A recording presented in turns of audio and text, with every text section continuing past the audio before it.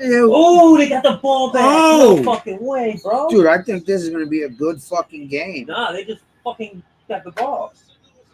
These dudes were about to score a fucking touchdown. Yeah, I know, fat puppy. Relax. I got your cheeseburger right here. That's what.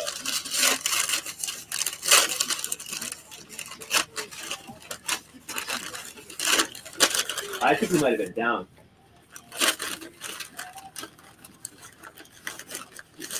I didn't catch that fully. Let's see.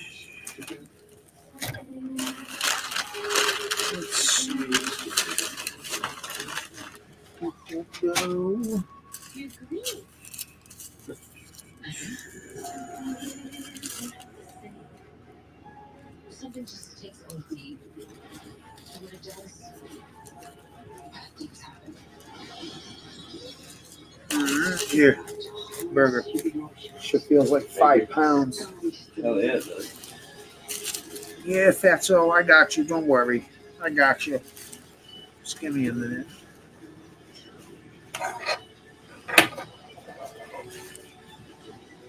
Yeah. Who's my fat puppy? Who's my fat puppy? See, like I'm whoever's fucking fat puppy, the fucking guy who's got the food. Yeah. You got food for me?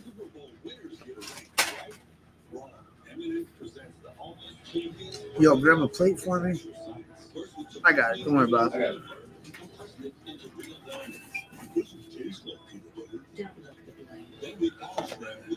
Yeah, I got you. I got you, girl. I lost 2 Oscars in the same year. Yo, I murdered though. Oh yeah, I forgot we had those. Dude, those were fucking hitting the spot. But the fridge was fucking too fucking low on coldness. So they were like soft. I like that. Not too soft. Nah, bro, the shit's like not freezing shit. Fuck my temperatures. No, well, I had turned it down a hair because it was freezing the sodas. They were fucking exploding. Depends where you put them. They were on the bottom.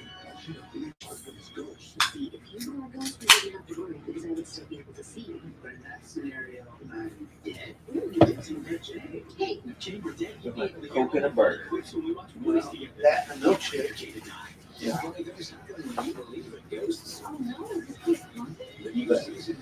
Huh? I said even better.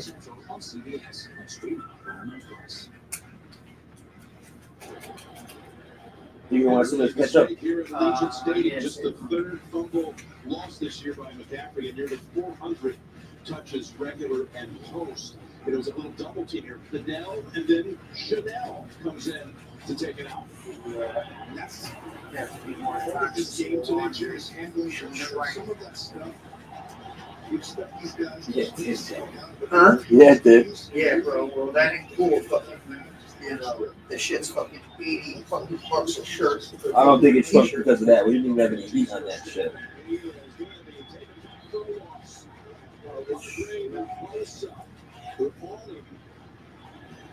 Also, a loss of 3 as Patrick Mahomes in the last 2 postseasons.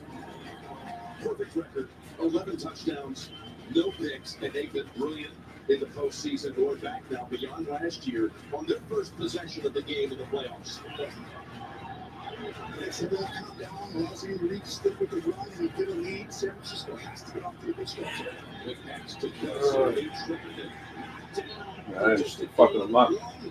Yeah. And it was Greenlaw who was there. Chase Young added to it. Doesn't even look like they got a yard yet. The Kansas City offense, Allegretti starts at left guard. So who you got? To go down to IR after I still think the Chiefs are gonna win. The Chiefs are gonna win. Yeah, for sure. I don't know. I don't know. Who San knows? Francisco didn't get there for being scrubbed. Nah, I But I don't know. I haven't watched football this year. yeah, throw me my hat on the thing. Well, The Gucci one. where is it? It's on the bed.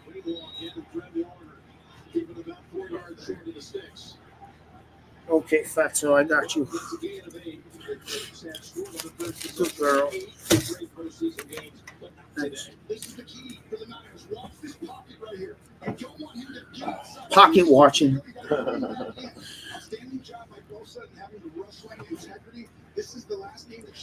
For now. No fucking pocket watches. Ah, what the fuck?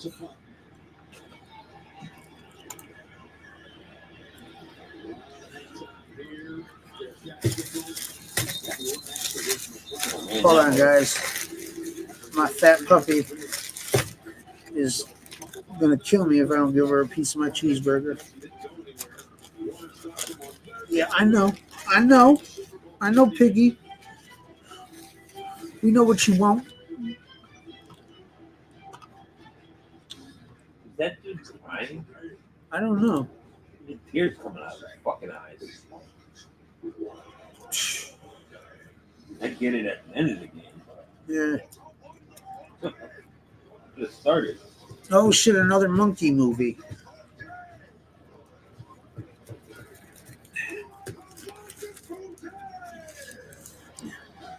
Oh Jesus!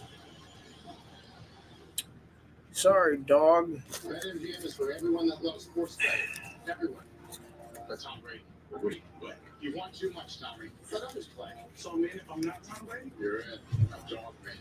I used to babysit Tom Brady, and he was a little troublemaker. No one likes to snitch. Brady of spreadsheets. You're in. What if I'm Tim Brady, 7-time full champion? You could dress up that helping Tom. So, hey, Tom, I would regret seeing you. Be bigger. Download that. Here you go, Bubby. Here you go. One. Oh, you snooty little bitch. What the fuck is this?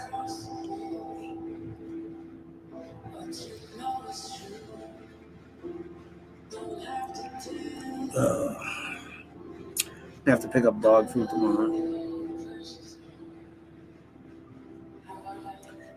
Thanks a lot, you little shit.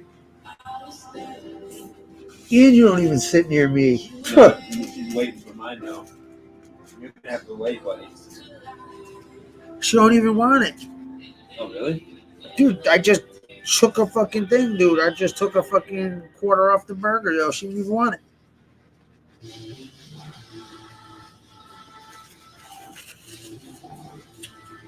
Oh, I know what she won't. Huh, fatty? Yeah, I know you. Just a sec, I'll be right back.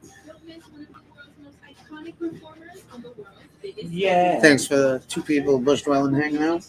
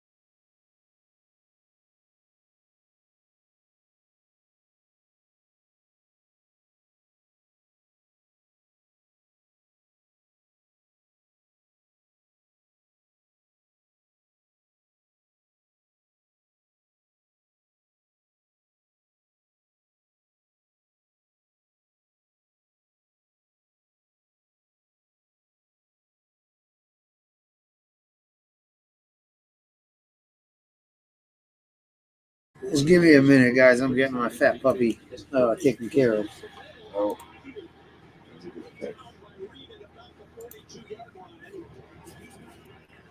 Huh, baby.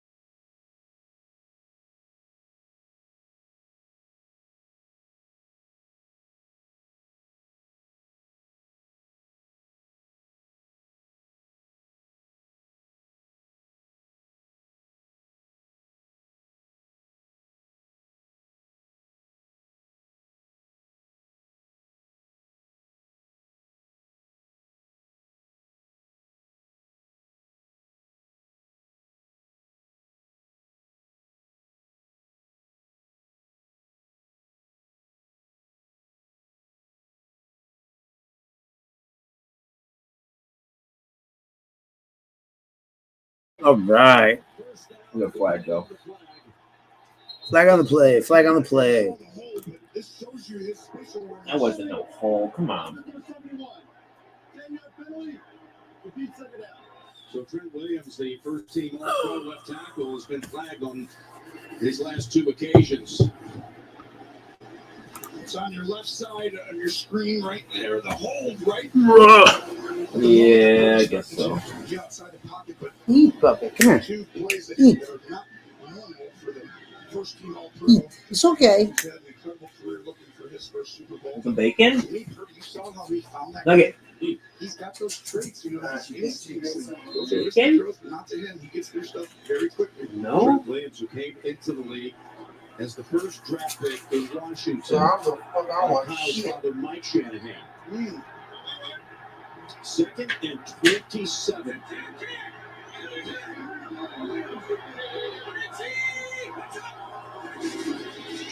McCaffrey was lined up wide, and he follows his blockers out to about the 33.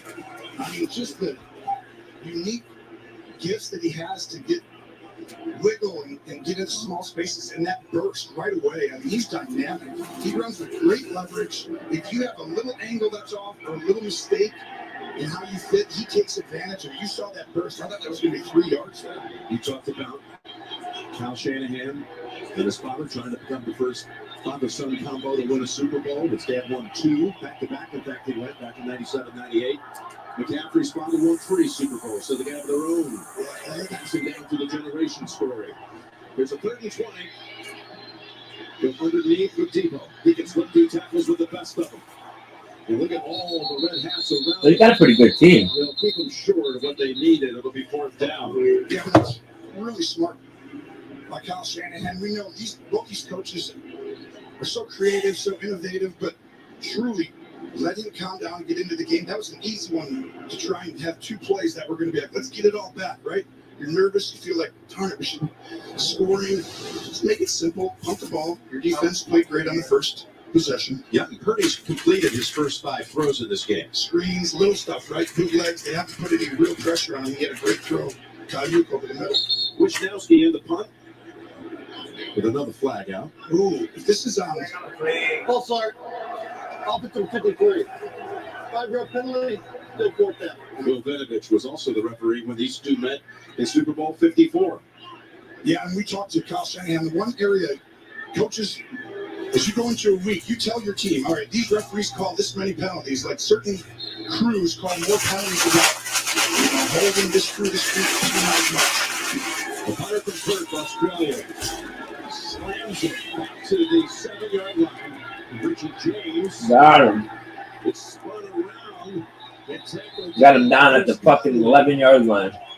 54-yard punt by Wisnowski, and they pin the Chiefs back at around the 11-yard line.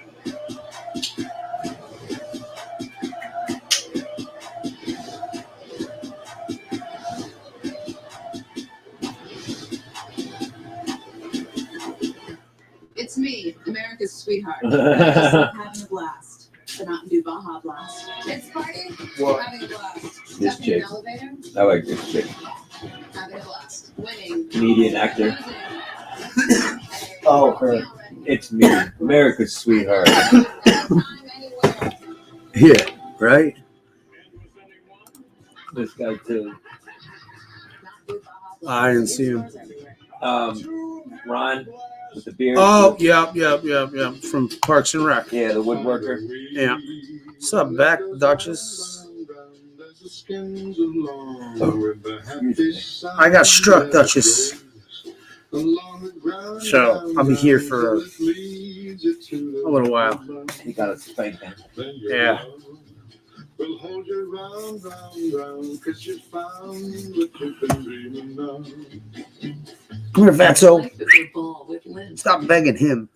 Oh, I see how it is. I don't see you forever, and you go just hang out with Darren?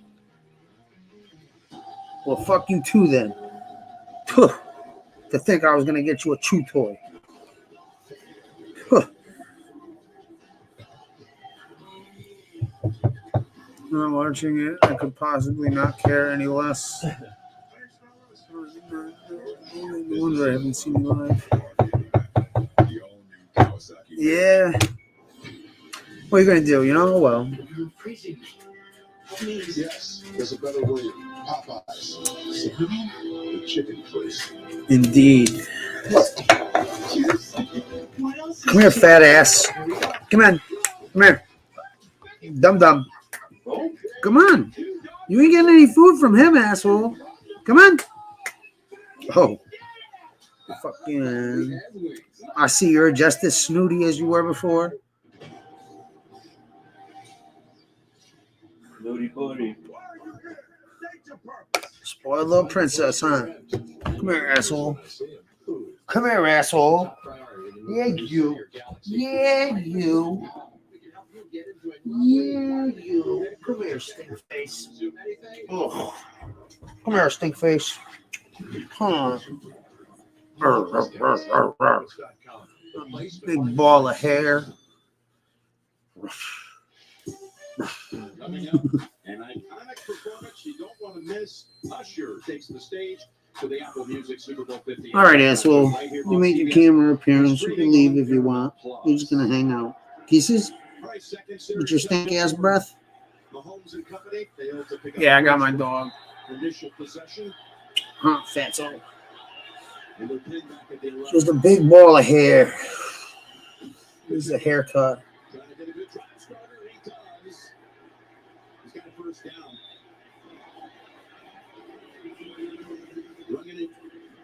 Running angry as he has made quite a reputation for himself. Yeah, Allegretti pulls on this, and it's a really good start to the Ooh, that drive. was Just a hit. running inside Holy zone, you're gonna fuck. pull it going. Yeah. And this really hurt San Francisco the last two games. They did not do a good job on these outside. All right, Stinky. pin and pull type plays, and that was just a normal pull. Are you gonna lay here now? Okay.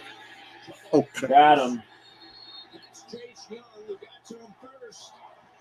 They traded for him back on November 1st from Washington. Oh. This is an outstanding job by Chase Young. He got called out. This whole defense did. It was unacceptable and embarrassing by Steve Wilkes for their effort and performance that they got. Yeah, I don't know, man. So when Nah, coach does that, not a big then fucking you can find sports very quickly watching who they get the best person, effort out but of the team, and it's the Super Bowl. it's a good game. It's a good game. Able to do that, Jim. He slipped right past the left tackle, Donovan Smith. Who you guys got for Second and 14. winner? Look at him clawing around. Fred Warner is good. The linebackers, there is the National Football League. And You said you got right now Kansas City or San Fran? is flying around. You saw it on the first possession There. the same way. They're Kansas instincts, and Kansas You got City Kansas City? exposed San Francisco in last year's game on those type of I'll be screens. rooting for San Francisco, but I think Kansas City's gonna win. Yeah. Fred Warner. I always root for the underdog. This team, that he's the pulse of the team, not just the defense. And he's already got a couple of big tackles. He stopped them on third down the last time they had it. Here's the 3rd and 15. On the run. Got him. And he tucks it under. As Gregory was Yeah. I thought he was gonna strip that football. This is the effort you're talking about, the second, third level. There's no loafing. You're going to go up the field. Go. Randy Gregory comes flying back after working up the up. The wide shoulder. I don't know, man. This is going to be, I'm telling you, they're controlling Uh, the scrimmage on both sides of the ball. I don't know. I was playing some Three Stooges that was public domain, and I made sure it was public domain shit. And I don't know. Fucking, I appealed it, but they said no. So, whatever. Yo, what up, Max? Huge special teams advantage in this game. Kansas City, one of the best. How you doing, bro? in the NFL. Hope all's well. Miss seeing you around here. It goes 61 yards for Townsend.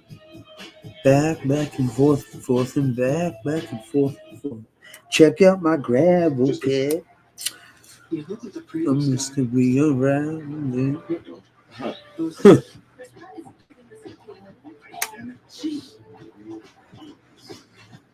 What is it, like Parks and Rec get fucking vacation or commercials? I will say though, like the commercials have sucked ass the last couple years. Yeah. These seem to be I like miss they the old Budweiser commercial. Budweiser for yeah. Maybe it's different beer. Okay. I don't know. Oh yeah, fuck yeah! I want that milkshake. Mhm. Just not hungry for a cheeseburger right now. No? Nah, I don't know. I was like hungry, and I ordered it, you know. But like, I don't know. I just lost my appetite. I don't know. I don't know. I wanted a fucking goddamn chicken sandwich, but they're closed on Sundays. Oh, yeah.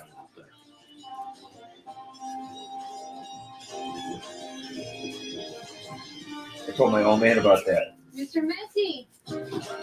Let's give him a Chick-fil-A. You gotta try them fucking sandwiches, man. For real, dude. Those things are like fucking, you know, edible crack.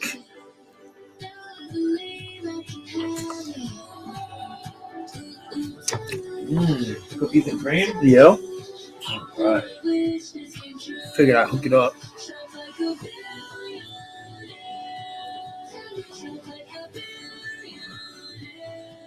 But even Temu stepped up the commercials for the Super Bowl. And shop like a billionaire. I'm Michael Sarah, and human skin is my passion, which is why I developed this. I hope they get settled, Max. You know, you can always come here to vent or fucking just escape shit. Let my cream hydrate you. 3 essential Sarah parts. You know. Developed with Michael Sarah. V. So my name is Sarah. And so it's a perfect crossover opportunity. Well, they just introduced the next Hall of Fame class that will be inducted in Canton in August. Steve McMichael's wife out there on the field with them. Look at this distinguished group. Love the class. Now they just get Brent Musburger, the Pete Rozelle. Oh, yo, Duchess, dude, that was awesome. The fucking Cowboy song, the Super Bowl Shuffle. Popularized the league with the greatest studio show. The Bears. You are looking live. Brett Cass was a great special. Brett. The Bears. The Bears. Let's get him the count. From the 17, here is McCaffrey. Slam down the flag again. The flag's just clearly on their last possession. Might be lined up offside though on this one. Lined up in the neutral zone, and you're right. Yeah, seems like everyone's going through some shit. Turn the ball over with a fumble, and then 2 penalties. They're moving it. Seems like everyone's got some shit going on. There's a kind of herring offside call. As you look at Andy Reid, this week we were discussing how they went through this playoff run with a home game against Miami, road wins at Buffalo and Baltimore. He said, you know, we were a tick-off during the season. It looked like to some folks they were just kind of slumbering through the year, trying to get to the postseason. What was the difference? A lot of adversity through the year, but he's such a smart coach. He simplified. He started getting the tight ends all healthy. And what he did, which almost nobody can do, is that he all of a sudden said, we're going to change our identity. They're used to winning with big plays. You know, they'd always had the formula of creating the big play, but now they're an efficient team, and they trust their defense, and they trust their running game, and you got to give them credit. Most people cannot do that and change their identity. Well, speaking of changes, they changed their mind. The Niners, they accepted the penalty, so it's a 1st and 5. As McCaffrey slides left, he comes up about 2-yard shot for first. Goddamn fucking cut. Yeah, bro, no problem, Max. Everyone thinks of him as a scat back, the wide receiver, you know, this incredible guy out in space, and he is. But he is physical. And for him to win the rushing title, it just shows you how complete a football player he Your is. family over here. Talk about that story with his father having won 3 Super Bowl titles. His family here. Mike Shanahan. A couple of you guys are fucking, Second and 2. you know, Little hesitation, and then both the middle from OG as they come. nice block to help pick up that first for the People Niners. come, they go, but you guys stay the same. It all starts with just a normal mid-zone run. His dad started. I appreciate that shit. Consistency. Mike Shanahan. It started there, and then every play flows off of that. I don't That's know. where they layer their concepts. That's why everything's right up because I think it's a run, and then it's not. So you're the spot to look at all. But yeah, man, Steve, things will get better. Swinging out of the backfield. Ooh. After one by Karlaftis, who's come up big in this opening quarter. That was quite the little foot in the ground move. God. Look at all the history, how it's reconnected back in '94. Some of the names. Mike was the offensive coordinator at McCaffrey. Goes on and on. Yeah, I don't know, man. Hurriedly get to the line. Snap it. No. Is going in the direction of Depot. And this was But, you know, planned to get up on the ball quickly, right? This is I would like, you know, a few of you guys that are those regular fucking couple people to fucking, you know, hit me up on Instagram and shit. I would like to stay in touch because something tells me I ain't gonna be on here too often, especially you know, the way it's been going.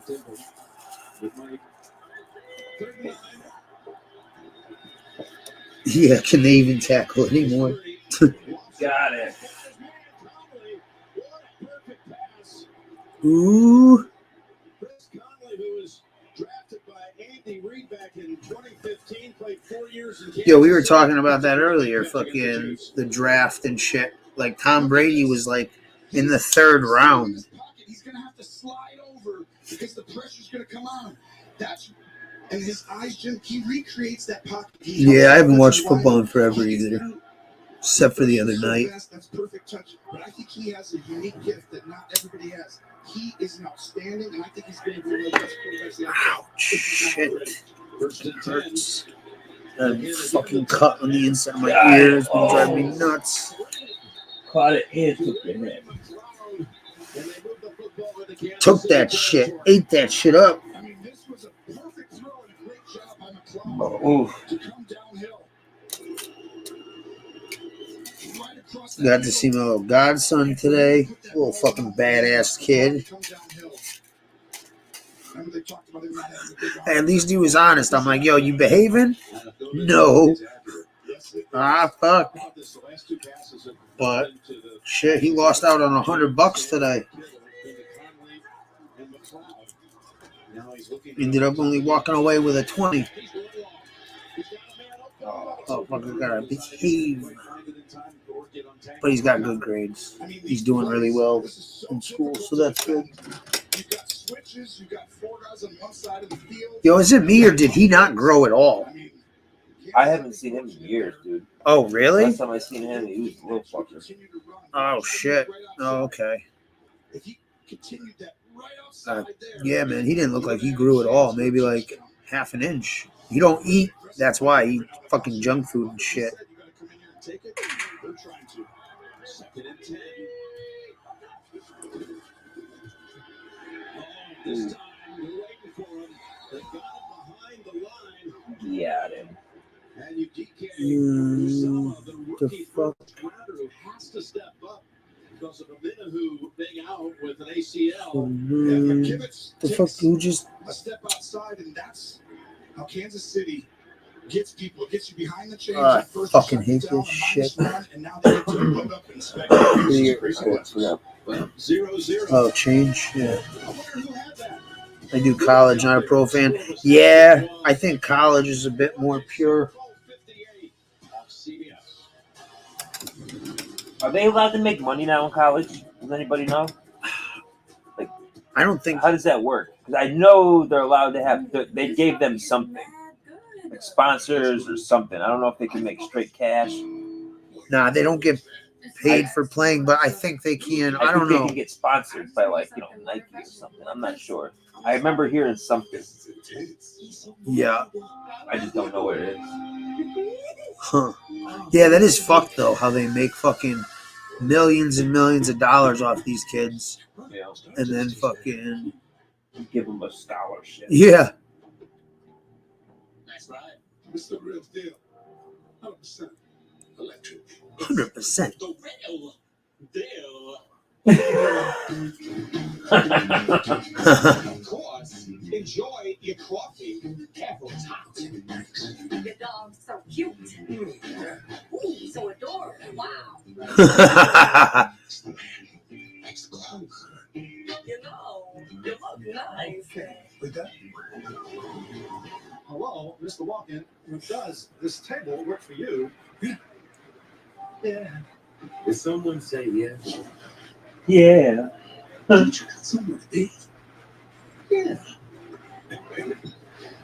Oh, There's only one Christopher Walken and only one ultimate driving machine. You know he lives in Connecticut, right? Ooh, walking? Yeah. You know where? Yeah. Where? Care to share? Huh? Care to share? Oh, I think it's it's down by the beach. Westport? Oh, okay. I did the high school in Westport. Yeah. Staples. It's for the city. Okay. Bro, when I tell you the kids coming into school driving brand new M3s, fucking they got money in Westport. Oh yeah, I know. Yeah, Bro, they do. like fucking every kid had a brand new fucking Mercedes, BMW, or whatever the fuck. Yeah. And this is public school, bro. It's crazy. still no. Yeah. They got money in Westport. So my fucking my little cousin, like you know, the one with the Rolls Royce and shit. Yeah. Like yo, his friends, dude. One of his friends fucking pulled up in a Bugatti. Yeah. You know. Yeah. It's like that kind of money. Yeah, it's close to the city this way. Yeah. Yeah. Greenwich, fucking the beach out there. Greenwich is hit now. Really? Oh, yeah. I heard that. You can get Greenwich. yourself a nice mansion right now for a big deal. Really? Oh yeah. Huh. Because I remember That's where Greenwich. McClucker lives. Really? Yep. What the fuck? The fuck she been doing? Making money. Apparently.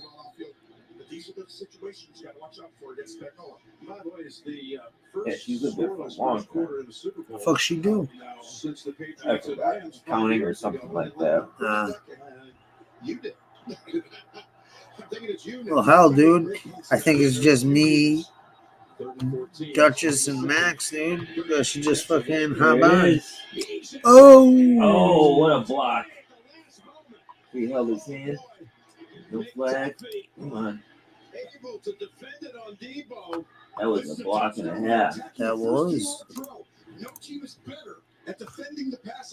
Yeah, he did hold his hand. Oh, hell yeah. Come on. How did you not see that? Come on. Come on, ref. They picked up the blitz. They were prepared for it. And one-on-one with all That could dictate the fucking Absolutely. That's pace fucking and the touchdown. fucking and the outcome of the games, the refs. If he makes it 55 yards, 54 was the record. Steve Christie and Got it.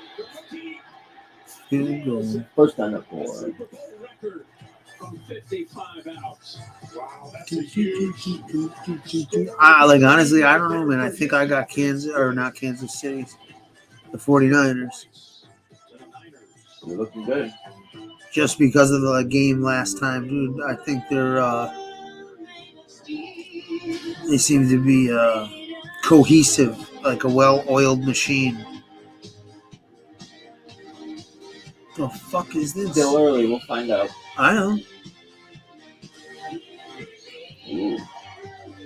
Nerds. Did you live fruity sweet gummy and tangy crunchy nerds? Nerds gummy clusters. Unleash your senses. Yeah, or not. Tyler Owens calls himself Tornado Wing. If you feel it. You ever see these people that do that shit for real? Yeah. We never had a chance.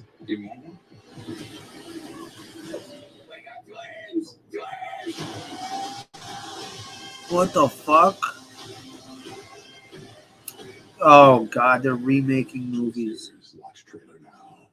With so many choices on They're remaking fucking Roadhouse. So I hired body doubles to help me out. 2. Splurgy Tina loves a hotel near Rodeo Drive. Why, Tina, booked a farm stay to ride this horse? Glenn Close? With millions of possibilities. You can book whoever you want to be. That's my line. Booking.com. Yeah. I need some tropical vacation time. I hear some of you are concerned about the fact that I'm taking over the company from my great uncle. Well, rest assured, company's in great hands. It's big, Marcy. Now? Yeah, now. We're bringing together the nation's agents in a super comprehensive agent director. Give me 1 sec, guys. Watch out, dog.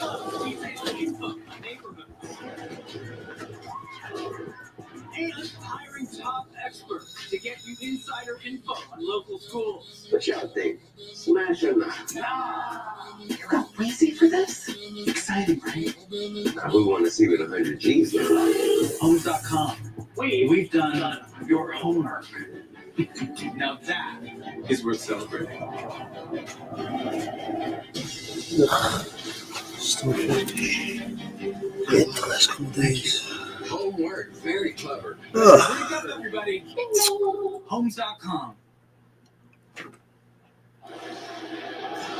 Well, they're our friends from Nickelodeon. Noah Eagle, Nate Burleson, along with SpongeBob, SquarePants, Patrick Star.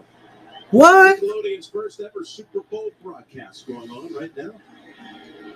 Yeah, because they're trying to get kids into sports. Missed a field goal attempt in his last 3 games coming into this one. Looks solid. Otherwise, they're fucking. They're a dominant special teams group. Money goes to shit. And he is able to send it through the back of the end zone. Gotta get this offense going if you're a Kansas City fan. But look at what this combination has done. Tied for second all time. Coach, quarterback duo with 14 postseason wins. Yeah, you're talking about the great and powerful Oz over there in Belichick and Andy Britt starting to rival that. Oh, shit. 25 career postseason wins. Second to Belichick's 31. This down. Started out. Oh. And a little pass taking up 7. Let's take a look at Next Gen Stats powered by AWS. Well, nobody's better than Patrick Mahomes at avoiding the sack when he's pressured. He's got those unique instincts, spatial awareness, and the last time these guys played, Jim, he got pressured like this 14 times, but he could never get him down. Only 1 sack. So far today, Chase Young got him down. Gregory calling from behind was a sack. That's a good start right now for San What's up? What's up, Fatso? You explore? You need a haircut, huh? Yeah. You get your haircut for this week. And look at the power and strength for Pacheco to get close, but just a little short of the first third down coming up. That's a number of Kansas City's games this year. So nobody knows if college athletes can make any money, some way, shape, or form. Yeah, look at that. Hold on. I might go fucking mute for a sec because I'm on the computer in a different window. Coordinator for the Niners.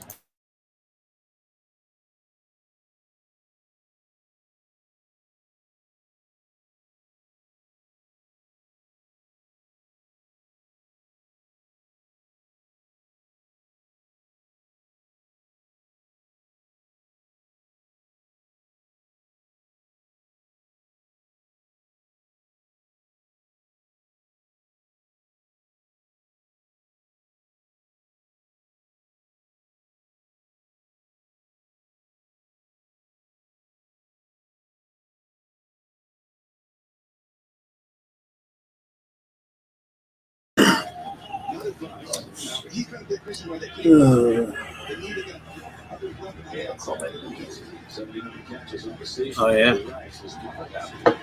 No shit. Then better do it before he goes to bed. Oh. Oof. 52 yards. Damn. I want you to watch the safeties. He's right in position. Gibson, just keep running with him. Keep running with him. No, he turns and stops right at the end. That was an interception. Mahomes launches it. Gibson gets lost because he's like, this is too long. There's no ball that's going to be. College athletes can now be paid. The Niners in the regular season a year ago with 3 touchdowns. Sets it up at the 9. First and goal. Pacheco knocks it outside. Tries to do it a second time. And he lost the football. And the Niners are on it. Yeah, they can get paid. This Niners flying run defense right now. Kansas City's knocking on the door with a huge play, and this is why everyone flies the ball, Jim, because one guy's going to come flying in at the end. Hargrave with the recovery. And the Niners take over. They're not paid by their college and university, but they can receive gifts from boosters who make deals with companies to use their names, images, and likenesses to endorse products. So boosters can basically bribe a motherfucker. The university can't. I'm a really good whistler. Get a $5 movie ticket every month. Yeah, that's why we go on with Team Animal. That's great. I like to do a scene for one of my favorite movies. I can cry on cue. Special made on your Hill Kids Day.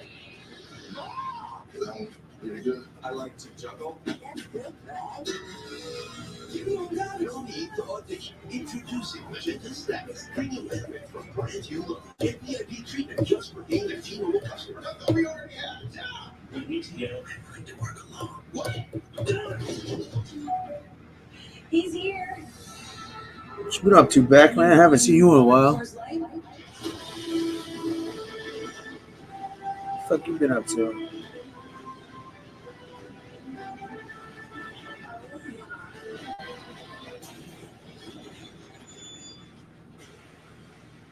Oh, shoot, I forgot to play the song. But income cannot directly compensate performance. So basically, if you want to bribe somebody, you gotta be like, yeah, let me give you 10 grand for an autograph, for a picture. It's been working. Hi. Working hard or hardly working?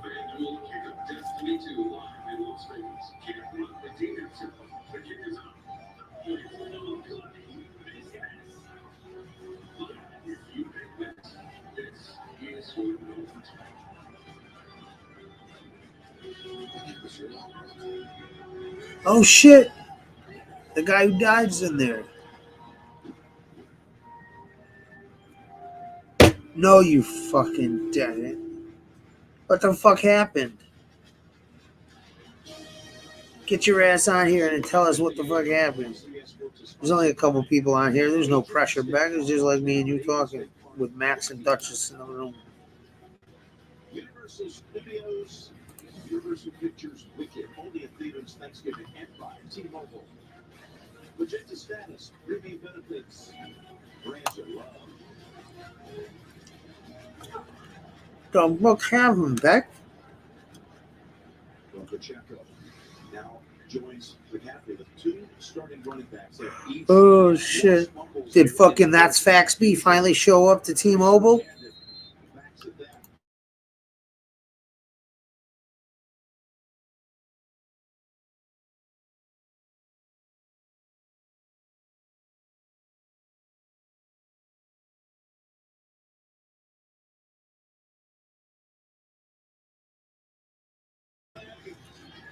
All right, all right. Yes, fat puppy. What can I do for you, baby?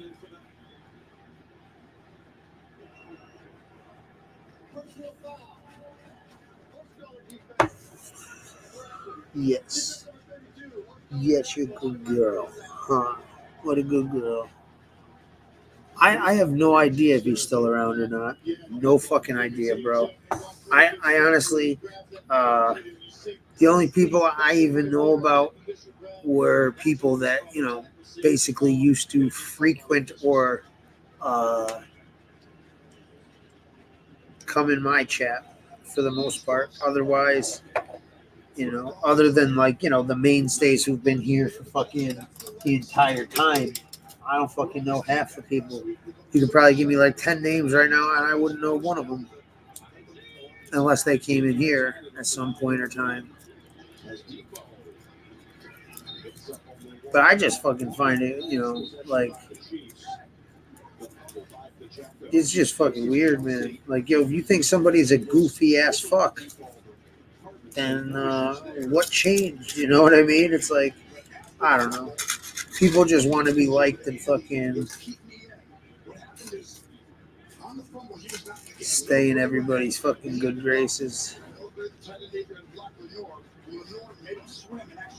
I don't know. Second and 9.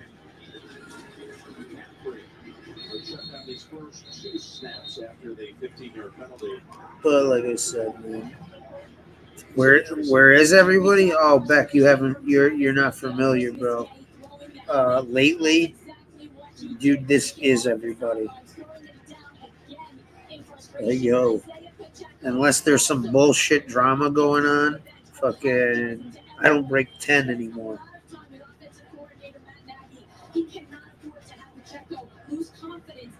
And half those people don't even comment.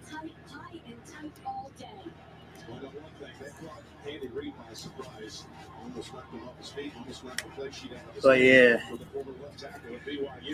Tony's good, man. Tony's good. You know.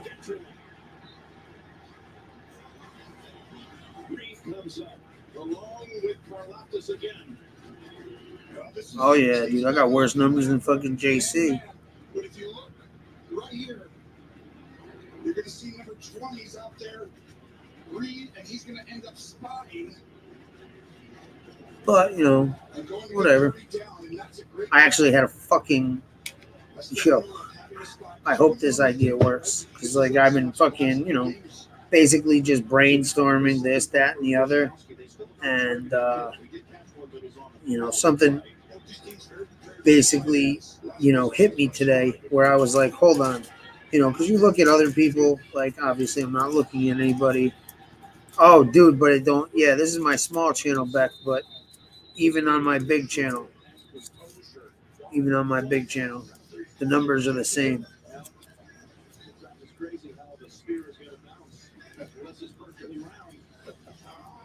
But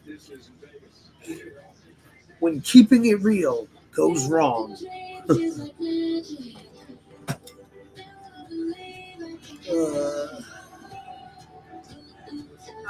who knows? Steve's been around though.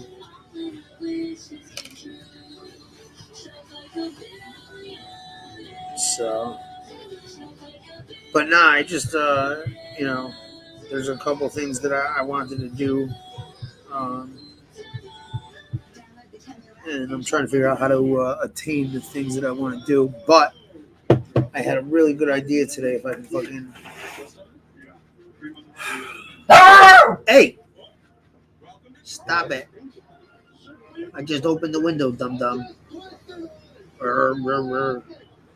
Chill. Stop. Relax, okay? No barking. You want no trouble. Huh? Yeah. Come, baby. Come, yeah. Oh, I love you so much, puppy. I miss you so much. Oh, I miss my fucking dog. Sean doesn't come in anymore. Rarely. Briefly. I don't even know fucking if he's been even coming on YouTube.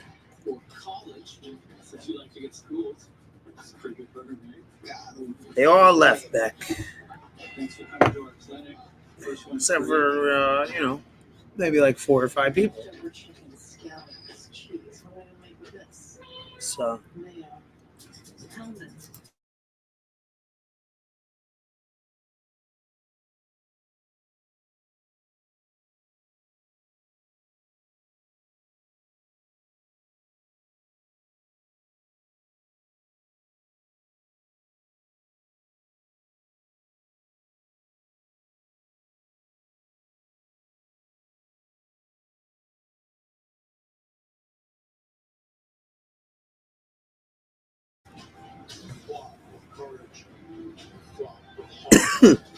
Yeah, but you know, I still get you know, the good ones like K-Mac, Trevor, obviously Tony, Darren, other Darren,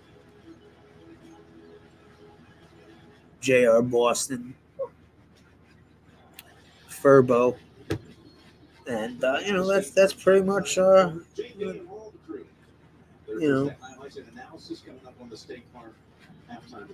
Yeah, maybe he made up with his dad. What's the matter, baby?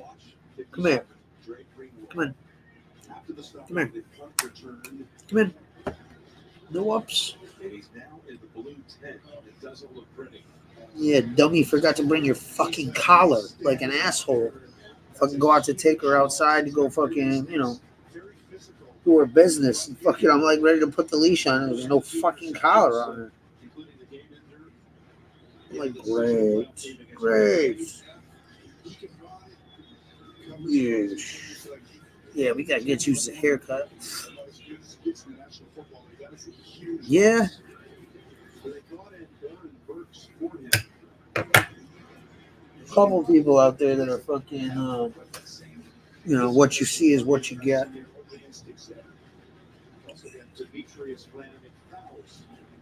Well, like I've said, man, it ain't popular to be seen with people or fucking associated with people. People aren't gonna do it.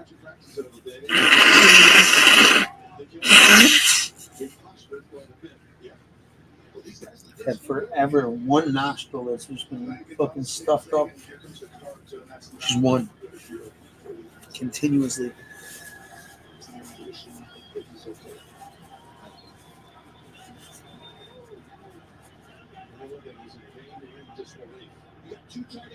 Yeah, Max.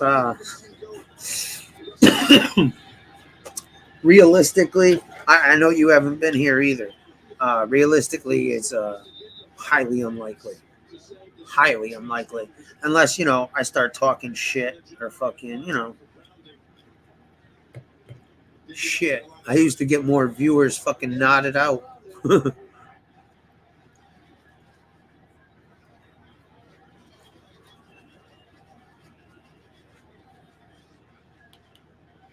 San Francisco's got 3. Kansas City's nothing.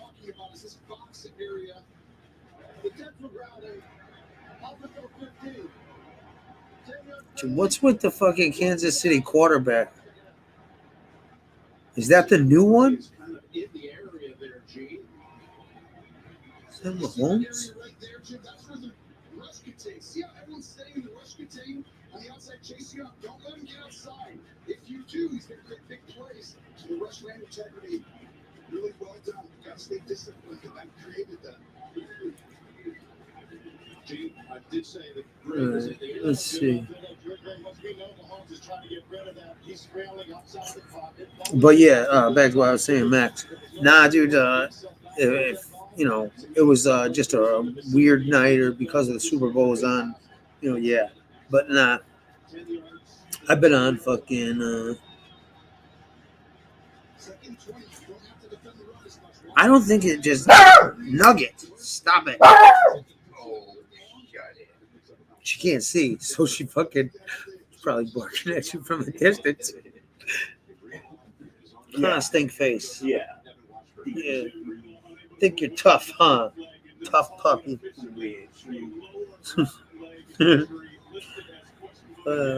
Yeah, no, I don't know, man. Like I said, it's I'll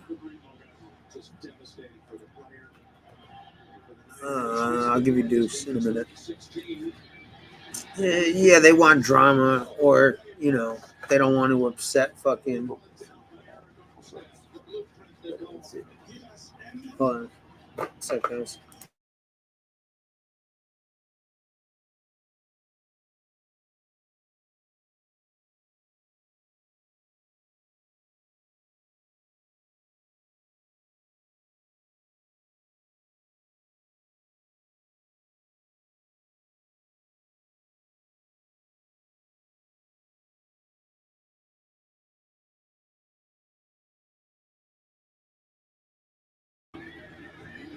Nah. Hold on. Ooh, they're fighting.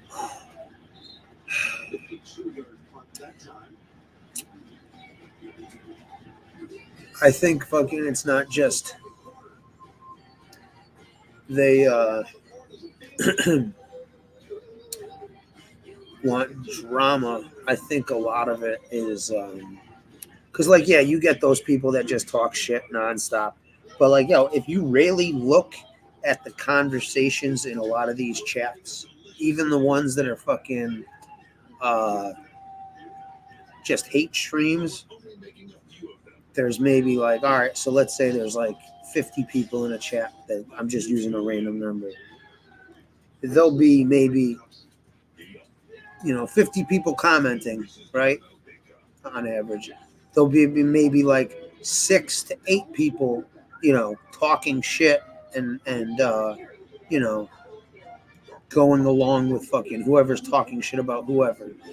And then the rest, it's usually fucking little conversations they're having or,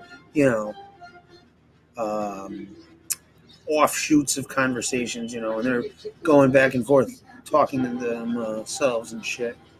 Someone told me a while ago when the chat's engaged and, talking with the content creator or, people on panel, as opposed to, you're in trouble even if you have people in there and they're starting to have their own conversations and do their own fucking things.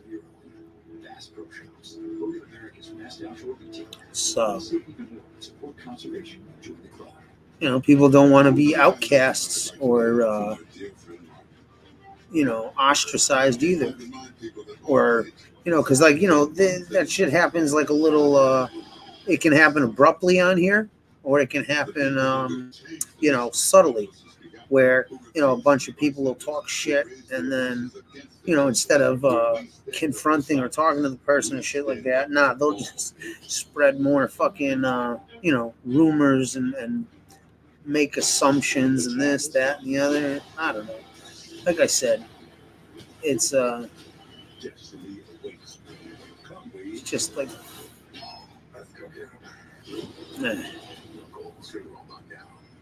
Knuckles. That was when I was Sonic the Hedgehog. Yeah, when I was a little kid, my dog had puppies, and the puppy I picked out, that's what I named him. Oh, really? Knuckles. My I don't, not my first dog, because my mom bought, I think it was like a dog, or she rescued a Dalmatian when I was a little kid, but it was like chewing, it like absolutely destroyed my grandparents' house and like the furniture and shit. Yeah, this dog. Yeah, and they running around. Yeah, and so they ended up like giving it away, right? And then she ended up getting fucking hit by a car. But that was like technically my first dog.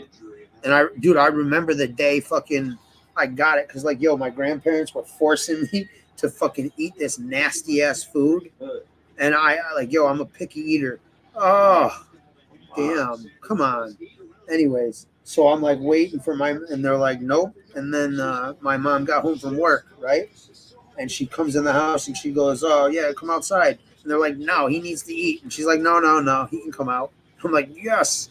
And fucking, she has this white dog bouncing in her fucking Camaro IROC Z. I'm like, oh wow.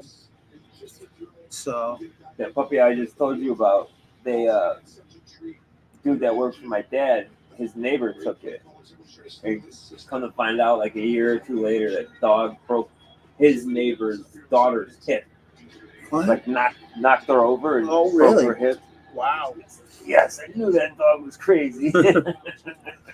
No, but like, the first dog I had was like my dad, my aunt or my grandma's sisters, whatever the fuck, they had puppies. And they were golden retriever, half lab, half golden retriever. Yeah. And, I didn't pick out the puppy, but my dad did. And, the brother was like golden, like a golden retriever. He was like a black lab. I named him after Bo Jackson. And, I swear to God, I've never seen a fatter dog in my life. Really? Yeah, my grandmother fucking... Fatter than Chris's dog? 10 times fatter. Like, bro, I'm talking like, I'd say like, yo, for real, like no joke, about this wide. Yeah. Like wide as fuck. When my grandma was walking him, I think I don't know how she did it, but she broke her leg, and the fucking dog basically like dragged her to the house.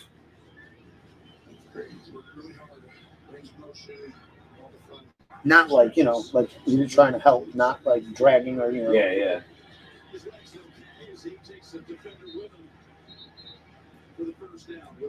Had cancer. And then I had, and then every other dog I've had, I found, or like we found. Like we had a Cocker Spaniel at my mom's, and we ended up one of my grandmothers ended up finding it, right?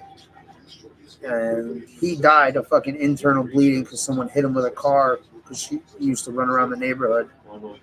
And then I had back when my dog was the same way. We Yeah. never had that dog tied up. No. The dog would lay in the middle of the fucking road. We would just drive around him. Yeah.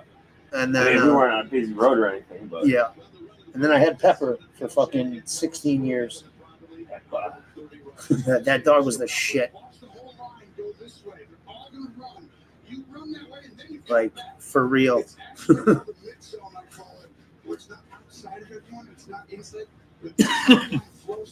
And then we found, like, my mom found Pepper out fucking by her work. And then, we all know how fucking Fat Puppy came to be. Immaculate conception. No, I told you the story, right? Who, me? Yeah. Yeah. Oh, okay. I thought so. It was with fucking Caitlin. Yeah.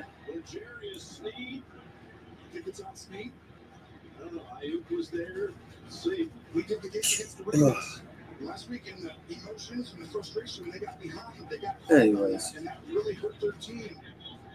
And right now, Kansas City, if they get this call in the frustration after the snap, that cannot happen. Not that play was over. Personal foul. Defense for 38. 15-yard penalty. Automatic first down. That's exactly what I'm talking about. These are such huge plays because you have them in the possible position to get stopped. But watch right here. Yeah, I remember fucking Bill Belichick had fucking camcorders, lip readers, fucking all sorts of fucking oh yeah, the football too. Whatever it takes to win.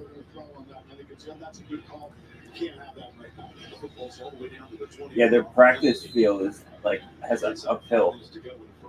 Huh? The Patriots practice field has like an uphill to it. Yeah. So they practice uphill. Yeah.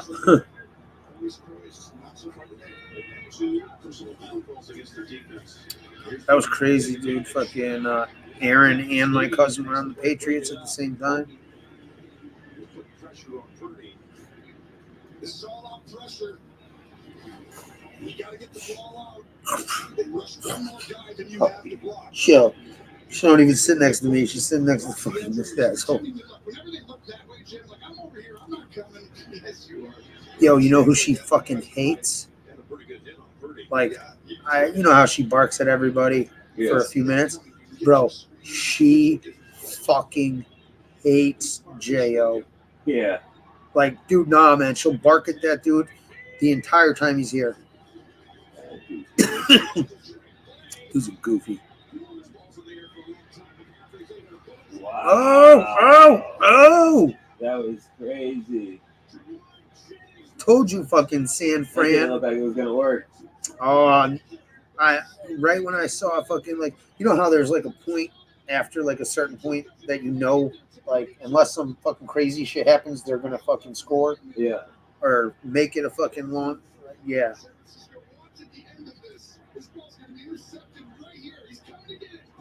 Oof.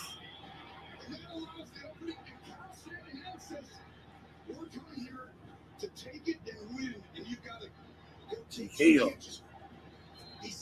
I love his conferences. Bill hardly said anything in a way.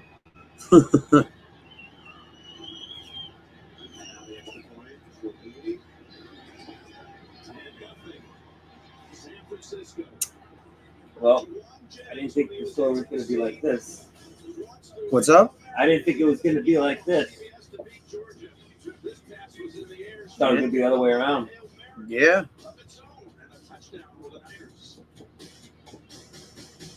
See what happens after the halftime. I wonder who Lucio fucking has on that. He's here.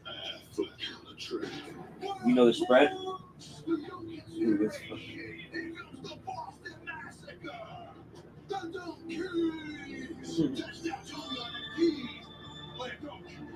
That's funny. Tom Brady. Ben Affleck. Matt Damon. It's really hard to be your friend. Dumb Kings. How do you like them donuts? I'm so sorry. You're glad to see it, but I forgive you. Lay us on the track. We're gonna be on the album. We talked about this. Let's go. You're blinded by the pinstripes. There goes Babe Ruth. Tom, you can stay. You remember when I told you I'd do anything for you? This is anything. Chill. They named a drink after us.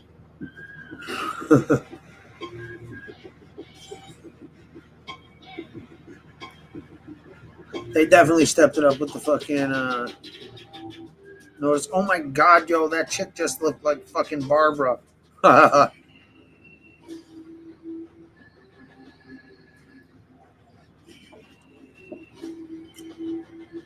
Yeah, dude, fucking definitely not impressed. Like, yeah, we went out there and won. Ugh, how many fucking remakes are they gonna make?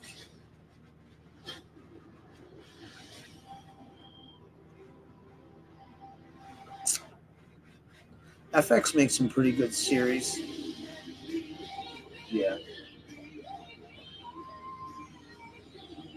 We gotta watch that vampire show after this. What vampire show? Into the Darkness. Oh, yeah, you know, the comedy one? Comedy one, yeah. Alright.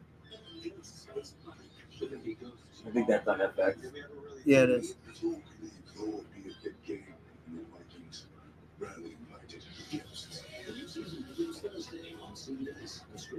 So.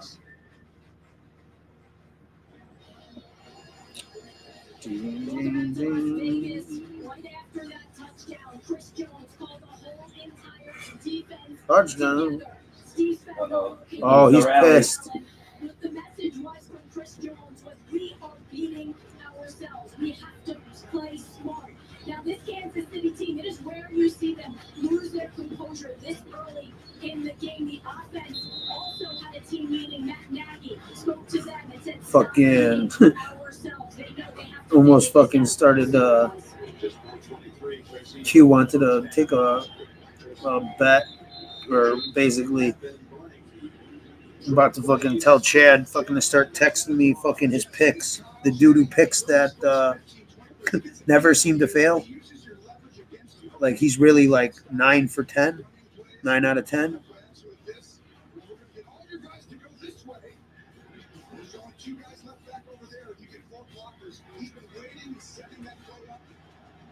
So got a friend with the whole thing in the Costa Rica thing too. But dude, my boy Ant says fucking bookmaking is pretty much dead. But my boy in the actual business, like the online business, is actually telling me fucking it isn't, because with the larger bets at least, because you don't want to pay fucking taxes if you just won 10 grand.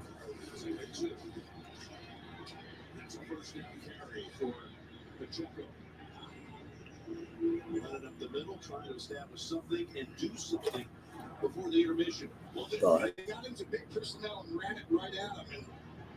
Oh, really? I haven't seen it. I forgot all about it. The interview with the vampire movie, or show. I mean, the movie was good.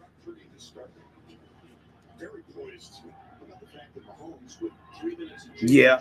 So it's a good movie or a good show.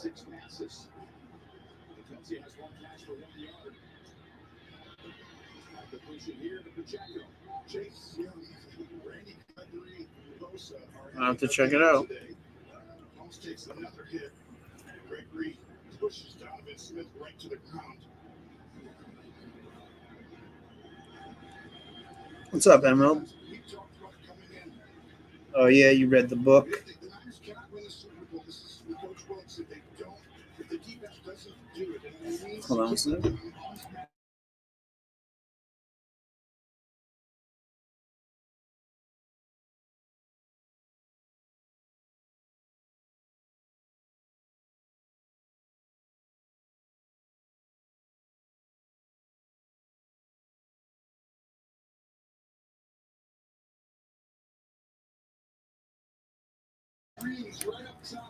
Oh yeah. Well, how many seasons is it in?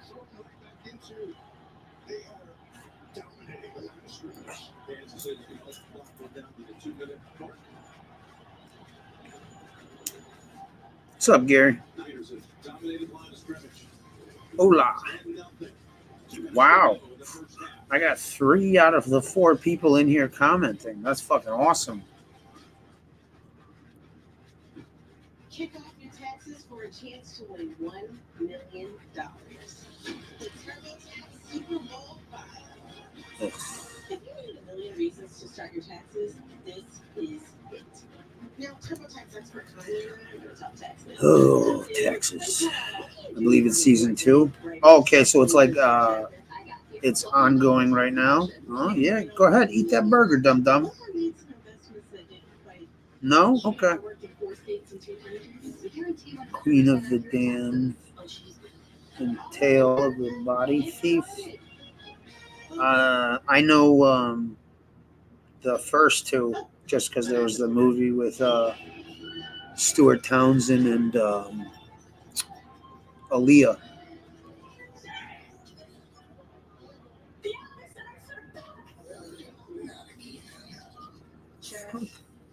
I want this. Protecting your business from cyber attacks can be unrelenting. Today's adversary Animals. CrowdStrike moves faster. CrowdStrike. We stop breaches. All right. For many people with blindness or low vision, there hasn't always been an easy way to capture daily life. One face cropped. Move your phone down. One face in frame. Hold for photo. Oof. One face and one head in frame. Look who's here. 2 faces in frame. Oh man, dude, showing some fucking all fucked up eye. Method Man used to have that shit. You got that shit fixed. 2 faces.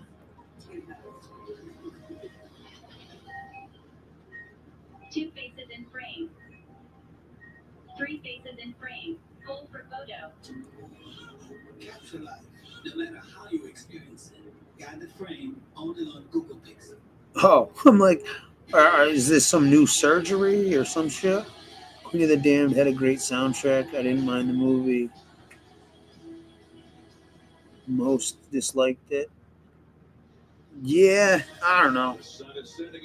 I think they had expectations, you know. But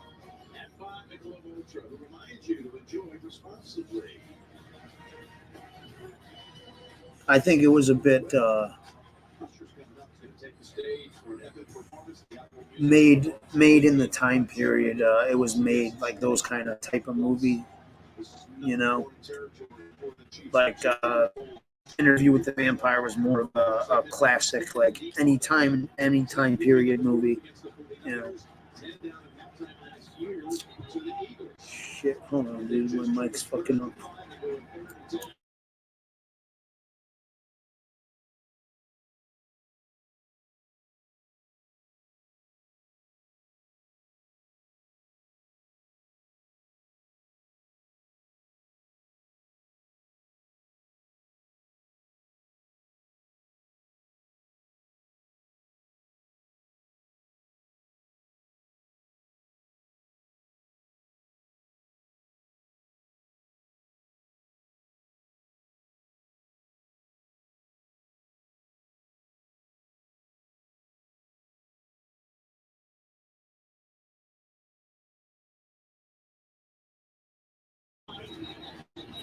Really?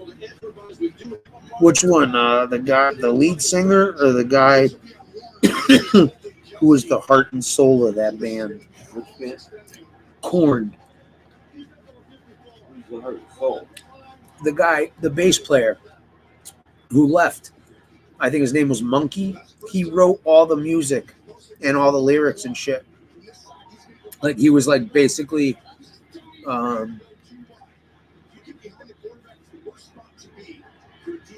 brains behind the whole thing. Yeah.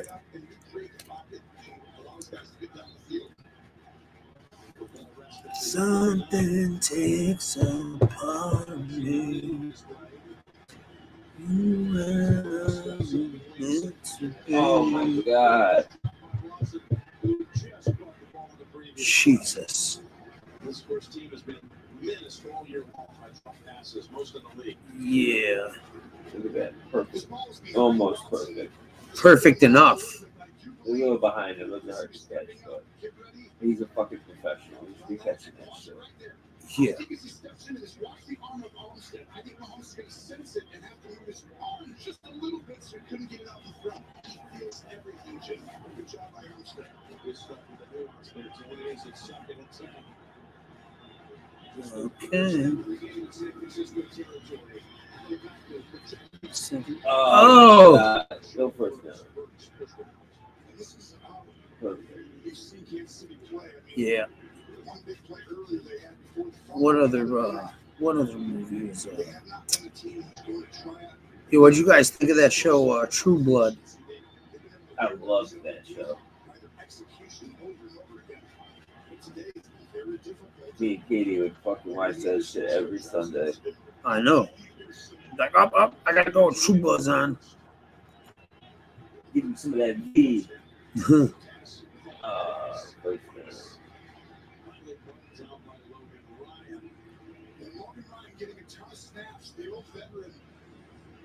You know, fucking the gay cousin died, right? Oh yeah. Yeah, like a while ago, like probably a couple years after the show. Really? Yeah, alcoholic. Yeah.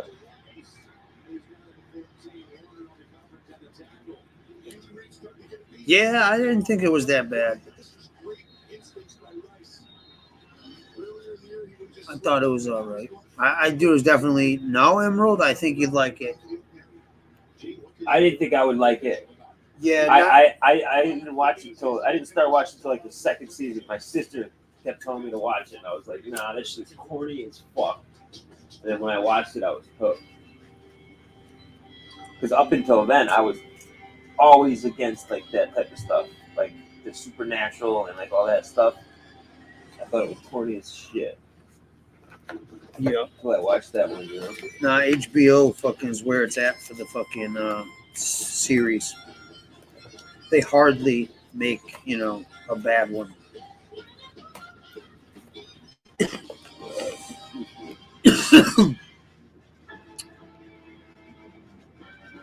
HBO is where it's at.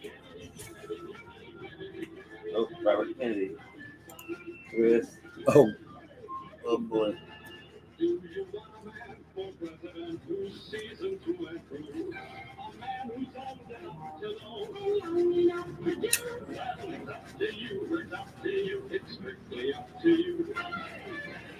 Holy shit.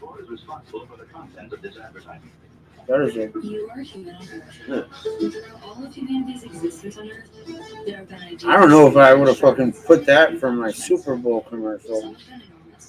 For Kennedy.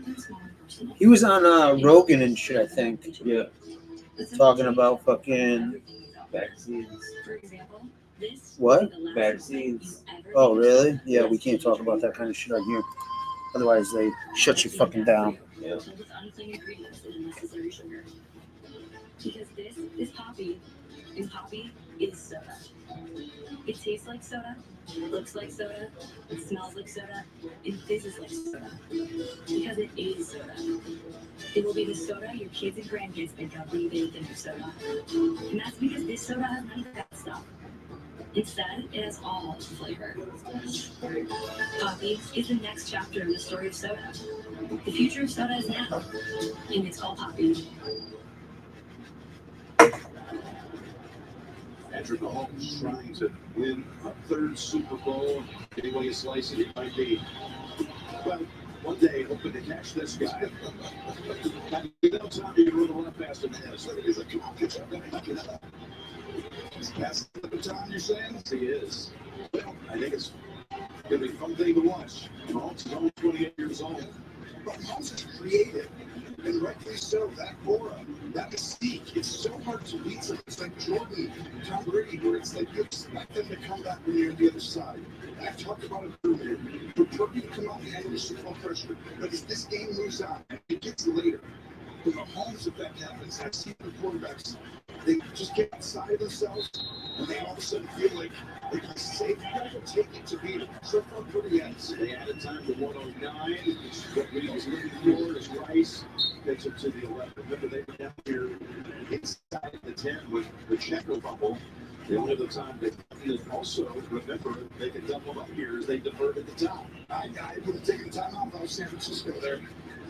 That was very surprising. Can't see you got a ton of time. Yeah, I know. You're on my heels, bro. You're on my heels.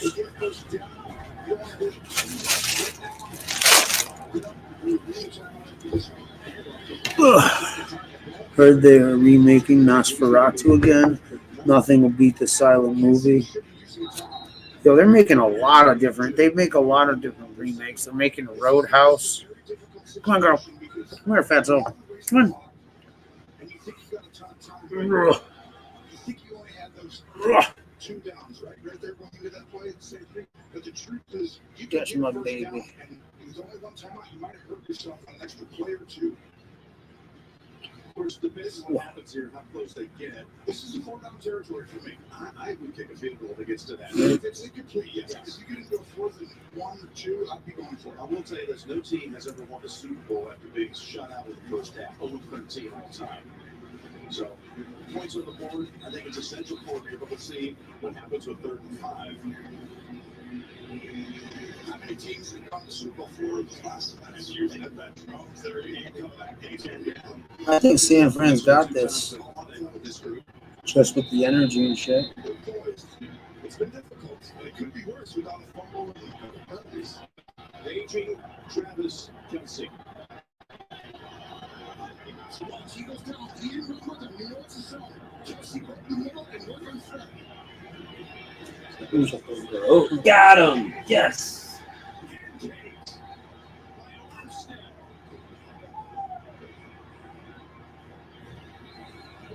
This has been that wrestling integrity. What is that about? Steve Willis, Steve Curry, and Ron supposed to go up like he's going to go around the quarterback.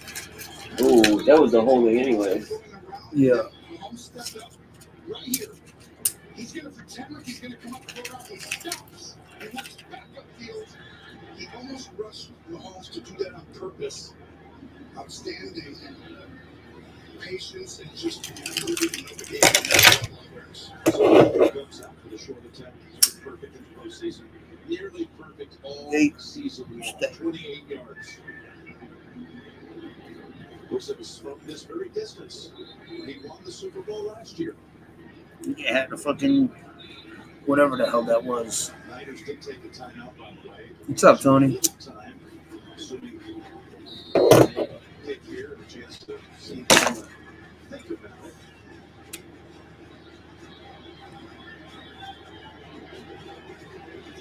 What's up, Verbo? Oh, that is Fat Puppy.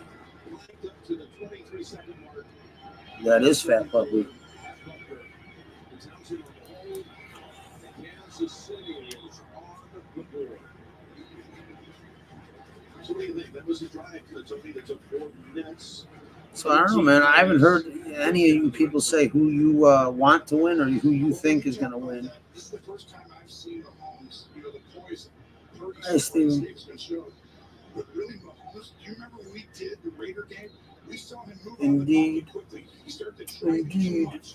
And that reminds me of that Tampa Super Bowl. He's got to stay poised. We almost never see Indeed. him. But the Niners are a little rattled at the moment. And it's still a one-score game. He's fine. He'll fix it. He's got to restart. She needs a fucking haircut like a motherfucker. That's rare for him.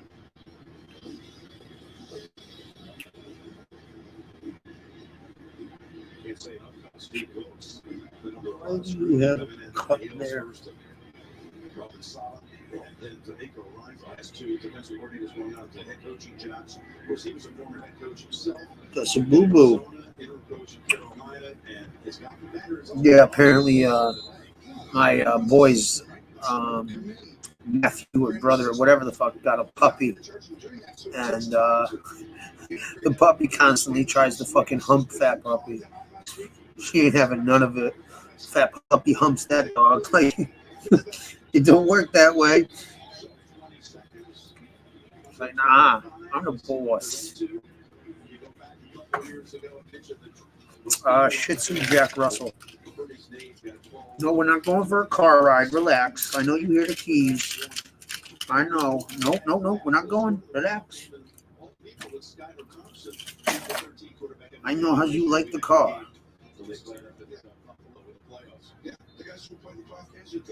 Loves the car, this dog.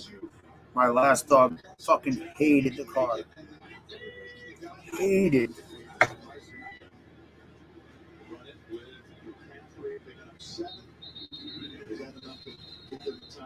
Oh, I could give a shit who wins either, Tony. I'm putting my money on fucking San Francisco. But Mixing it up there a little bit with Aaron Banks. You got the champs frustrated right now, right? You can see the emotion. We haven't seen them have team meetings in the first half in a long time. she's a smart, spoiled little bitch. In this game. Like, she wants something, she'll let you know. Girl. Again, unflappable as always, it seems. That's the end of the first half with the score. Oh, San Francisco I miss my dog so much. Kansas City Hmm. 3, Yes. the State Farm Yes. reports. And stay tuned as Usher takes the stage. Saw my god kid today, yo. I know I said this before, but fucking, well, shit. He doesn't look like he grew at all, which sucks. But, you know, I was like, yeah, you've been behaving? No. Little shit. But he was honest, you know. At least he was honest about it. Bobby, you got all sorts of fucking nuts. Get the scissors. Yo, remind me to call tomorrow for a haircut for her. This is the last place anyone saw her. Yeah, get your nails clipped. Get your all trimmed up. Where's your sweater? She's got her own sweaters and coats. You know, hey, maybe we could rob Fish for some dog clothes. David, it's about time I got a decent co-host. Yeah, I know, that other guy fucking sucked. If someone's missing, this is the guy you want looking for. Tracker premieres tonight, immediately after Super Bowl 58 on CBS. I gotta say, the commercials haven't been too disappointing like they were.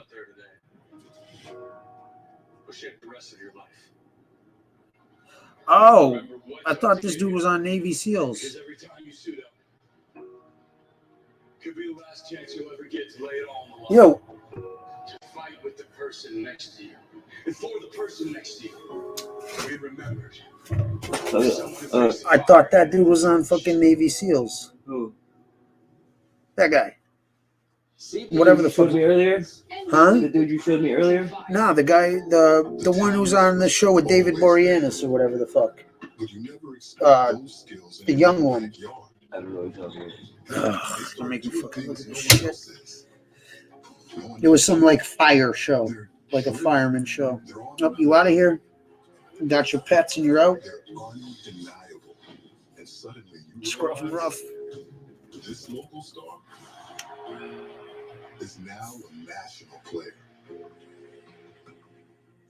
Cox powers one of the most connected stadiums in the world on the biggest game days of the year. or SEAL team. With over 227 miles of in-stadium This guy. 2,200 cities and 1,700 Wi-Fi hotspots. Oh, him? Yeah. He's an actor. No shit. I was talking about him on the show, that Navy SEAL show, Yeah. and then he's Oh, he's on a new show, you're saying? yeah, Oh. some fire show or something.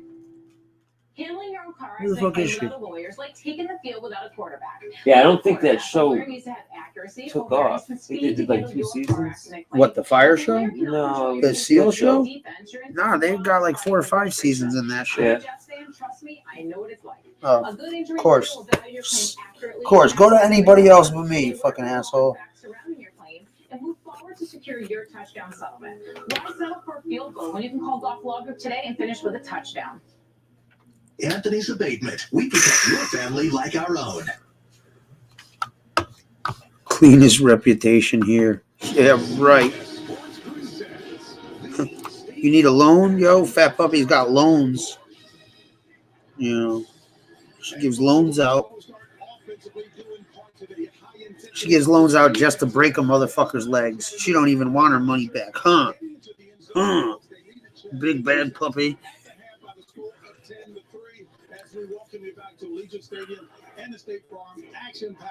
I'm actually in a pretty good fucking mood now.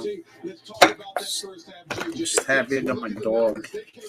My dog. Huh? Huh, baby? Huh? You're such a good girl. We gotta go get you some treats and food. I ain't got no treats. I tried giving you some burger. You're a snobby little bitch. Like, nah, I don't want a burger. I want steak.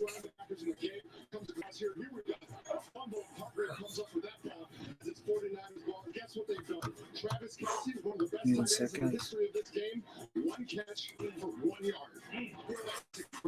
Oh.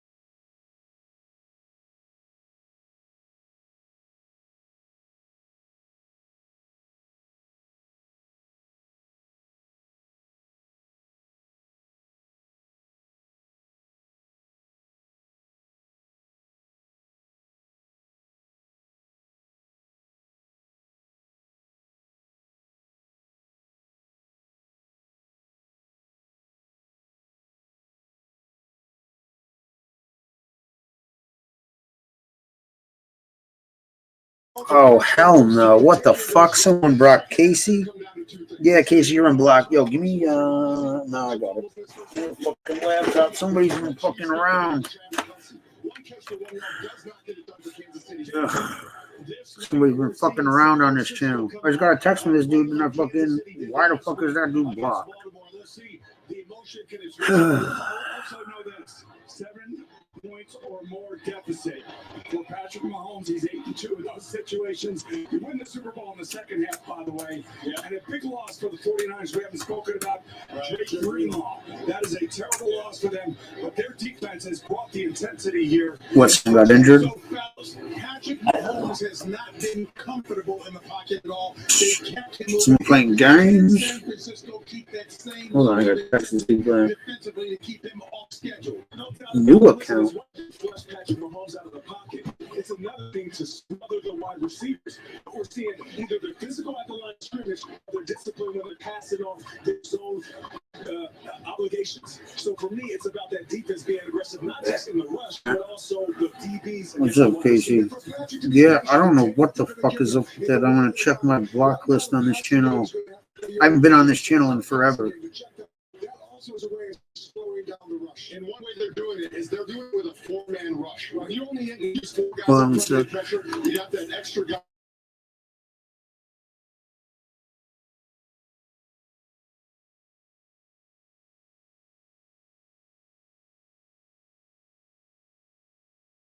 Oh, she thinks you're going to the car. You're too. Yo, she'll sneak out that door. Watch out. Travis Kelce on the sideline. I did not like it.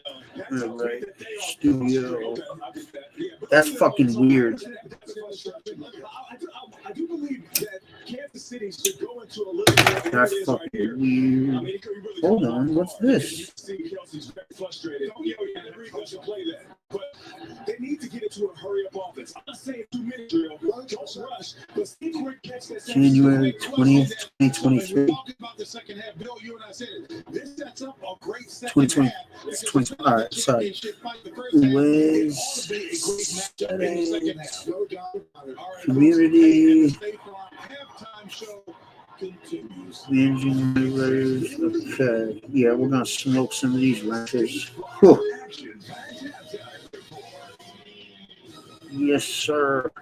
Stay tuned as Usher takes the stage and lights up Vegas. Do, Watch the Apple Music Super Bowl 58 halftime show. That is coming up next. Yeah, people I haven't seen in forever. Is back. Beauty things. Is forever. Trevor, JR, She's wasting company Cayman, funds. Beck, Diversity, Douglas, Steve, and Tony. I find you guilty and And sentence you to Rosemary. $14 Chloe stick. Yeah. Honor, in my humble opinion, that is more of a reward. In my humble opinion, you're a Let's see, now the block list. Judge TV serves eyes, lips, facts. Sorry, guys. Oh, crap. That's a really good gift. Now we gotta get French sometime. Wait, we could use Etsy's new gift mode. Yes. What do the French like? Anyone? Cheese. They like cheese. Brilliant. Done.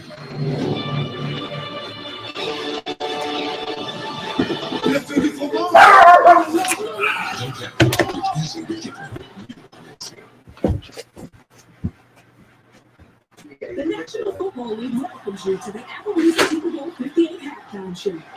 The Apple Music Administration has the following performances rated No, on a Super Bowl Sunday. and possible relationship issues.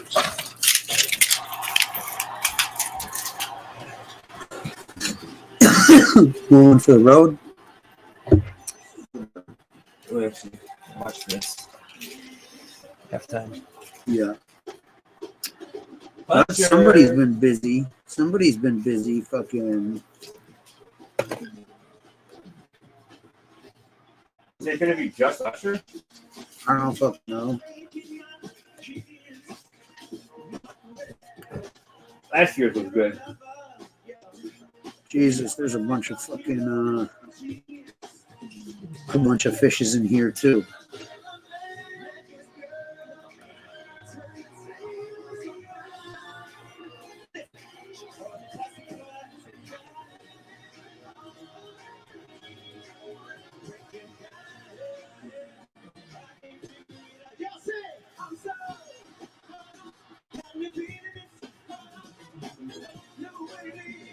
Any fucking Vinny chicken cutlets?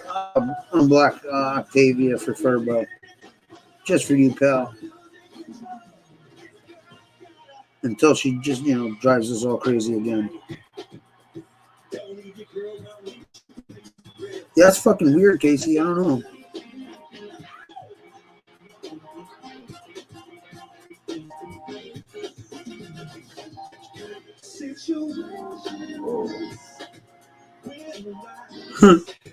I've lost 6 subscribers.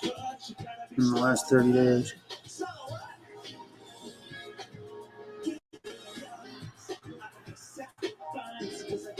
I'm crushed. That show sucks. Dick.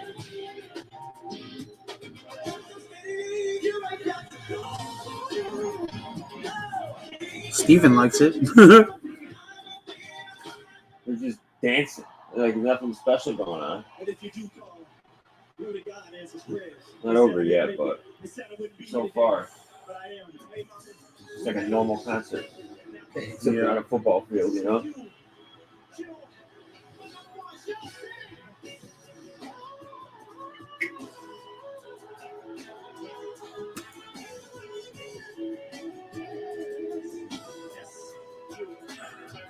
Smoke in the eye. More by interview and positive reputation, not so much to the music. Oh, okay. Well, I hooked you up, fucking Furbo. There, no.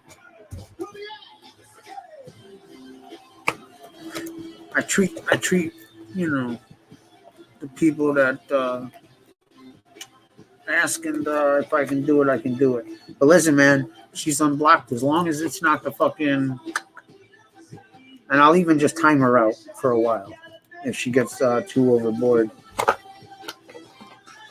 But I swear to God, dude, my block lists are fucking like 40% Fish, 20% fucking Teresa, and fucking the rest are just fucking either assholes or, you know, a couple John Wolfs. But yeah, I don't know. Alicia Keys, maybe. There we go.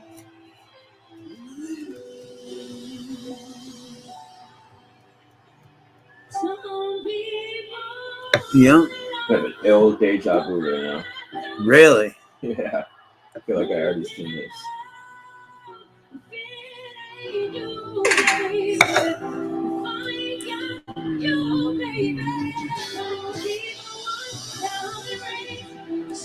Yeah, man, no problem.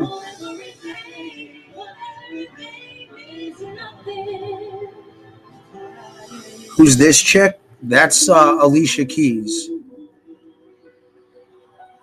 She's got some real talent. Oh yeah. It's like Bill looks good. Yeah.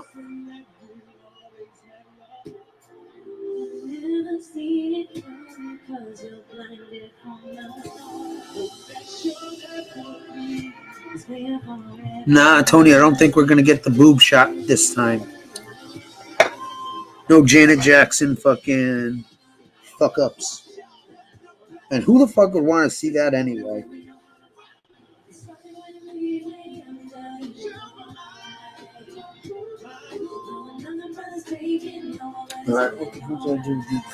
God damn it. I don't know how I fucking misplaced something fucking in like a fucking 3-foot square area.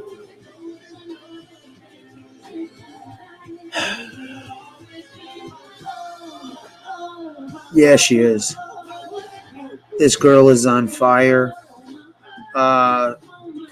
That's either her or Rihanna. I don't know. I don't think that's Alicia Keys. Yeah. Damn, my girl. Yeah, it is. It's by Alicia Keys. Yeah. Yeah. Yeah, that's her.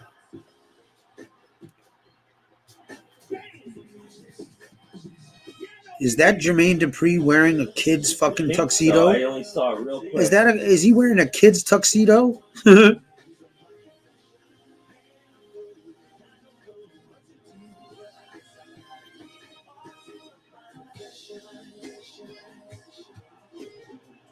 No problem. The old bangers. Oh, I'm waiting for fucking that Ludacris that. Yeah.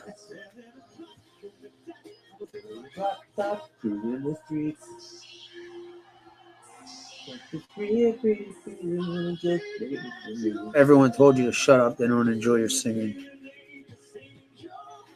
We'll let Lefty fucking sing then. That's right. He can mumble it. Yeah. He doesn't really know the words.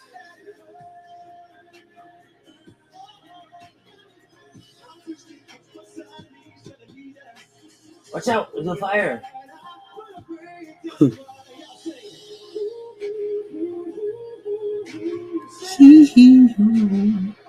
Wants to know who got on the kid's tuxedo. Some guy named Jermaine Dupri. Where'd he go? I don't know. He made a quick appearance. They're like, nah, no kids on stage.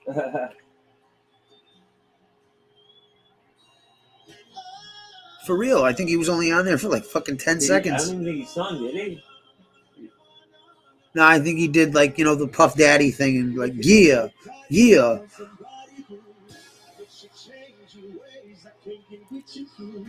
Yo, Mr. Master P used to do the na all the time. Make him say.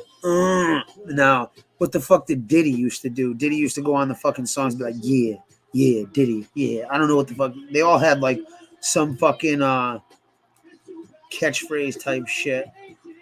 Oh, get your shirt off. This dude got sued for giving girls herpes. Damn, I like that mic action. What mic action? He made that fucking thing dance. He like let it go and it was like swiveling. It was like Yeah. like a top. Now, who the hell is that? I don't know, but she's jamming.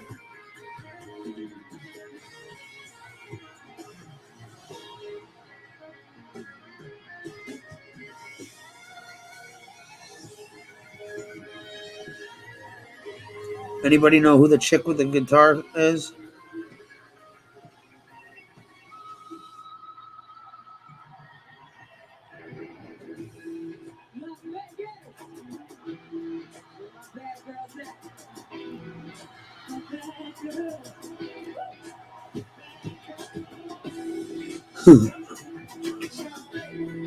How about Howard Stern's assless chaps?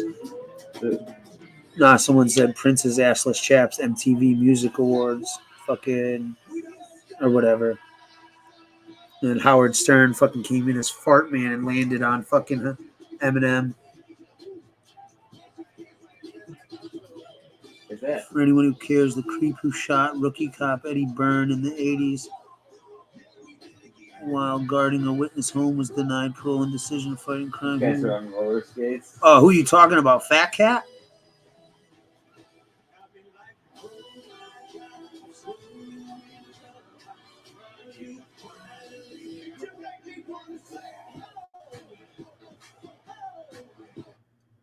Uh-oh.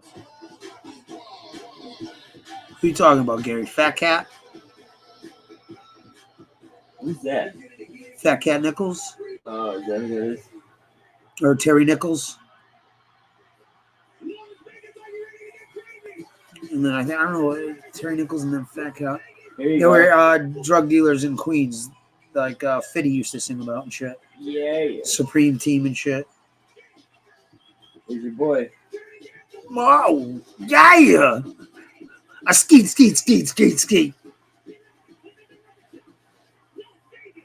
Go down for Wow. Bum, bum, Bum, bum, bum. bum.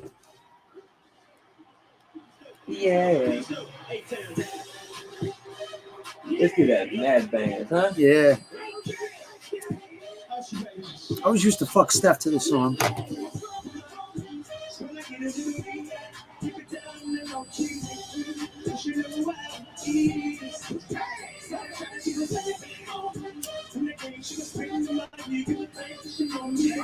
Yeah, but Fat Cat didn't tell that dude to fucking whack that cop. It was fucking the other dude, Prince. So I don't know, man. I think everybody, you do fucking, unless you're some fucking crazy, fucking ridiculous, I think pedophiles should get fucking life sentences, but I think fucking, if you did some crimes and shit, like 25 should be like,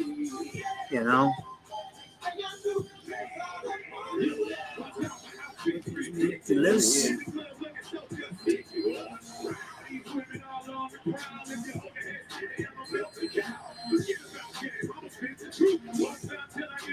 Could they sue? Over the clothes.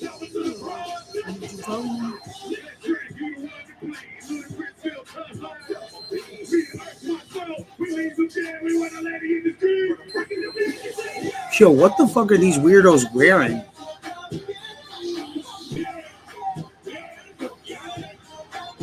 Yo, whoever told these people fucking...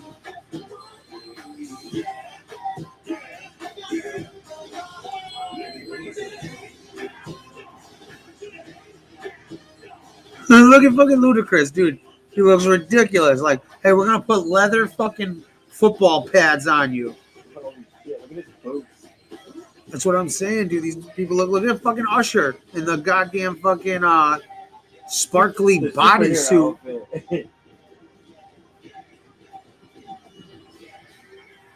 Look at that stage bouncing. Holy Yeah. shit.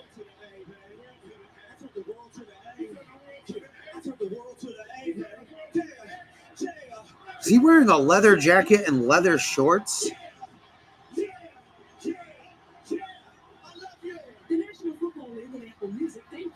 Bro, looked like they fucking got dressed by MRE.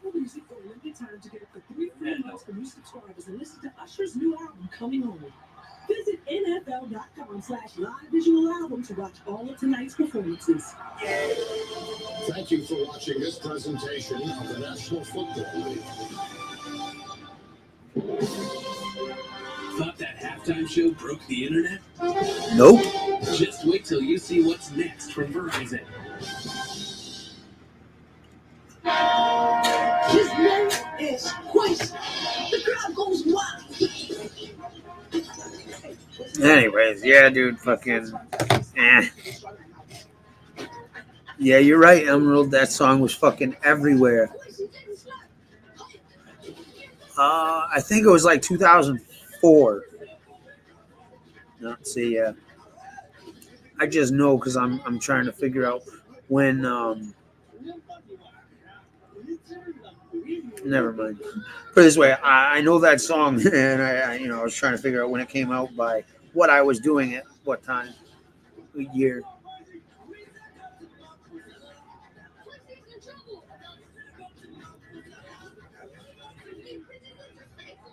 Usher should have done more of the skating. Synchronized skating is badass in my opinion. Hey man, it would have fucking worked for fucking the Atlanta whole fucking theme and shit. But I don't know.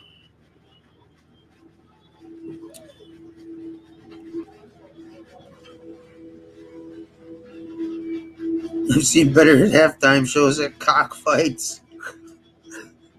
Yo, really, man? You've been to a fight where fish is fighting over some dude's cock? Jesus. I know that dream. I had the same one. See, Quincy, it doesn't have to be a dream anymore. Trump will make sure the halftime is better next year. Burlap bag would have been an improvement. Yeah, man. Garbage. Yo, like I said, I don't know who the fuck told Ludacris some fucking leather fucking football fucking pads was a great idea. And then a leather jacket and some leather shorts. Yeah, man, you look fucking awesome.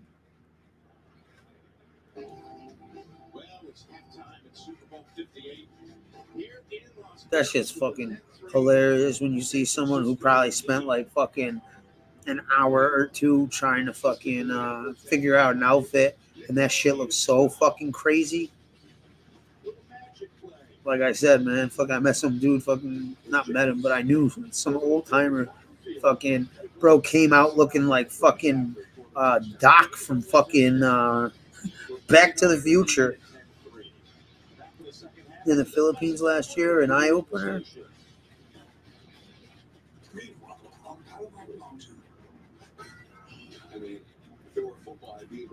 I could have went to some dog fighting fucking thing, but I had no interest in that shit, dude. I'd probably do some fucking stupid shit. That shit is so fucked up. So fucked up. But I'll go to a cockfight.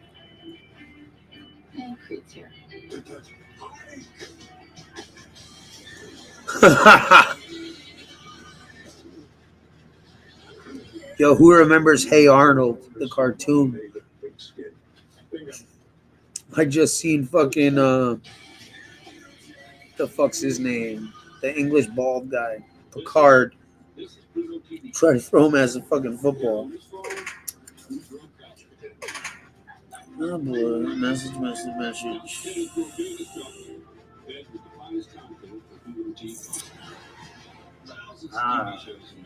Yes, but see, I have found these, and I want to show you. Sorry, I gotta give me 1 sec. I gotta show somebody something.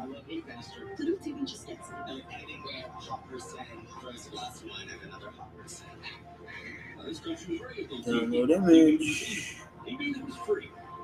Pluto TV is TV the way it's supposed to be. Sheldon, Todd, and so many go. CBS Thursday. Download Dodgers image. listed my exes. Now where's that other one? Like taking the field without a quarterback. I want you to fucking. I want to see what you think about this one. If a lawyer cannot control your case better than the defense, you're in for a lot of Cause this one piqued my fucking thing with the. Ooh, A good injury lawyer will value your claim accurately to maximize that's every what dollar. good too. That should fucking. Surrounding your claim and move forward Where to secure the your fuck is touchdown the? celebrate. Why settle for a field goal when you can call These things look like today and finish with a fins. touchdown? Where the fuck? This grandfather's breakthrough. Whatever. I'll show you the ones I fucking already ordered. Was made possible by another breakthrough. But there's one that I haven't that I'm very curious about. Patient's own immune system to successfully treat lung cancer. That's the pioneering research of But- Yale Cancer Center. Sorry, I'm just. Smile Cancer Hospital. Together, So that works for 300 bucks. powering breakthroughs with the greatest of care. Okay. This Tundra is sweet. I drive one just like it. I was wondering, why does Toyota call it the 1794 edition? Because of you. You played in the NFL 15 seasons, right? Yeah. You played for New York your whole career. New York was admitted into the Union in 1788. Then you multiply that by your career. But I gotta text you fucking another one. I don't even know if you're listening right now. But I gotta text you another one that I'm very curious about.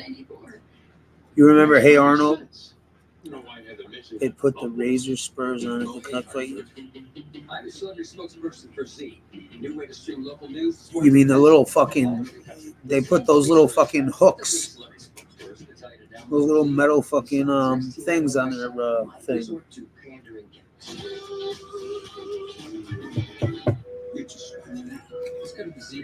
Hell Dazzler. By the way, dude, I've been having some problems with my mic, so if I cut out, like I have to move it for a sec, so it's probably gonna cut out in a sec for a minute. Like I don't know what the fuck's going on with it. Well, that's why we call him fucking the original Darren. We call fucking my friend other Darren.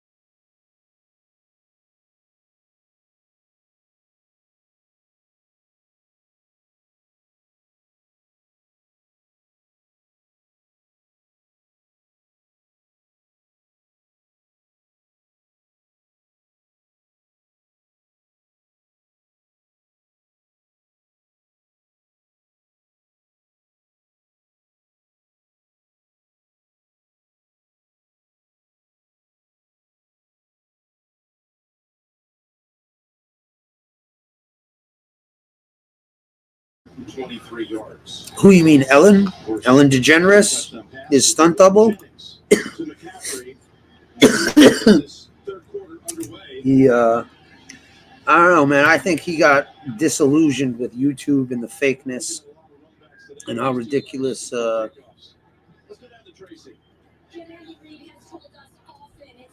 yeah, Furbo. So don't make fun of Sean for making up with his father.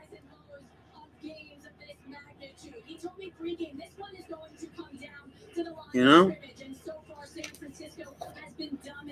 Defensive coordinator Steve Spagnuolo so good coming out of the half, and he said it's not about who's right, it is about who gets it. Oh, fuck.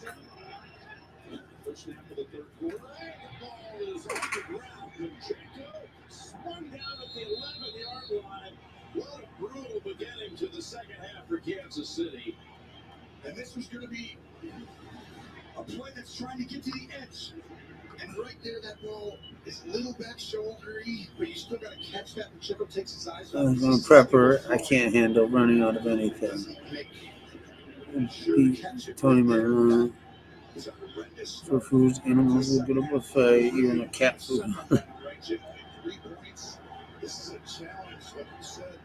Yeah, he started doing I don't know, like how much of a show they're gonna do or whatever else, but I saw he changed his name to like the JC and Gene show or something.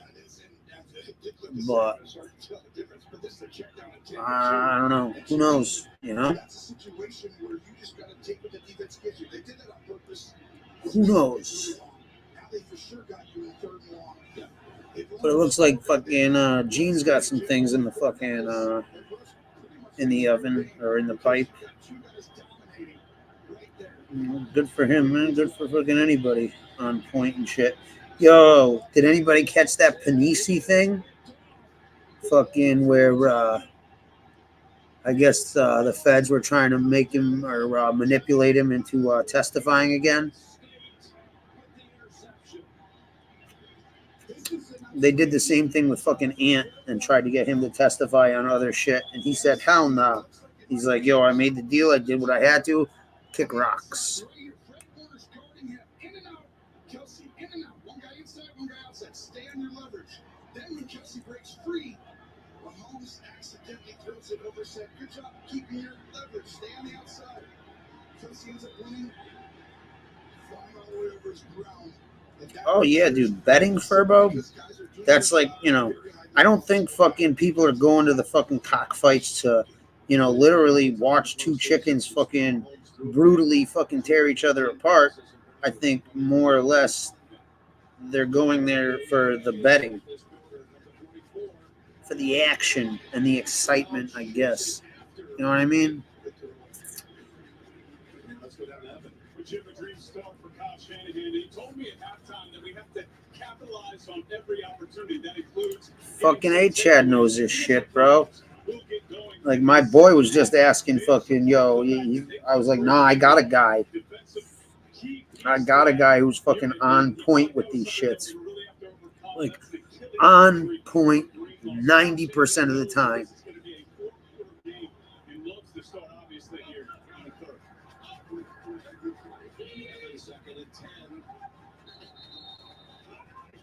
Like, dude, look at fucking, you know, that dude from Casino, Lefty Rosenthal. You know, he would, listen, information. Oh, Panisi? I don't know who the hell they were trying to get him to testify against, but he didn't disclose that, but they, hello? All right. Hold on a sec. I gotta let this asshole back. I gotta let other Darren back in. Watch out, puppy. Oh, boy. Oh, boy. Second and 15. That was intended for Samuel. McDuffie was the closest one to it. That's sticky coverage. You cannot beat the Kansas City defense. You're going to throw the ball to just wide receivers the whole game. You got to get the ball what happened inside. You got to get it to your back. No. These two DBs are as good as any champion in the NFL. Oh, yeah, dude. My grandfather and shit. Yeah, Darren, I'm an asshole. I keep fucking blowing him off. I talk to him at least like once or twice a week. But he's been trying to get me to go out and shit. And I was like, I ain't feeling good. And you know, my hair and this and that. Now, I'll probably go out with him fucking next couple weeks. I was supposed to go out with him fucking this week, dude. I like literally, I feel like an asshole because I've blown that dude off.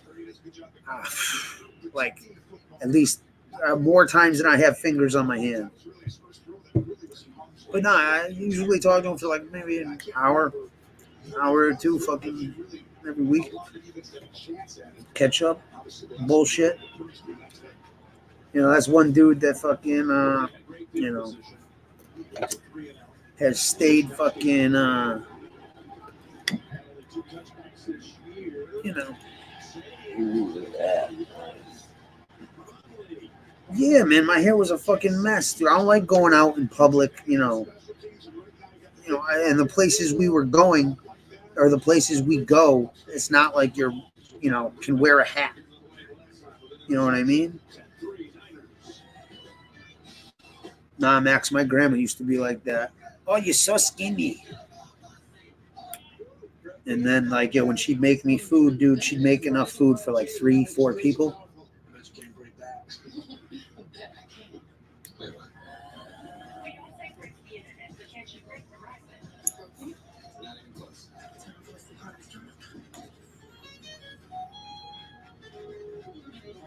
Did I break it? Introducing Beyonce. Yeah, it sucked too, because my grandma was fucking like, yo, she was like hotel room service. Like, she didn't give a fuck what time it was. It's like, if you're hungry, you call. I actually get pleasure in making you food. I'm like, okay, cool.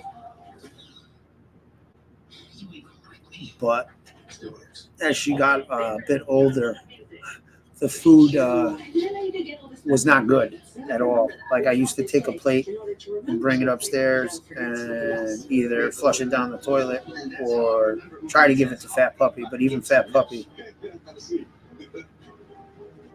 Remember when you used to be a pepper lady? Wasn't it the Simmons sisters? Raisin Waves? A week ago? No, that's absurd. Jen. Hey. Okay. Yeah, right? Someone do my face. I'm so glad to remember Uber Eats has office supplies. That's a pretty good commercial. Yeah. So, is Liz having a seat? No. It's not coming. It is. Worked together for 2 years. 10 years. Yeah. It's still not updated. I don't. I can forget 10 years of my life. I hate this town. No, like, yo, yeah, that side of my family definitely knows about that shit. This is Freedom TV country. We grew up potato. Nah, I don't look good like that. Like I said, man, like that long, it don't fucking, there's really not much I can do. There is, but there isn't. Super Bowl 58 on CBS Sports is sponsored by Verizon. First, Beyonce, music dropped from space. Verizon can handle it. Darren's gonna take over for a minute. I gotta go to the bathroom. We've done your homework. And by Volkswagen.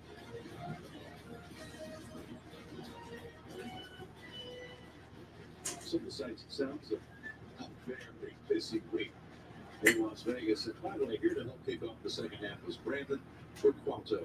Brandon was selected as this year's NFL Play 60 Super Kid for his involvement as a Special Olympics athlete playing unified flag football. You can visit NFL.com/Play60 to learn more and access free online resources.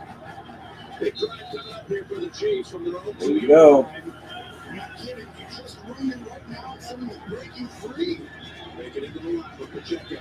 And going up and over, and that was intended for Valdez Scantling, who has not caught ball. That was his first target. We've had miscues all over the field in this game. Yeah, that we had right away early in the game. First start with San Francisco, then it goes to get City of the Bubble, and now Big City's been the one who's been doing it more often recently. And that was 2 out of 3 plays that were Not Kansas City style, not that championship DNA we talk about. You don't come out down 7, have a fumble, and then throw interception and 3 goals. However, the 49ers did not score on those 2 takeaways. We're 2nd and 10.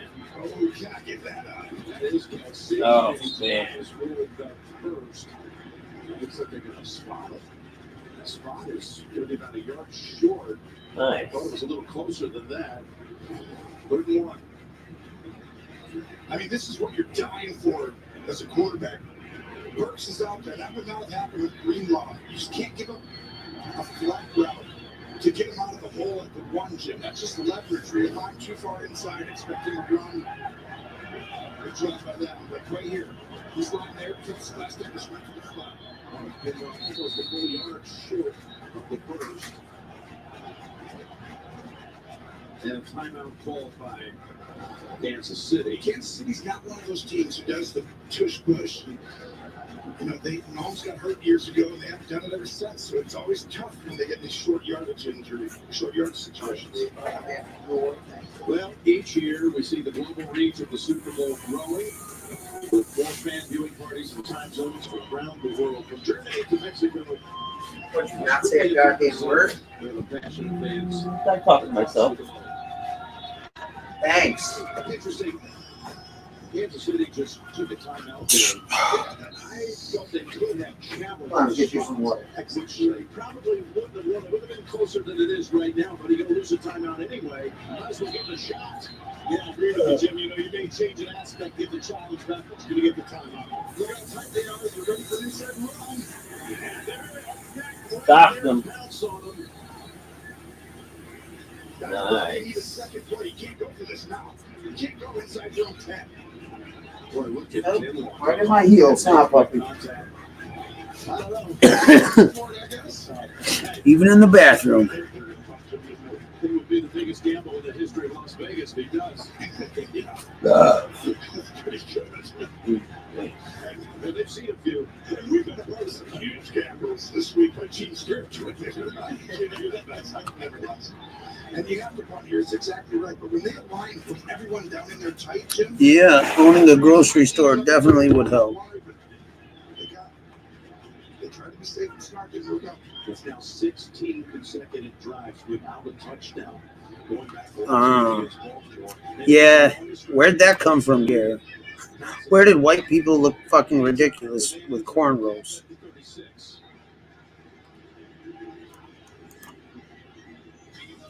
No, I don't need to look like a Hare Krishna for a vote. But thanks, anyway.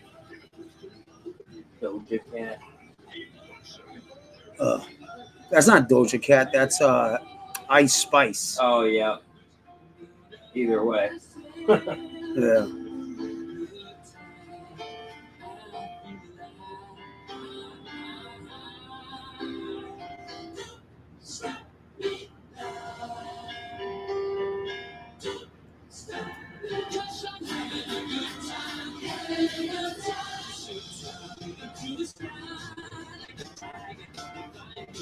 They Look at jarred this. everything. Pfizer commercial.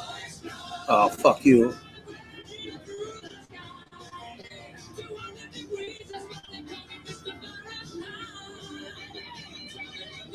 Pfizer, where we take care of you. Here's the science. To the next fight. Right? Let's outdo cancer. Yeah, let's do that. Yeah. That'd be fucking great. Yeah, that would be nice.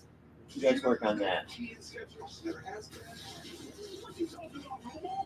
Damn, Mr. T's still alive? Hell yeah, look at him doing them push-ups. Pull-ups. Give fucking handstand a run for his money. Those are kind of nice. Oh, comfortable. I'm just saying people often listen about sketches of good tears. Quit saying it. Stop sniffing, fool. Gary Graham had a pear, peach, and apple tree. Yeah, we had a pear tree in the back of our yard. Are you a Bud Light Genie? Yeah. So we get wishes. It's my thing. Gimme 80s metal hair. Yes. And a crab apple tree. Invisible, predictable. Oh wait, no. Did we have an apple tree? I got apple trees, pear trees. Actually, I think we did have a fucking apple tree. It wasn't like, you know, one of those apples you want to eat.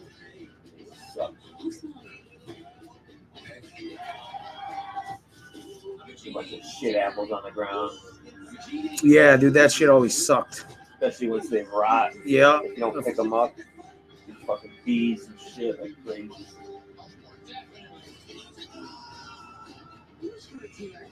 Yeah, luckily that shit was like all the way at the end of my yard by the fence. Yeah, I got a bunch of them. Yeah.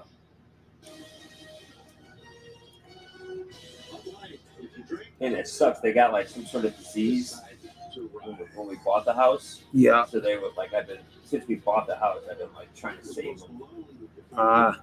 Pre-game festivities around America. It's great. That and all the cedar trees in the woods Looks like he was impressed with their fucking died. Not all of them, but most of them. Oh, You really? go in my woods, there's just dead cedar trees everywhere. Wow. Lady Gaga for the If anybody needs any cedar wood, I got you. I got you. Jay-Z. Wow. You got any talent in this building right now? Yeah, we used to have a big garden in the back of our yard. My grandparents, they had fucking, like, my grandmother and grandfather fucking had, like, this big ass yard, but, like, they had a fucking huge garden. Huge. And all I wanted were some peas. You think they grew any? Nope. Fucking more tomatoes than you could ever eat. Right. Fucking hate tomatoes. Really? I love tomato products like sauce, ketchup, shit like that. We haven't had any good tomatoes. Nah, dude, believe me. I just fucking hate. Ugh. No. Dominic eats them fuckers right off the vine. He loves it. The little grape ones, the grape tomatoes. Yeah. Who was then thrown down by Bolton. This is a great job. My old man grows mad tomatoes. That's different shit. Yeah. Weird, crazy shit you never heard of, like chocolate tomatoes and shit like that. 3rd and 11 here, but 6 yards, 5, 6, 7 yards are huge if you end up converting. So you got a 3rd and 10. Yeah. Would be nice. Here's a chance to use your legs. Spagnuolo has come after him a little bit more as the game's gotten tighter. I expect him to come after him here. Look at three safeties. Don't know who's who. All right. You get the first down? Come on. We can get out there. Yeah, where's that flag, baby? Oh, yeah. Nah, nothing went to waste. I used to have to fucking fight with my grandmother to throw some stuff away.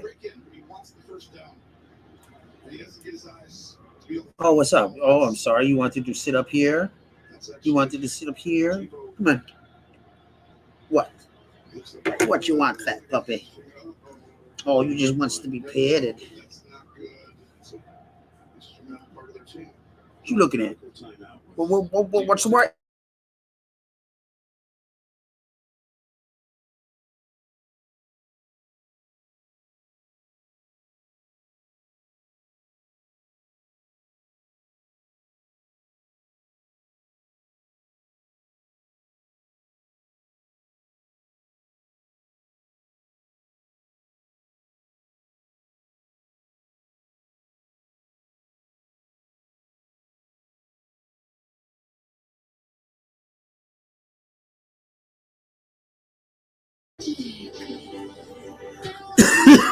The old fucking shit handle. The old shit bar. Yep. Absolutely a necessity when driving with you. What's up, stink dog? What's up, you stinky breath? Huh? Oh, geez, you want attention? Come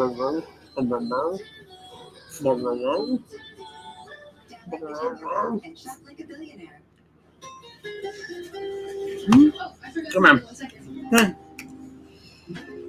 Oh, yeah. Well, make up your mind, asshole. Make up your mind. Huh?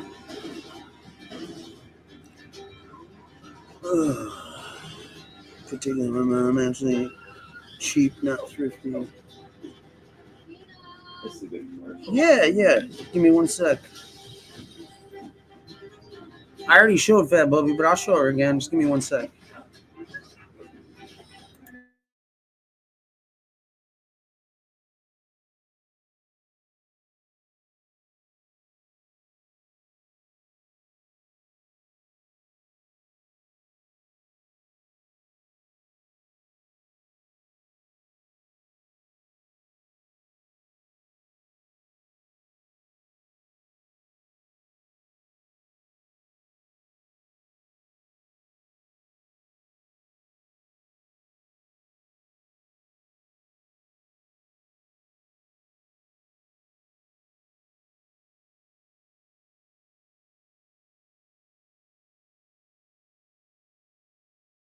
Just wasted 2 seconds.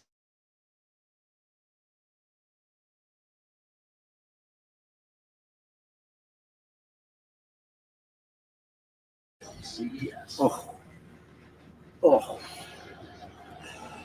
Yellow tomatoes, less acidic.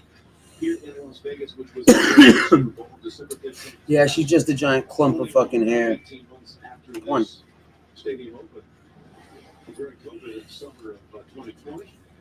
What you want, baby? What you want?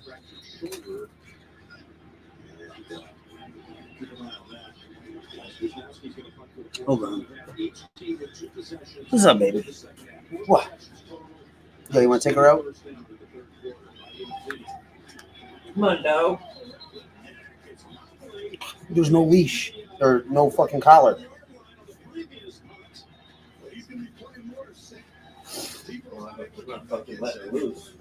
She's good. Come.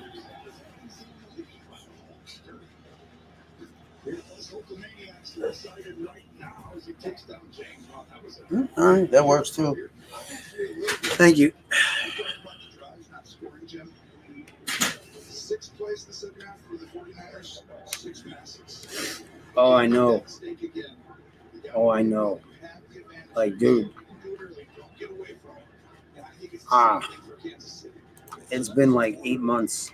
The last time I seen her was like my birthday. Like, or no. It was like when I was staying at my boy's house. This dude brought it over, and that was the last time I seen dude because I cut him the fuck off. But yeah, dude, it's been a while. I've missed my fucking dog. So he stayed inside leverage a couple times now, a little too long. You can't do that. It's just use your leverage against you. That ball coming out of the goal line from the 1. We'll come back to Just happy to see her, man. You know. the ball at the same spot. That picks up 11 yards. Keep watching this leverage. It's funny, yo. I guess there's like a puppy there, and like the puppy constantly tries to hump her. Then she ain't having none of it, and she just ends up fucking humping that puppy. We're like, oh, it don't work that way. Yeah, left hamstring guys for Deebo Samuel is listed as questionable. Out of the blue tent now here with the athletic training staff on the sideline trying to work through this, doing some light jogging. Obviously, it's some discomfort, but as you mentioned, he's been Yeah, man, throughout this season, even throughout it's this been game. great seeing her. Oh boy.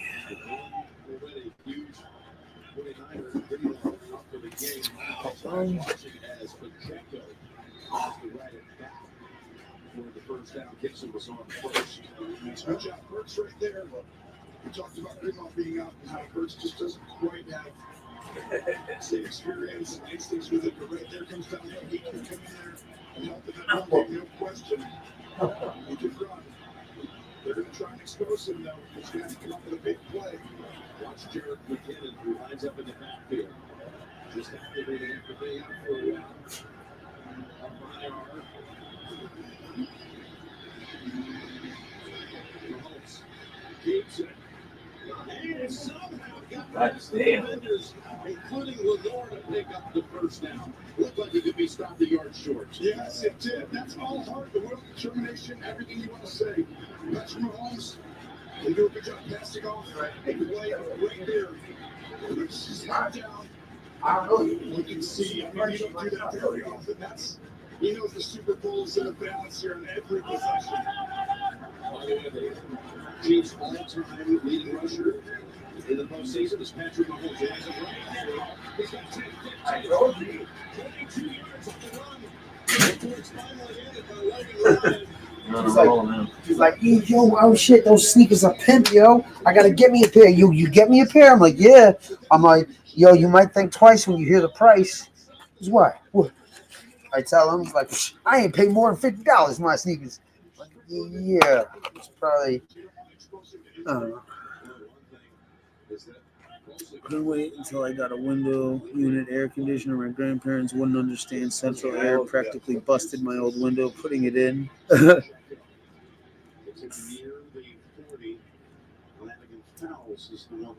Oh yeah, it was one fan. I moved out with air conditioning. My parents thought it was ridiculous. What? For real? Damn. Like, we didn't have central air in the house, but we had like these permanently mounted air conditioners in the wall in a couple different places in the house. Like, they weren't in a window. They were just like always there. This is all Rush Lane integrity, Jim. This is the making go east and west. Is not able to north and south step up and get around. To me, oof. Yeah, right, dude. If I get fucking, even as a kid, man, if I get too overheated, I end up fucking throwing up. I'll like just start sweating and just get too hot and get like overheated.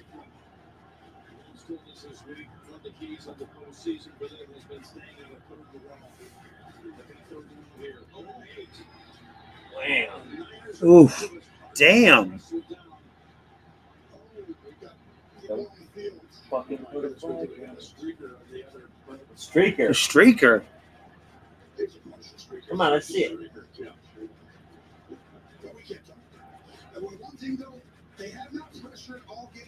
I don't know when the color TVs came out, so. Did they get enough yards? I think they're going to kick the field goal. They still have a shot with the big leg of the fucker. Honestly, man, fucking till I got my back fucked up, I never fucking really watched too much TV. By a yard or two, so we could put Moody's record away. And Jay, 57 yards, it looks like That shit used to suck too, because they didn't have like on demand or whatever else. So like you miss something, you miss it. DVR. Yeah, no DVR. Recorded on a VHS. Yeah, but nobody ever did that. Damien's dad did. Well, he had like some every people movie fucking ever made on VHS. Well, say it.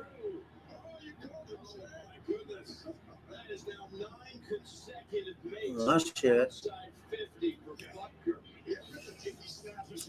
We had a whole house fan in the central hallway. Yeah, was it like one of those like in the ceiling in the attic and shit?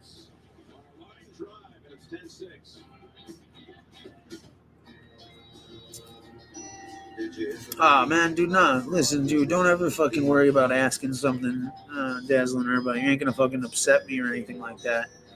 You know. People who ask something or, you know, are inquiring or curious about something aren't going to upset me.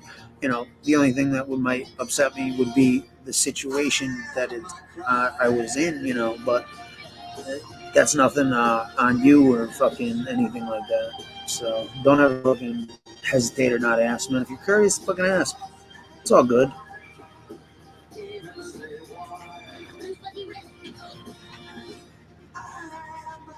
You know, it's very hard to get me upset with some words. If you're wondering why he's so ugly, we don't know. That's your question. This will be a gold mine of local intelligence. I know.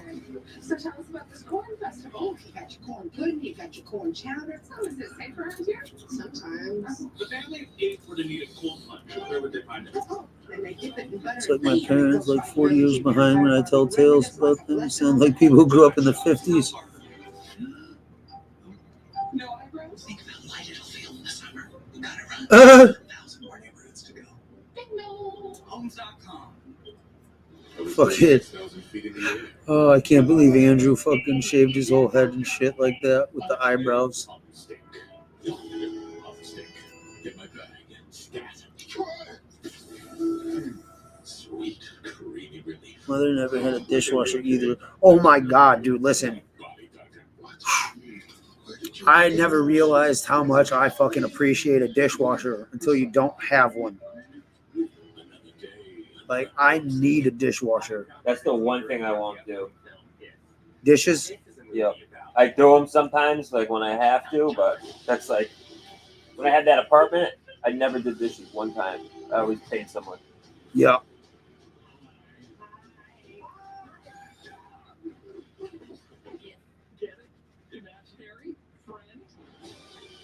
Well, dude, you seen my kitchen. There were life forms growing out of that sink. Here's a look from our Skycam presented by Bud Light. What do you mean appliances? Like what? Like dishwashers and like refrigerators and washing machines and shit? It was a low kick, as it was pointed out by Jay Feely, because of the snap, because he was trying to drive it that way. Yeah.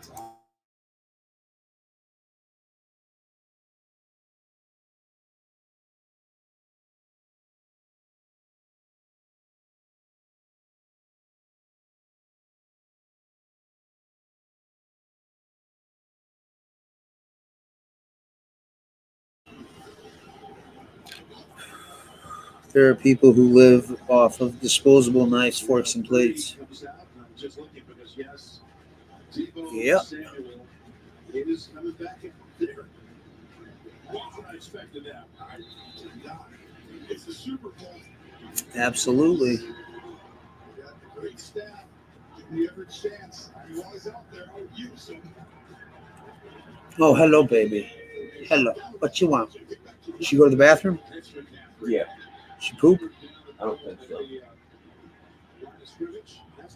She squatted. Yeah. Well, I took her out earlier and she pissed too. Scruffing rough. Scruffing at me. So. Ugh, I miss my fucking dog so much. But I don't miss you fucking following me in the bathroom. I don't need company while I take a shit.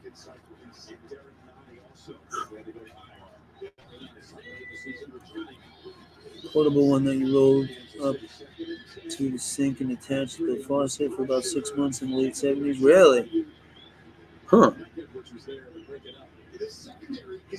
How'd that work out? It's just very hard when you have TVs. Edwards just really. We got a Super Bowl. Tampa comes over here. Veteran player. These guys are just outstanding. Maybe the best secondary in the league. You can't win it that way. We've got to run the ball and get into manageable situations. That should have gotten you a 5-yard timeout. Yeah.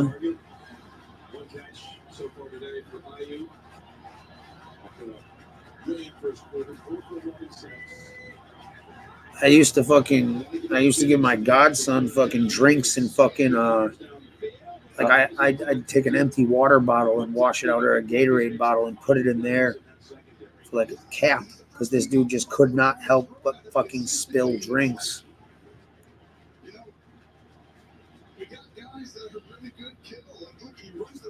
Oof. Oh, dude. This dude just fucking yanked his head back. So a third straight 3 and out for the Niners. Let's see if Conley can do something downhill. He has on the last 2 punts.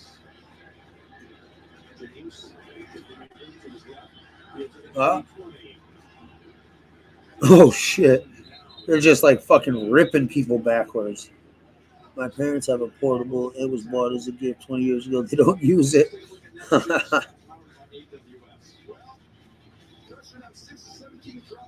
By the way, guys, thanks for hanging out.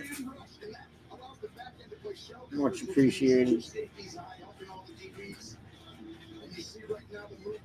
And I think that Mahomes is kind of feel that early in the game with all the pressures that have happened. He very seldom gets. Oh yeah, dude. Like, yo, some of the some people actually think like that weed is like fucking like you're doing fucking dope and heroin and shit. Pacheco is 11 rushed for 35 yards in this game. That's why it's very difficult for San Francisco or for Kansas City today because we just talked about Apparently, hair pulling is allowed in football and tackles now. Good. Those dudes who got just fucking dreadlocks all the way down can't even read the number on the back of their jersey. They got dreadlocks. I I'm think like, why can't you just pull on that dude's fucking hair? Because if the rule is you can't grab his hair, that means you can't grab anything on his back. You know what I mean? Yeah. So it's kind of like cheating. 3 yards short of the first down. His fourth catch. So instead of like trying to grab his jersey, you end up grabbing his hair. And that's illegal. That's not right. I I see dudes on their job sites with fucking those ill dreadlocks, and they got a hard hat on top of the dreadlocks, like a foot above their head. Fucking so dumb looking, yo.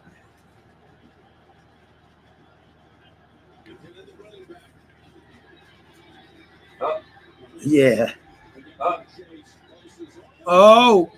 Wow, that was close. Yeah. That's right, Max.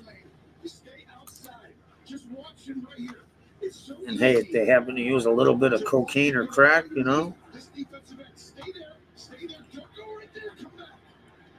Yeah, dude, that shit used to be. I used to be like, what? Well, wait a minute, what? They'd be like, yeah, they've been smoking the devil's lettuce.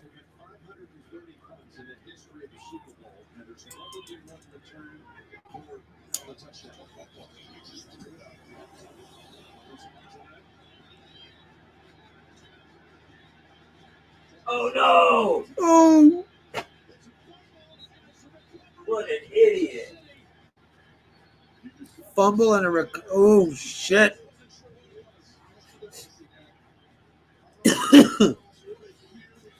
Wow! Tides are turning. I don't think so. It always got me in old cop This shoes is and an easy everything. touchdown right here. Watch. They only gotta go 10 yards. Yeah. Yeah. Let it go. Fucking idiot. Oh, it hit the other dude's foot. Oh. That's why he tried picking it up.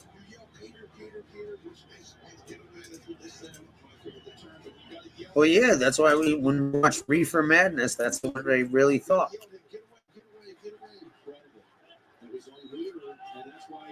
Oh shit.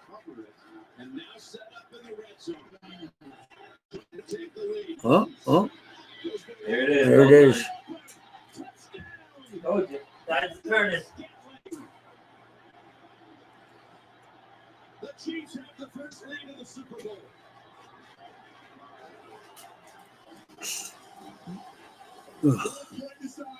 Touchdown. Yeah, scruff and rough. All you want. Normally you run in there, but you got Kelsey. It's a split release. Safety comes down. Oof. Kelsey running up the seam. You get Valdez-Scantling, and that is incredible route design. Oh, yeah. First catch of the game goes for Kansas City's first touchdown. He's been big in the postseason. Valdez-Scantling with 3 catches. That's funny. 30 plus. That's good. It is good. Yes, come up big. I'm ready. After a forgettable regular season, he's been clutch. Let's see, man. Well, all started. Yep, it hit that dude's ankle. The back of the foot for Darrell Luter, the rookie out of South Alabama. And then the very next play, Mahomes to MVS. And that's just my play. Boom. That's a great throw, but if you can get a guy that wide open in a Super Bowl, after your team's Oh, God. you know your coach Narcotic. is ready to I guess he's from the FBS school of thought. No, coke and crack, cool. Weed, complete fucking scumbags do that shit. I might join them if it's their way. I've seen it so many times. Over Mike. This is the moment right here that I talked about earlier in the game, Jim. Ugh. The pressure of the Super Bowl, Purdy handled that to start the game. The second one is when you're trailing Patrick Mahomes late in the game. Still got a quarter. Little change left in the third. But it's 13. You feel it now. You feel it now. You don't have any wiggle room, right? You've got to go put this team in the back. Stay calm, stay poised, trust the system. All right. And go beat Brock Purdy. So Luter, who inadvertently saw the ball run off the back of his foot and set up that touchdown. Well, that's because you need to stop smoking it for a little while, Tony. Kansas City, and this will mark the final. Stop for like a couple weeks. Under the leadership of Sean McManus, chairman.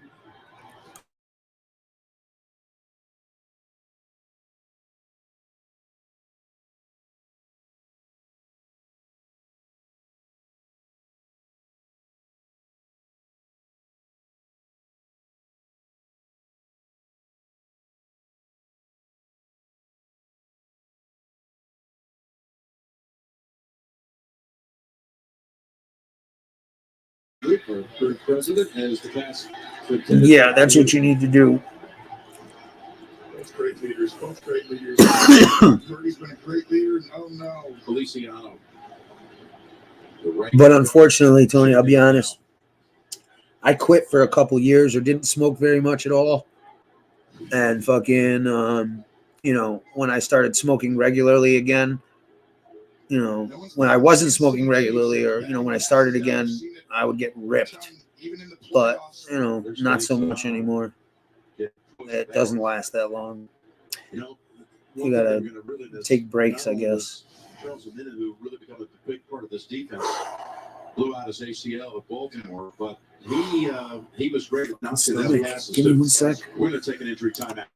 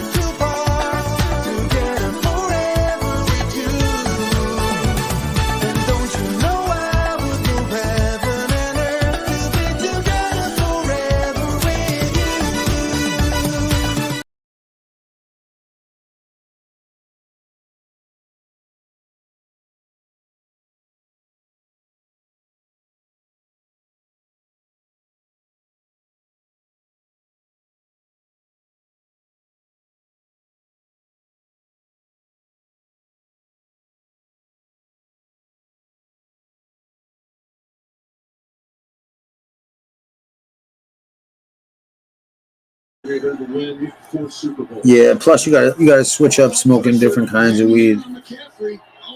Because if you smoke the same kind of or the same weed over and over, it's like, Why did Purdy call timeouts? The question. Because the front, they didn't love it for the protection, but I think the older he gets, he would have just changed the protection quickly. So that's 6 on the clock. Told the tight end to stay in, get your one-on-one matchup and protect it up, and you can gash him. How about the way this defense for Kansas City has taken Kittle out of the game so far as a receiver? It's been amazing. I really felt like the way for them to score is going to have to use Kittle. The problem is they use him a lot of different ways. I mean honestly, use check. What do you mean, Gary? And then why they've won so many games because they play a ton. Now they've gotten in a lot of 11 personnel. I'd get back to 21 personnel, which means put the fullback in the game. It's 3rd and 5 here. I get it. There was a stretch when Kansas City Chiefs did not win. The fans wore paper bags over their heads. 3rd and 5. Purdy has missed on his last 4 throws. See the motion? No one's running with him. Now you got someone running on the other side. So you sit here and you go, it's man-to-man, you've caught him. Purdy fires it. Got his target. Oh! Jennings, as he always does, it seems anyway. 3rd and 1, they call it, and he comes up. Yeah. The first down catch on I've been trying to quit a lot of different things. Throw to your top 2 receivers. Who do you have guarding you? It hasn't been pleasant. You can't go at McDuffie and Snead consistently. He's going to have to come up huge. Him and Kittle to win this game. And right there, that was as big a throw and catch as you've seen. Not to mention, my stomach's been like, over 2 hours almost. Yeah, but it's my fault, dude. I don't even have a right to bitch because I've been avoiding the doctor's fucking follow-ups and shit just because I'm terrified of what they're going to find.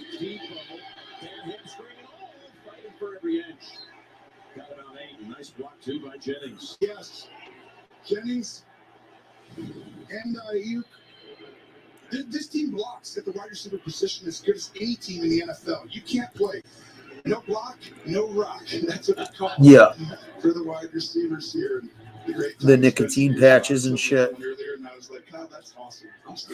Sean said he had some luck doing quitting smoking with doing the edibles, or not the edibles,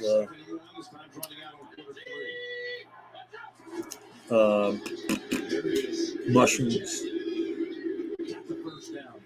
That's first team all-pro fullback right there. He needs to stay in the game for me until it gets in a 3rd and obvious passing situation. My feet finally fucking aren't swollen anymore, but I'm curious and I almost want to try to see if this is why they were, is if because I'm trying to think of what changed, what this and that, and I was taking some mushrooms and no one wants to be my friend. If I told someone, it would only get worse. Scared to be alone. Scared for what's waiting for me around every corner. I can't stand up for myself. These are the stories of kids that were bullied. 1 in 5 have experienced this in school. So the NFL is working to give them the tools to create healthier relationships. We've helped more than 2 million students. Together, we can help even more at characterplaybook.com. I'm Stephen Colbert, and this is Taylor Tomlinson. America's favorite Taylor Tomlinson. Handling your own car accident claim without a lawyer is like taking the field without a quarterback. Like a quarterback, a lawyer needs to have accuracy, awareness, and speed to wow, handle this chick your fucking brought a accident claim. commercial. If a lawyer cannot She control must be your doing case pretty better than good. the defense, you're in for a lot of heartache and frustration. I'm a Jets fan. Trust Yeah. me, I know what it's like. Yeah, dude, I Ability definitely to need to lawyer quit will value your smoking. claim accurately to maximize every dollar. Be aware of the law and facts surrounding And dude, I cut back, and then I started fucking smoking heavy again, dude, and I don't want to, but it's Connecticut realtors take into I account don't know. something national news headlines and stress. website algorithms don't. Smoking these things We know one this is after your the other house, now. Your home.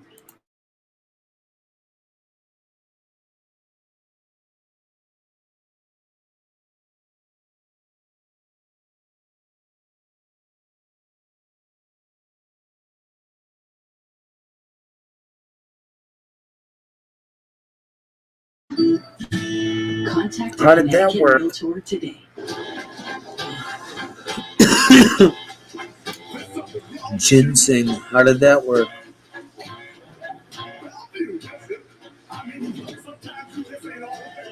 Ugh.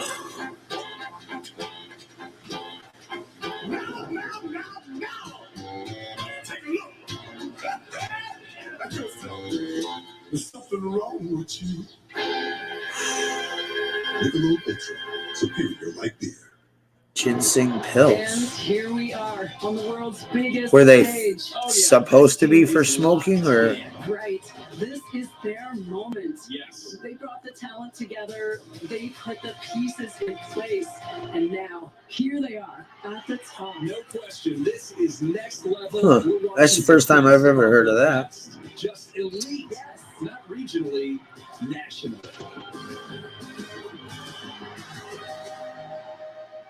LA Roofing, Connecticut's best roofing company.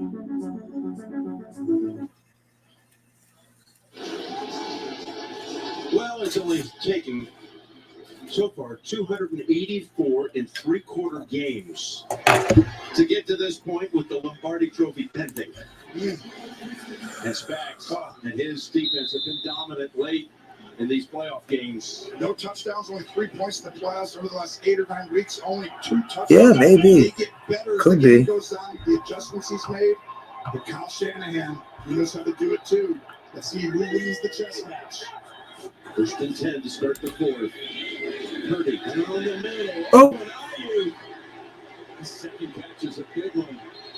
As Reed tries to rip it out of his hands, but that's not happening. This was a great job by designing to get him on Reed a safety. By the motion that happened, he didn't get McDuffie. As a coach or coordinator, you're trying to get your best players on their worst players.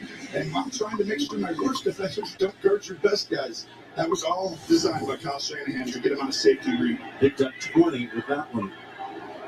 It's Ayuk's 30th catch on the season at 20 or more yards. Hey! That the league in average yards per catch is pretty fakes. It goes long to the end zone.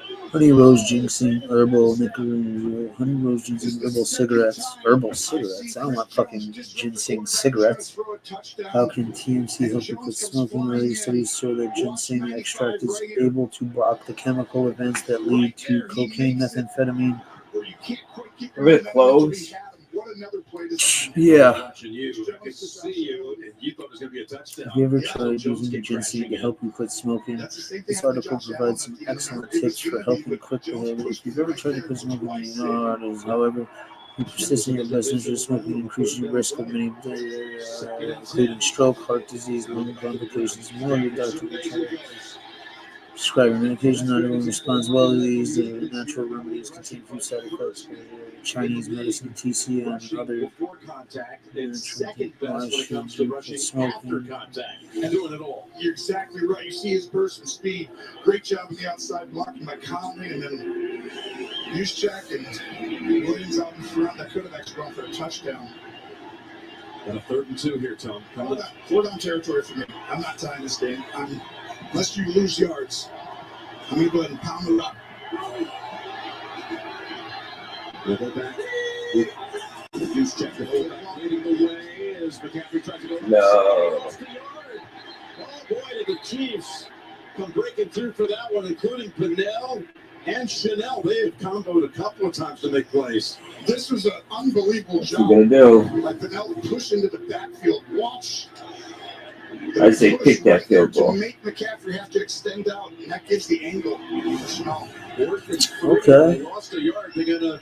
I like it. Try and draw them off sides first. Have to check out this ginseng shit. You get Manning on his own, you get 2 or 3 play calls. For sure. A chance to tie it with a field goal instead. Go for it. That's the You have to get the stuff from a Korean store, I guess it's because it's a stimulant. No way. If you could find the name, what would happen? That's right here. And you have to beat this leverage. He's outside of you. Let's see if he gets it out in front of that line. First down by the That guarana stuff is terrible for you. That's what they have in the energy drinks. His first reception of the game. Guarana? Yeah. Yeah. I used to remember them Sobe drinks, like when energy drinks first came out. Yeah. That's like all they were. That and ginseng.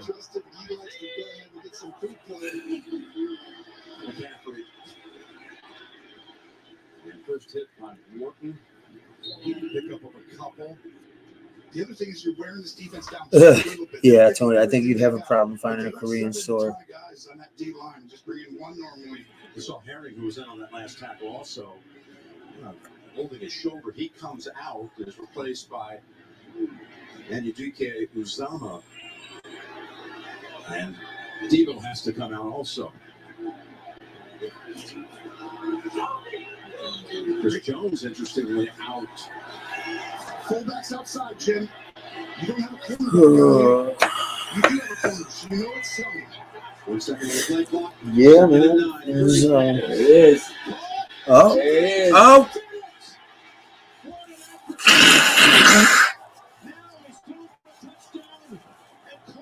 He worked for that one. Oh, yeah, he did. The blitz is on. You're in the Super Bowl. Down to Mahomes, the defending champs. And you stare down that pressure and you take it and throw a strike to give your team the lead. Whoa, this was, you know you're going to take a hit. Watch right here. This kid wins the Super Bowl, man. They're gonna suck his dick so hard. Oh, yeah. Well, no. Oh, I knew it.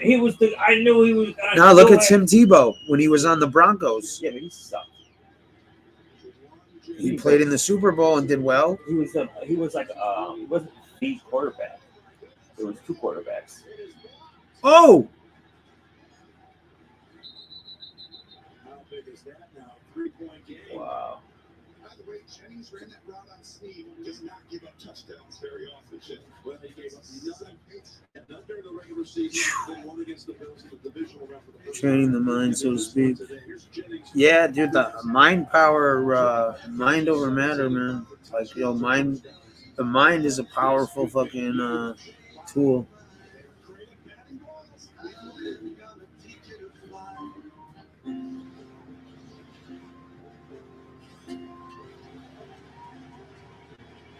Yeah, no, I've heard hypnosis works, but some people aren't susceptible to hypnotism. Or aren't, some people are more susceptible to hypnotism than others.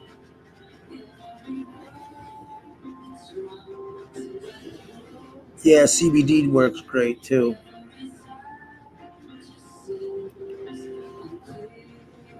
Ugh.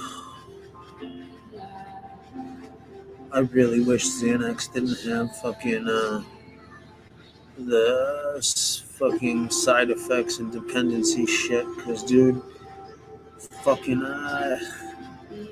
the anxiety type shit is just like shit is slowly killing me. Stress. Movement that inspires.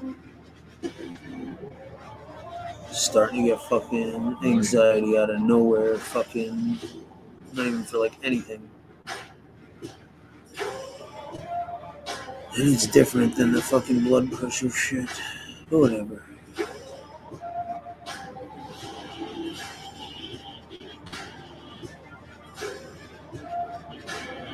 How about when you're sleeping?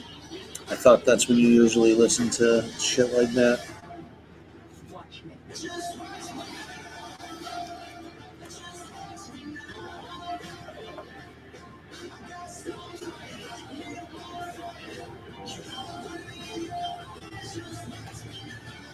What is this?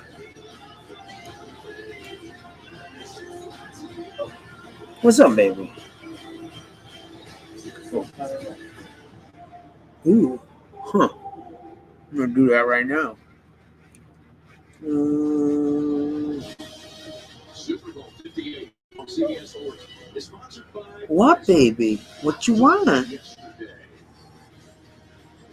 Agent State Farm. Watch now at agentstatefarmmovie.com. And by Microsoft Copilot, your everyday AI companion.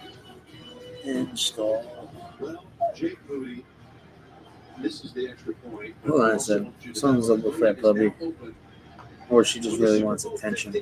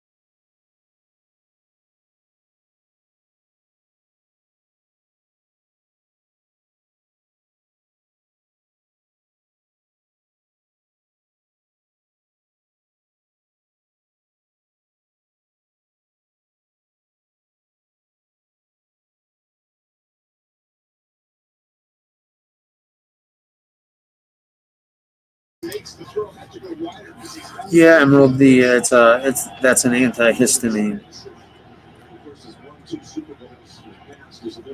and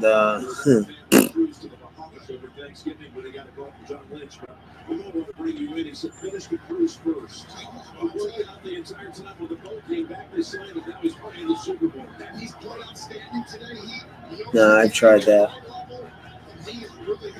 Like I said, I don't know. I've gotten my fucking anxiety under a decent amount of control, but, or I should say, the panic attacks.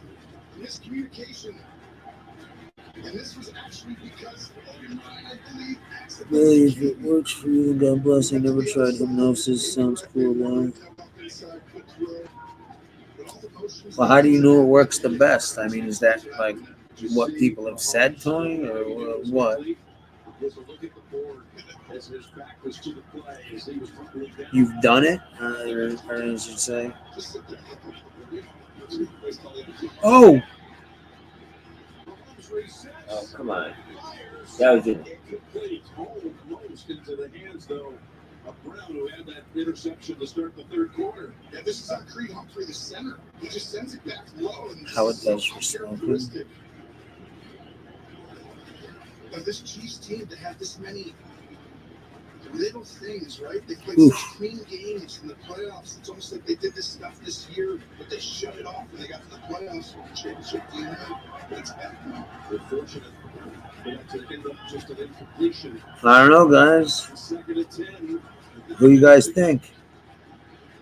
Who you guys got? Kansas City or fucking San Fran?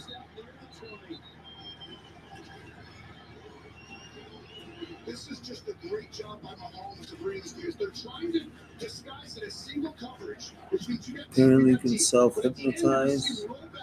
Huh. And Mahomes, if they get into a cover two look like that, it's a high ball out. No kidding. Outstanding job. Good job, I said, just go try and disguise it, but you can't get Mahomes anymore. He's in that nice sweet spot of knowing the game and efforts. And they do it too. He's got 3 tight ends on the field for this play. This is tossed to Pacheco. That's what Dar said they have one for smoking nationwide. There he picked up 8 out of that. And I mentioned all those tight ends. Noah Gray and Blake Bell were both Wait, what? a little bit. And this is where teams took advantage. One day it's a pin ball. 49ers? Yeah, that's why I think too. Wide gap, generally stuff outside the tight end. That is where teams had success against this Niners D.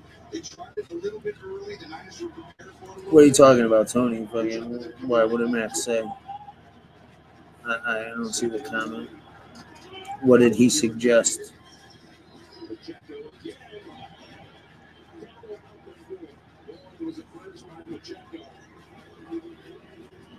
First and goal to go after that 8-yard pickup. What an outstanding job by your right guard. You're going to see him come right here, and then from there goes Pacheco right hitting that hole. But really, that's all Trey Smith. An outstanding guard, one of the best in the National Football League. Noah Gray for the second straight play. Also with a pivotal. I don't know, man. A lot of shit seems like a lot less significant as it used to be, you know?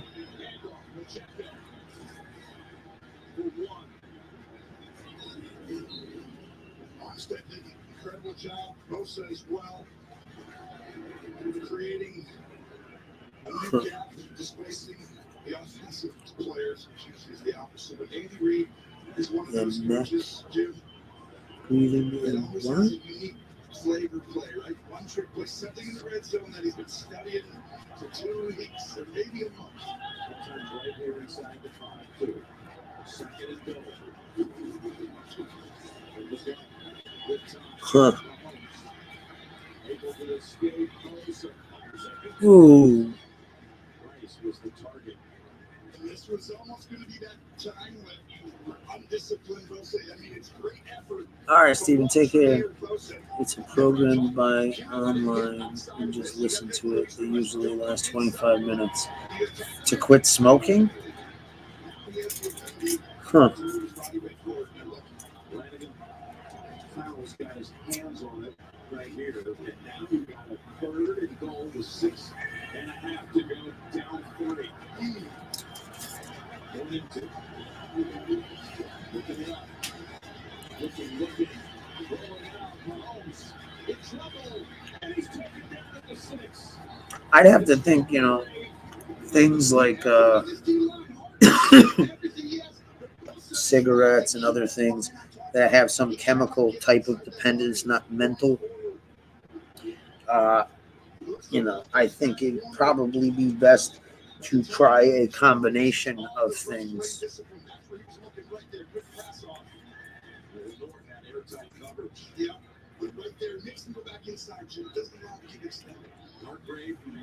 Yes, what is it like?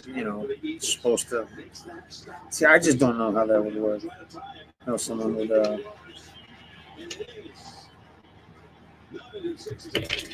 listen to something and just, I don't know.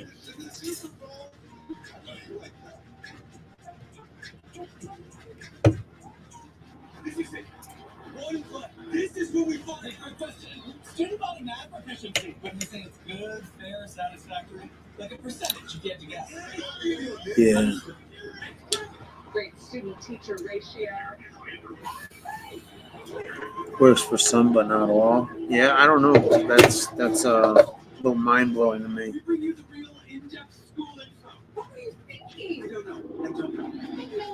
Homes.com.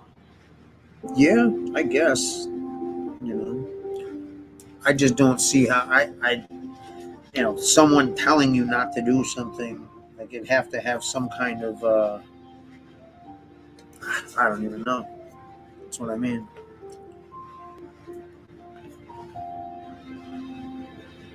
Yeah. Hey, if you don't try, then you don't know. But that's what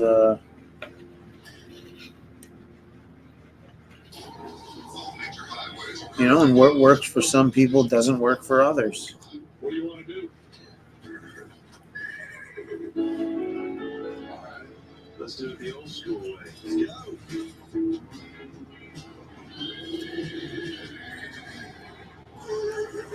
Can't see anything.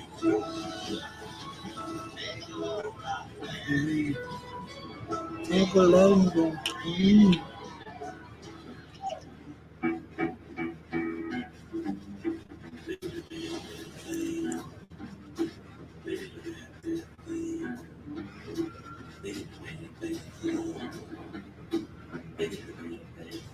Yeah, I guess. I mean,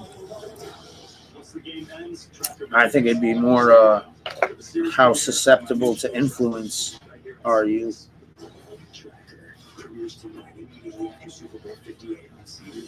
But yeah, the mind's a powerful thing. Like I said, there's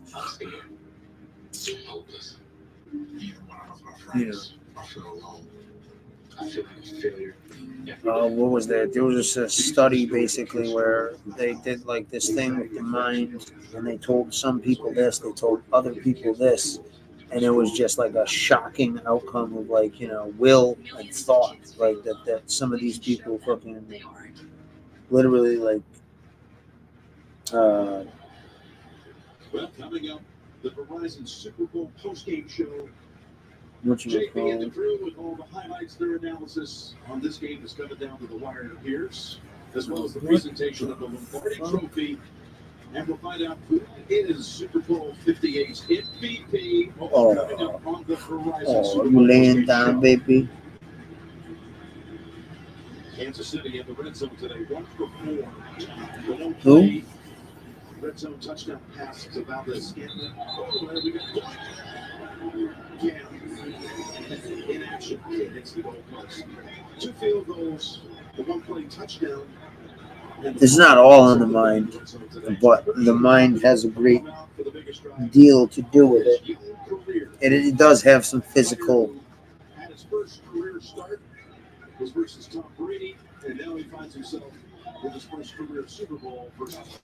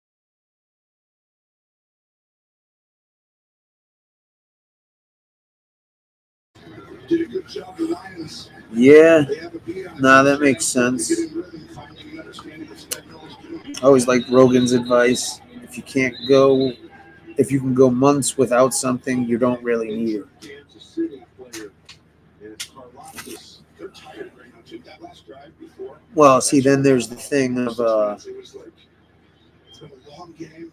It's been a long season. You gotta give everything out. But they don't rotate these guys in and out like other teams, right? Just are you talking about like it could be basically an object or a tool or substance or whatever the fuck, but when it's all right, the substance thing, I get that shit, no problem. If you don't fucking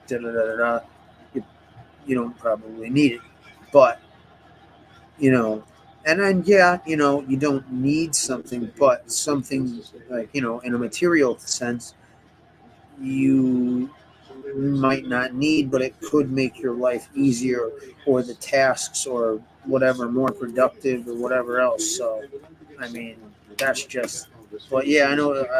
I think you're talking about more like substances and shit like that.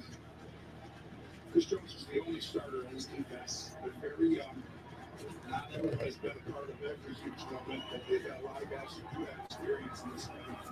Second and fifth. Yeah, I don't know.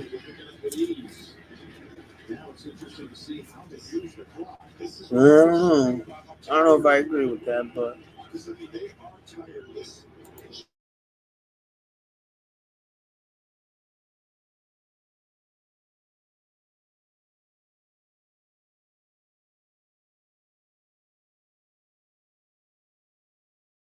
yeah, I remember he did that for what's his face, the bear guy.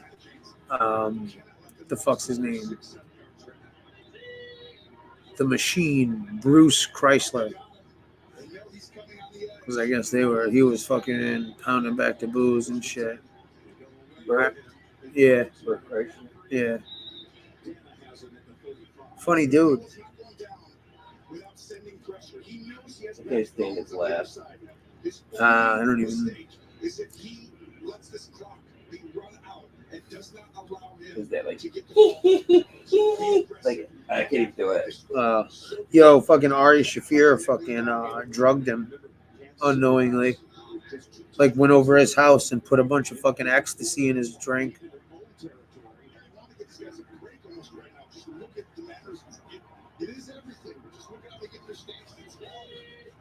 The Machine.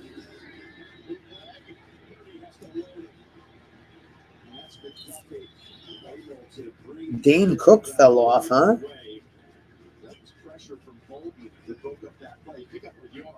I seen him at Madison Square Garden. Did you? Yeah.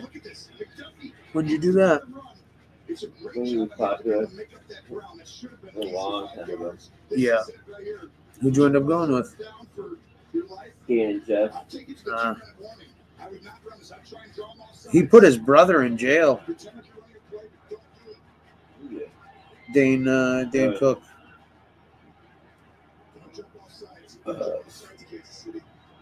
Is that the guy who does all those weird stunts and stuff? No. Tell me. They do bring it to the 2-minute warning. This was lived up to all the hype. 2 minutes to go with a tie game. Say what? Weird stunts and stuff. Sorry, party's canceled. Waiting on the cable internet guy. Tony, it happened on that MC Martin school case. Kids were given ideas of abuse, then asked the question over and over. They got kids admitting to be abused like every person in town. Wait, what? Saw a documentary where this guy was able to convince people that things had happened to them in their childhood. The whole false memory therapy, it was using a few satanic. Yo, absolutely.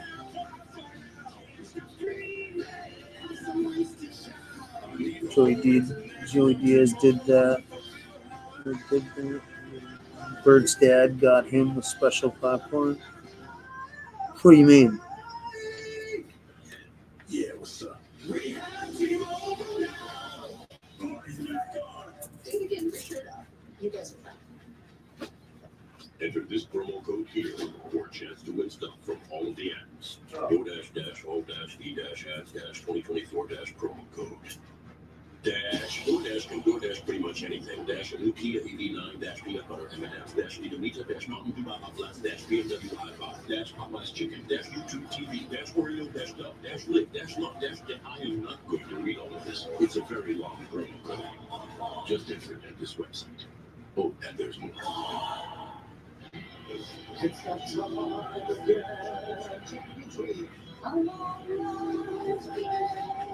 This class is past fail. Oh, yes, I see your eyes with we run across the rise. It's the champion.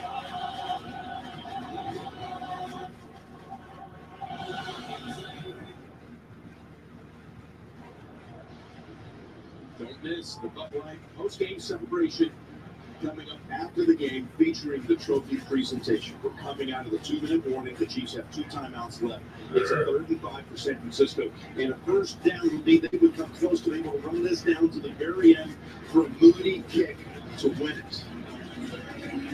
You're talking about the moments in your life you built for. This is called pressure at the highest level in sports right now. For the play caller who's thought of everything studied, he wanted to have everything living. You got to put your brain in the mind of Steve Spagnuolo and say, what's he going to do? His DNA is to come after you always in big moments. Make a play call for that.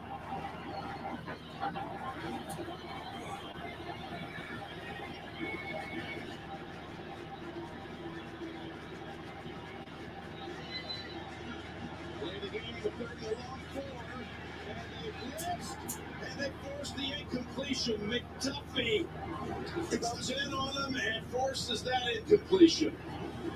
It never looked like pressure the whole time. At no point would you ever think it is. That's why you have to understand the DNA of that guy.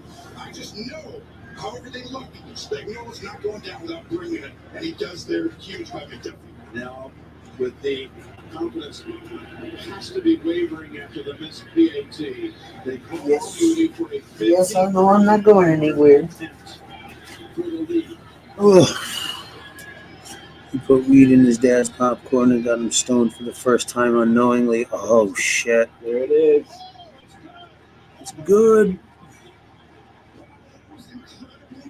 It's good.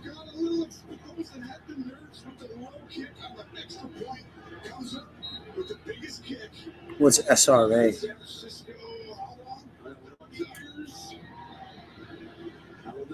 Could be the kid to win the Super Bowl if their defense can hold on. We got a lot of time left for Mahomes and company. 150, but that was absolutely drilled. That was a perfect strike. His coach at Michigan, Jim Harbaugh, used to call him Money Moody. A Michigan legend is what he called him. And he was the earliest play kicker drafted since 2016, where the Niners took him at number 99. We had a number 199. Of course. Come up pretty big. Yeah. Satanic ritual abuse. Jesus. Yeah, that was a huge drive. Obviously, the chip ball at the end. They had a slant. Lovely. And what state were they? Those fine, upstanding citizens from? He knows I'm going to stop you here. You're going to create a big play. Mahomes has to touch the ball, and he gets an opportunity.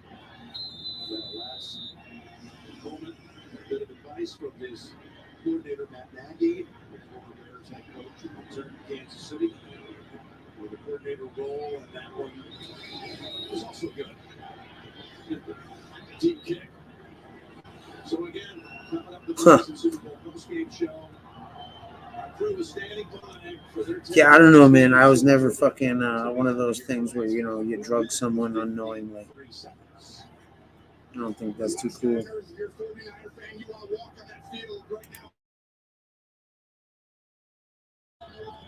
Put fucking liquor in his drinks. Yeah. Never works.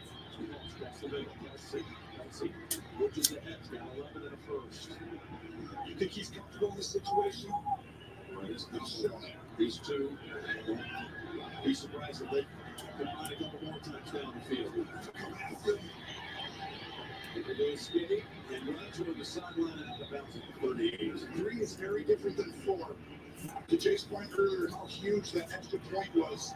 When you have to score a touchdown, under 3 minutes, I've never had that happen to me with weed. Tony, that was a hilarious podcast. He was gone. Yo, am I missing comments?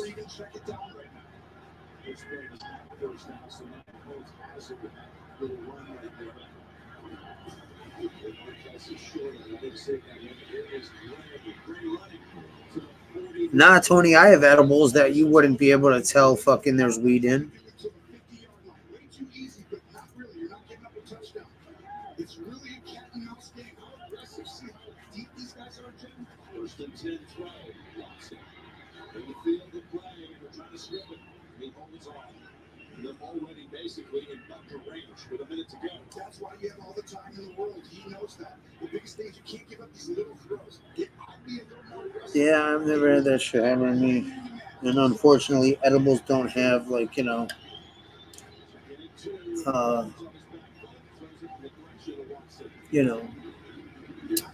whatchamacallit, Giving up soft zones. He's going to see them before you even decide to go there. desirable effect. I mean, you know, I'll get a little fucking giggly or silly after, like, you know, 1,500 milligrams. This is crazy. There's so many limitations here, Jim. Go for it, you got Walker, he can make it. But it's a really long kick, and it's a Super Bowl on the line. It would be 61 from here. All right. Uh-oh. Oh. Nah, I thought fucking he might have been able to break through that if he jumped a little to the, yeah. Well, it depends on how the edible's made. You just throw it to that area, he leaves. And that's what they did with the screen. So the Chiefs have one timeout remaining. All Purdy and McCaffrey can do is watch. It's Kansas City hitting the time Yeah. sent to overtime. The Chiefs can win it with a touchdown. This is right now, you know you've got a field goal, right? Or at least you expect this. Right, and not, you know, they're the normal ones that we have an underlying brain condition. So you've got plenty of time, so you take whatever the defense gives you. But if I'm on defense, Jim, at this point, I'm not. You know? I'm actually protecting not the end zone right now, but I'm allowing you to get a 5-yard pass or a 6-yard pass and let this thing trickle down while you're at the 20 for one shot at it. But do not allow them to get a shot at the end zone. No, but you still have, you know, other emotions and, you know, shit like that and chemicals that fucking hormones aren't fucking everything. This is really, I would actually spike this ball right now, spike it. This clock is ticking. You're now going to take a long time. Pacheco went to get back to the line. He's not going to strike it. Going to throw it away with 16 seconds. Ooh, they might only be able to tie it. 15 seconds. Dun, dun, dun. Oh, yeah, Tony. Dude, I got some shit fucking right now. It's sativa shit. Like, I sparked it up, I think, today or yesterday, one of them, a little jigger. And that shit tasted so fucking good. It tasted like almost like fucking Fruit Loops. Shit was amazing.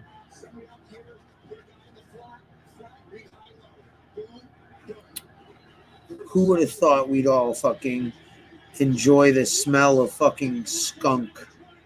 Ooh, yeah.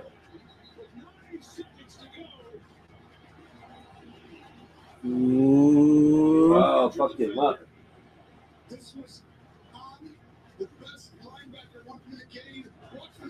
He's put that for the team. That When a was gonna be a motherfucker, touchdown. you know, you're driving by and you hear or you smell a skunk got hit by a car, you're like, smells good. picks up 22 yards. The ball was spotted at the 11. We still have Brown down. Ooh, he fucked himself up hitting that dude. He had to. He's going to get a touchdown. Yeah. There's so many permutations here. You clearly do not kick it now. If anybody out there is wondering, you got 9 seconds to go. Yes, you got. Oof. This dude's in mad pain. You know those that little leg movement? Like that's just fucking. I've been in that much pain before, where you're just trying to move something. You know, I don't even. It's like a. Yeah. The Super Bowl on the line used to be the big play team. You're just systematic. So the doctors take what the defense gives you. Patrick Mahomes is developed. He knows the game now. Wow, this is the moment. But we're going to have a sub in for their starting safety Brown. It'll be George Oakland coming in. They've added another second here. Exactly. 10 seconds. That's huge, honestly, because you can easily run a 3 or 4 second play, but at 9, if you get at 5, well, yeah. if you have 6 seconds, you feel comfortable taking another crack. Adrenaline and cortisol you have in your body. That's what I'm trying to say. Is like, you know, you just don't not have hormones. You just aren't. Your sexual hormones and shit have no fucking.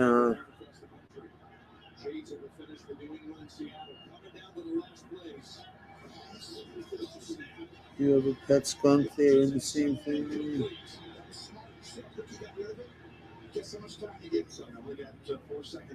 Got one more play. Yeah. Maybe 2. If you had 7, I'll do it. I'll kick it now. Don't take your time. They are going to bring him out. Oh, just tie it up. They tried to run the same thing they ran against Baltimore, then throw it back shoulder. Take us away, Jim. Exactly. Or you could be like fucking Ruski and be like 40 and horny as shit. Just, you know, nobody wants to fuck you.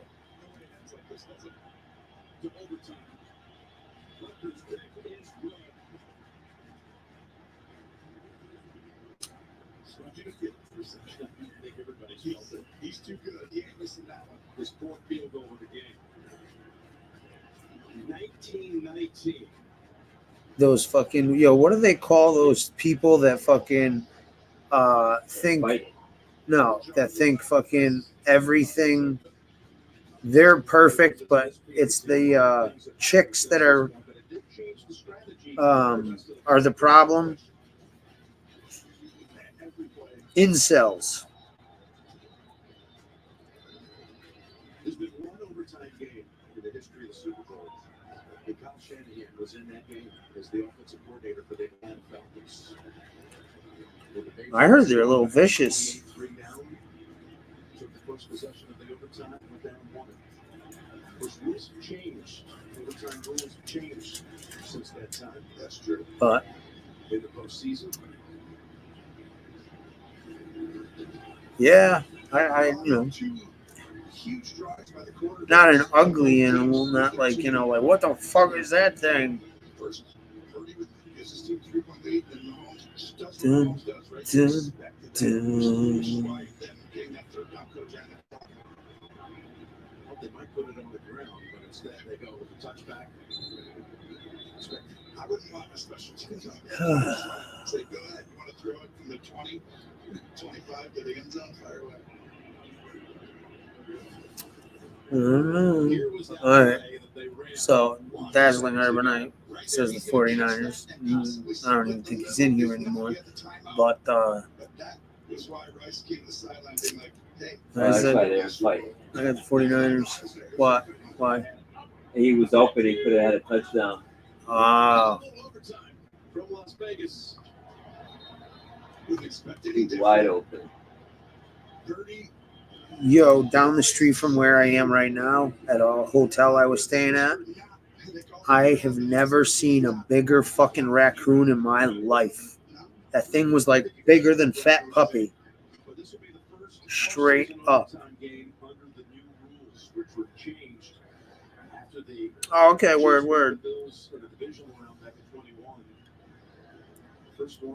Raccoons, weird hands creep me out. Fighting over church. Dude, listen, for real, that shit was like the size of a fucking. It's just massive. The only difference we really have right now is that fourth quarter timing and all reviews are going to be initiated from upstairs. So there'll be no challenges right now. But in essence, a new football game. Yeah, I don't know. I've never really seen or never really watched raccoons or some shit. You see them. I don't know. I stay a fuck away from them. Them fighting over trash can is interesting too. That would be fucking funny.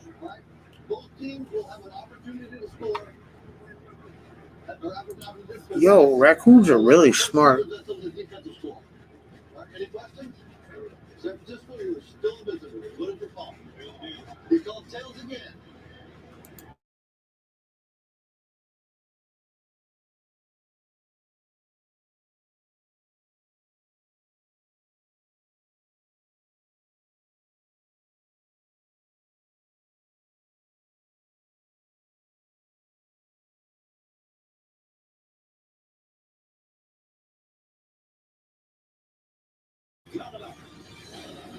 Uh-oh. You can tell when we hit the middle ones. Yeah.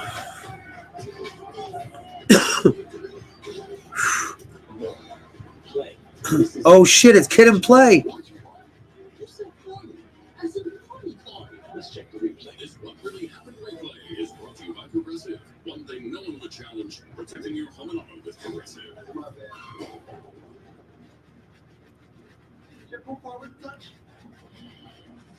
Hope he's got Progressive. Discover customer service. This is Maya. When I watch a raccoon fight, the sounds they make, like alien landing in the street. It's like I'm talking to a Yeah. human. I discovered everyone can talk to a human representative. All right, prove it. Wait, are you a robot?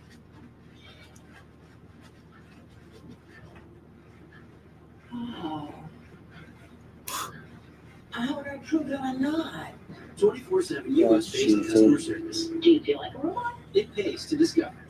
Jesus.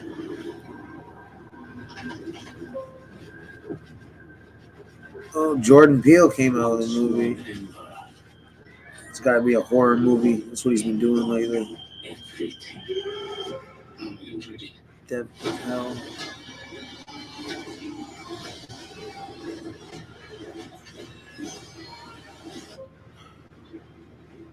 Looks like Monkey Man. Monkey Only Man. Peter's April 5th. What the fuck? I don't know. I guess they're trying to cash in on the John Wick bullshit now. Coming up at Super Bowl 58, you might be wondering just strategically, since each team is guaranteed in possession. Or John Wick like movies. Yo, the movies that came out lately fucking suck. They suck worse than my fucking channel's content. Those are the two things that you're thinking in that moment. Conditions, of course. Tucker will force him to start from the 25. Is that your last drive, Smith? He's done it in the playoffs. Back-to-back games. They were down big to Detroit. He's shown he can do it. Can he do it a third time? Well, you saw this. Last game year. was in this orange stadium on New Year's Day a year ago. Plus You gotta get your best players in football. If you're trying to win the Super Bowl, if you're going down, McCaffrey, Kittle, Tebow's moving out. Ah, shit. More RICO charges. 5 yards off the line when they snap it. Here's Jordy's pass. Almost intercepted, was it? Oh, it bounced around. Bolton has it in his hands. The Chiefs players aren't all jumping up and down. They would know. Bolton, of course, had a touchdown return last year in the Super Bowl against Philadelphia. Could be close to making another gigantic play. This is a very... I mean, it's a great throw in that spot, but it's not working. Street from the UK that had an affair with a married woman posted revenge porn multiple times after she ended things with him, broke a restraining order multiple times, and went to prison. is comparing me to Griselda Blanco. Who the fuck is she talking about?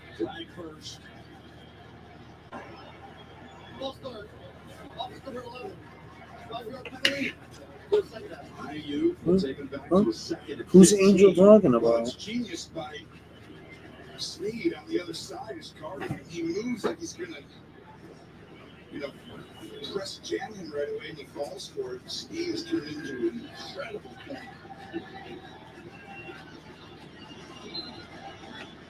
4 false starts today for the Niners. Watch him move. He's gonna be talking, oh, and that's what he felt. 2nd and 15. This Debo looks back for it, then underhand toss it to McCaffrey. But Chris Jones was right there, trying to duck under him, but got him with 2. Now you've got 3rd and long coming up for the 49ers. They had a great play design on. The difference, though, is Chris Jones. They're so tired up there that he never moves out of his spot, and that allows him. And now he knows this is Chris Jones' time right here. This is hard, Tim, because I'm always like, you got to protect the ball. You got to be smart. Not here. You have Mahomes on the other side. I'm being aggressive. By time. Well, I'm just writing a comment. We'll see what Spags is sending here. They got to get up to the 35-foot first. As Purdy takes it, drops back, throws, back down. It just came out of his hand, I think, a little awkwardly. Was moving forward. There's a penalty. This is on the Chiefs. I think they were holding it. Looked like no one could tell. There's a flag down at the 38-yard line. That's a huge difference from punting or getting a first down for the Super Bowl.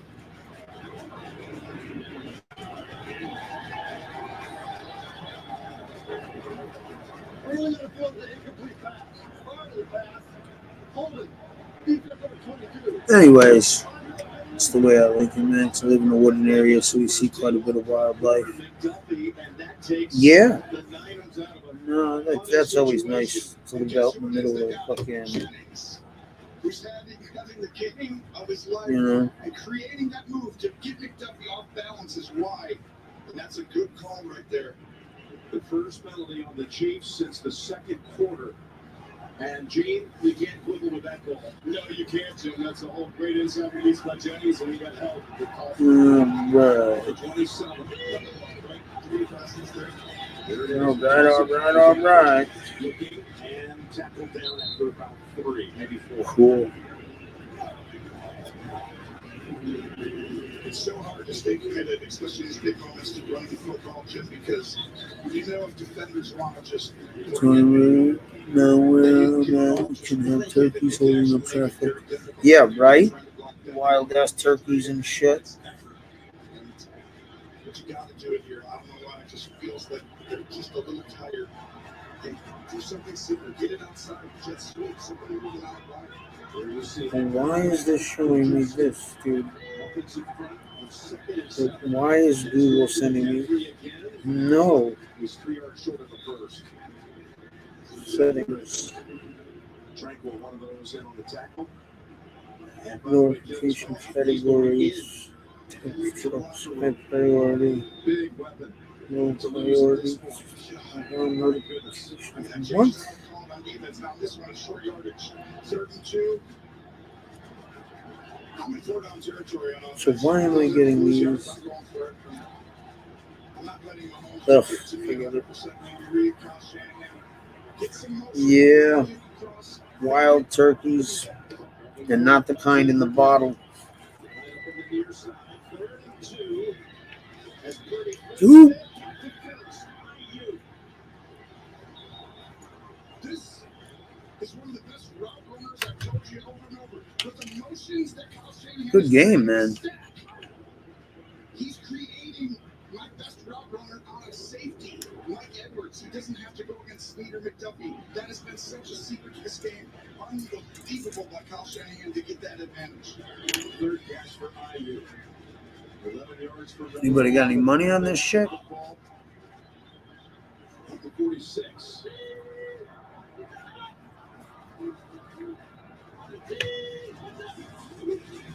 Go back to McCaffrey. defensive midfield. Kevin Washburn, to you. What do you enjoy seeing more than anything? George Kittle, he remains in the locker room. Right shoulder injury for George Kittle, guys. Oh, okay. The guy got a right shoulder injury from the 49ers. The record time 6 Super Bowl victories, tied Pittsburgh and New England for the most. Will be the first in 28 years. John Purdy launching his son's. Where the fuck do what are those birds that have the fucking maybe it's a peacock? Oh,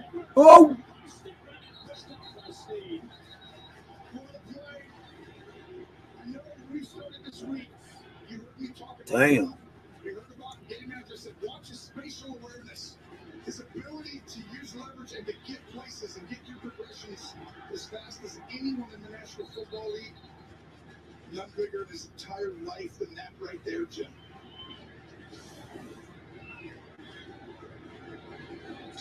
Look who's back, Kittle. He's trying to let everybody know he wants to play. The rest of the skill left. Oh boy.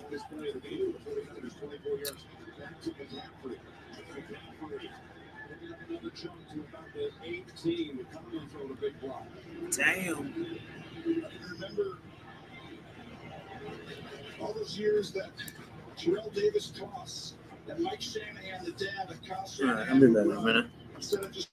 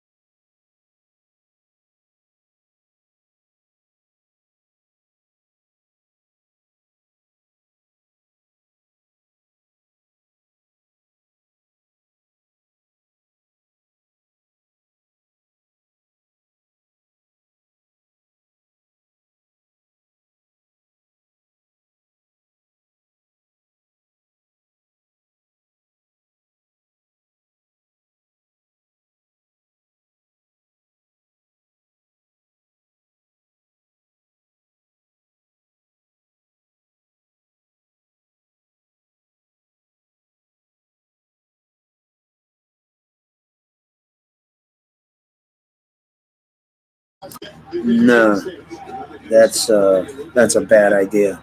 Don't ever mess with a bear in general.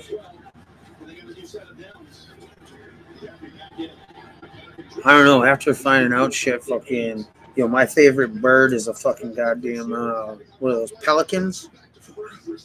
Just swallowing up whatchamacallit,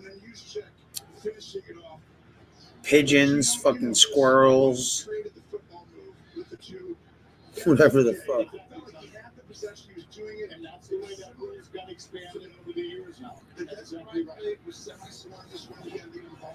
Yes, baby. Hello.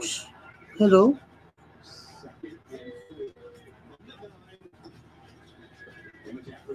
What you want, baby? What? What? You gotta let me know what you want. The drive has taken 7 minutes. Scruff. So you're going to kick a field goal most likely if you don't get any yards, okay? I'm not saying that's the right thing to do yet. I could do without pigeons and squirrels. Why? What's wrong with squirrels? Use your legs. You saw them use it earlier with that spatial awareness. It's the chipmunks that are evil. The best players are their best players. And right now, your 2 best defenders are your 2 best wide receivers. What, baby? What's up? What you need? Okay, hold on, guys. I gotta see what the fuck she wants.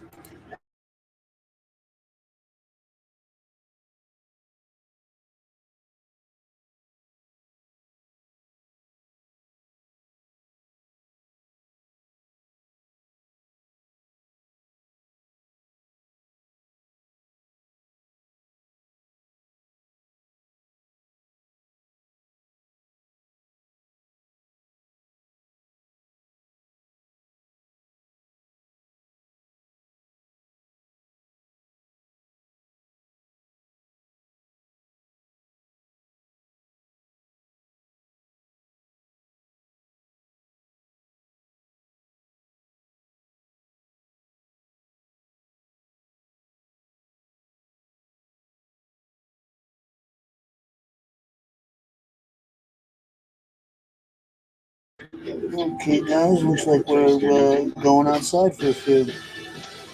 So I will see you guys in a sec. I'm jump on my phone. Yes, puppy, I know.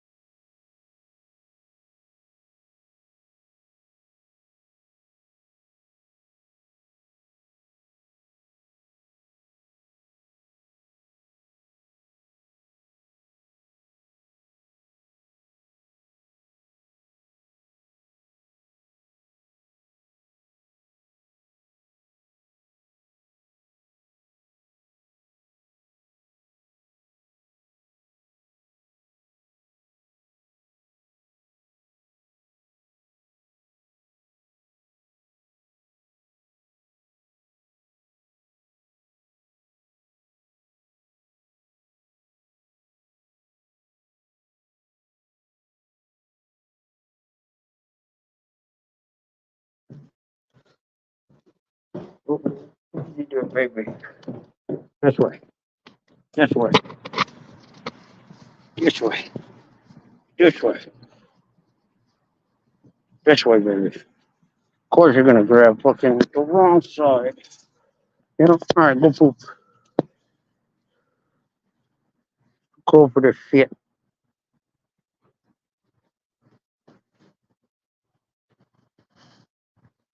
Well, go on. You're the one making noise saying, I gotta go outside. Let's go.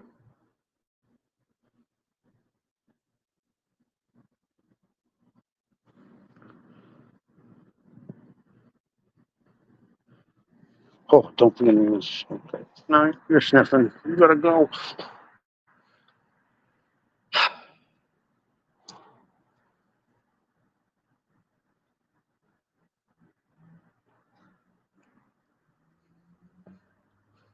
Should have fucking brought a coat.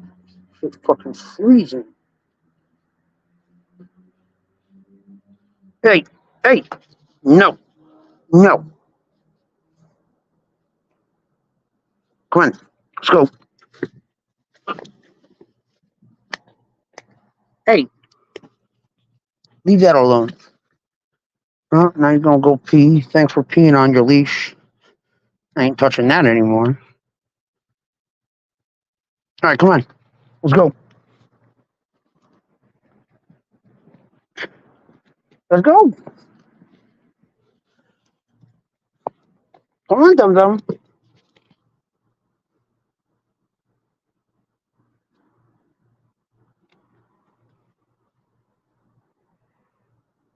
Come on.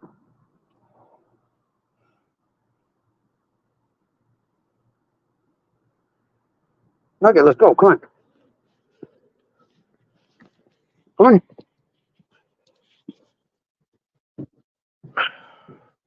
Go. Come on, you son of a bitch. Goddamn nipples so hard they could cut glass. Fuck. Good girl. Good girl. I think my hunch is you just wanted attention. That's what I think. But you got water. You didn't want food. You picked a little bitch. Now he's got to create and try to get what he can get. Yes. I can't believe it. I'll be back. I'm jumping on my computer.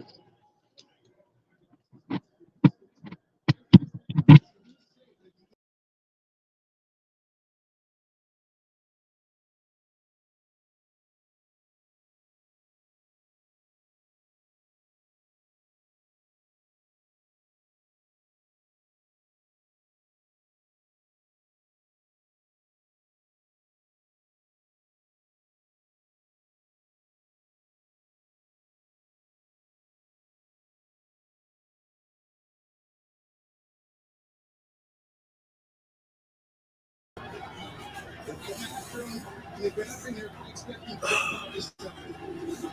Oh, they should have been. There he goes. He's at the first down. And he's out of bounds at the 40.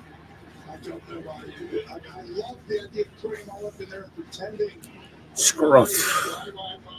Mahomes can feel he's played long enough now. He's going to put people off to get the leverage when he wants it.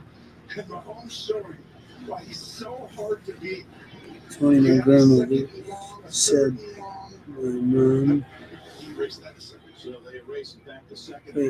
my grandmother said my mom, her mother-in-law, actually that if your man stays out drinking, wash the dishes by hand very early in the morning. Ah, okay. She drank a 50-pound bag of bird seed. Yeah, but if he would have made that throw deep, there's a good chance that would have been intercepted. And he's played so clean. Yes, I know. I know, baby. Yes, yes, yes. Good girl. Good girl. Yes, you are.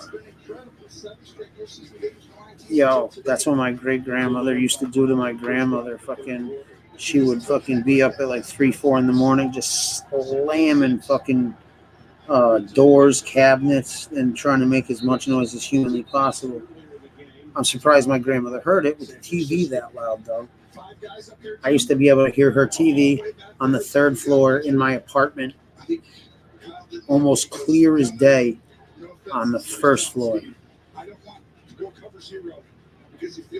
At night, when she used to go to sleep, I used to have to fucking half the time I'd go down there at like 12, 1 o'clock in the morning and end up turning it off and taking her glasses off her face. You would know if you surrender these last 37 yards, it's a season ender for them and a Super Bowl title for Kansas City. It's as big a call as you're going to get, but I can promise you, this is not just the Wilson. San Fran scored? Oh, yeah, that's right. I don't know. Steve goes this. Okay, I love it. Let's go. Letting this go away after a time. 2nd and 6 from the 37. 49ers set up a screen for Pacheco. Pacheco is written down by Warner. Warner took right on. Then Marco got Shit, dude. I used to have such a fucking. I had a issue with anger and not like a temper, but I don't know. I'm still sort of like it that, but like, yo, if I get someone works me up to a certain point, or like I get to a certain point, like I can be cool all the way up until that point, but then like one little thing, oh shit.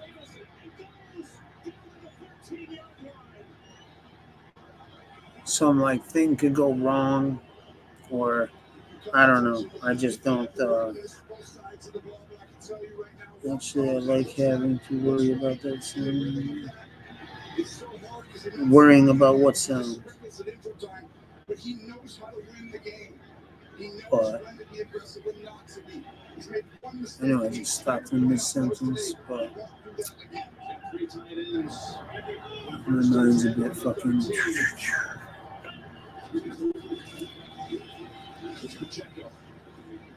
Anyways, there were a couple times fucking.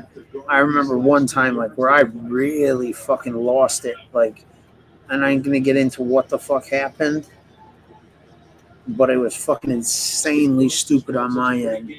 But I was fucking stupid young, and let's just say, you know, some crazy, ridiculous, fucked up shit happened, and like, yo, I went down, like I was walking down to the basement, and fucking, I ended up fucking. What the hell did I end up shooting? I ended up fucking. I was so fucking pissed. I just fucking took one of my guns out and just let off a fucking like 5 or 6 shots into something. This is an Andy Reid drive special. And the reason for everyone at home why you're not taking a timeout, just so everyone knows. That was fucking dumb. Just the first quarter. But I've definitely been. I've definitely had a couple of accidents fucking when I was younger and inebriated and shit. Like I shot one of my Glocks through the fridge by accident, and I shot one through the bathroom door and the closet door. That's it. Holy shit. No fucking way.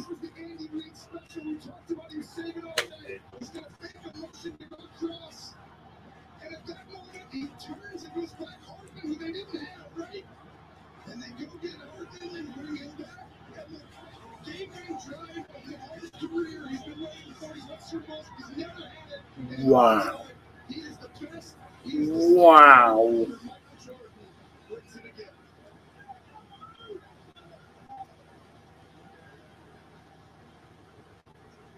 Damn.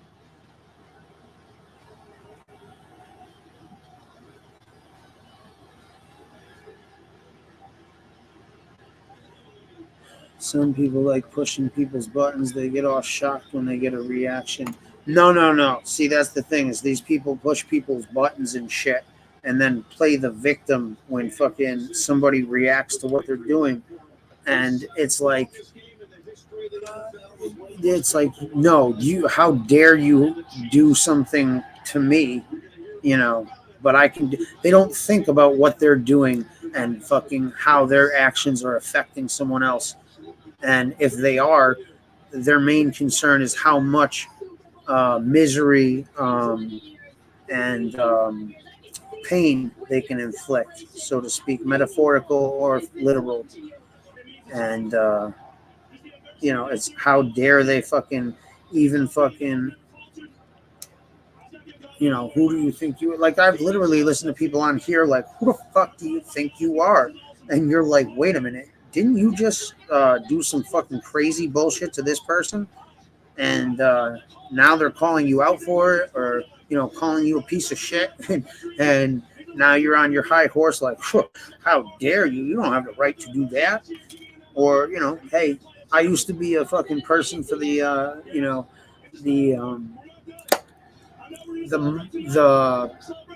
school of thought of an eye for an eye. But see, that's the thing is when people do that eye for an eye thing on here, not only do they do that, but then they're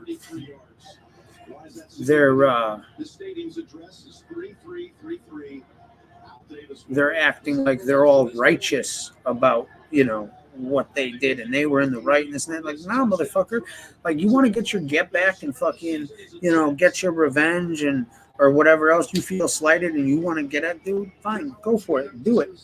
But, don't act like you're a fucking saint and they're a sinner for the fucking same thing they did to you, you did to them. No.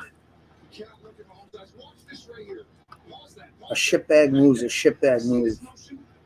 If that's the way you want to get back at somebody for doing something to you, hey, go ahead. But, don't think that's going to end whatever the fuck's going on between you and whoever else.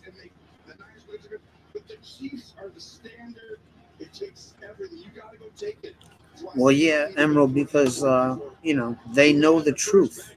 Like, no matter what kind of fucking,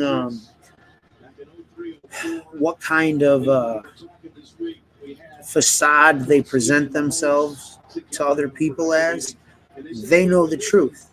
Just like fucking that dude fucking,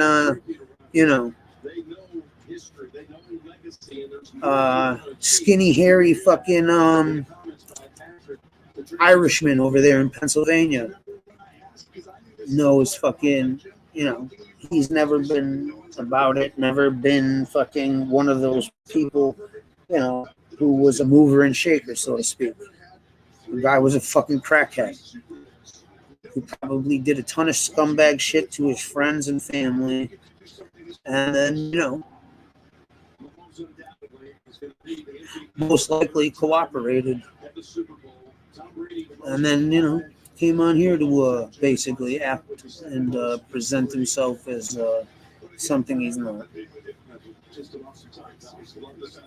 Max, the worst types to you of use. It's a joke to act like an ass. What do you mean? I think I know what you're talking about, Emerald, but I'm not quite sure.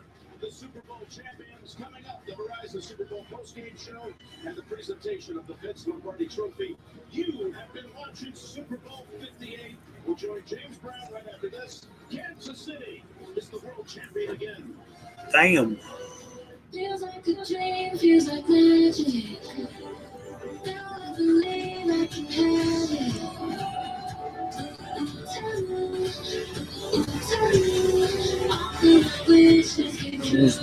But yeah. And some of these people don't realize what the fuck or how much, their actions and shit are affecting other people, Other people know that. They say something shitty and then play it off as a joke or imply if you take yourself too seriously or have no humor. Oh, yeah. Okay. See, the shit I hate, which is fucking shit that I've been catching fucking people on here doing, is they'll give you fucking a compliment or fucking say some shit and it's what's the word I can use for this? It's they're doing and saying the shit not ironically, but basically they know they're basically throwing a shot, but they're doing it in subliminal. There's the subliminal shit, you know, like almost sort of like what you're talking about, where like, you know, they'll throw a fucking what are those things? Those compliments, but it's like really an insult. The Kansas City Chiefs have won the Super Bowl, and you can get your hands on the official trophy collection at NFLshop.com. Oh, what the fuck? Yeah, I know it's passive aggressiveness, but it's also God damn it, it's like a backhanded compliment. I can't think of the word I want to use. Me and Taylor all new after America's favorite sports, hunting man and football. Look closer. Closer. Anyways. Yeah, all right, so I did get it. All right, backhanded compliment. Yeah, where basically they're not complimenting you. They're fucking, what they're doing is they're insulting you, but making it sound like a compliment or a magnanimous statement that they're making, you know. And if you're not fucking quick enough, or you know, if you don't pick up that shit, you know, they get joy out of that. Like, oh, really? You think so? Thanks. Or yeah, you know, fucking. And it's like, I don't know. It's like half the time I want to say something on fucking here or other places, and you know, I should probably just keep my mouth shut, because the other half of the time I do say something, it just fucking ends up kicking me in the ass on here. Shouldn't be the one for you. The Verizon Super Bowl postgame show. The network Super Bowl 58 Verizon. The official 5G network of the NFL. Verizon. A dynasty is woven from the threads of determination, resilience, and unwavering commitment to excellence. And folks, Anyways, 1 second. All right. You know what I mean? Sorry for bitching.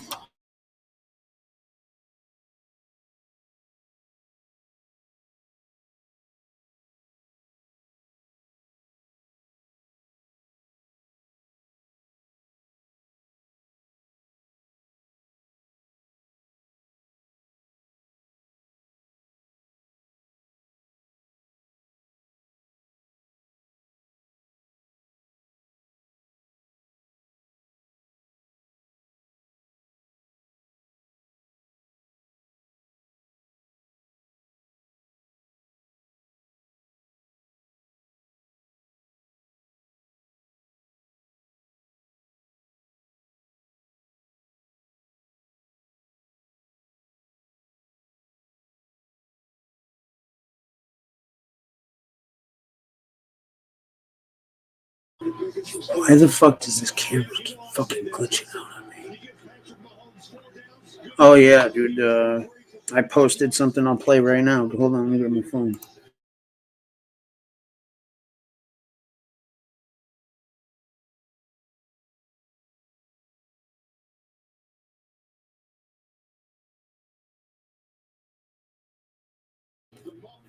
And the missed extra point, and then Travis Kelce had 8 for 92 yards in the second half. He had a great second half. I was always surprised Kyle Shanahan didn't get the toss at the start of overtime. How about the defense for the Chiefs? In 4 postseason games, 22 total points scored against them in the second half.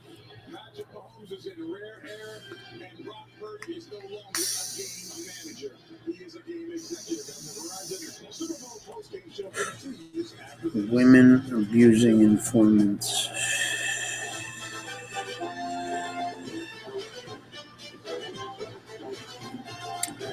All right, my posts.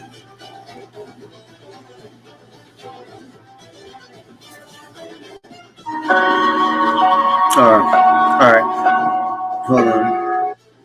Narcissists are willing to completely give up on and abandon relationships with anyone if it requires them to admit wrongdoing or abusive behavior and apologize. And I do mean anyone. This includes close family members and even their own children. Nothing is more important to a narcissist than complete control over their narrative. their rewritten version of history. That narrative is everything to them, and no matter what they have done, no matter how appalling or how disturbing or how shocking, they will not accept accountability. And if you confront them and or refuse to go along, then you will be discarded. And they don't care if you're, their spouse or anyone else or your child. Like I said, their most important thing is keeping up their, they don't take accountability, admit guilt. And if you don't follow their narrative, they throw you to the curb or worse, fucking attack you. Sound familiar?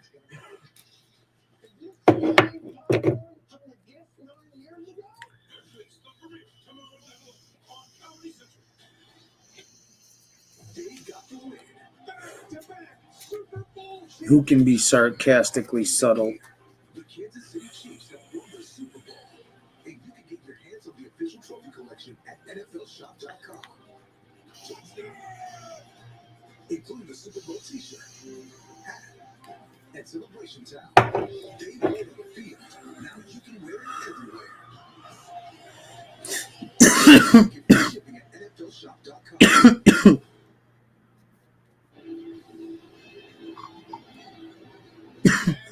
To the Super Bowl 50 ceremony with Bud Light, which is making this victory for the Chiefs easy to celebrate. And now let's go to stadium announcer Adam Roach for the presentation of the Vince Lombardi Trophy.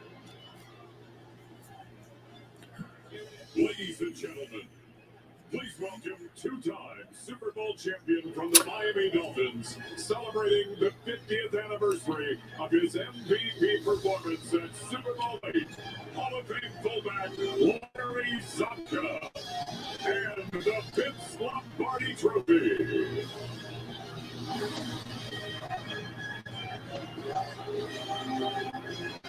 Celebrating the 25th anniversary of his MVP performance at Super Bowl 33, two-time Super Bowl champion from the Denver Broncos, Hall of Fame quarterback John Elway.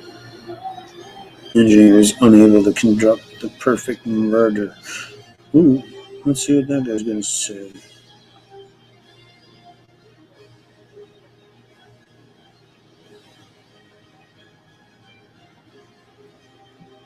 Does this guy give like fucking What are tactics that counselors can use to treat clients with vulnerable narcissism? This type of narcissism is characterized by insecurity, distrust, hypersensitivity, defensiveness, vindictiveness, and internalized anger.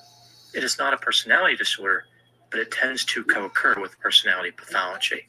Here are 3 tactics a counselor could use to help a vulnerable narcissist. 1. Do not use the term narcissism as an insult. It is adaptive. The person did not choose to have it. They developed it in part because of environmental conditions. 2. If the client insists that they are superior, show them the value of being humble. Like they will make it further if they can be respectful to other people. This is regardless of how they view themselves. And 3, maintain firm boundaries. It's good for both people in a counseling relationship. What are tactics that... There's no titles. They're just fucking... Some types of anxiety are associated. On April 18, 2020, what is trauma-coerced attachment, or TCA? In October 2021, one problem that is evident for counselors treating a narcissistic client involves the client gaining insight and self-awareness. Usually, this would be thought of as a positive, but there is a downside. As a narcissistic client acknowledges their own grandiosity, sense of entitlement, selfishness, and arrogance, they come to understand that they were never really special in the first place. This is shocking for them. They go through a period of mourning for the self that they had built up in their own mind, the superior person who they thought they were. If this grieving stage is too powerful, it can push the client back into being narcissistic. This temporarily takes away the pain, almost like a drug. This is why counselors must roll back the narcissistic fantasy gradually. It's not good for a client to face their non-special reality all at one time. One problem. That's what I've been doing wrong. In October 2021, fucking. Some types of anxiety. What are tactics that counselors can use to treat? What is meant by the term nervous break? Do women have a romantic preference for men who have psychopathy? Here's what the research tells us.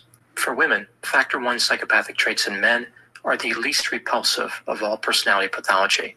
So with factor 1, Well, we because see a superficial psychopath can charm, adapt and grandiosity, fucking be whoever the fuck you be want him to be. manipulative, and a lack of empathy and remorse. When women are seeking short-term relationships, they tend to have a preference for psychopathic traits. But this is not true when they're looking for a long-term relationship. Also, women who have personality pathology themselves, especially cluster B, so antisocial, narcissistic, borderline, and histrionic, tend to have a romantic preference for men with many types of personality pathology. On January 6, 2023.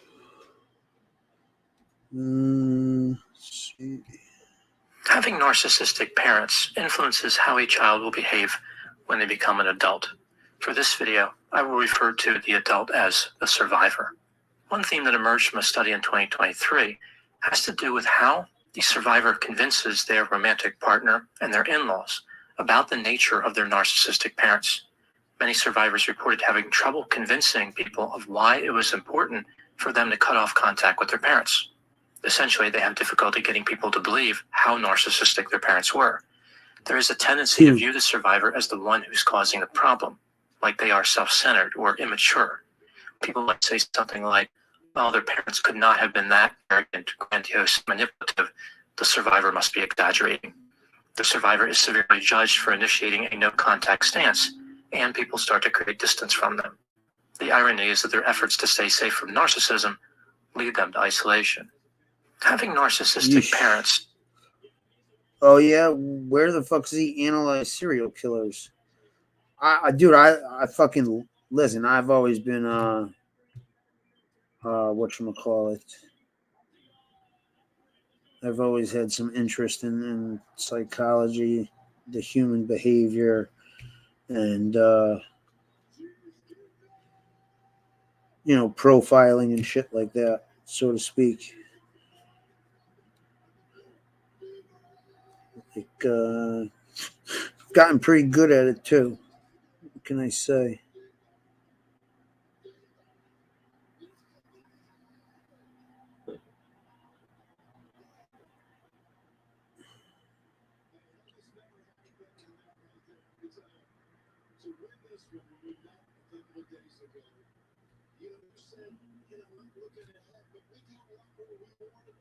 Anyways.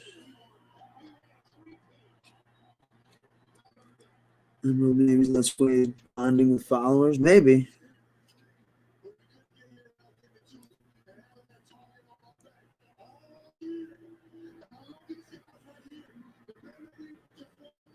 Could be.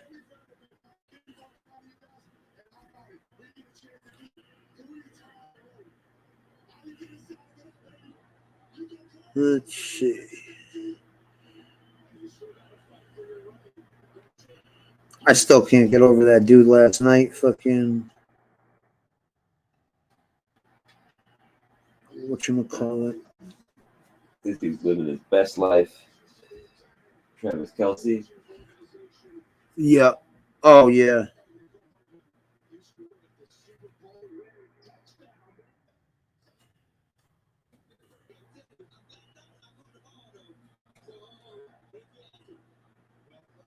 This is outstanding.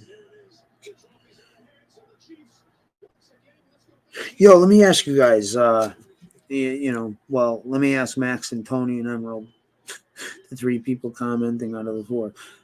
Listen, would you guys be interested in hearing like stories that you haven't heard about the mob or criminals or heists and or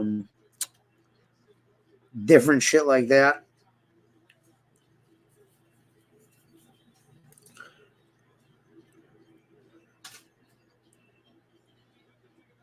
I don't mind a bit of humor. It seems forced now. Ah, yeah. Well, he's trying to he's trying to basically have a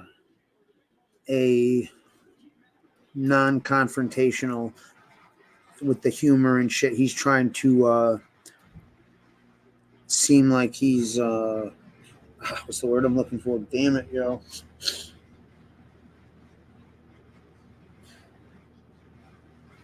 He's looking to be viewed as a comrade or friend or something like that, or no, because I don't know. That's just something that I'll fucking Instagram you. Yeah, no, I really wouldn't be too much on the mob.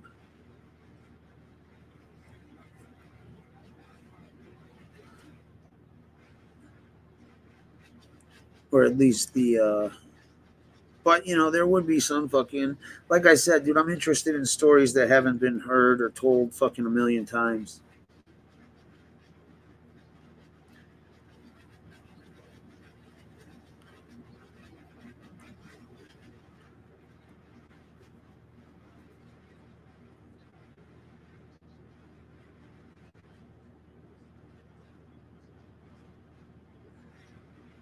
Nah, people fucking stay away from conflict and confrontation almost at all costs.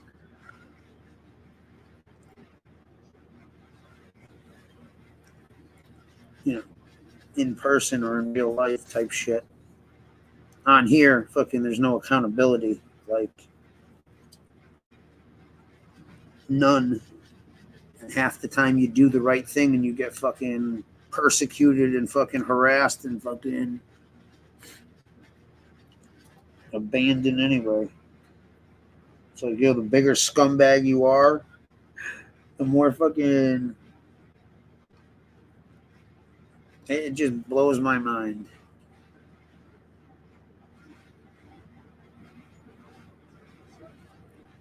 But it's the way it is.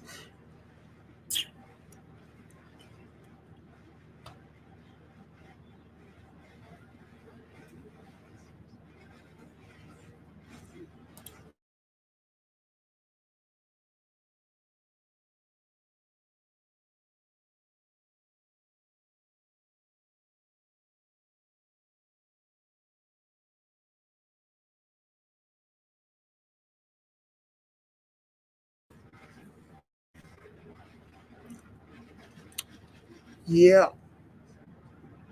No, there's all right, cool. So then I think that's what I'll do the next couple of days is just put a something together as a what's the word? Damn, dude, my mind's just tonight. As like a not sample but tester, fucking like a pilot, like a rough see what kind of oh yeah, Tony, no, there'll be people getting murdered, hurt, and fucking all that shit. But yeah, dude, that's what exactly, Darren. It doesn't even just go hand in hand with the mob; it goes hand in hand with criminality. Like, people usually get hurt.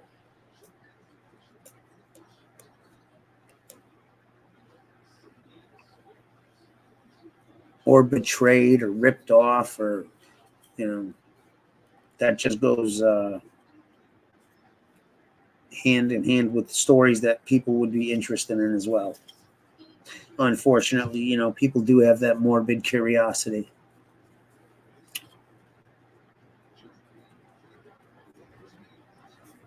Bro, listen, I need to find out where Anthony Center is, and I'll fucking roll up to New York and offer him like $5,000 for a fucking interview and a talk. He's in a halfway house, so Someone find that information for me.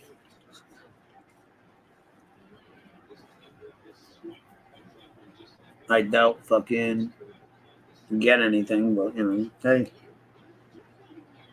it's worth a shot.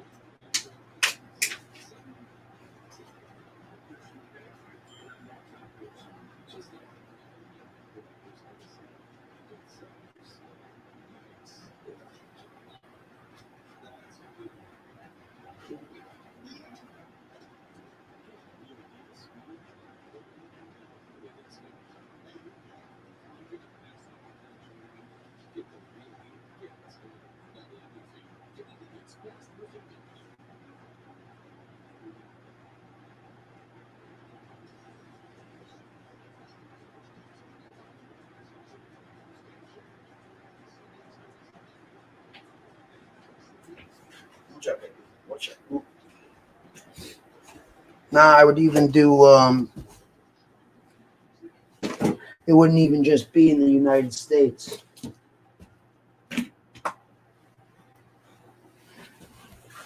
Like I would do the Range Rover murders in England, where these dudes got fucking shotgunned to death in their Range Rover. They were extra. I would absolutely interview a serial killer.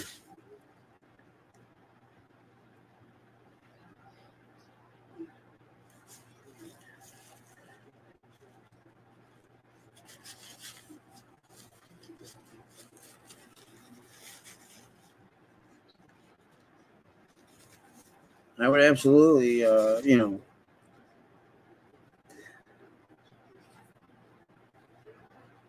Oh, I know.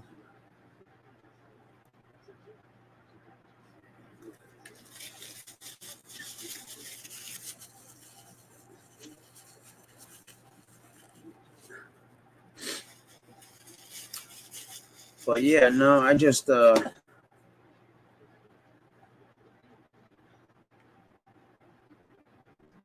would rather hear about some change their life for the better. Yeah, well, sorry, that ain't the fucking spot here.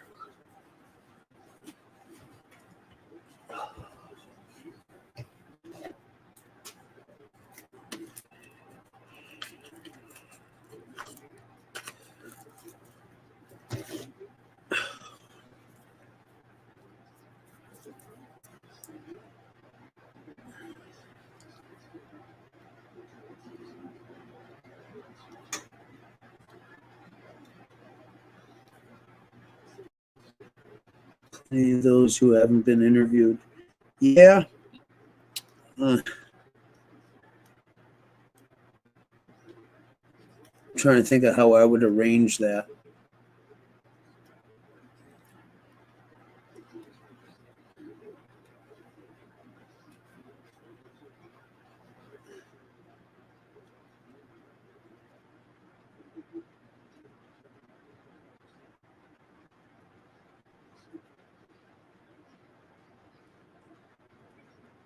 So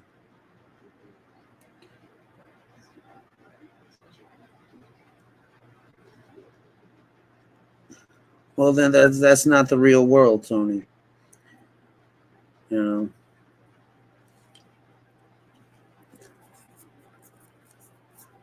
The world isn't a fucking, you know,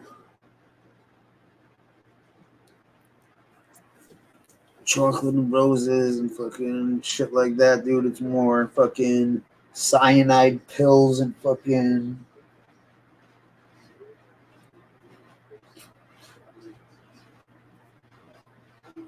acid fucking rain.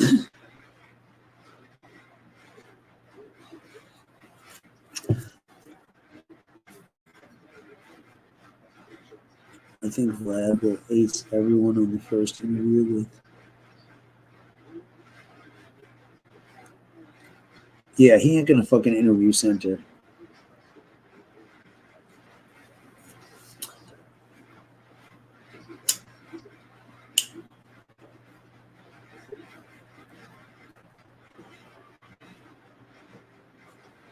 Done here with Danny Trejo always isn't always an interesting watch. Seems like a great dude. Why? What the fuck's he do on here?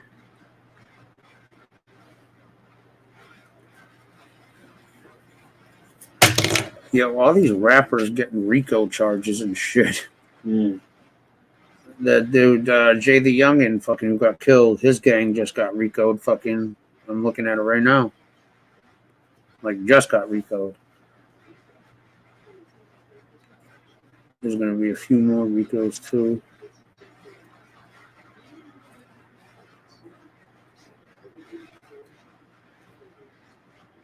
I don't think he will get an interview with Cynthia. He doesn't talk to anyone. No, I know. But yeah,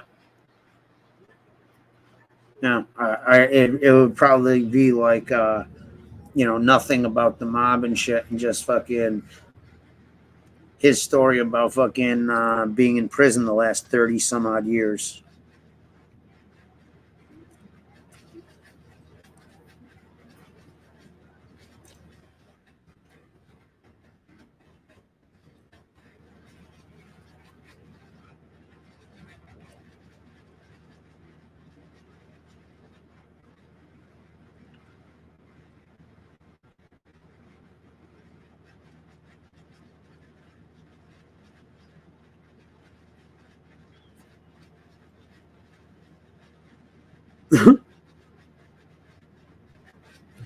On a developing story this morning, a family has a warning for all of us after 3 armed men followed them home, tried to rob them at gunpoint. This whole thing was caught on camera and in their driveway. Chris Sonnicky joins us here in studio with a look at that video. Chris, police say this was targeted.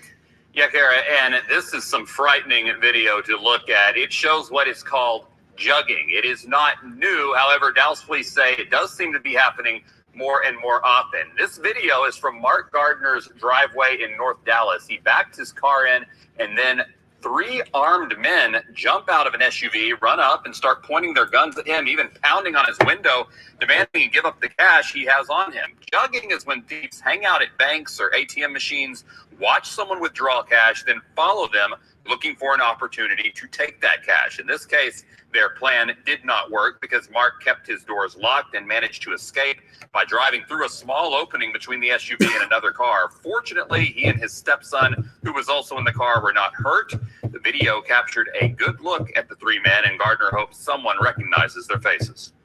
And maybe they think they're invincible. But if they think they're that tough, wait till... Yo, you know who likes doing that?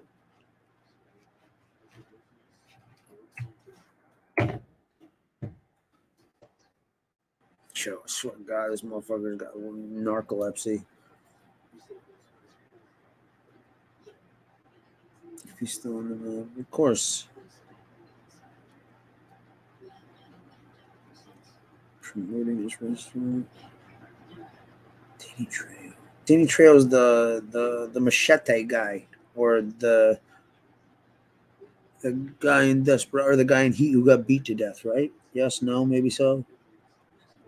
That's who I'm thinking of. I can't see Danny Trejo giving an interview after all. He endured on here, the Wash and Wear Bandit, etc. Yeah, I don't think anybody's really interested in interviewing that Danny Trejo. Yo, he probably took that dude's name. Isn't his name like fucking something else? And then he also had an alias of Chip Mayhew.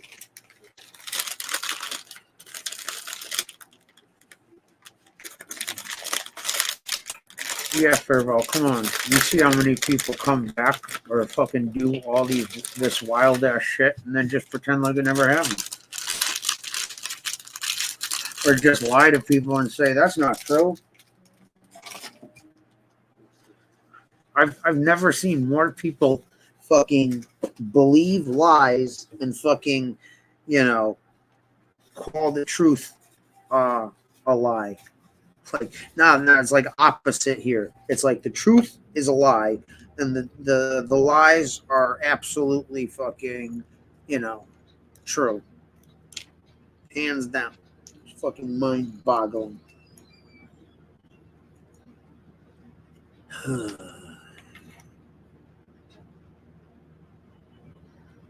Oh God, that guy. The guy who came on and lied about having a shit bag. Oh, hey, I mean, dude, you got a person that comes on here and fucking cosplays and pretends she's fucking Harley Quinn. Literally. I'm a forensic psychologist. Bro, Furbo, I tried, man. Who you think fucking FBS put the contract out with, man? It's on site with that guy, He sees me. I gotta fucking,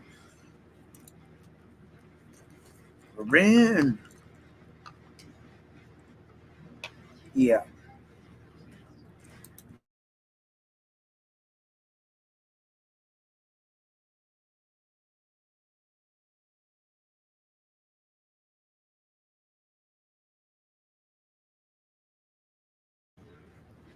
Furbo, the international man of mystery.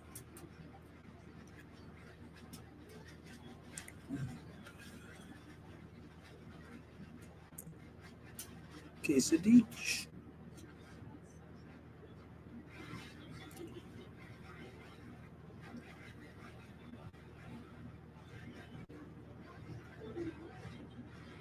Ooh, that smell. Okay, Emerald. Well, it was an absolute pleasure to have you in the chat tonight commenting. And again, I appreciate you stopping by and hanging out.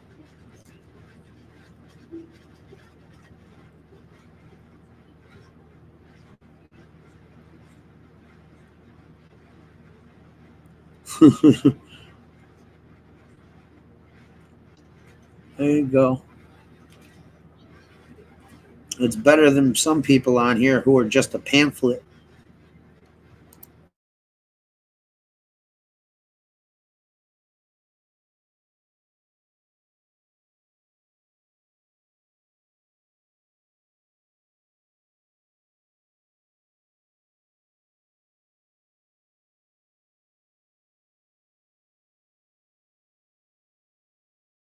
I was gonna say, Fish uses a bidet, but he uses it differently than everybody else because shit constantly comes out of his mouth and fucking he talks out of his ass.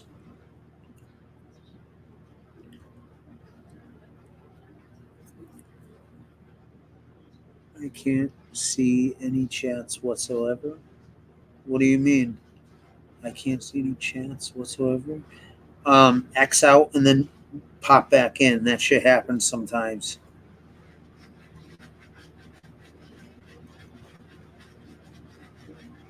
Or what page are you on? Because I'm on both of my spare pages. Clicked on all messages, says one in chat, but I see no comments. You on the criminal mindset one? Because I think everybody's on the lefty one. Pretty sure. Yes, fat puppy, you're such a good girl. Yes, you are. Yes, you are. Who loves you? Who loves the fat puppy? The fuck? What the hell is it?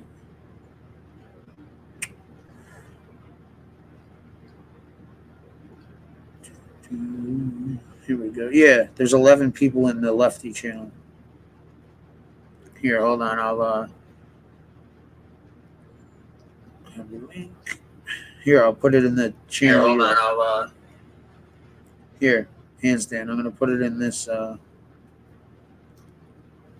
shit! I'm not even a wrench. Fuck. Not even a wrench in my own chat. Hold on. Gotta fix that. account.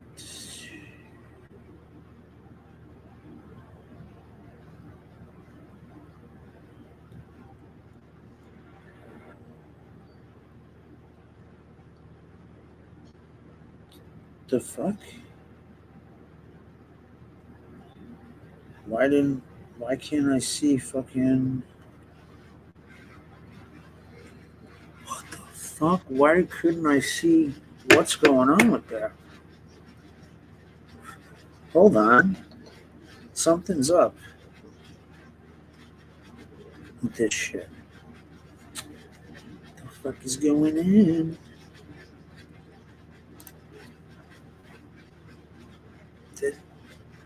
Cool, but I fucking left a comment with a link. Okay, all right. So why didn't the link work? That's fucking weird.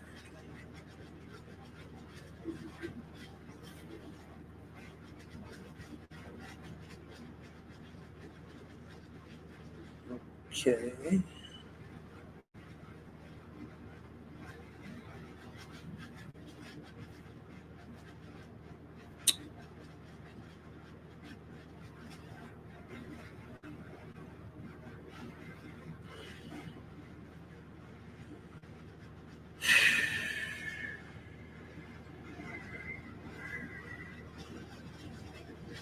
All right.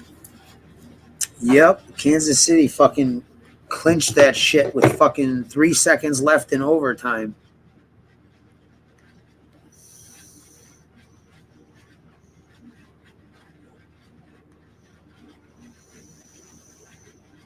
It's crazy. It's bizarre. Totally bizarre.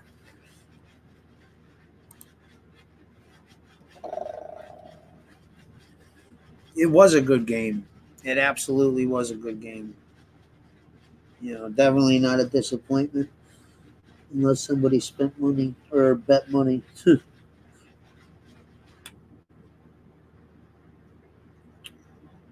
I don't know who Chad had.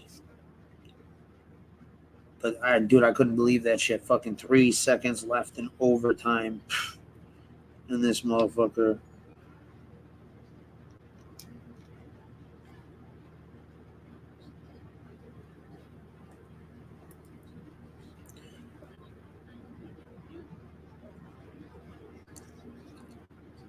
Hey, Max.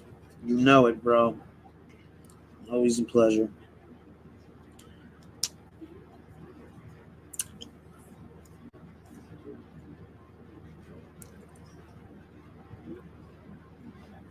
Hasta mañana, possibly. Yeah, like definitely. I thought San Fran was gonna win for sure. But that was a good game. And honestly, like that was like a photo finish type shit.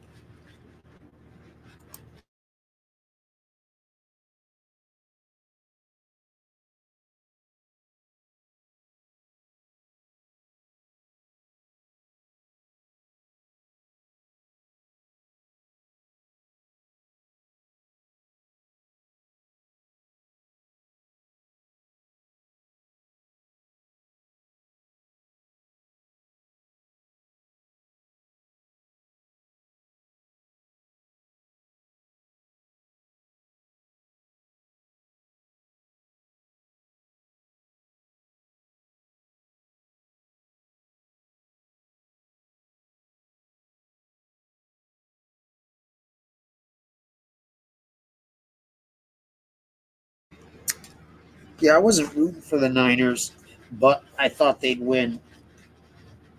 Right, Fat Puppy? Don't worry, girl. I'll have your money by the end of the week. What's up, Mooch? Better watch out, man. Someone might fucking slash those sandbags, and then you're just gonna have empty burlap sacks. What crazy lady? You'd have to be way more specific with that shit, handstand. You'd have to be way more specific.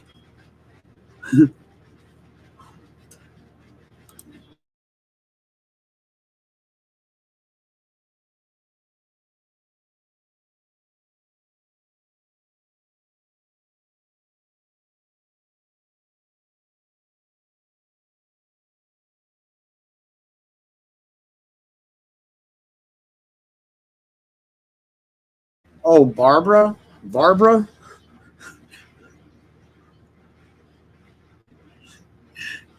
The pretend pathological fucking, or I'm sorry, psychological, what the fuck? Jesus, man. Marijuana.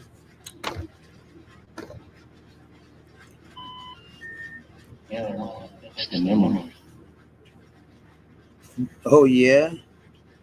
Why'd she fucking, well, I can imagine, but I'm curious, what was the cause? Yes, fat girl. What's up, girl?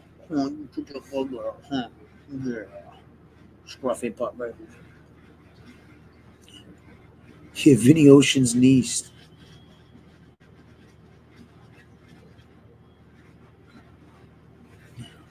Who's the crazy lady? Let me show you.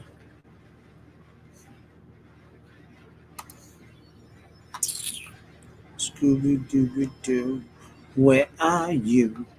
Going. I'm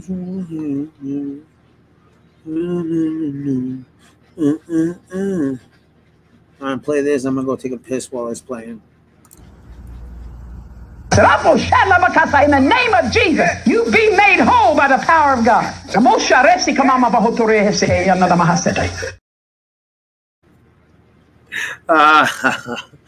I just woke your bum ass up with that. Watch out, girl.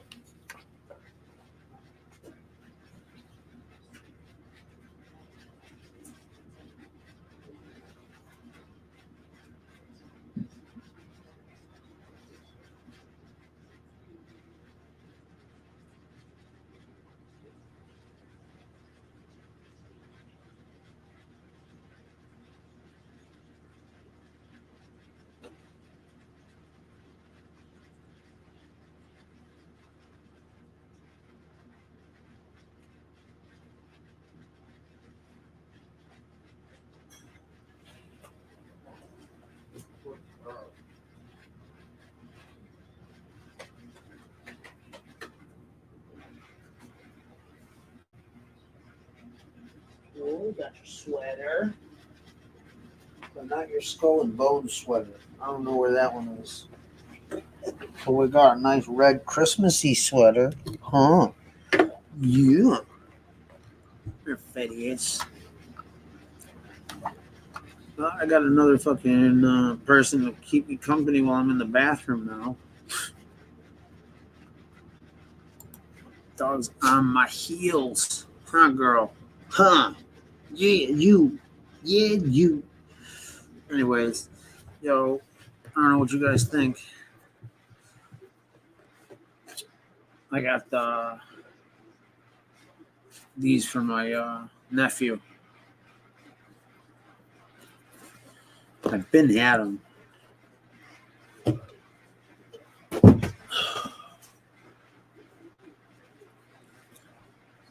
Gotta take care of him. My little man, bro. I ain't gonna lie though, I'd probably spoil my god kid more than my nephews. My nephews got it. Fucking thank God. They don't need a fucking uncle to fucking spoil them.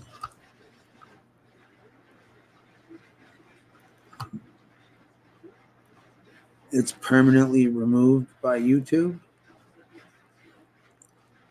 Try clicking on a page. I don't even know what the fuck the name is.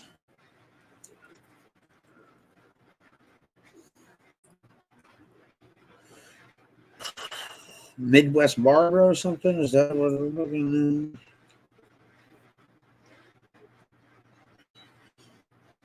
think someone sent me a link the other day. They were fucking with fish.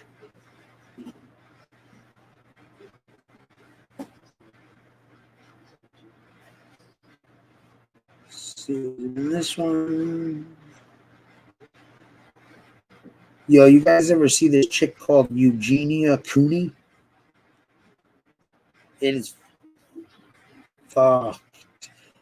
This person's like, yo, a skeleton. For real.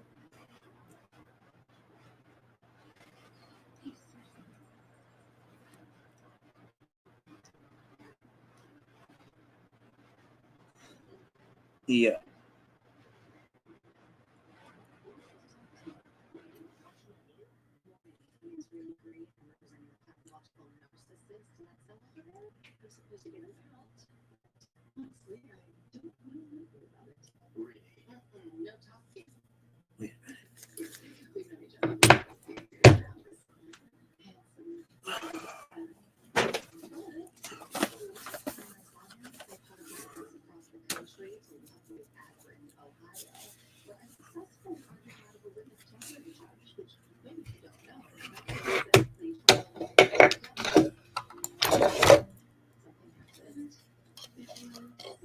Fish was on her panel this morning, making a fool of himself. How so? Do tell, handstand. Do tell. Right, man? It might be good for business. Handstand fucking push-up guy is an asshole and fucking crazy. Says a crazy person hanging up flyers in his neighborhood. Nah, dude, from what I know, fitness, listen, from what I know, and I'm being dead off, and it's fucking, it used to, like, blow my mind and boggle my mind and shit. Yo, she don't fucking really go after channels. Like that.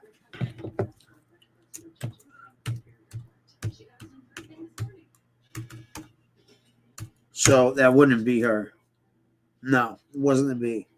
Like I said, man, I'm telling you, like, from whatever I know about how people behave and what they do or do not do and shit, that ain't her going after the channel. Maybe one of her associates, who knows, but her, no.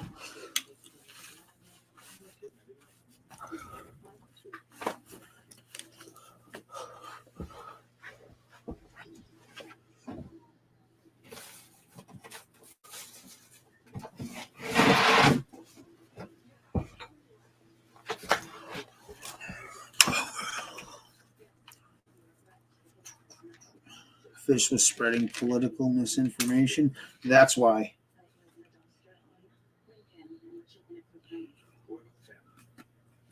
That's why. Probably.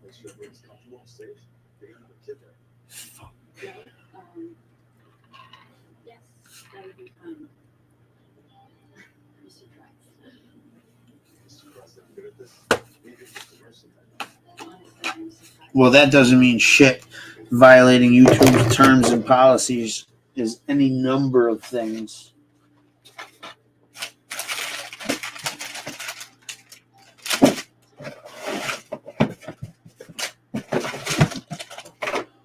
Oh, I'm gonna wrap a cheeseburger.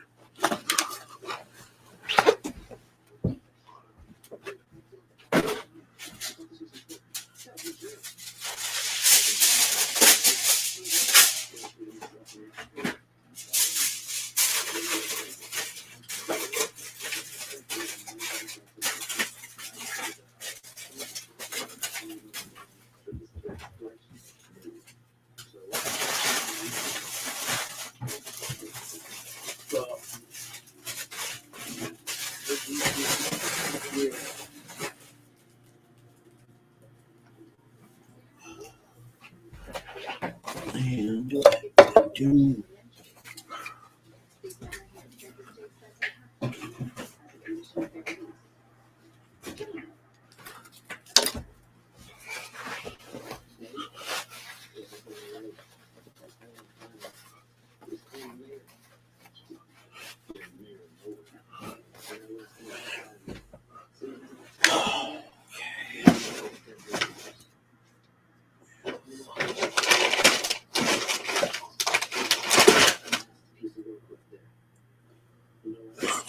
weird ass plug too, especially for the weird brand new one.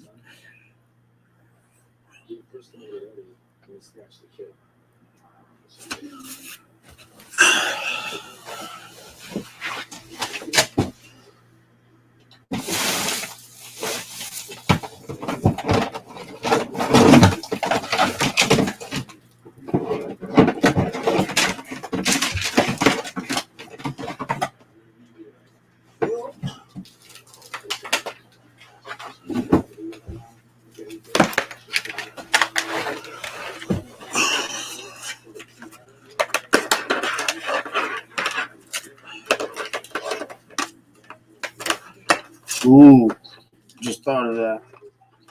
I'm gonna wipe this thing because I've never really used it, but it's like brand new. Nothing really signed in, and set up one or two things.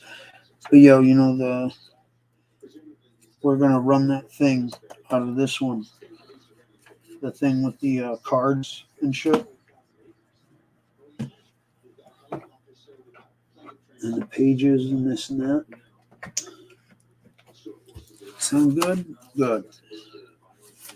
Sleepy ass bastard.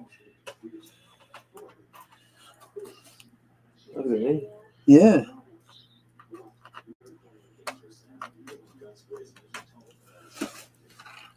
Could be anyone. Apparently she voted. Yeah, but usually like that political shit, if you say certain things,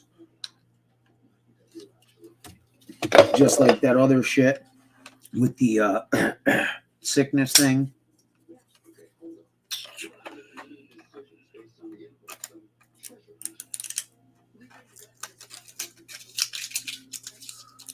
I got this fucking thing for a song. I do have Fat Puppy back. Come here, girl.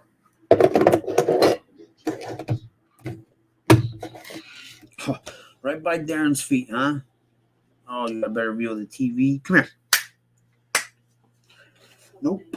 No respect. No respect.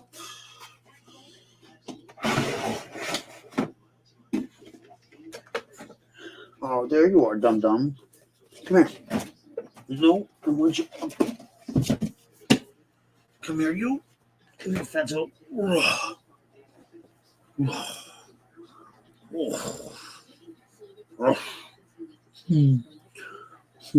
Good girl. All right. Yeah, dude, it was weird, man. Casey was blocked on this channel. Fucking.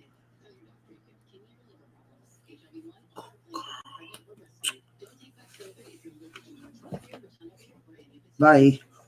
Oh, you're just gonna lay down on the floor? Fine.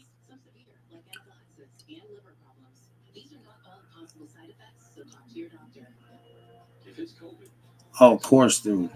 I mean, dude, well, listen, you know, you can't blame him, dude. He shit constantly comes out of his mouth, dude. And fucking, you know, he's constantly talking out of his ass. So, like I said.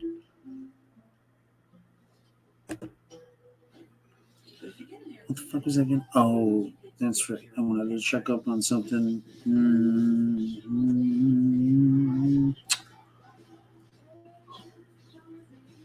Sure.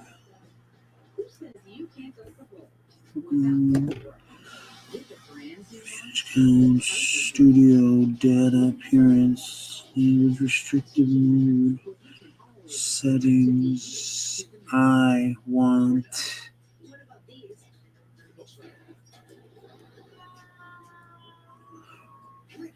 I gotta switch through my channel. Nope, switch account. Yep.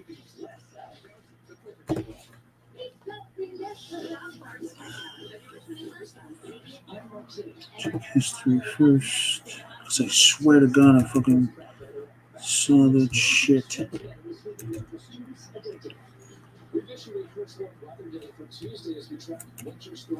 Damn, girl, did you just fart? Oh. Ooh. This grandfather's breakthrough, teaching his granddaughter how to commit it, was made possible by another breakthrough. Fuck, dog. Yo, you stink. Oh. Oh, I know. I got matches somewhere, dude. Jesus, dog. What the fuck? Fucking stank.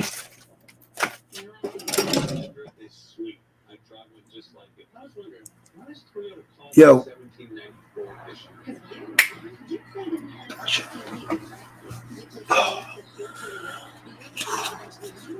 Yo, yeah, he has a new channel.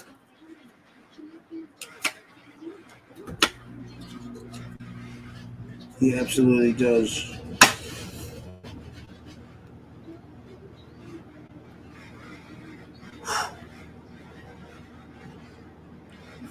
Dog fart, yo. Nah, fuck that. If YouTube was tightening their fucking reins, dude, there'd be fucking a couple of them. There'd be a couple fucking burned. There'd be a couple channels burnt to the ground right now. Straight up. It's actually bullshit that they're not. It's basically YouTube tries to get away with whatever they can. You know, as long as it's beneficial to them. I think Casey, I do not know. He was in here earlier, and I didn't even know he had a new channel. But he was actually blocked in here. And, yeah, I don't know. I think he might have been shut down, or he might have just decided to create a new one, because I know he created a Rumble account or a Patreon account, one of the two.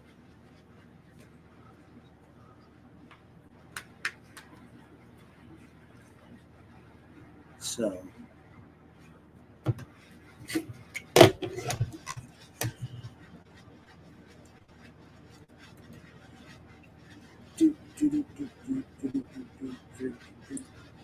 damn, it's fucking cold. Yeah, so I'm not really sure.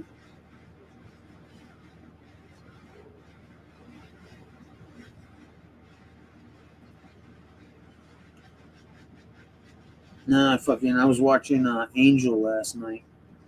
Wait, was it last night? No.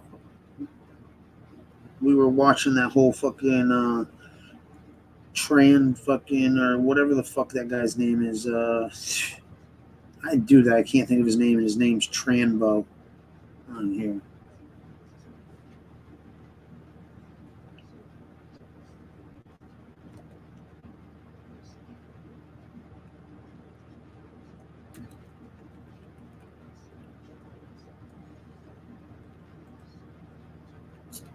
So, but I honestly, I felt bad, dude. And then on top of that, fucking, it was like, how the fuck are you holding people responsible for fucking what the fuck someone else feels, says, or has an opinion on?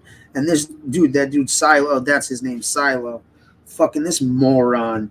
He's like, and you know, this guy was talking shit in here, and how did, like, yo, shut the fuck up, you sensitive little bitch. Fucking you bitch, you punk. Like, yo, you're on here fucking making a fool of yourself, threatening somebody, you know. When you came on and made a fool of yourself in the beginning, talking about boxing this, that, and the other, and it's like, yo, then you're gonna fucking blame fucking people or get on people fucking and be like, oh, what the fuck? How dare you people fucking hang out and talking shit while other people in this chat are talking shit? Or how dare you allow? It's like, yo, motherfucker, why don't you just let fucking people say whatever they want? That's the way it is, but you're not going to hold somebody else accountable for someone else's, what they say. Oh, well, you let them in there. You let them hang out in the chat. Like, dude, if you're that sensitive of a fucking, if you're that big of a fucking, I'll use handstands words, man, baby, then you don't need to be on here. Like, most definitely not. This is not the place for you.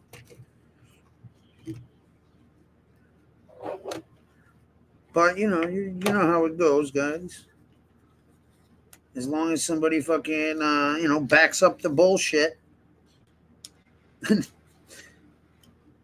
No, I don't think he has the thinnest skin in the genre. There's a couple people that definitely have, and that's the other thing, man, is like, yo, how the fuck are people, they're going to war for a fucking joke or fucking, you know what I mean? It's like, wow.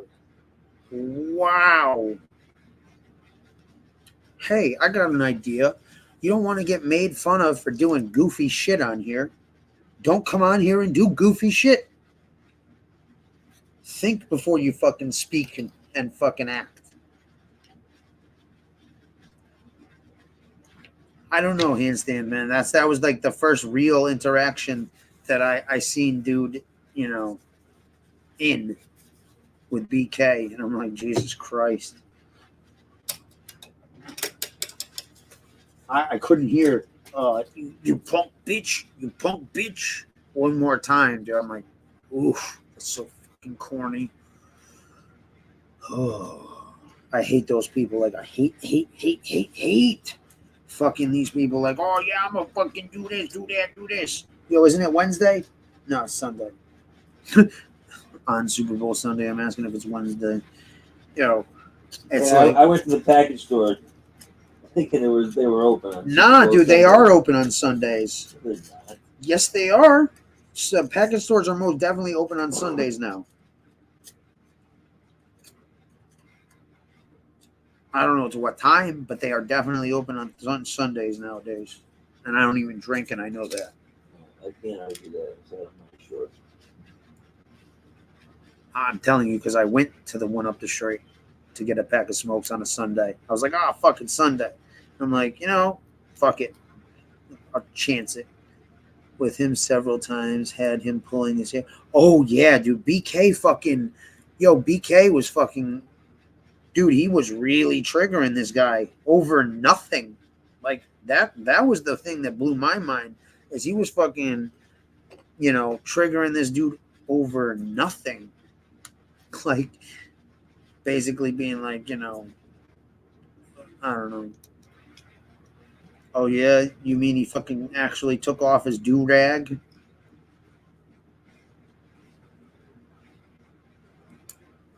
The guy's a slip and fall guy. That's what he does. He finds a place to slip, fall, and sue.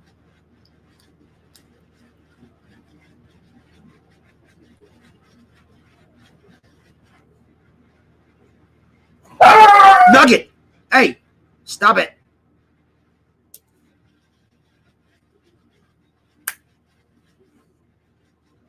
Where the fuck did that come from? I didn't hear nothing either. Yeah, but she don't normally bark like that. Like, well, you know what I mean.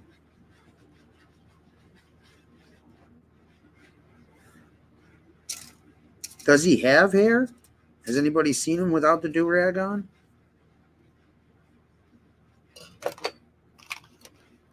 Cursing and screaming louder or louder. Yeah, I could see that yesterday. And like, yo, and it was sort of funny too, because the less you take him seriously, the more angry he gets and the more upset he gets. He's one of those dudes that fucking, sporadically come home with a fucking black eye and a swollen lip. What's up, girl? You're barking at baby. What's up with you,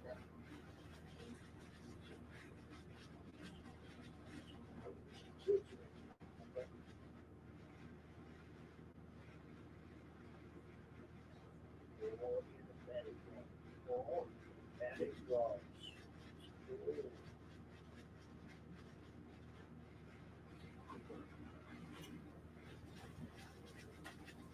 Oh yeah, you like them belly rubs.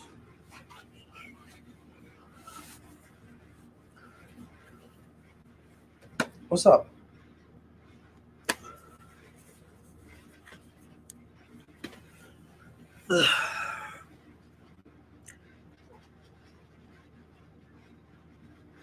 I've been on panel. I think a lot of the people in that genre were bullied as children.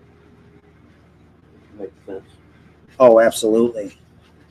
I think a lot of these people were bullied as adults. I think fucking they are literally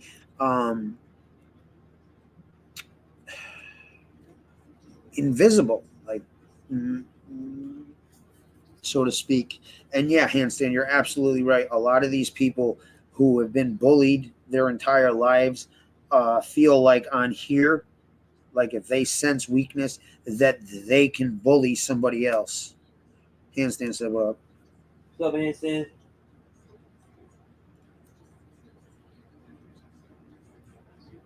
Yeah, no, Handstand, you're 100,000% right. Like a lot of these people were bullied or coddled. Like Fish seemed like he's been coddled, you know, with his mother and never let out of the house, never fucking, you know, allowed to fucking go do this, that, and the other. He needs attention, constant attention. Like even when fucking Hands or Tranny or whatever the fuck his name is, Silo and fucking BK were going at it, he couldn't help but add his 2 cents that fucking didn't, you know, mean or fucking his commentary wasn't worth shit. But every so often he has to fucking, you know, hey, look at me. That's why he doesn't mind telling stories about shitting his pants or dressing in drag and shit like that. But yeah, a lot of these people feel like they can bully people. And to be honest, man, a lot of these people fucking hide out and fucking, I hate to say this, but a lot of these people you find out that who've been talking all this crazy shit about this person and that person usually are the biggest offender of what they're trying to say and put down somebody else for. Like, somebody's calling me a fucking junkie and this and that and this and that. You find out they're fucking shooting fucking dope up their ass and fucking, God knows what else. And they're fucking shitbags. Oh, okay. Or you get these people that are fucking, rat. And then you find out, oh, wait, they're a fucking informant or rat or fucking, when push comes to shove. It's, a lot of fucking a lot of projection too. A lot of projection.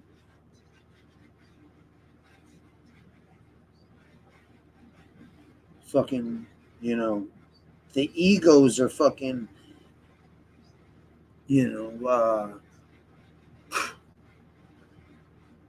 gigantic. But the insecurity is even bigger. Dude, it's Handstand, man, and anybody else in here if you want to comment. Dude, how many times have you fucking seen, like I played a clip or fucking you've seen somebody going fucking extra hard, right? And you're like, yo, does this person not realize they're talking about themselves? Like dead nuts? Like I hate fucking red-haired fucking people. Like, bro, you got red hair and freckles and fucking you're pale as shit. Like, no, I'm a black man. I look in the mirror every day. Like, it's just like the obliviousness, or just like the terrible self-awareness. They are not. Yeah, a lot of narcissists, can't take. That's why, like, I played that shit earlier. Like, when you bust a fucking narcissist's fucking bubble, or so to speak, their story that they've either fabricated or manipulated to fit their narrative. If you're not 100% in and down with that, then their fucking, recourse is to attack or abandon or fucking just straight, cut you off. And it's because you can't fucking they don't take any accountability. They don't take responsibility. They don't apologize. And it doesn't matter how egregious or fucked up what they've done is, they don't do it. And unfortunately, when one of these dudes or one of these people get exposed and their bubble gets burst, like, hey, you're not that special. You're not important. You're actually so insignificant and unspecial, and if you do that, it's got to basically, like that person said, it's got to be eased into it. They've got to be eased into the fact that they're a fucking nobody and shit. Because, like I said, like, yo, look at Ruski. Look at fucking Ruski, bro. Look at that fucking confidence this motherfucker's got. And the obliviousness to fucking, human interaction and fucking,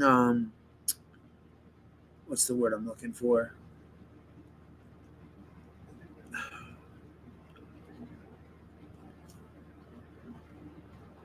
Behavior.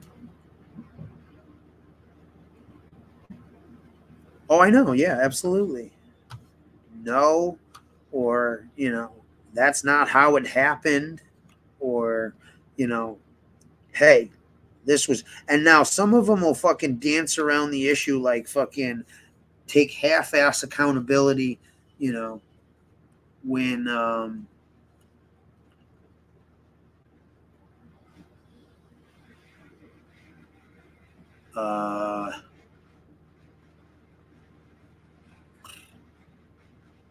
a lack of fucking picking up on emotions, yeah, like, or anybody else's emotions.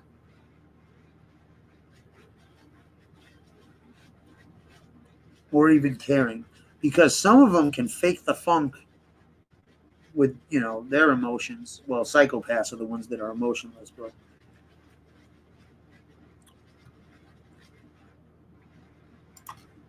or narcissistic tendencies, yeah.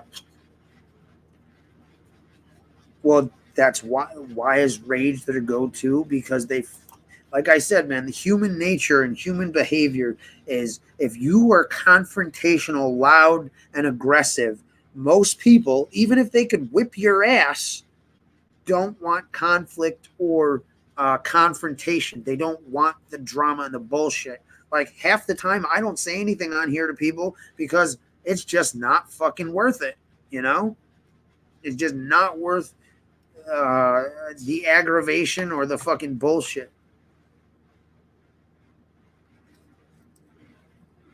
Oh, I know. Well, that's the thing, is they can play and they can pretend and fucking act and put that act on, but eventually, as time goes by, the mask falls and or cracks. I mean, look at a couple people on here. Look at how their mask cracked, even though it was see-through, now it's fucking cracked and you're seeing their true self.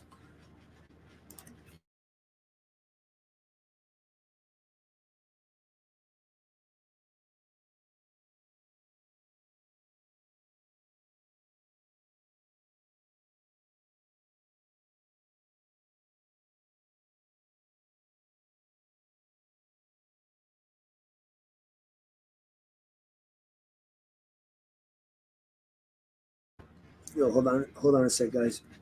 Ooh.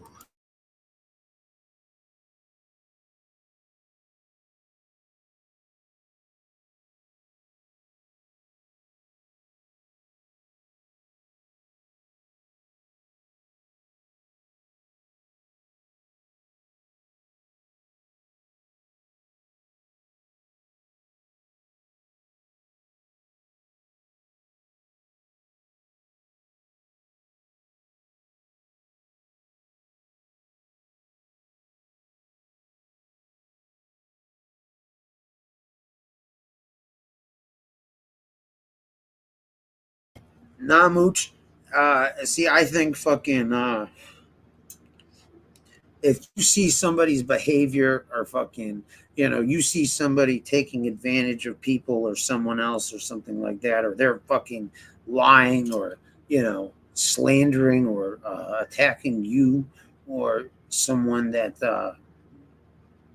you know, or someone that doesn't deserve that kind of fucking behavior and shit, you know, yeah, I think it's not fucking pointless. And what does it prove? It shows people what these people are really like. But I think what is pointless is the fucking childish and fucking name calling and just, all right, and listen, you make a point, you move on. The repetitiveness is just fucking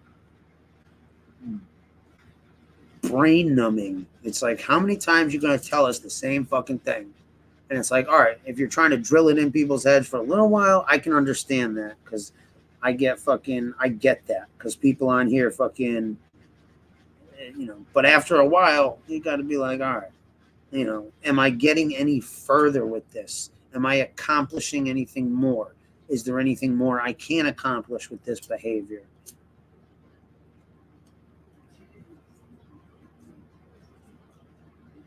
Shit, I stopped fucking picking dude apart and fucking, you know, driving him crazy, and everyone stopped showing up. Thanks for the advice, Mooch.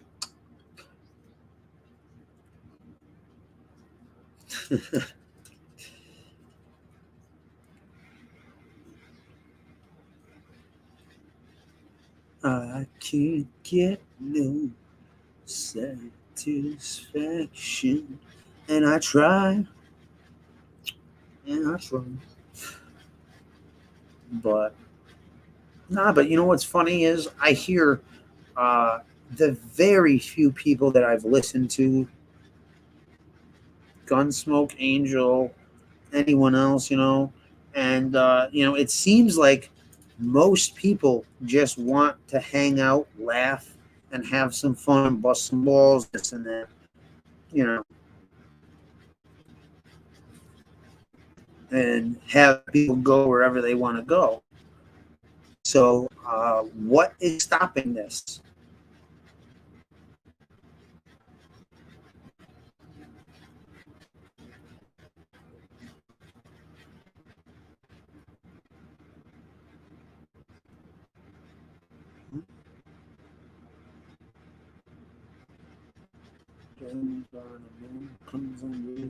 What?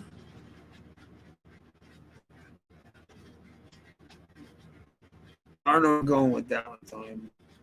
Okay.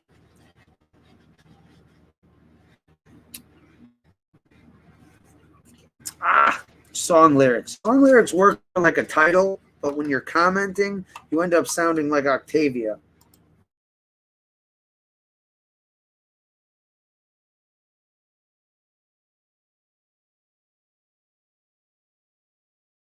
Or take your pick, fucking Teresa.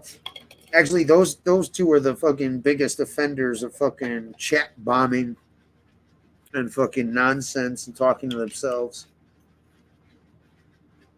Well, sorry, I gotta throw Barbara in there too. I don't know how she is now, but she used to come in fucking my room and talk to herself. I unblocked her, Darren. Just for Furbo. I saw her name on the block list tonight on this channel, and I unblocked her. But I said, no shenanigans. Once it starts going into the nonsense and the 100 million comments about nothing and everything at the same time, we'll just time her out. Because I will be honest, as crazy as she is, you know, she's never done anything vindictive, and she's always been a crazy sweetheart. You know, like absolutely bonkers, but not vindictive, not mean, and just I just think troubled.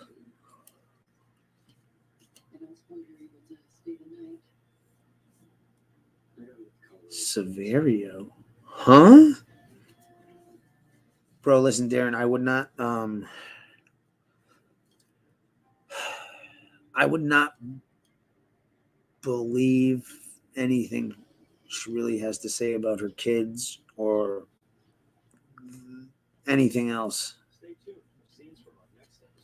You know, that's just an educated opinion.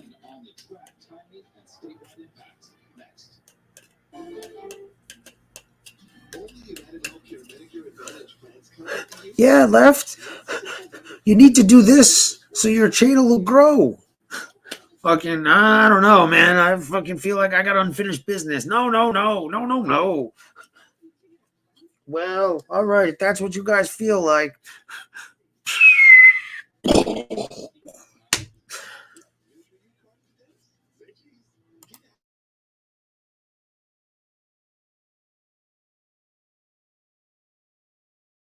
And you got to admit, dude, I didn't get, nobody got this dude as fucking wound up and triggered as me.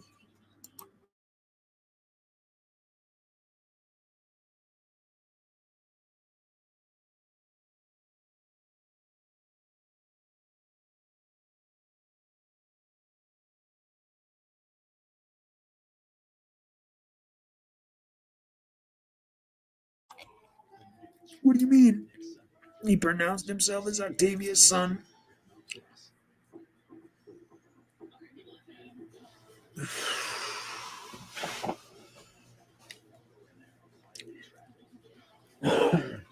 Yeah. I mean, it's just like recycled. Like, how many times you gonna say fucking Tony Pizza's a piece of shit and this and that and this and that? And it's like, I don't know. It's just basically become like, look how much better I am than this person. Look how much better I am than that person. And, like I said, dude, I've never seen more people listen to lies like it's the truth and the truth like it's lies anywhere. No, Tony, it's more a numbers game. And if you do say it enough and, maybe one day something happens, so this person is a little more susceptible to the truth or a little more susceptible to listen as opposed to somebody else, who is an open mind and will look and listen and so on and so forth. But it's a numbers thing, like, and it's also, sometimes, it's all about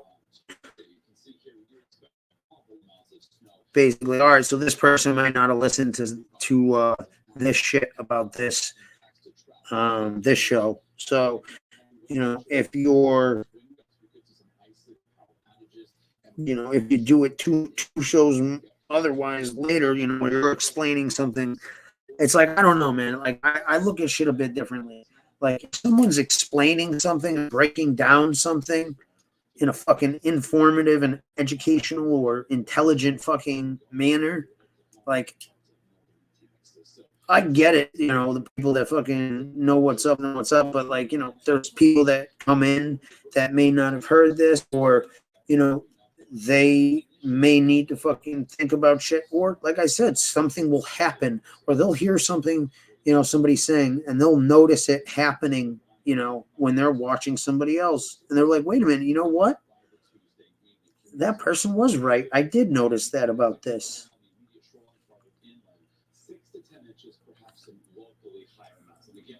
So, but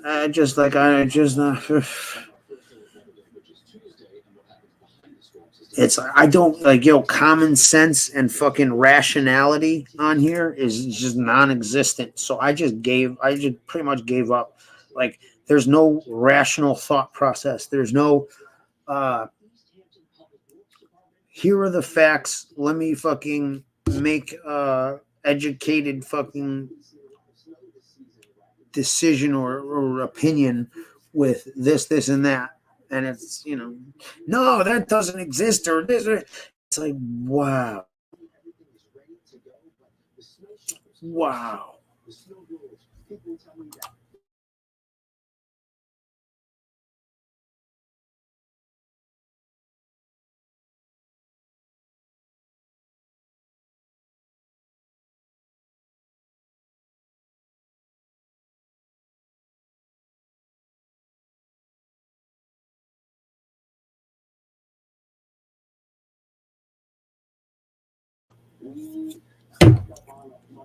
You supposed to have a snowstorm? Yeah. When? Monday, I think. Fuck, dude. Monday or Tuesday. You mean tomorrow? Yeah.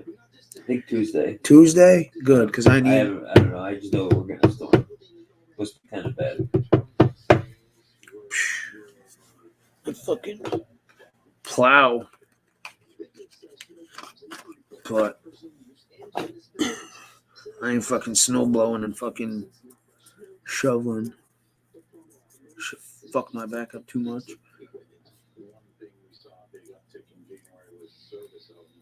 It's always on their mind, which is weird too.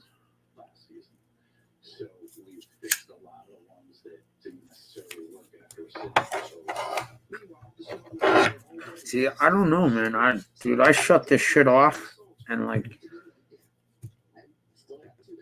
I really don't think about it. You know? Unless I'm talking to someone on the phone from here or something like that, dude. I really there were maybe three times where I actually fucking, stayed the fuck up. Because I was up all night and I stayed the fuck up and fucking like all day trying to figure out like a timeline and why the fuck something happened that just it honestly threw me the fuck off like you wouldn't believe. But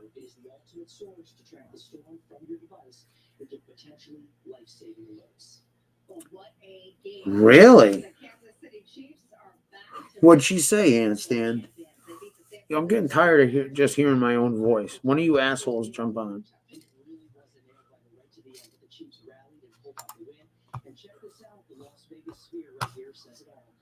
Tired of talking to fucking letters.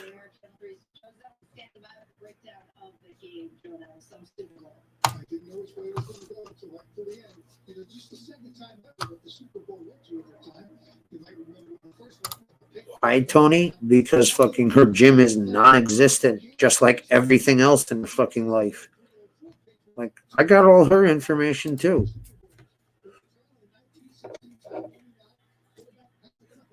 To be honest, I didn't even look at half of it because I don't care. Oh God, dude, that's the favorite right there. Don't you love that, Handstand? This isn't Teresa. This is somebody else who just, says exactly what Teresa says and sticks up for her. This is her cousin who just got out of jail. And yeah. So strange. So fucking strange.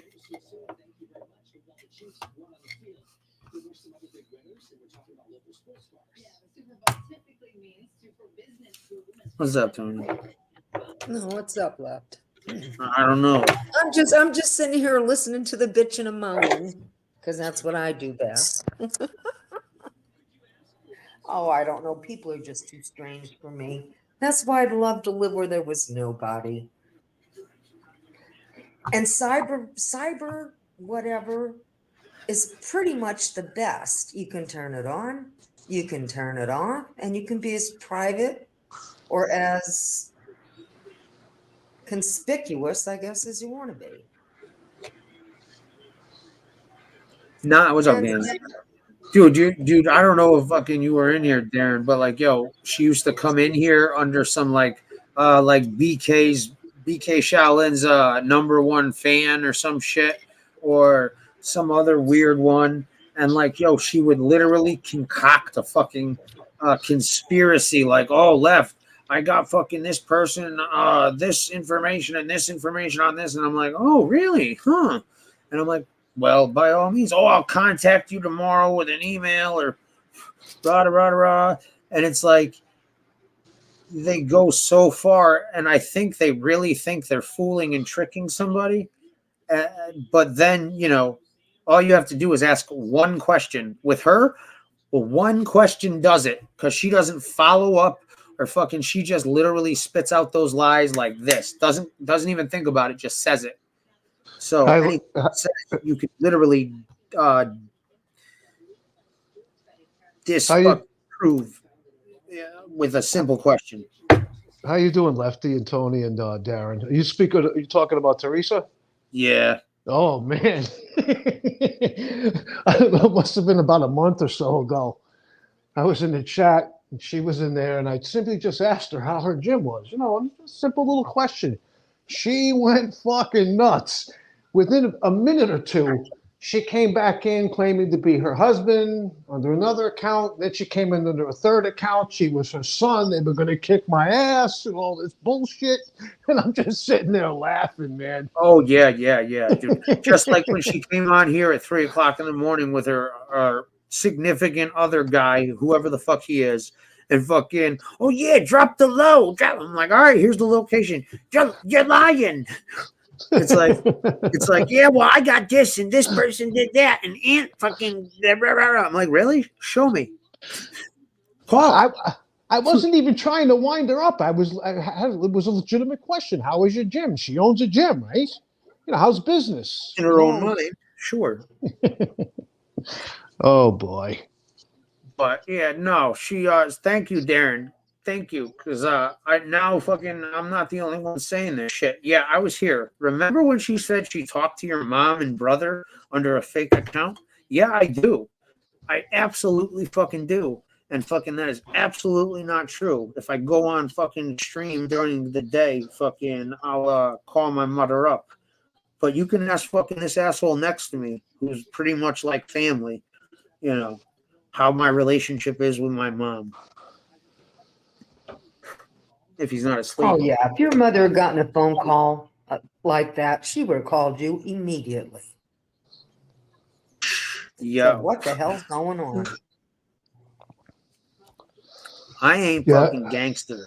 But my mom, forget about it. I know nothing. Who the fuck is this? You think my mom would fucking randomly answer questions from a fucking stranger? When she's telling me on here to keep my mouth shut about this, that, and the other, when she fucking found out I was on a fucking mafia-related genre. Like, she was fucking more concerned. Like, I was like, dude, Mom, who the fuck are you talking to? Like, I'm gonna fucking say this or that or whatever. Tony, you hear those sausages frying? Can you hear that, Tony? I'm cooking. Oh, no, I'm sorry, hon. I didn't hear it. I got sausages frying in the frying pan over here. Oh, so I can hear a sizzling thing going on there. Now, you know, they do say the best way to do bacon is just cut that pack in half, and then stick it into a deep enough pot that it ends up cooking in its own grease. Yeah, well, I'm not cooking. I haven't tried it, but that's what they say is that I usually do mine in the oven. Yeah, that's not an artery clogger or anything.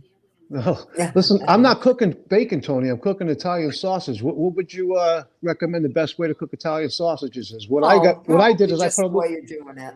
I put a lot of people start out with water first, and then, you know, and poke the sausage, let it cook, let the water cook off, and let the fat exude, and then just, you know, brown it in the fat that is there. What I do with the Italian sausages is I put a little bit of olive oil in the pan, heat it up a little bit, put the sausages in there. They're kind of like, I square them out so they're not round. So I cook them 5 minutes on each side. And I don't put holes in them because I hear what you're saying about putting holes, but the negative thing is that's a lot of the juices, if you poke holes in them, come out.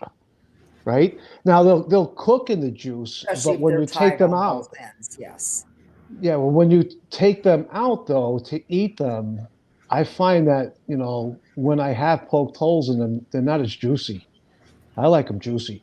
And the bacon, I rarely eat the stuff. Yeah, I mean rarely. If I go through 2 packs of bacon a year, I'm lucky.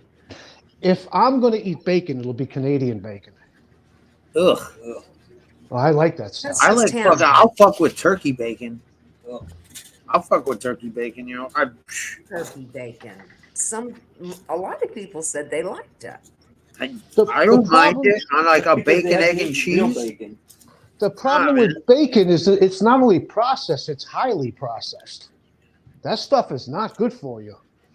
You know, it's not like I live in the pink per se, but it's just not, I don't see the nutritional value of it. Does it taste good? Yeah.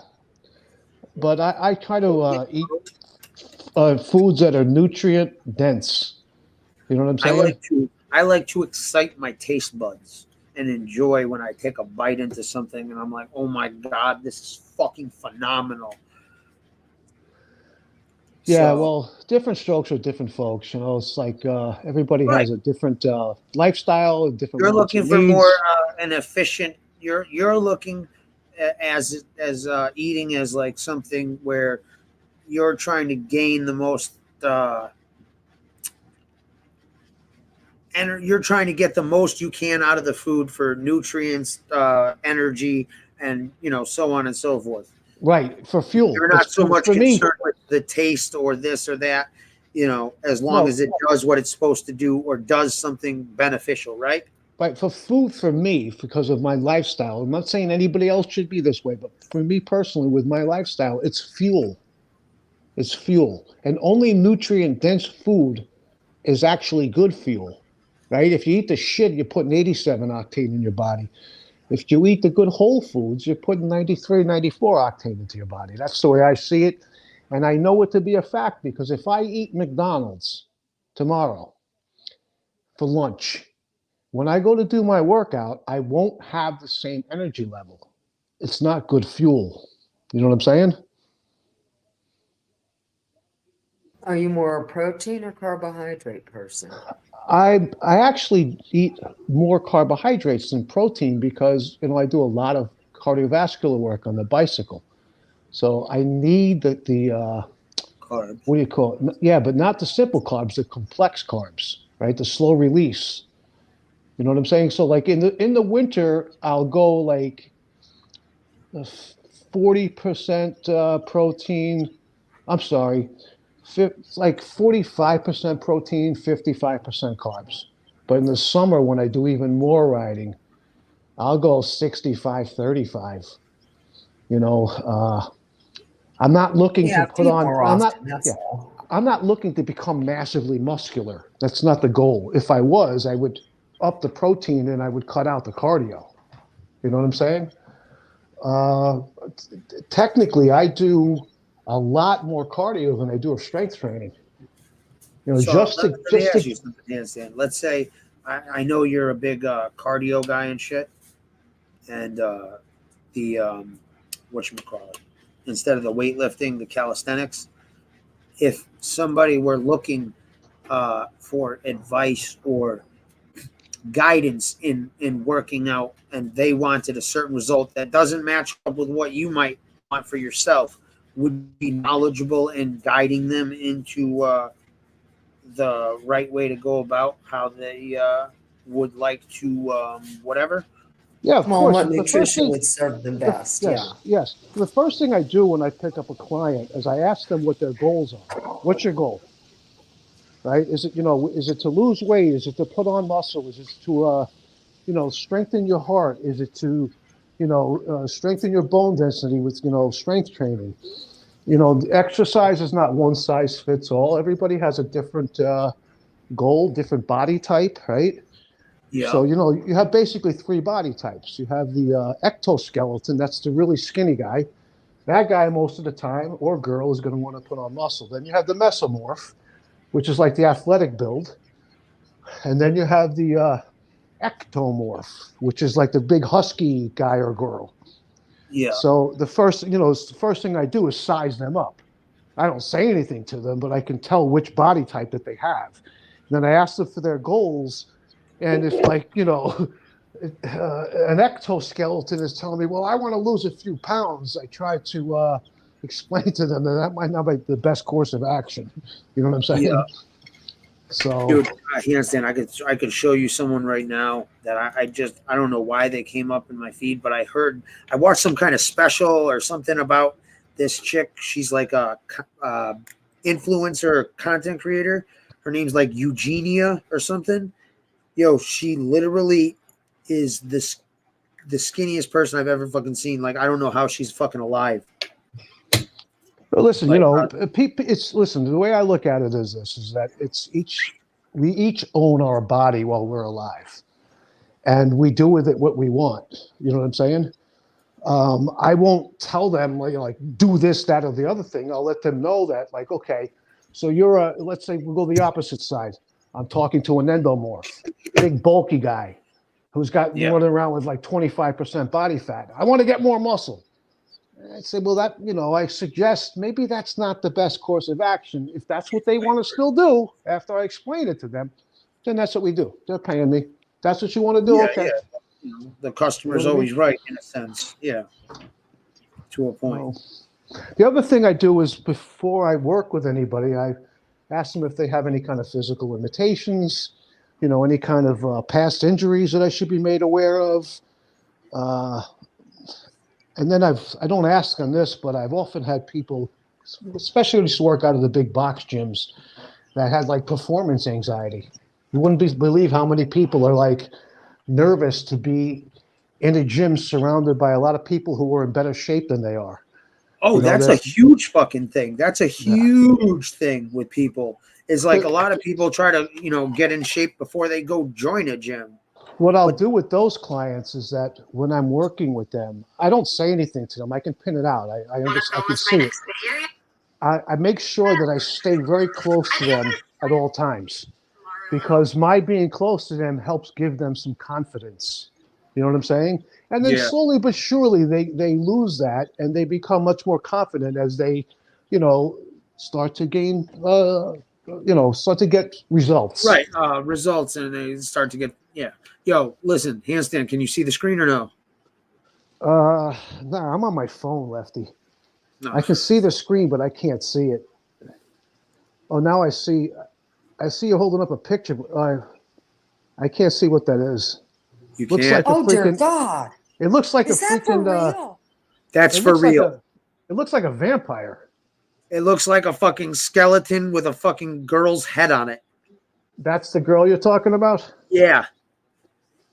Yeah. Well, usually a girl like that has some kind of an eating problem. She might be a bulimia issue with bulimia or whatever the fuck. Yeah. Yeah. So that's a mental disorder. A body issue too, whatever. But no, I'm saying like, dude, it's just, I don't know. It just, some people who are in shape and healthy see themselves as fat in the mirror, and it just, like I said, man, it's perception and You wouldn't believe how many guys have that. They're big muscular guys, and they don't think they're muscular. They think they got to get a lot bigger. They're constantly like, oh no, I gotta be fucking raw. I think part of that stems from like when they open up, like Men's Fitness magazine, they see these Photoshop pictures of these guys that are juiced up. You know what I'm saying? And cut to shreds. Or and it's like they're 24 years old and this guy's 54, and it's like, I don't think you realize like what you would have to do to get that kind of fucking shape at your age. The key or the ticket to looking at things through the right window, for lack of better words, is not to compare yourself to anybody else. Compare yourself to yourself, right? You don't compete with other people in the gym or wherever, in the park. You compete with yourself, right? Like if you could do, X amount of pull-ups last month, you try to do a few more. Right. I mean, that's something, you're challenging yourself.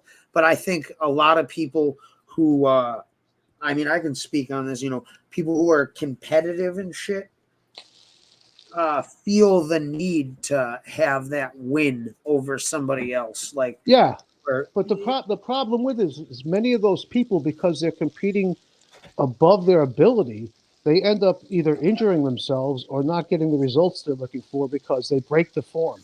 Let's say a guy can do 12 clean pull-ups, and he's competing with another guy who can do 15 clean pull-ups. Oftentimes, that guy that can only do the 12 pull-ups he'll try to do 16, but he's swinging his legs all over the place the last 4. And in his mind, he's convinced that he just beat this guy. And then I'll say, listen, let me take a video of your next set of pull-ups, because you can't see what you're doing. You're not, the last 4 pull-ups are not pull-ups, they're leg ups. You know what I'm saying? So I do that myself sometimes. I'll video myself to make sure that I'm doing the correct form. I don't do it often. I don't really need to do it often, but I used to do it. The form.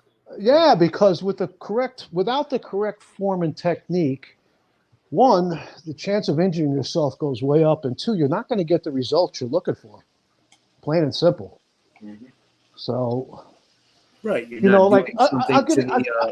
I'll give you a little example. Right, you watch people do pull-ups, and 99 out of 100 guys will have their chin. They'll raise their chin way up in the air when they're doing the pull-up, reach their chin over the bar. So what they're doing is, are they getting their chin over the bar? Yes, but they're shortening the range of motion, which two things happen then. When you shorten the range of motion, you're not working on your mobility, your joints, like your shoulders and elbows' ability to move in a greater range of motion. And you're also not going to develop as much strength. If you just keep your chin parallel, you can raise it a little tiny bit, but they do like what I call the pigeon. Every time they go up, they raise their head up like they're walking like a pigeon walks. Yeah. Oh, I just got a text message. Handstand. Teresa wants to know if you'd like to work at her gym as a personal trainer. She's got a $1 million a month salary for you. Yeah. Well, tell her that her gym isn't her jungle gym in the backyard. I'm not interested. That was a good one. That was a good one. I'll pass on that. No, you don't want to work out in her basement in the dog cage with the cattle prods. I heard she's got some sweet monkey bars. Oh boy. Anyway, I don't really, you know. Lie about stuff you don't have. Because that fucking the same thing fucking people used to do in school and shit. They lie to get people. They think like Bofa. Take Bofa, right? He didn't think that people would like him or want to be around him or put up with his shit if they knew he was just some bummy ass fucking kid who did a lot of drugs and never fucking accomplished really anything. You know, what he did was lied to put value on himself, or he thought basically that he was making himself more appealing to people. That's what. In other words, you'll like me more if you think I'm a lawyer and I'm right, and that's what act a little goofy. That will excuse it. Well, he's a lawyer. He's only putting this. He's only pretending. Well, he's a lawyer. He's a music exec. He's this. He's that. My family owns a law firm. Rah, rah, rah, rah, rah. This, that, the other. You know what I mean? And it's sort of like, see, both of them, I felt bad for him, and I sort of felt sad that he felt like he had to lie like that for people to fuck with him. And I always told him to be himself and shit. You know. Wasn't Bofa adopted? Yes, I think so. I wonder if that has anything to do with it. Were there times in his childhood where his half sibling or siblings were treated, as he saw anyway, maybe a little bit different, mainly better than him? And is that maybe possibly part of the reason why he did it? I didn't know, but I can tell you this. One thing you didn't mention about Bofa is he was an intelligent guy. He was no dummy. He was no dummy. He was really intelligent. He was intelligent, and the thing is, like I said, I always gave him credit because, when people would call people on bullshit, right, or they'd try to call him on bullshit, a lot of the times those people didn't know the actual answer. They just, would throw out, "You're lying," or "You're no fucking way," and he would actually respond with something if the person wasn't aware or completely positive of the answer. It could be a plausible answer. Like, he made it sound like an intelligent, like he lied intelligently. You know what I mean? Like he wasn't like all these half-assed. No, he made it people who are sound like, good. yeah, he made it sound good. Like He had even a when, good sales pitch. Good sales pitch. right. Well, what he does is like, you know, yeah, Bofa, you're not a doctor, you know. Oh, yes, I am. I'm a fucking foot doctor, you know. But I got suspended, fucking, and my license got taken away because, you know, I was sucking on an OnlyFans toes and they were unconscious. And, you know, but someone would be like, oh, yeah? Well, if you did that, then what's the, you know, what's the proper fucking term for fucking, or how many bones do you have in a human foot, you know? He would literally come out with an answer that, again, if you didn't know 100% the answer and you were just saying you don't fucking, you know, It he sounded would sound plausible. very Sounded convincing plausible. and Yeah. plausible. Yes, like Yeah. believable. He sounded believable, and you know, he was not nervous or he didn't that's the thing. He didn't just lie off the top of his head like Teresa, Barbara. These people fucking literally just say whatever, and you know, you can ask one question or any kind of specificness in it, and it's just craziness. And how dare you fucking, you know, rah, rah, rah, rah, but they still can't answer the question or show anything, you know, or like, you know, with Barbara, she's literally going to harass that chick, Jules, putting flyers, fucking calling the coroner, fucking the health inspector, doing just fucking crazy shit, right? And you know, she should thank God fucking Jules is fucking you know, so relaxed about, not relaxed, but you know, hasn't fucking, I don't know, man. But God forbid, so I forgot what the fuck it was, but like someone did some insignificant shit to her, and she's like on the phone with her police, like she's threatening me, and fucking, it's like, wait a minute, bitch. Yeah. You're that bitch that pulls up. I pull up, rah, but yet you're calling the police on fucking someone who's just talking shit. It's like, what Yeah, the well, fuck? that shows you that their level of insecurity. Well, listen, man, when I fucking saw the fucking post her daughter made and shit, like, yo, some of these people's kids have made posts, and I'm not going to speak on any of the other ones, but I'll speak on this one. Fucking, dude, she fucking, child services were called because she hit her daughter.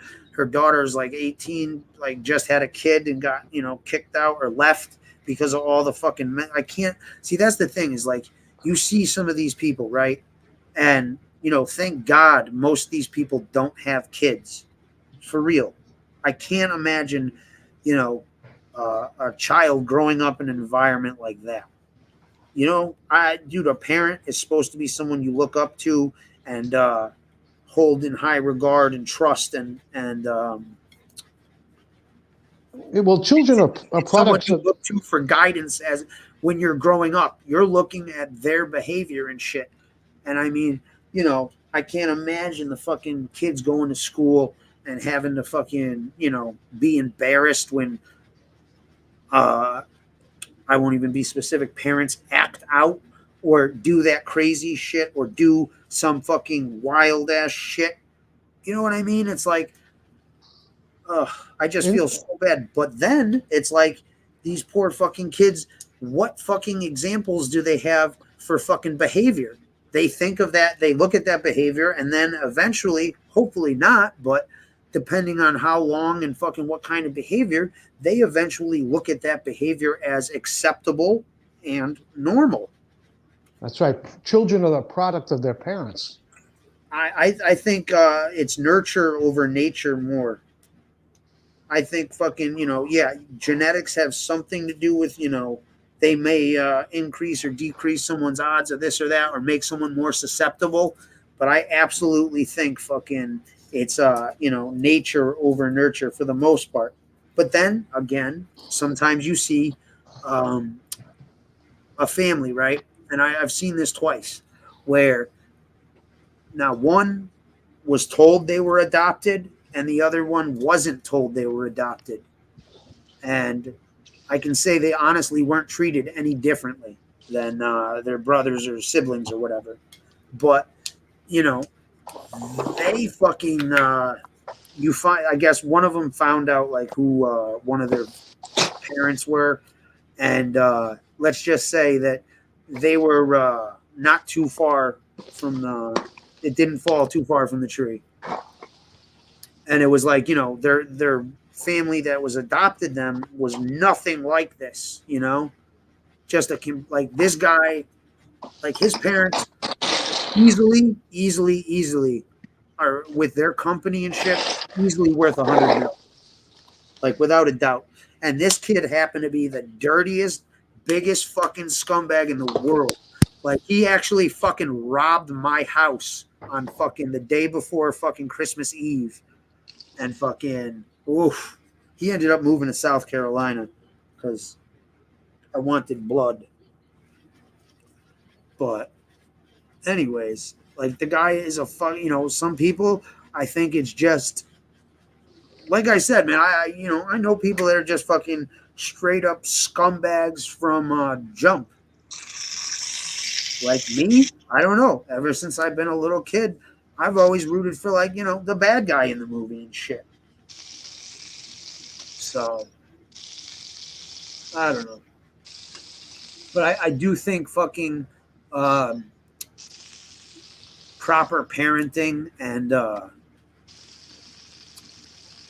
structure and discipline, I think, you know, are far better than fucking covering for fucking, like, dude, I feel bad for fucking people who had to cover for their fucking parents or fucking, you know what I mean? Like, the thing is, Lefty, it's normal and shit, but then once they start seeing other people's families, houses and shit like that, you know, they're going to be like, wait a minute, this isn't so normal, or, you know, and then, like, you know, it's like they might be embarrassed to have people over, or just, like I said, man, that may not give them the confidence they need. Like, they'll be, you know, for whatever reason, like something, you know, problems at home.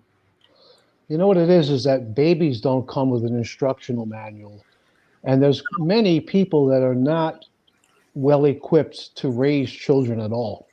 There's some people that don't deserve to have children at all. Like, you hear about those people fucking beating those babies or shaking them to death and oh my God.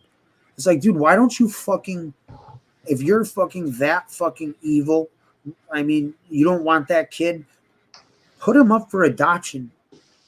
They have boxes now at fire stations. They always had that. A fire station is always a place where it's a safe place to drop off a so they child. have boxes now where you can put the fucking baby in the box. And then they have, like, information in there for you to, like, you know, for, like, grieving or whatever.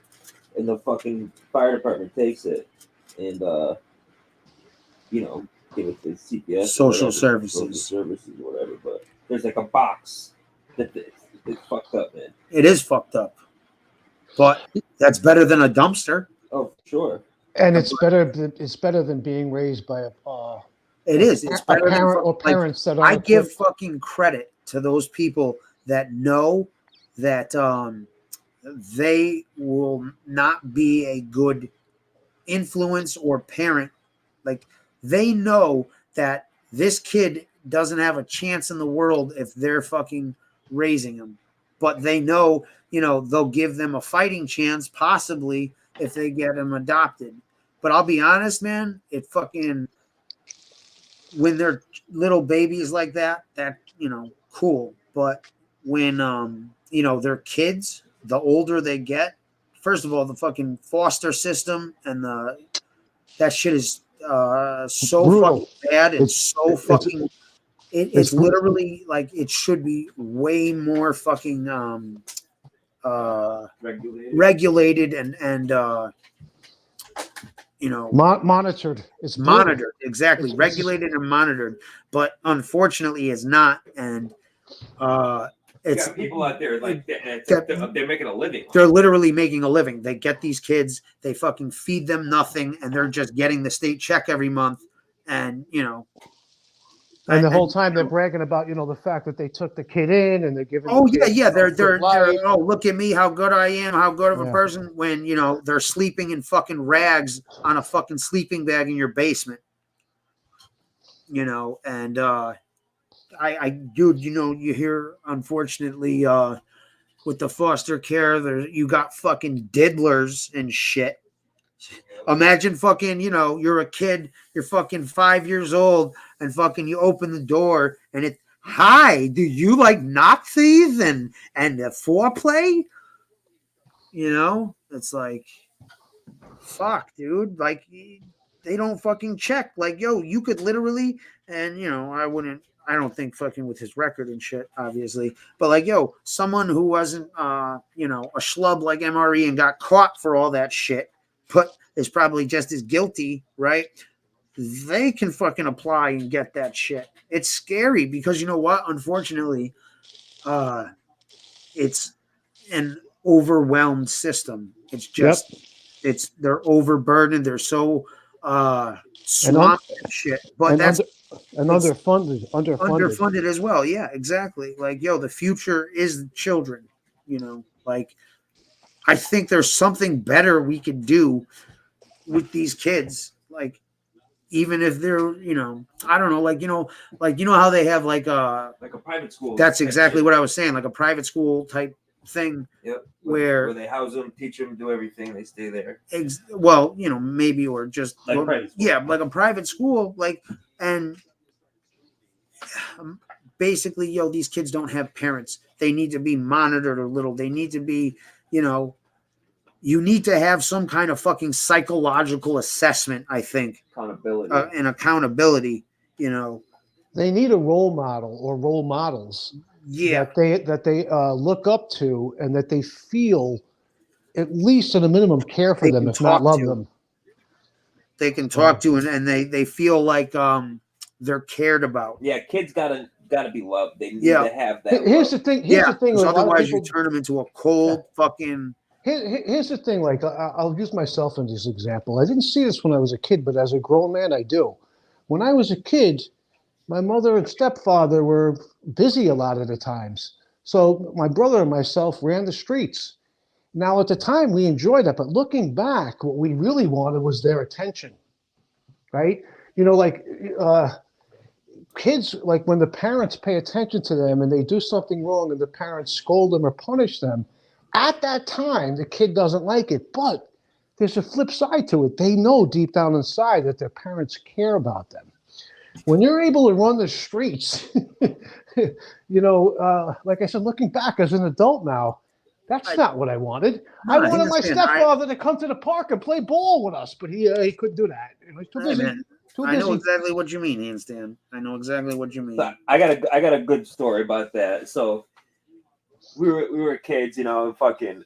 I was allowed to do whatever I want. I ran around fucking all night. I didn't have I didn't have to come in and shit. And I was bragging to my buddy. I'm like, yeah, you gotta go home. That sucks. I get to stay out. Blah blah blah blah. And you know what this little fucker said to me? He goes, yeah, because my mom loves me. Oh, I was like, yo. Yeah, but there's some truth to it. I'm not saying your mother didn't love you, but no, dude. That's why I laughed, because there's a lot of truth to it. Yeah, exactly. Fuck, man. Like you were talking about fucking, one kid getting treated completely different than the other. Oh, Joe, I'm a prime example of that shit. So am I, Lefty. So am I. Nah, like, yo, handstand, you don't understand. Like, you really don't. Like, yo, my brother has never bought a car, paid for his school, private school, his kids' private school, never paid for any of the houses, or I can keep going on and on and on and on. Well, listen, I don't come from money, but when I ran away, my parents didn't look for me. When my brother ran away, they searched the streets for him. Okay. Well, maybe they thought you would be fucking okay. You'd be able to survive. No. Listen, I'm not going to get I'm into just trying to be nice. I'm not going to get into a long, drawn-out story. But you will know now that I lived on a farm for 2 years. Okay, away from my parents, far, far away from Brooklyn. My brother didn't know. He stayed there in the summers, but I lived there full time. So you put the fucking pieces together. My mother paid these people. Now, I'm glad that she did, because the other alternative would have been going into some kind of a foster home, which in essence that was, but I wasn't abused mentally or physically. Well, I was work-wise. They worked my ass off. I never got paid a dime, even though my mother was paying them to keep me there. But, I had to come to terms with, when you live on a farm, you're going to work. You're going to work. You're going to be useful. I just didn't realize it was going to be sun up to sundown every single day, winter, spring, summer, and fall. You know what I mean? But even so, I preferred that than to be back in Brooklyn. I prefer that. 'Cause I bet you were shown attention and fucking, Well, I wasn't abused.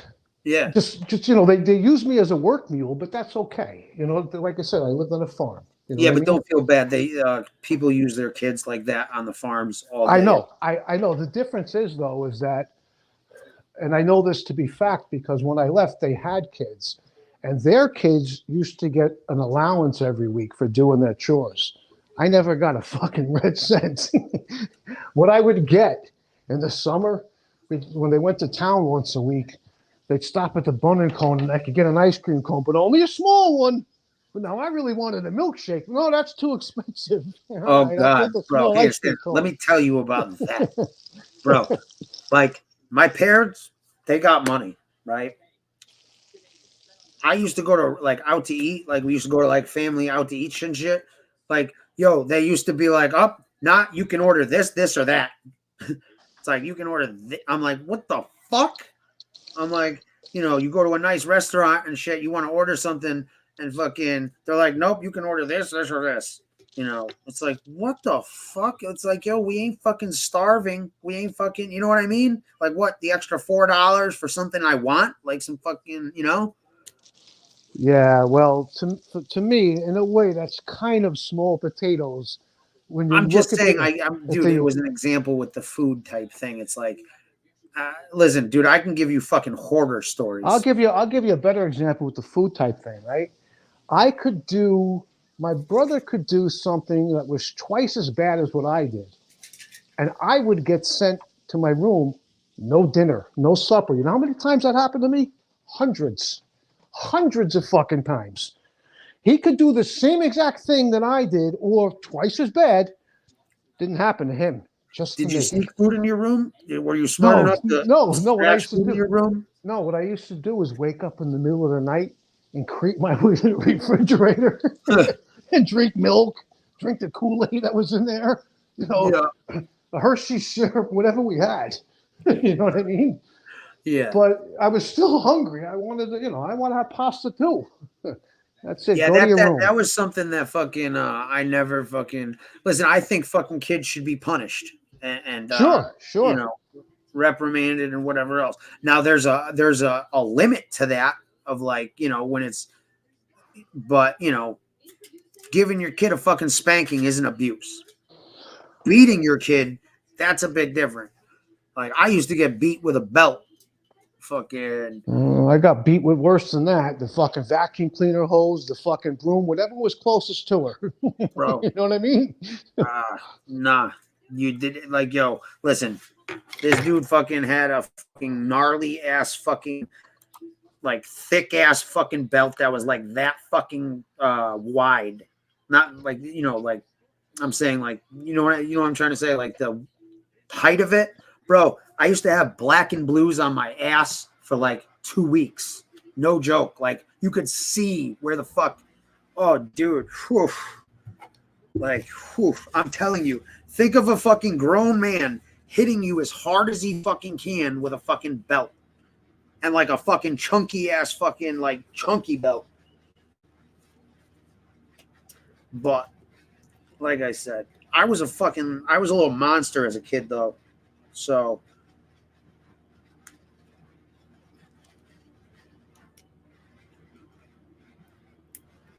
but yeah. I fucking blew off fucking a gun. Fucking, I got the shit kicked out of me that day. Anthony's gone. Tony fell asleep.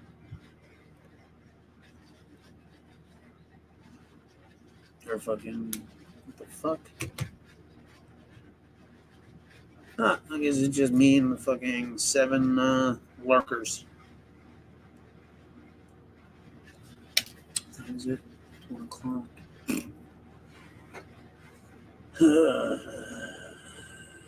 Sunday.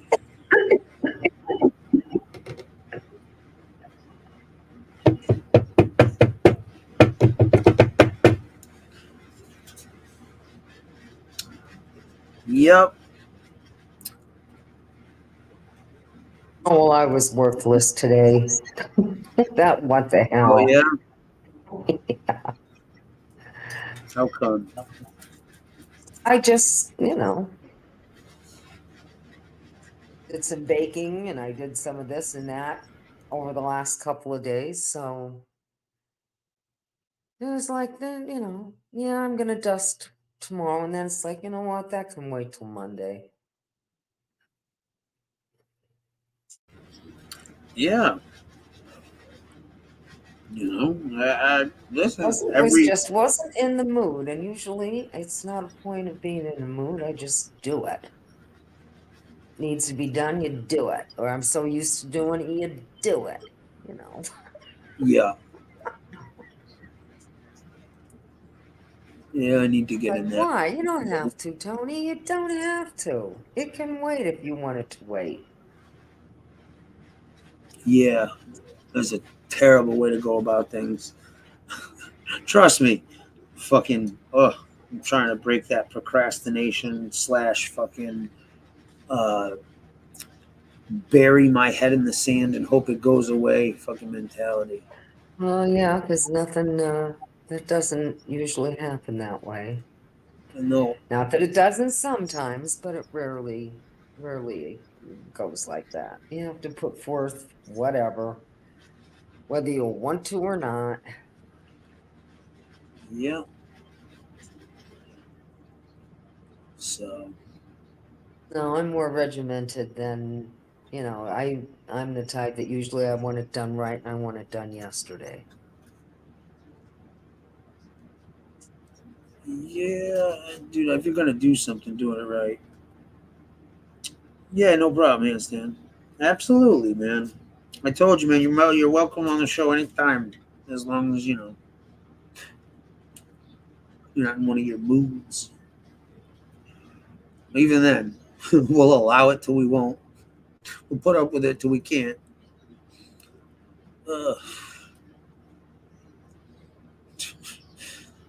Fat puppy. I was really surprised to see her on your show. How long do you have her for? As long as I want, my dog. But I'm gonna make sure it's okay for her to stay here at the hotel. That was the next question. And but yeah. Because I mean, she's not destructive or anything. But of course, if they don't allow it, they don't allow it. But they do allow service animals, and I did fill out some shit for a service animal, but I haven't received anything. I got a fucking, maybe I did it on the wrong website, and that's just a digital one. But there's somebody, I guess, like 5 or 6 doors down from me who has a dog, and they did it. And I'm gonna find out what website they got it from, because they got paperwork, and they said it cost like $40 to get the certificate and shit. The one I did was free, but I haven't gotten anything, or I think it's just one of those. Maybe they give when you get to you. Maybe, who knows? So, but yeah, I mean, because then I could bring her anywhere. Doesn't matter whether they allow dogs or not. She's a service dog, so she can come with me. So. And how old is that puppy now? 4 or 5. Oh, okay. No, she's still young. Sort of, kind of. Yes, of course. Small dogs can live to be, 15, 20 years old, no problem. Yeah, small dogs and mixed breeds. Mutts. Right, right. It's your full breds that are Your pure breeds that are basically genetically defective because they've had so many yeah, they shouldn't even really do that. But I inbreeding. know they do. Yeah, it's like if you're gonna do that, at least make sure it's not one of your freaking dogs. Well, it's just even all the inbreeding from back in the day. Oh, well, that too. That's where, like, so even if these dog had another dog with that wasn't related to them directly, like in the same whatever the fuck litter, they still have that genetic thing from all the inbreeding from all the hundreds of years before or whatever. A pure breed is Well, it's like you said, full breds usually do not last anywhere near as long as a mutt. no. My I mean, boy's if they say bulldog. if they have a 7-year Yep. or 8-year My boy's bulldog lifespan, that's lived usually pretty fucking much how it 6. Yeah, my boy's bulldog lived to 6. I was shocked. I was like, oh my god. I couldn't do that. I could not fucking. Oh, I'm sorry. The dog lived to be 6. That's all. Yeah, an American bulldog. Aw. And that dog was awesome too. I remember, when he got it as a puppy. So, but yeah, apparently they don't live very long. That their average life is 7. I know for the for the big dogs, it's between 5 and 8 years. Because, they're big. My sister's dog was 250 pounds. 200 and That's what. Yeah, that's what my black lab was like, dude. Fat as fuck. But well, it's not. The dog is huge. the Great The Danes head are is fucking huge. massive. Yeah. It's not like the dog was like super fat or anything. Just big. Yeah, Great Danes are huge. What are those dogs that have the whiskey bottle around their fucking throat? Saint Bernards? Yeah, I don't think they have much of a lifespan either. I think it's 5 to 8 years because they're so big too. Yeah. Oof. And I guess if you don't, if that doesn't bother you and you really like a big animal for whatever reason, my sister didn't lock her door. She didn't have to. Literally. Yeah. You saw that thing at the other end of the, you heard him. Now listen, you're And it was absolutely like, right. oh, A dog is absolutely a robbery deterrent. A house with a dog, a person who's going to break in is most likely going to skip that house just on the strength of the dog being there. Right. If all they do is bark, that they don't want that. So, yeah, it's smart to pass up the place with the dog. Plus, dogs, like Tony, you should get a dog. Dogs are great for company and companionship. Unlike cats. I'm I telling don't you. know what no, I just would not see. I don't want anything that my children are going to have to deal with if I'm not here. And that's why there's no more cats. As they go, that's it. And if I felt like getting a dog, would I get one?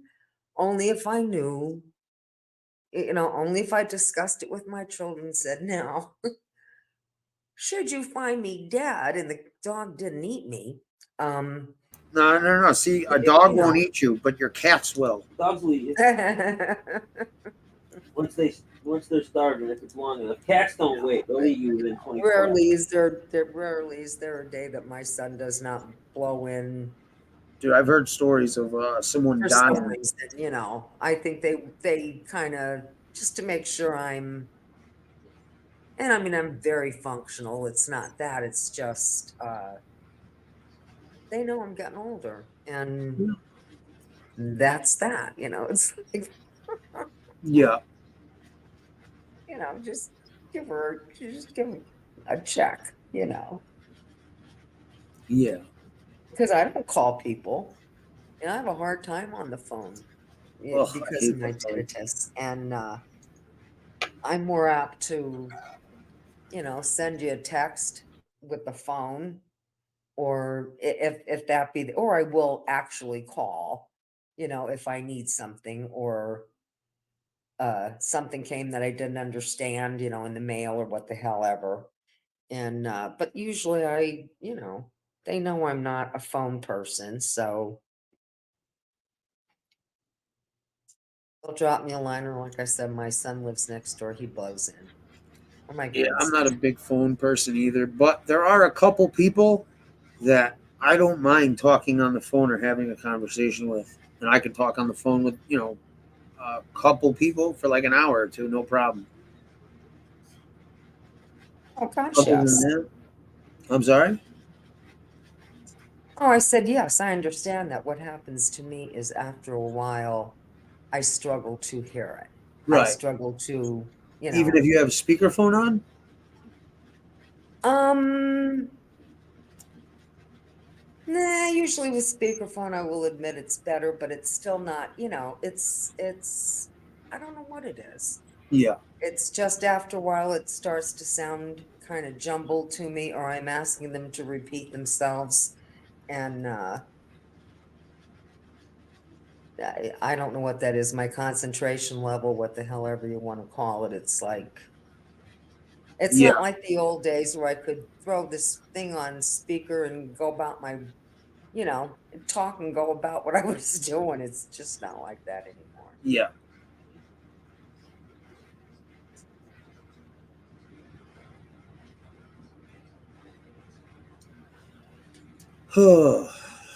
Hopefully things. I gotta check the weather real quick because I gotta get something done. I couldn't get it done today because due to church and shit, but I gotta go tomorrow and get this shit done. Or basically get what's the word I'm looking for? A definitive answer on some shit. Weather.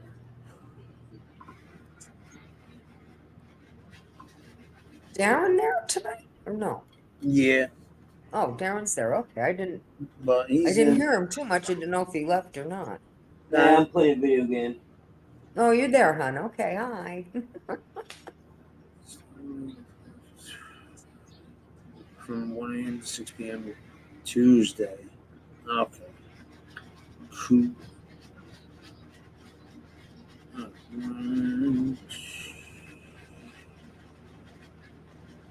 10-day weather. What do we got? Sunday.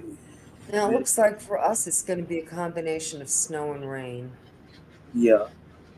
Monday, 50 degrees, partly sunny, 2% chance of precipitation.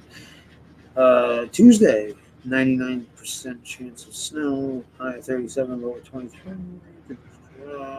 Okay. All right. That's cool. It's supposed to rain all fucking the week following. Great.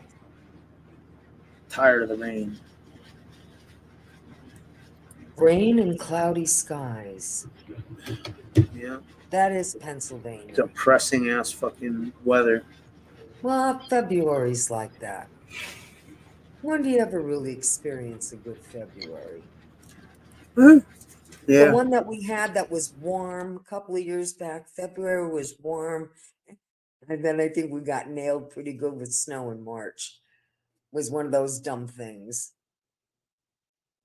I thought, we're going to pay for this, and we did. Yeah, we even had snow in April that year. Oh, yeah. So. We've had major snowstorms in April. Doesn't happen every single year or anything like that, but we've had them. Yeah. And Thank goodness it's warm out. It melts fast, but I remember the Easter that it snowed 2 feet. Really? Oh yeah, I think it was 19. Well, you weren't alive. It was 1970. Oh, that explains it. Is that weird? I don't remember that. And it was just one of those freak, nobody went to church. Nobody was getting off the hill. Nobody, it was just one of those, people had dinners made that they had families supposed to come. Nobody, it was weird. One of those things.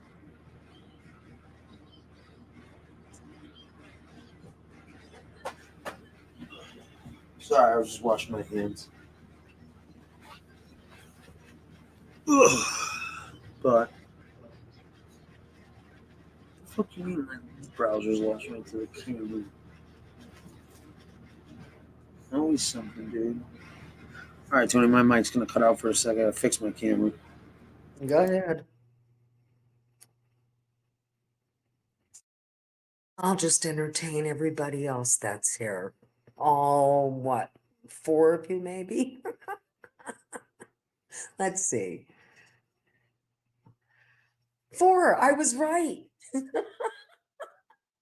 Why is that? Why is that happening? Now, I know it could very well be me, simply because, the obvious. But what is this? Why are people not coming in here? I just don't quite get it. Even if it's just to bullshit for a couple of minutes and be on their way or whatever. I just don't quite get what's going on.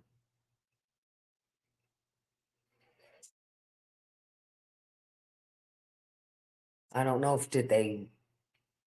Yeah, I just don't get it.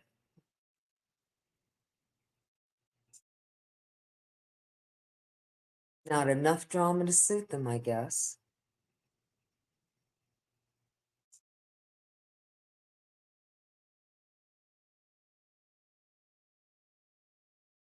And again, Anyway. I No, think it's not you, Tony. It's not you. And I stopped fucking trying to figure out why. Obviously, fucking, Well, I mean, I think it's just odd. I mean, it's one thing to have your numbers take a dive at times because, people, try different channels, this, that, and the other thing, but I just don't get, what are you going to do? I don't I'm get just it. not giving the people what they want. I guess not. Not sure what they want. Oh, I know. They want to hear people trashing somebody else, I guess. They must get off on that. I don't, I couldn't that's just not me. And I'm not saying that you can't have discussions and different points of view in the whole 9 yards, but you don't have to, I don't know. You don't have to join a rah-rah group. I don't know what it is. I don't know. Other than this genre is probably on its way out anyhow, as far as I know. I don't go in, I guess some people go a lot of different places and hear all the shit that's going on, and then there's The people that just go to one group it of was people. yeah, time to move on to something else. Dude, I'm telling you, man. I think fucking I mean, I don't know about anybody else, but I know fucking a couple people fucking had their fucking eyes open and shit when I was like, hey, if you saw yourself acting the way you do on here in the real world, what the fuck would you think of yourself if you saw somebody doing what you do on here? You'd be fucking disgusted if you saw somebody else doing that in the real world. And it's like, Oh yeah, it's almost like being. they get caught up. And then, see, here's the thing, Tony, is some of the people, like, I've always recommended to people, like, when I talk to them privately and shit, and you clearly see them getting worked up or way too involved in, you know, the bullshit, or it's getting to them. I say, listen, man, take 3 days off, 3 days, and see how you feel and what the fuck, and see if you come back and you're still as into this and fucking as nutty and, you know what I mean, as, you know, obsessed. Or are you going to come back in 3 days and you're going to be like, wait a minute, what the fuck happened? Hold on, who's with this and that? It's just, you need that. Otherwise, you're just basically seeing and hearing things. Like, you need a break so you need to step out of the fucking. You need an outside perspective. You need to see this shit from the outside, because on the inside, whatever side or whoever's person you want, you know, you're gonna feel like. I have never discussed anything on this about this stuff with people in my real life. With the, you know, Amber knows a little bit, but that's about it. I mean, nobody would even believe it. They'd say, "What are you listening to?" Yeah. What is it? A program? Is it? No, it's just a bunch of. I don't know what it is. Just a bunch of people with. I don't know what they expect to be, or I don't know what they expect out of others. I don't know. Some people come on here to, you know, live a different reality, so to speak. Oh, I definitely think that. Yeah, that's what they consider. Then they get caught up and they forget. I'm cool. Then they forget that fucking, you know, they've been acting this whole time and pretending. So they actually fucking get real angry and fucking shit. And it's like, yo, motherfucker, how the fuck are you getting this pissed and doing all this shit when you know you're lying through your fucking teeth and somebody called you out on it because it's so ridiculous? And it's like, yo, just because fucking people aren't calling you out or saying this and that doesn't mean they're not fucking, you know, oblivious to whether you're a bullshitter or a fucking manipulator or a fucking just a cunt of a person. You know, people will put up with anybody. Like I said, you see people's chats, right? So I wouldn't expect this from my chat. Well, what's left of my chat. But you see people like, all right, so let's say, what's a good example? No, I ain't gonna use him. Let's see. Damn, I'm trying to think. All right, so let's say, you know, all of a sudden I decide, hey, you know what, guys? I'm going to have, see, I want to use somebody better than that just so, God damn, I can't even fucking think of somebody that would like, okay, here we go. All right, guys, yo, so listen, I'm starting my new channel and my new co-host is going to be iLight. Or, you know, iLight's going to be a frequent guest in my fucking chat and channel, right? Now, I just spent fucking a year or two clowning dude and disproving his fucking statements and all that shit and just, you know, showing you what a goofy bastard he is. And you all have joined in and fucking, we've all had a bunch of laughs and made fun of fucking dude. And I'm not being specific like we did. I'm just saying theoretically. Yeah, we realize you're using him as a. Okay. Could be anybody. So, anyway, then all of a sudden now I got this dude coming on the show and fucking hanging out and yucking it up. Now, let's say I had fucking 100 people in my chat. And let's say, you know, for the last year and a half, those 100 people, about 55 of them were trashing this dude and feel like they hate this dude, and were very vocal about their dislike and you know, how little they respected this person. Then the guy comes on the show, and then all of a sudden, what the fuck are these people supposed to do? Now they start fucking kissing ass and fucking saying this and that and this and that, even though they don't mean it, or, you know, and it's like, that has gone around so many times that basically words on here have become meaningless to a point with a lot of people. Like, I don't God, yes. What the fuck you say. I'm going to look at how the fuck you're behaving, what the fuck your actions are. I'm done with the fucking, don't tell me this, don't tell me that, don't tell me you're this, don't tell me this. I say that all the time. Actions. And it's speak like, louder no. than words. Like, yo. And, yeah, I don't know. The way I see it, there's a lot of different types of people that come into this genre. Now, I'm not going to say they're from all walks of life, because you're not going to find any respectable doctor. Nope, that's not true. You're not going to find lawyers and doctors on. You're wrong. You're wrong. You're wrong.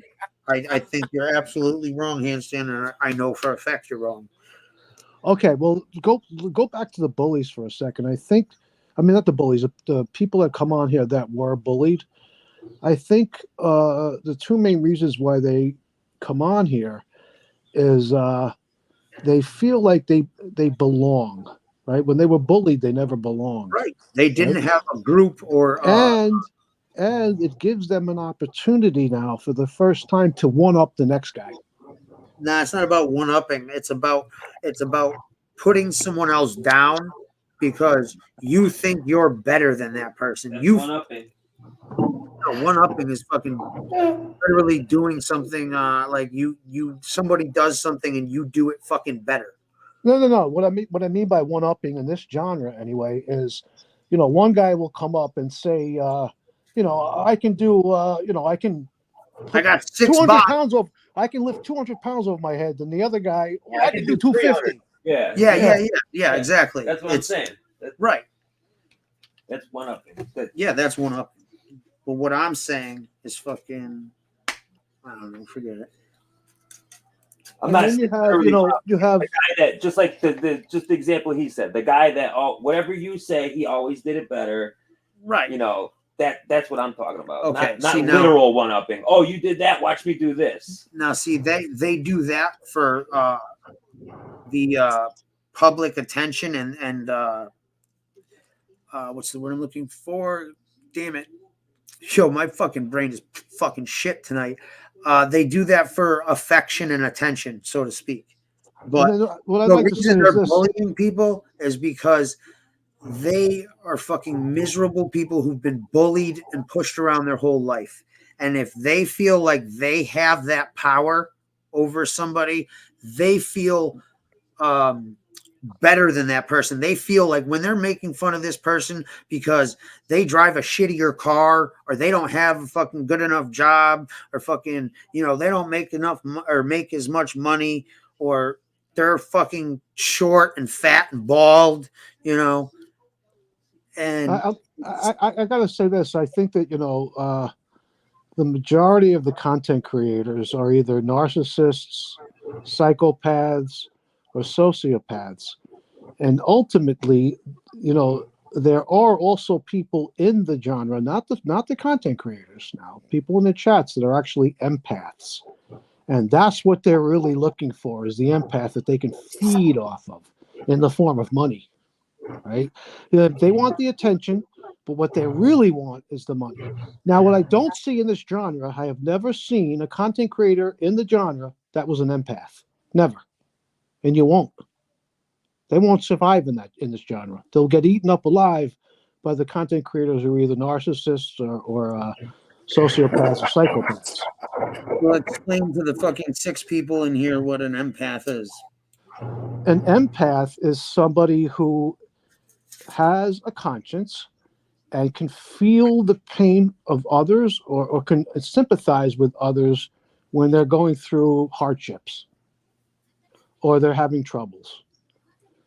Yes, that's having empathy for someone. Right.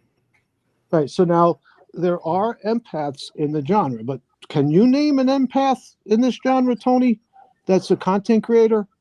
I can't. Who you really believe is an empath? I can't. I can't. Now, Lefty, don't take what I'm saying the wrong way. I'm not saying that, you know, there are other people besides narcissists, sociopaths, and psychopaths that are content creators, but I don't know what classification to put them under. They're not that, but they're far and few between. But like I said before, what they're really looking for is the money, and who's most likely to give the money? Look at a guy like, I don't know. Well, dude, that's what I told you, man. These people are paying the subscribers are paying for a friendship. They're paying for attention and to be part of the cool kids.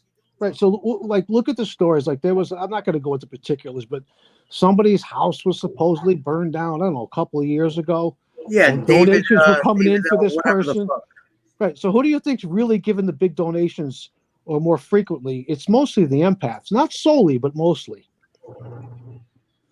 Right. So that's what they're really looking for. They feed off of empaths.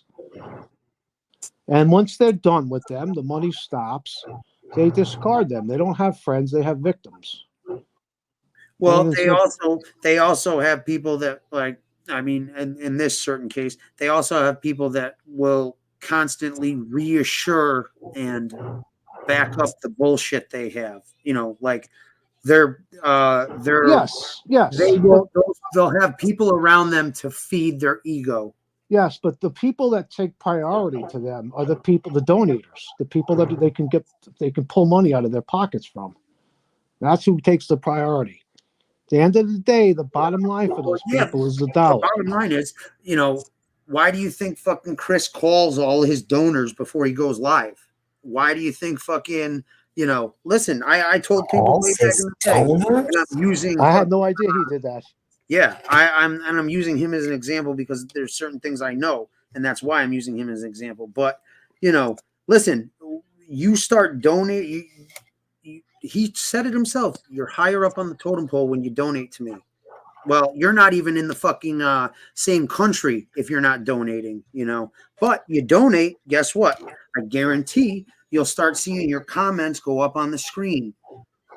Of course, and you're more likely to, and you're not with everybody, but with a lot of the content creators, if you donate, you're more likely to get a wrench if that's what you're looking for. Yeah, that too. Absolutely. That pretty much goes hand in hand with donations. Like, you know, if you're donating, usually donators have a wrench in general on YouTube. So then if you're not a donator, right, let's say you're a person that was bullied and you don't have money to donate. What they do, those people, is they kiss the ass of the content creator. They back them up on whatever they say. Now, the content creator needs that backup, right? That's what brings in the money. That's what brings in the money, right? You got to get the backup first, and then comes the money. See, I think listen, what I've seen, at least in this genre, what brings in the money is emotional manipulation and emotional abuse. What they do is they do what you know, one of these people, and I'll reverse it, and like a chat, like I'll say, you know, Teresa does the same shit. She'll fucking come in a chat and say the most obnoxiously fucking cringiest statements that you know aren't true, but they're just like, oh my gosh, you're like the biggest gangster in the world, and you're like, what the fuck? And what she's doing is she's complimenting you, or someone is complimenting you to have your brain get used to this person makes me feel good. This person, you know, your brain has that it releases the I want to say cortisol. I'm going to mess up the chemicals, but like adrenaline, endorphins, adrenaline, endorphins, and adrenaline. No. Endorphins is what it releases. Endorphins. You feel good, right? Now, the same person, once you've gotten attached to them, and they're saying all those nice things and those ridiculously "I got your back" type thing, so that it's not so that they really like you. It's so that you can't be without them, or you get addicted to that feeling, and the endorphins and shit come out, right? When they take that away and either threaten to leave, or they yell at you and scold you and shit like that, your brain releases cortisol, and it's serotonin. It's serotonin. No, not that. I'm pretty sure fucking but I listen. I'll double check my fucking notes. Cortisol is actually a stress chemical. Yes, serotonin. That's exactly what. No, it's not. I'm telling you, when the person flips the script, stops complimenting you, starts insulting, and takes, starts ignoring you and shit like it, your brain releases cortisol. I was correct. Yes. So I then thought you were talking about the happy chemical. The happy chemical is serotonin. So what your brain does is he's got the serotonin in it, or the and it basically the unhappy chemicals, and it will do anything to get those good chemicals, the endorphins, back. So you know what I see with not all the content creators, but a lot of them, they pretty much all of them try to endear themselves to the subscribers, the people in the chat, especially the ones that they think they can get money out of.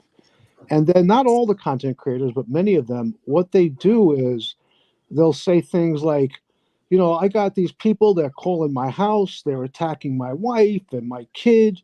I'm going through, hell with this. Well, yeah, they have to let. So people send me know money. Send me money to make it worth my while. Do you know what I'm doing for you people? Do you know what I have to suffer through and go through just to come on here, to entertain you people? It's like, listen, and see, that's the thing, Handstand, is like, you can't you're generalizing too much, because I know there's some people that are absolutely like that, but there's other people that couldn't be anything further than that. Another commonality most of them have, not all, but most, they seem to suffer an extraordinary amount of tragedies. Deaths in the family, a fire, a flood, my hot water heater. You're a naturally skeptical person. Like I had fucking a father and 2 grandmothers and an uncle die in a fucking 2-year period.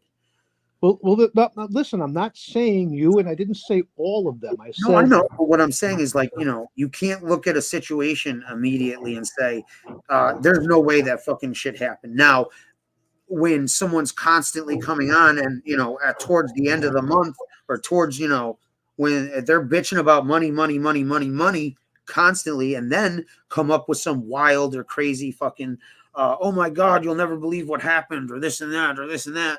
Because I've been on here and some shit has happened, and I'm not looking for fucking this or that. I just fucking want to vent.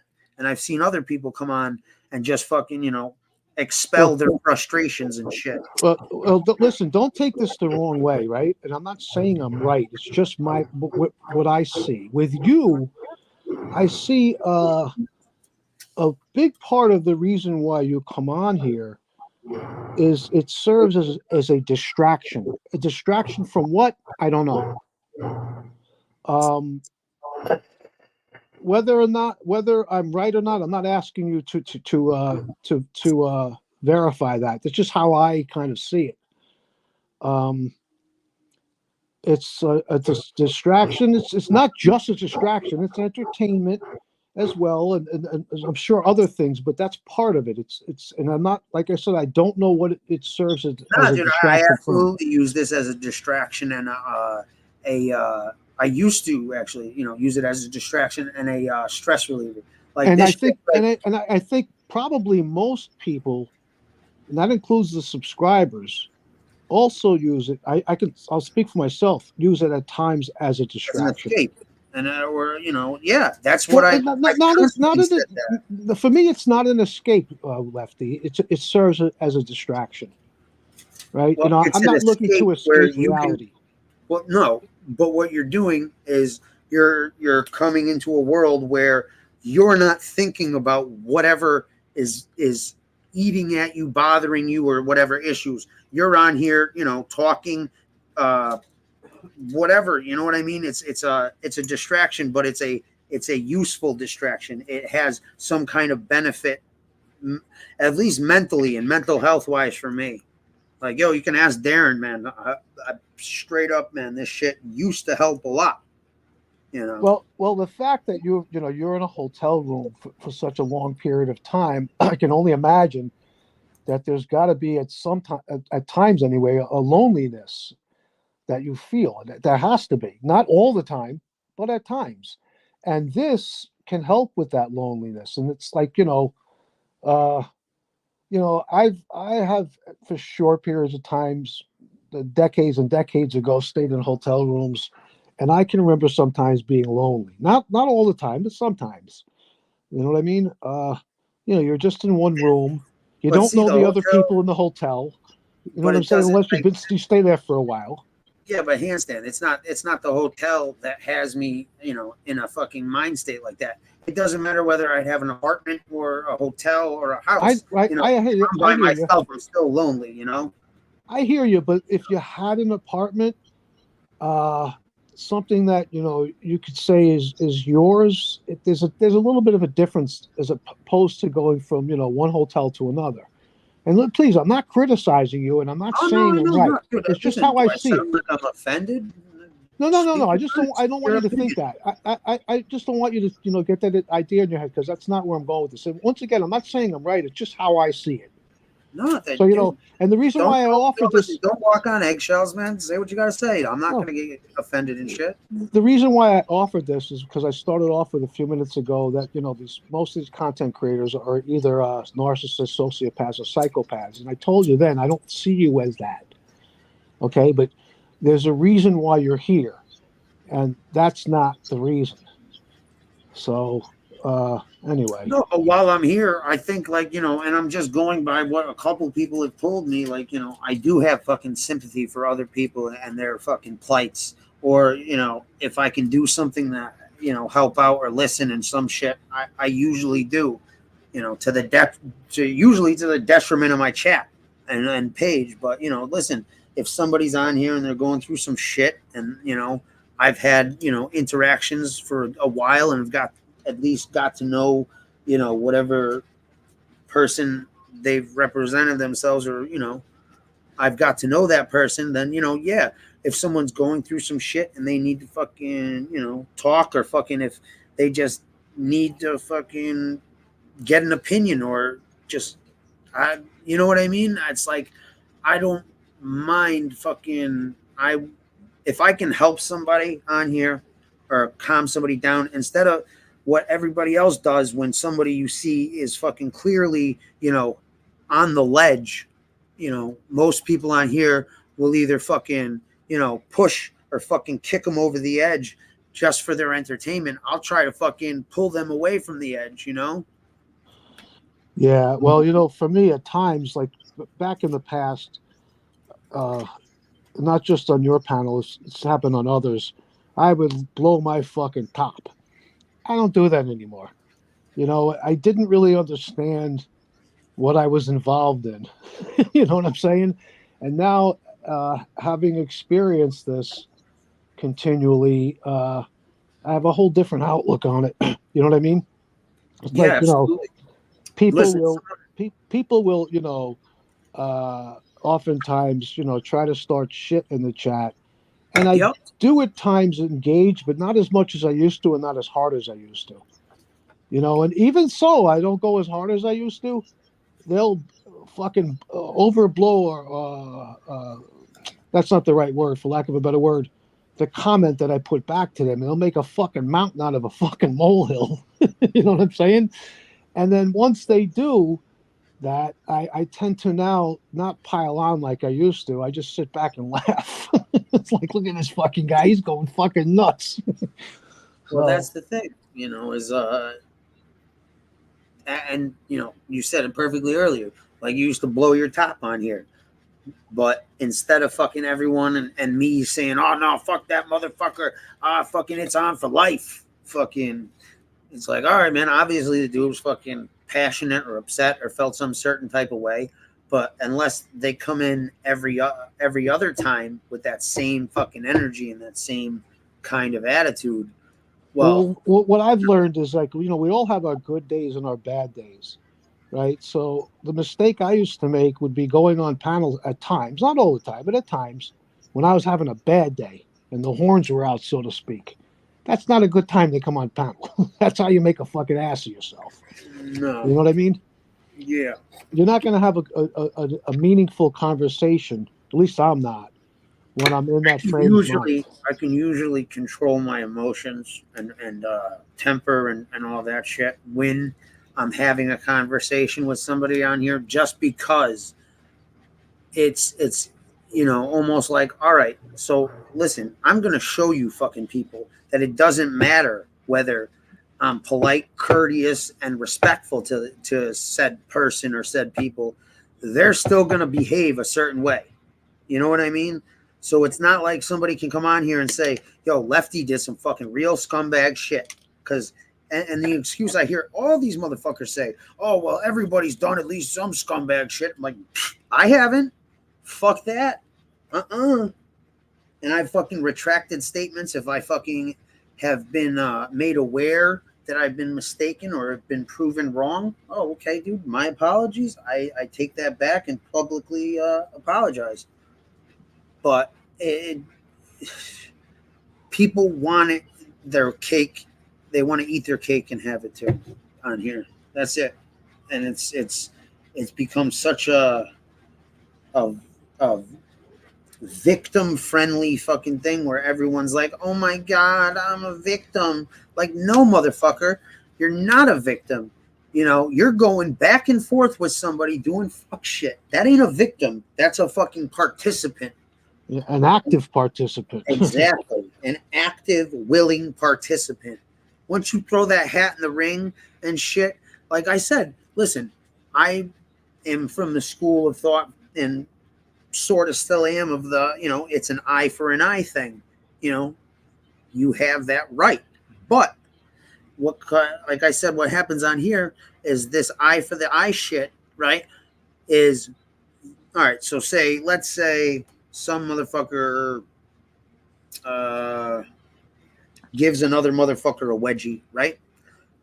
Okay, so now the dude who got a wedgie decides to, sneak attack and give this guy a wedgie or pants him and some shit, right? Let's say pants him, right? So you, the second person who got pantsed first, cannot fucking play the victim and say, oh, but oh, poor me. No, you engaged and did something that you considered and are calling the other person a scumbag for doing. You have the right to do it because it was done to you, but you're not righteous, correct, or fucking, immune to being fucking fine. You want to lower yourself to their standards and and do scumbag shit too, because you need to feel better about yourself and this and that. Fine, be that way, but you're not going to do it on a fucking pedestal and tell everybody, oh, this person is such an evil bastard and did this and that. So wait a minute, did you do the same fucking thing? But yeah, but mine different. Well, it goes back to what I was saying before, where some of the content creators will throw the line of bullshit where look at everything I'm going through. They're attacking my family. I've only heard like one or two people do that. So if somebody was truly attacking their family because they're online on YouTube, going to having verbal combat with others, just get off of YouTube. That'll end that. But no, it's not how it works. No. Can you still hear me? Yeah. You know what, Handstand? Okay. Shout out to Code of the Streets or Code, whatever the fuck you want to call it, whatever he calls himself now. Because you know what? This dude was on here fucking acting a bit of a fool too. Not like a scumbag, but not acting his age and shit. Getting caught up in fucking other people and letting other people encourage and instigate. You know what I mean? So his son goes, yo, Dad, Me and my friends have been watching this shit, and what the fuck are you doing? You're embarrassing the fuck out of me. You know what that dude did? Done for a while at least. Well, but then now isn't he co-host with Johnny Mac? I have no idea. I honestly I could not tell you, but the fact that he his son said, "Listen, this is affecting my life, and outside of here, this isn't just affecting you and your internet world. This is a." So I give him props because you know what? I've never seen anybody else who have complained and fucking said, "Oh my God, this, that, the other," and they, first of all, take no accountability in, hey, what someone did or does and goes at someone's family, that's real fucked up. But if you're instigating and encouraging in, it's like, if you see this as a problem, like let's say somebody shows up to somebody's house and knocks them out, right? Because they've been talking shit and they've been fucking inviting people over left and right. Okay. Now, let's take another scenario. Let's say that person who punches him in the face and knocks him out is fucking not right in the head, mentally fucking ill, has a fucking terminal disease, and fucking has been watching this motherfucker and is like, I hate this motherfucker so goddamn much. Goes to his house because people are saying pull up and this and that, and fucking kills the whole family. I think that each and every one of the content None of these including you, accountability for Okay, putting I think- other people in danger. I think each and every one of the content creators, including yourself and anybody who's been on panel, except for Tony, have lost their cool from time to time. I've never seen Tony lose her cool. Never. She's the Oh, then only you person. then you didn't see me the. Was it with No, Fish? I never did it here. I did it, and it was a sound thing with me, and I just kind of lost it. There was. Oh, was it over at the stand-up? What show? What? Huh? I know who it was. The stand-up guys. I Oh, bet. Richard Simmons is dead? 4 5 people are freaking talking. They're not talking to each other. They're talking by themselves. Ugh. On the panel, I think everybody had too much to drink. I think it was was it a holiday or a game or something like that? I think. And I yelled, "Shut up!" Well, I don't know if that's really going off the Thank rails. That was appropriate. Maybe I don't think that was appropriate. Not going off the It rails. was, it shocked the shit out of everybody. And it's I kind can of think of but it was like the cacophony just got to be, and I should have just said, okay, see you guys, and that would have Yeah. been that. But oh no, it was like I was dealing with a bunch of third graders and I just lost it. Well, that's what it is. It's I don't know if it's third graders or sixth graders or eighth graders or whatever, but it's adults acting like I've been children. to about fucking 6th or 7th grade with the maturity and the vocabulary and the And the IQ level, fucking left the IQ level in the genre. It has to be well below 100 if you Well, average listen, it out. I could If you give average it myself- out. I could give myself a fucking lobotomy and be fucking more intelligent than fucking most of these people.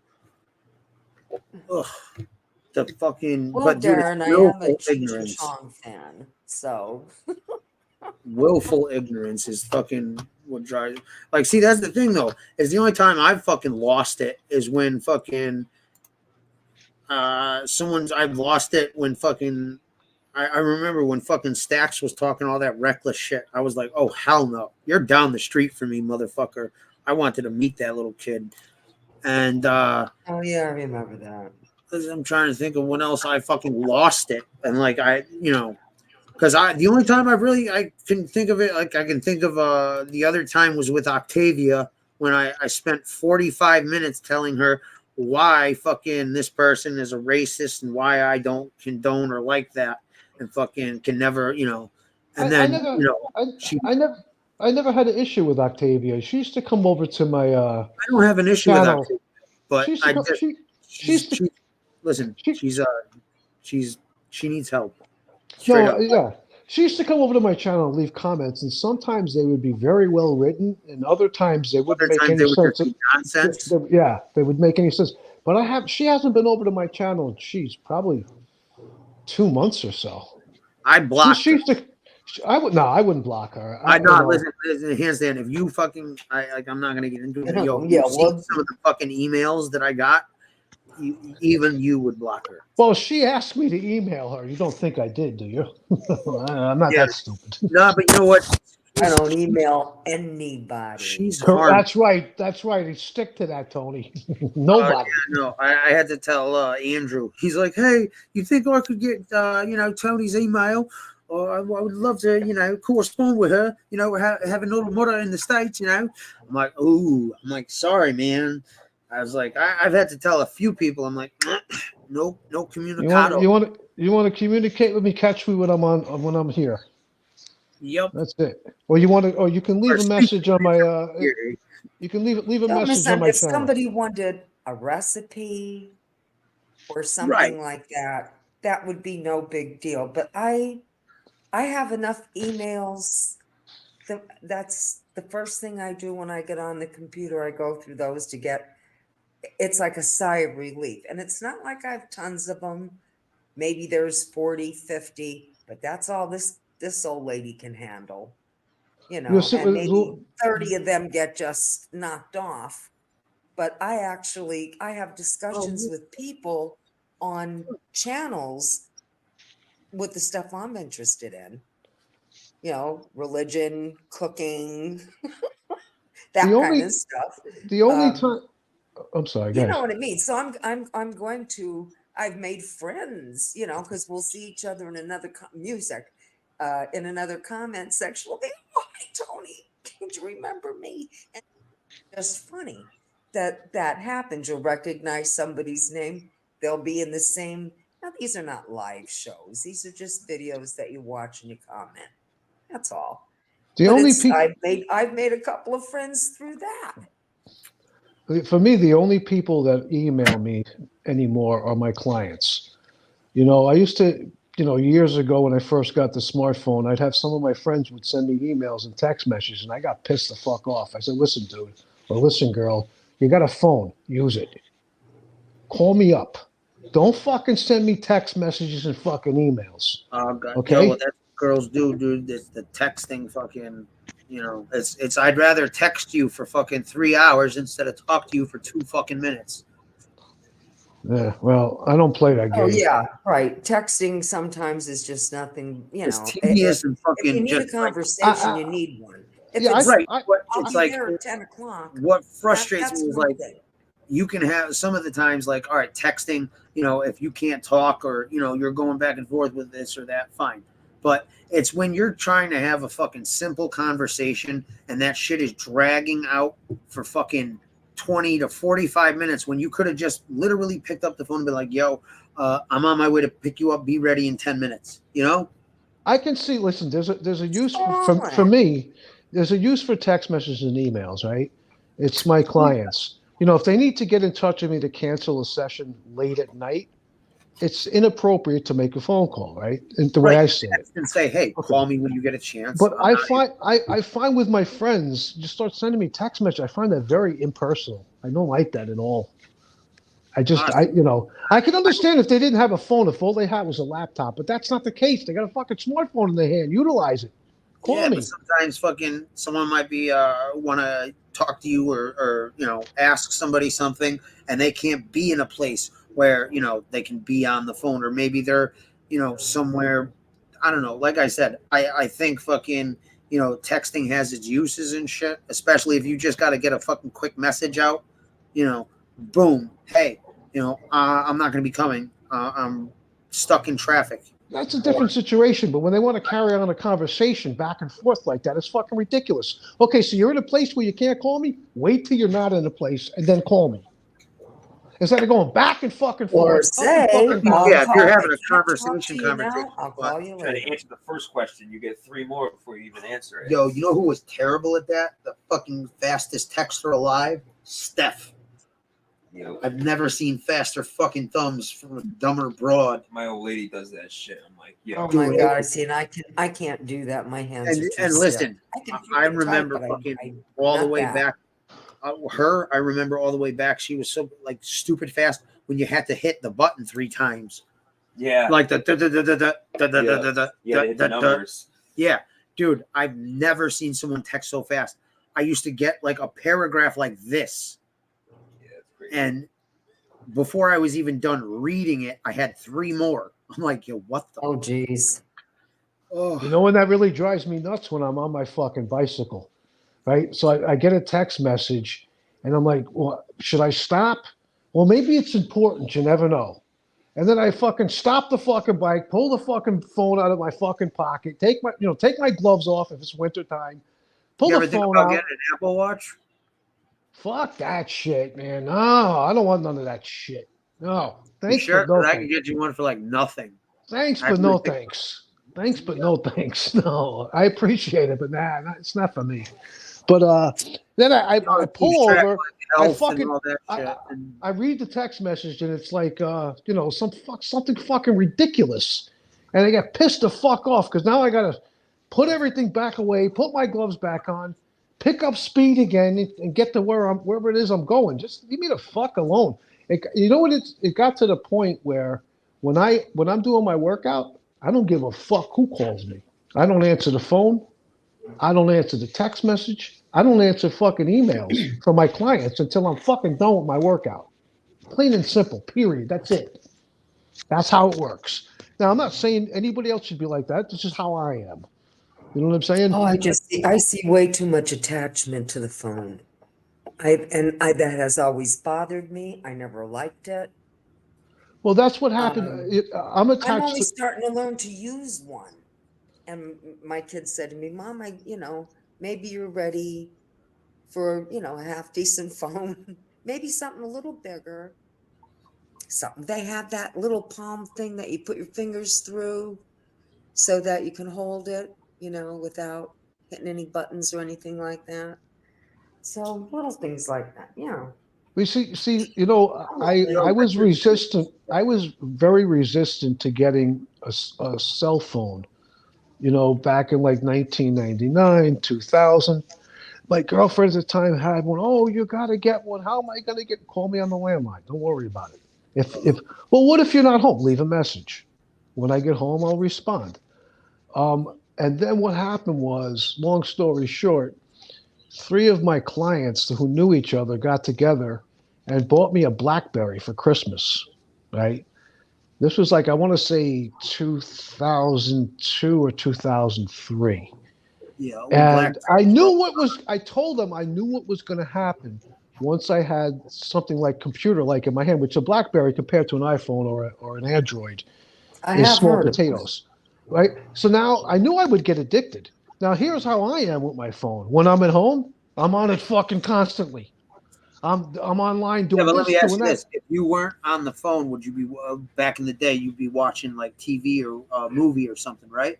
Yes, or I would be doing, That's how I look at it. Something productive. Yes, I look exactly. At it like this is more. It's more fulfilling and satisfying, and I think actually way better than sitting here watching TV. And if I don't know, man, I literally haven't watched TV since I've been starting to come on here, just because I prefer fucking having interaction, and trying to. You know what? There is the interaction, right? When you watch a lot of TV, anybody, it kind of dummies you down. But does. if you have interaction like we're having now, an intelligent conversation, you learn something, you experience something new, a different idea. You know what I'm saying? You could possibly gain a new perspective on things, or at least, maybe understand other people's perspective. Or, like I said, like what I try to get people on here to do is listen, everybody has a story. Everybody's lived a life, you know, and everybody has experiences that are unique to them. And that I try to get people to share and, or, you know, tell people like, yo, listen, you can gain a perspective on how someone, like you may think this person's doing like criminal behavior, right?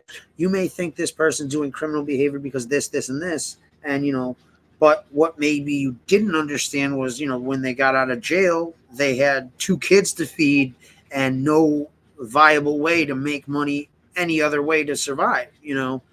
And it's just, that's just the one example, but it's you know, I like the sharing of thoughts and and ideas. I enjoy that. That doesn't mean when you take like a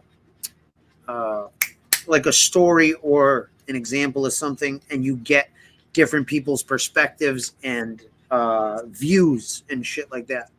That's why I like this. I like to see how people think. And like I said, man, I enjoy having intelligent, educational conversations on here. So do I. You know, there was back in the beginning, there were times, you know, where my horns were twisted, like, you know, so to speak. And I was actually looking for fucking confrontation. You know what I'm saying? No shit, man, Sam. No shit. Listen, I'm past that. I really didn't understand fully what I was involved with. I kind of foolishly thought that I was dealing with a group of people, for the most part, who were more intelligent than they actually turned out to be, and a little more open-minded. You know what I mean? But dude, the intelligence. Listen, I'll tell you what, man. I'm actually fucking shocked. I've been like, you know, this YouTube shit is exposed how many fucking stupid people there are. Like stupid. Like they're not just like, you know, like they're just like simple. They're simple people, and it's like simple-minded. Yeah, very simple-minded, dude. And it just and easily manipulated and led. They're sheeple, you know. So, and then you got people like a guy like Fish, right? I don't think Fish is really. He's not highly intelligent, but he's not simple-minded. He's a fucking troublemaker. He loves to fucking instigate, and no matter. It's not even instigating, Hanson. What it is he gets pleasure off any kind of attention, but what he really thrives on is you know how he always says, "Oh, you're triggered," and you know people are like, "No, you're not triggering people. You're just pestering people and just being annoying." He's abrasive. He's abrasive, but he thinks like he gets satisfaction off, you know, upsetting people, you know, because unfortunately the guy's a miserable fucking prick. And the other flip side of that is he's a miserable prick who craves and needs attention and what's the word I'm looking for? It doesn't matter what kind of attention it is, good, bad, or to him it's adoration. It's he's getting attention and it's look at me. Like I guarantee, you know, he was, you know, hanging on his mom's dress saying, you know, and she was all like, "Oh, that's right, Fish. You're the best. You're the cutest. You're the best looking, smartest guy out there." So I was listening to him the other night when BK was going at Cybo, right? Yeah. And you could clearly see that BK was winning the war of words, so to speak. So Fish. I know Fish understood that, but he was trying to keep everything going and to amp it up a little bit by kind of siding with Tony, right? And Tony would say, "Shut up." Yeah, everybody says, "Shut the fuck up, Fish." and Fish was eating that because Oh, yeah, he was enjoying trying to agitate it to ramp it up as high as he could get it. Yeah, I don't think it was that. I think more or less he felt that these two people were getting all the attention and he needed some attention. He needed to be included in the conversation. He needed to let everybody know he's there. And he, so you're going and you're involving yourself in with two other people. And basically, like I called it, I don't know, you weren't probably watching last night, but we watched the same video. And I'm like, watch, how much you want to bet this dude Fish says something in the next 10 to 15 seconds? Boom, 10 seconds later, bam. And like he needs that constant attention, and that's what he really, really craves. It's stimulation. It's stimulation. It's stimulation for him. The secondary benefit is the where he gets the real stimulation and shit is when he is a complete cocksucker. Yes. Yep. He's got because he knows you can't reach out and touch him. Right. On here. If you say up, he's automatically going to say down, vice versa. Yeah. But I'll tell you what, you could probably ask him, how much does he really like the fucking, the attention he's been getting from JR Boston and fucking a few other people and fucking, hey, the guy gets fucking triggered and bothered when people give him that type of energy. Why are you doing this to me, guys?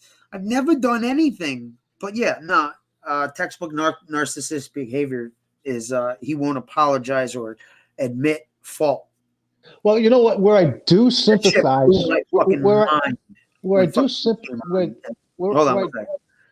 that shit blew my fucking mind when this asshole came on and fucking.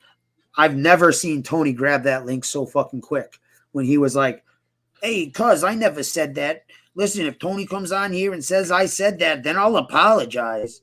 And fucking a fucking millisecond later, she grabbed the link and fucking, said that shit. Like, yeah, well, you did say that. Didn't apologize. Just did a roundabout fucking an excuse. No, it's all, in other words, you either took it wrong or you didn't mean it that way. Or when there's no other way to take it, you're being a fucking vindictive, spiteful, little fucking little child, dude. Like, yo, you're saying like he's like, you can tell when he gets triggered because then he says the most I'm sorry. Do you know why he got triggered? This just popped in my head. By the way, Richard Simmons isn't dead, Darren. You know why he got triggered that night? And then after he half-assed apologized and then I booted him off? It's because I booted him off and he was getting attention on the panel. And I'm like, nah, dude, you're being an obnoxious fucking you're being almost too sarcastic with Tony. Like, you know what I mean? He was being nice, but in a fucking backhanded way. And I was just like, peace. And I didn't even realize that. That's why he got so pissed, because he said even more foul shit than he said before when he got booted. It was because he lost that attention. I want to say it was about a year and a half ago. Whenever it was, I was in the chat room that night. And at that time, Fish had a wrench. And I can't remember who he was blocking, but he blocked a shitload of people. And you fucking blew your top as well you should have. And you took his wrench. And immediately he went into like Chicago muscle mode. He was fucking pissed off that he lost that wrench. He started calling you this, that, and the other fucking thing. Yep. And I'm sitting there fucking laughing at him. I'm like, dude, what does it mean? It's especially in here. Like, yo, I'm more than fucking blatantly clear. Like, yo, a wrench in here means nothing. If you have a wrench, you're a fucking tool for a fucking use. If I need to box somebody and I can't at the moment. It's just the way I see it personally. I've had wrenches. I have a wrench now in another genre, right? And, I go according to what the channel content creator wants. But the last thing I want is a content creator to give me a wrench where they want me to watch every fucking comment. I'm not into that. Man. No. Oh, see, to me, it's like babysitting. That's an unpaid. It's an unpaid job, is what it is. Mm-hmm. How can I come here and relax and unwind if I got to watch everybody's fucking comments? That's your how job, do not you mine. do shit? And then it's like, yo, then that fucking duty and responsibility goes even further, because now you got to watch and see who talks shit about said person in other chats. Fuck that shit. Yeah, like, dude, it's like, yo, Yes. bro, I'm not paying attention to fucking, who the fuck doesn't like this person, or who doesn't like that person, or who's talking shit about this person or that person. Like, dude, cool. I judge people on how they conduct themselves and behave in here for the most part. There are a couple of people that I'll just fucking boot from the jump just because, they're either obnoxiously or a terrible person, or like I said, what I don't like is the fucking people that pretend like nothing happened. They, this and that. Like, there's one person that came in, right, and was like, yo, Left, listen, I apologize for the, talking a bunch of shit and saying a bunch of foul shit about you, man. If you want me to leave, that's cool. But, I'm like, nah, man, it's cool, dude. I by all means, apology accepted, fucking no problem. Hang out, Listen to what happened. Let's listen to what happened to me one time recently. So I was in another genre. It's actually not a genre. It's a one-man show. I think you heard about the guy. I don't want to mention his name because I'm not here to give him free advertising, but he's a real fucking nut job. Go ahead, dude. You should watch this guy sometime. You'll flip. His name is Malky. It's the John Burton show. This guy has I swear to God, I'm not lying. He's always on fucking mushrooms, right? And he's up in Canada, and he's he's a big 81 supporter. He just got on the back of his fucking shaved head a big fucking giant tattoo that says "Support 81." He's wait. He does fucking burnouts on his motorcycle in the fucking living room, and then he takes the hatchets and he's dancing. He's got music on. He's dancing all over the place. He took his fucking hatchets and destroyed his refrigerator. The other night, he had this a Bowie fucking knife, and he was throwing it at the refrigerator. It was going right fucking through it. The refrigerator's destroyed. The Freon line's broke. He hit a fucking gas coming out. But he's obviously crazy, insane. But he's actually a nice guy. I see him. He's not vicious. He's a nice guy. Right. So anyway, I'm in his chat, and a couple of people from MobTube came over, right? And I'm going back and forth with them, and I notice a couple minutes goes by, and now there's 4 people from MobTube, and one of them is a content creator, and they're all together at the same time saying, whatever name I was using, this guy's a fucking cop in New York City, and this guy Malky fucking blocked me. I don't know fucking cops in here. He fucking blocked me, man. Yo, put the content creator in the private chat. I'm fucking curious as fuck. Unless you want to say it publicly. The broad that got her channels permanently removed. Yeah, that doesn't surprise me. I guess birds of a feather flock together. Me and how do I say it? Me and Beans, right? At times we kind of if we're in the same chat room together, not always, but at times we kind of bounce off each other pretty well. We can get fucking people fucking going, man. So he was over there earlier today. He goes in there from time to I can't sit there and watch this guy for an hour. I'll watch it for 5-10 minutes and then I'll move along. But he's a fucking piece of work, I gotta tell you. He's fucking way the fuck out there, man. Way out there. And he's just I talk like this all the time. Fucking guy, man. If I can get a laugh, it's a good time. You know what I'm saying? But like I said, that's what people come on YouTube for, is an escape and a laugh and fucking. But he's not going to hold my interest for more than 5 or 10 minutes anyway. Whatever. Yeah. But I was going at fucking Bambi not too long ago. I got to admit, I opened another account, my Twitter account. So I was going at her. Allow it. I got her fucking nervous. I was going at her about being Vinny Ocean's fucking niece. I said, if he ever finds out, that probably wouldn't work out well for you. And there is a content creator in this genre, and I'm not going to say the guy's name, who has Vinny Ocean's number. He claims he's talked to him on the phone, and I tend to believe him. So, yeah. Oh, that fucking shit drives me nuts when she says that shit. That fucking drives me out of my fucking mind. Dude.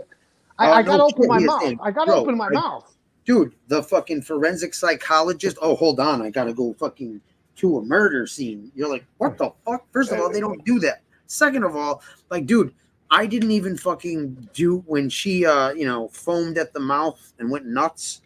I was like, all right, I'm gonna look into this person a little just to see what the fuck is what.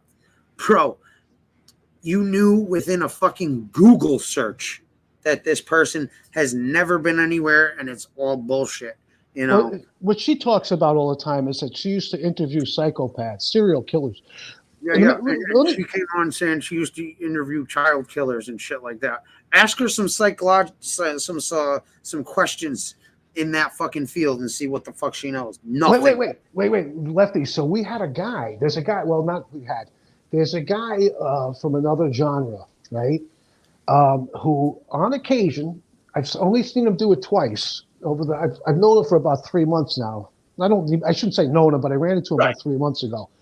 2 different times, he says, "Listen, I'll be right back. I got to go pick up my crack." Now he's not a crackhead. This guy is he's like a well-established, highly intelligent guy. He's got some money. Excuse me. And I couldn't believe it. He was smoking fucking crack, but he was doing it like responsibly, and he was holding an intelligent conversation the whole fucking time. I was on a fucking panel with him that first night when he was smoking the crack for like 6 hours. And the guy, I kept testing him, but he was right on fucking point, bullet on. So he was over at Bambi's channel one time on panel. I was on panel with him there too. And he was going back and forth with her and this other lady who claimed that she was a doctor. Remember, Bambi, the only reason why Bambi's not a licensed forensic psychologist is because she's a felon. That's the story. You know what I mean? But they'd still have a record of her getting her doctor's license. What I would like to know is this. So I wasn't paying close attention to what when Fish was on her panel this morning. I was in and out. But I'm wondering, in the beginning of the conversation, she said that she was going to vote for, I'm not going to get a political conversation, don't worry, but she was going to vote for the same person as Fish is going to vote for, okay? Yeah. And then as the conversation ensued, she changed her mind. I'm wondering if it's likely or at all possible that Fish amped up the political conversation trying to get her struck. Now, I don't think he would know whether or not that would have been her third and final strike. But I'm wondering if he did that on purpose now. He absolutely did that shit. He did that shit on my channel with you fucking the night I fucking passed out. He knew that fucking subject wasn't supposed to be talked about. Yeah, well, like I said, technically so did I, and I would say, listen, let's change the subject. Yeah, but dude, listen, dude, you explain that shit, and I can understand the fucking, Listen, I owned up to it, right? When it's you the woke intent. up, It's the intent. You understand? When you woke up, Lefty, and what the fuck are you talking about? Fish fucking disappeared immediately. I felt bad. I stayed. I was like, listen, I apologize because it takes 2 to tango. You know, he brought it up, but I was engaging, so I am basically just as responsible as him. It's about intent. That's the thing. That's where that's what it comes down to. Especially, you know what, in general on here. It's all about what intentions you had when you're doing an action. The whole thing is that in that conversation, I couldn't get a word in edgewise anyway. If you were able to replay that video, you'd be like, I don't understand why Hanson stayed on there with this fucking guy. He wouldn't even let him talk. Yeah. Anyway. Well, yeah, I don't know, man. Fucking. Listen, I was in another content creator who shall remain nameless in this guy's chat room. I don't know. I want to say about a month ago, and I can't remember exactly how it all evolved, but what ended up happening was he threatened he was going to kick my ass. So I said, well, listen, anytime you're in New York City, you let me know. Well, then one of his wrenches, who happened to be a female, said she was going to kick my ass. So I responded to her something like, well, that's going to be difficult because you're not going to be able to get close enough to me. I wouldn't touch you with a 10-foot pole. That turned into, in this content creators, I made a sexual comment to her. I'm out of bounds. So the next night, shit, man, you were polite. I would have said I wouldn't have touched you with his dick. the next night he comes on, right? I don't know if it was the next night or the next live, whatever it was, the day after, whatever it was. And he's going at me, fucking left, right, up, down. He's trying to get me. I'm watching the video, but I'm not commenting. He's trying to get me to engage, to get that drama, to get the numbers in the fucking chat to go up. And I wouldn't fight. I hate that shit more than anything. Is a lot of these people on here are just fake as fuck, and they're only in it for, like, yo, they might have good intentions in the beginning, but see what happens is, this is just an opinion of mine, what happened, or an observation, what happens with some of these people is they get more and more viewers, right? Or something happens to where, you know, all right, let's say their chat is normally 20 people, but something happens, now there's 80 people in there, you know? Yeah. They, you know, that fucking, that kind of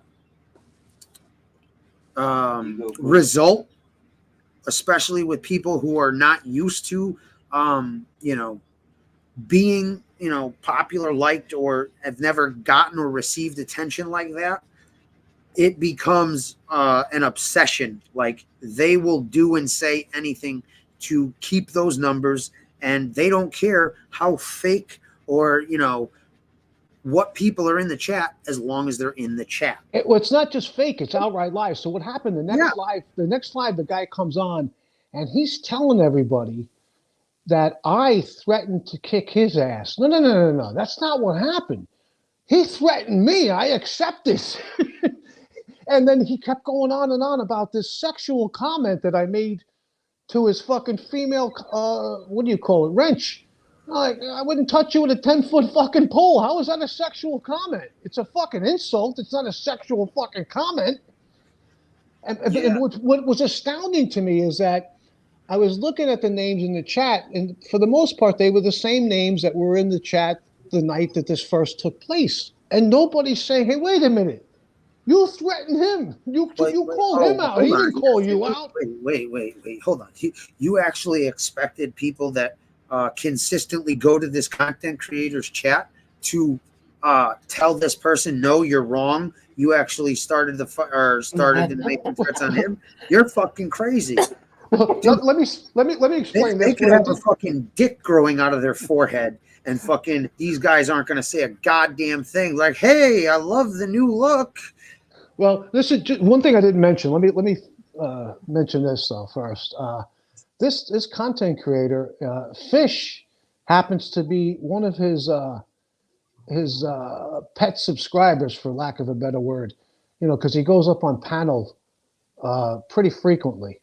You know, now you know the content creator is just using Fish, but Fish doesn't give a fuck. You know, any chance that he has to get attention, he has to grab it. Exactly. Fish is using whoever he can to get on here. Right. So, you know, that says when Fish is one of your big selling points, you know, that he comes on panel a lot, that's a big selling point to your audience. You know what that content creator is made of? Fucking bullshit. In my opinion. Well, that's the thing.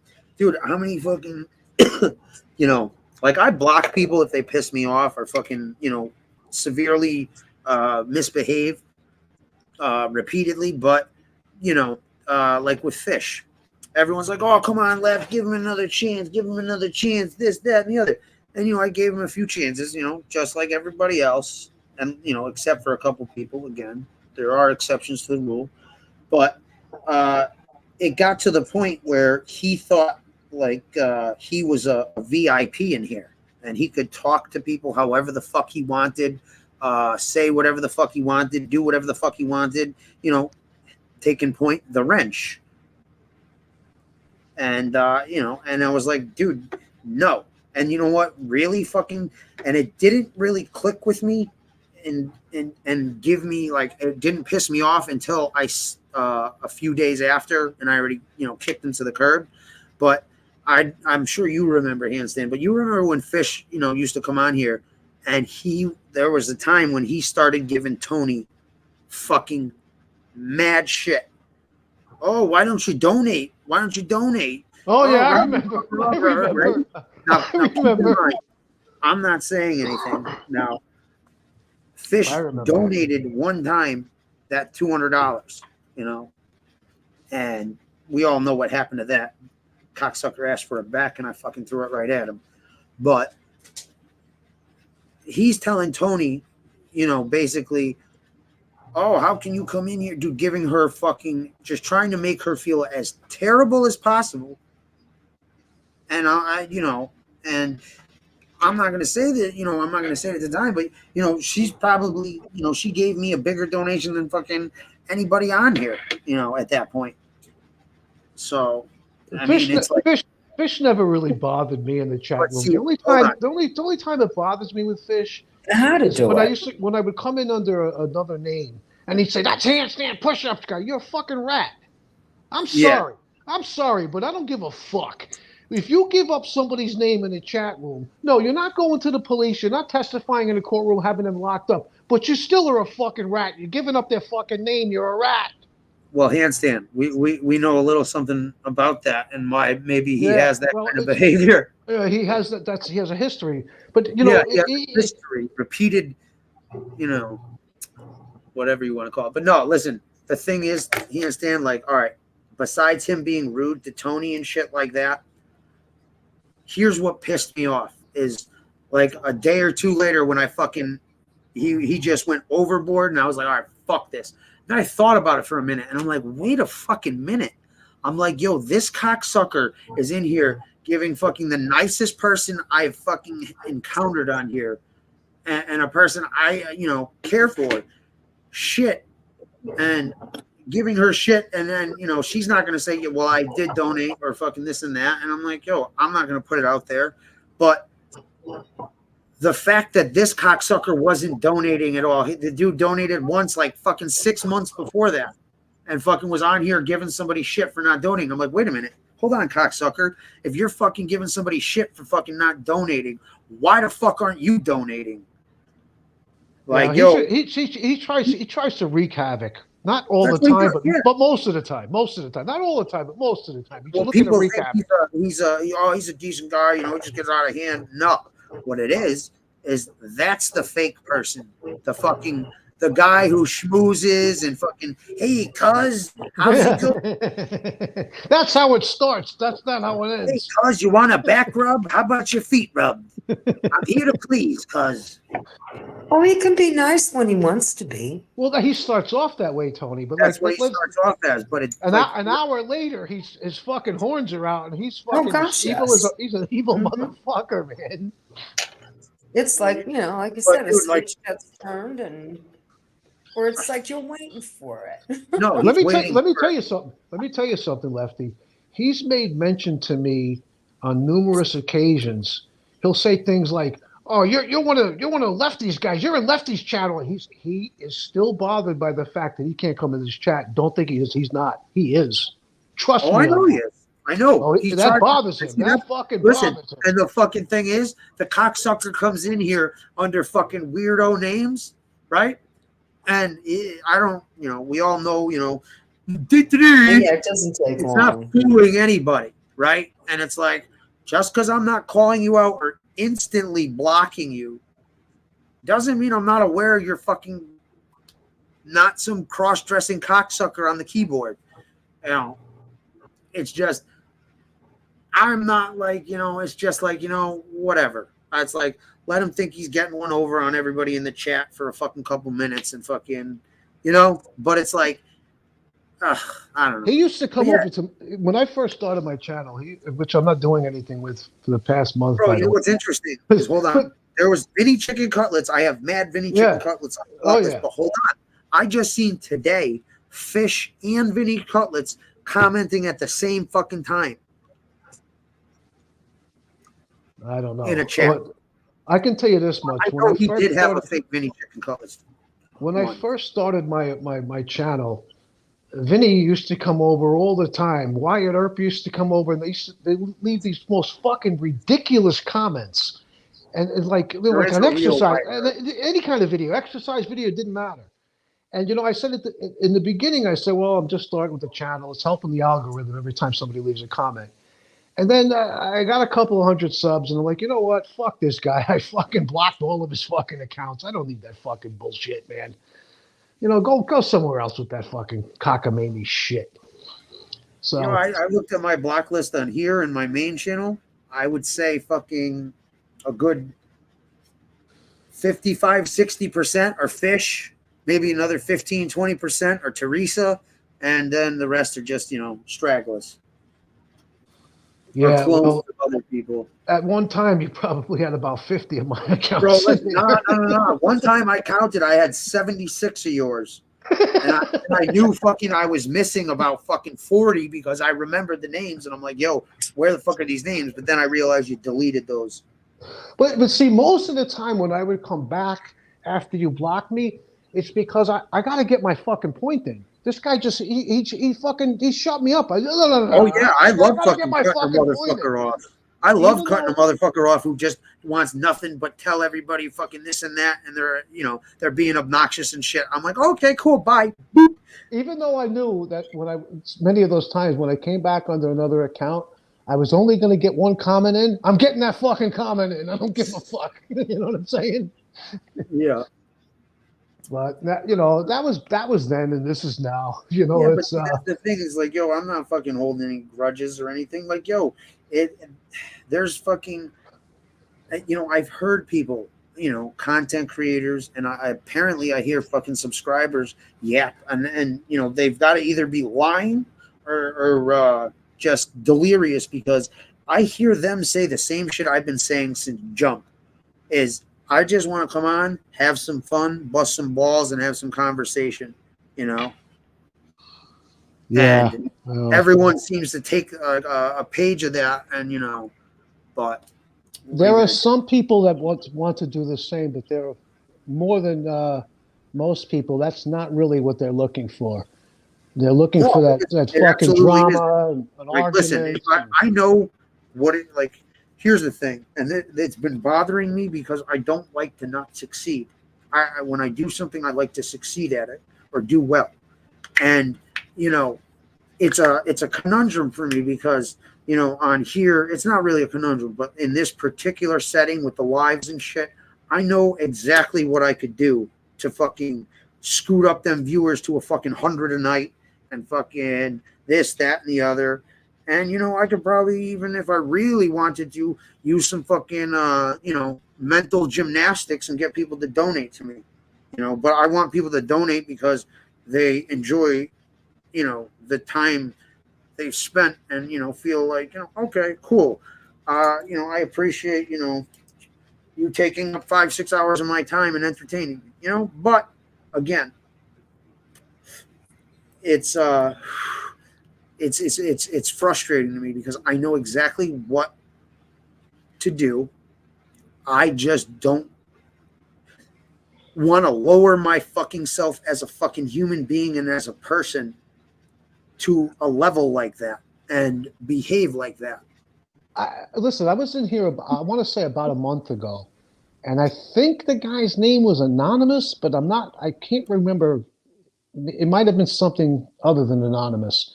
So I'm in the chat and I'm saying hello to everybody. I'm going back and forth, talking to Tony and whoever else was in here. We're engaged in a conversation, and you were on panel with one or two other people. And this guy, I think his name was Anonymous, writes a comment to me. Hey, you're being very rude. You're not commenting on paying attention to what's being said on panel. And I'm like, excuse me? Are you fucking kidding me? What do you got? And I don't remember what I said to him, but I fucking basically told him to go fuck off. And then he got mad. He was complaining to you because I was in here. He didn't like me. And you were basically like, well. He said you triggered him or were triggering him or something like that. Well, I didn't mean to trigger him, but listen, don't tell me what to fucking do, what I can comment, when I can comment, what I have to comment on. Go fuck yourself. You know what I'm saying? What are you fucking kidding me? Well, see, to me, it's just easier to mute somebody. You know, in other words, those 3 little dots. I've Boom, done that. gone. I've done that. I've never done that ever. I won't do it. The problem with doing that though now is like, you know, if I'm in one of those moods, you know, I can't see what they're saying. You know what I'm saying? And I want to see what they're fucking saying. You know what I mean? That's where it fucking bites you in the ass. That's where it bites you in the ass when you're going out and looking for fucking to see who's saying what about you and this and that. No. Once I go, no, it's not like that. I'm not following them from chat room to chat room. But if I, you know, back in the past, what I'm saying is if you're actively looking for people that are bad mouthing or fucking. No. Once I get engaged, once I was to get engaged with them, that's it. I'm in now. You know what I mean? Until I leave, until I turn the fucking video off, or turn the live off. Right. But, what I'm saying is how often? Let me ask you this: how often do you come on here and engage with somebody that is insulting or belittling you, as opposed to coming on and just bullshit and having some fun and just some conversation and shit? Most of the time I just have some fun and some conversation, but there are times when I come in where certain people, you know, like the one guy, he'll say, "Hey, champ, you fucking faggot," and shit like this. You know what I'm saying? And I'll usually go back and forth with him. You know what I mean? But whatever. He's not here very often. Anyway, see, I fucking love that shit, dude. I fucking love fucking getting me some fucking meat picking out of my teeth. What I tend to do now is I pull out the big words. So I'll get to the point where I'll just start using words that they don't even know the fucking meaning of. and I'm figuring 9 times out of 10, unlike myself, if somebody says or I see a word in the chat that I don't know the definition of, I'll stop. I'll go to Google. I'll get the definition of that word, so I've learned something. But 9 out of 10 of those people don't do that. You know what I'm saying? 9 out of 10 of these people fucking couldn't pass a fucking 6th grade spelling bee. No, you know, and the fucking I know the big words. Back in a second. All right, Tony. I do that sometimes. You know, I'll throw some fucking and you know, dude. But Handstand, you know what's funny is I've literally heard several people regurgitate statements or things that I've said verbatim. Oh And yeah, it's like- oh yeah. Oh, and it's like, where do you think Lee Cole got the idea, the bullshit that he was telling everybody a while back, that he was from Sheepshead Bay? Where do you think he got that idea? I'm going to tell you where he got it from me. I was in his chat room. I don't know. I want to say a year and a half ago or so. I never go there anymore. Ever. In fact, most of the content creators, I never go in their chat rooms anymore, even under a different account. I won't go in there. CeeLo is another one. You won't catch me in his fucking chat room. For what? Bro, I can't even listen to fucking Redzilla's videos anymore. When Lee Cole heard me say I was from Sheepshead Bay, and that's where Roy DeMeo was found, and that's where Carlo Gambino lived, suddenly he was from Sheepshead Bay, or he lived in Sheepshead Bay. So when I would ask him questions, and anybody who lived in Sheepshead Bay would know, he couldn't answer them, so he would just block me. So I would come back under another fucking account and ask him again. You know what I'm saying? Yeah, but see, Handstand, that's the thing. Is like you'd get so much further and whatnot if it's the way you ask the questions sometimes. Oh, I know. It's also it's sometimes it comes off as way too accusatory, and I think you get more of an answer and pull more information out if you were to go about it with a more. I'm interested. Tell me more about this, because that's when. Listen, what you want to do with people like that, and people who are fabricating something, is you want them to talk more. You want them, to say as much as they can, because that's when you fucking listen. Every time someone comes on here and fucking wants to start some shit or say some shit or come on and fucking lie through their teeth, I'll just sit there and I'll fucking be like, yep. And they'll be lying to me, and I know they're lying, and I'll be like, oh, wow, yeah, okay, cool. And then, I'll be thinking, and I'll ask questions, right?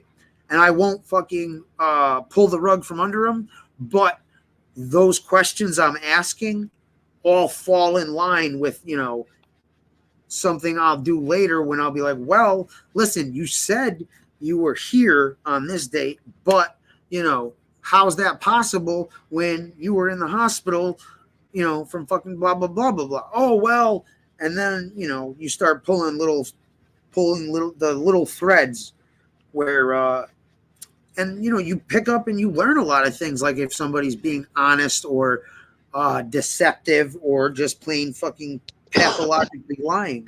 Well, in that situation with Lee claiming it was from Sheepshead Bay, I'm very direct and to the point.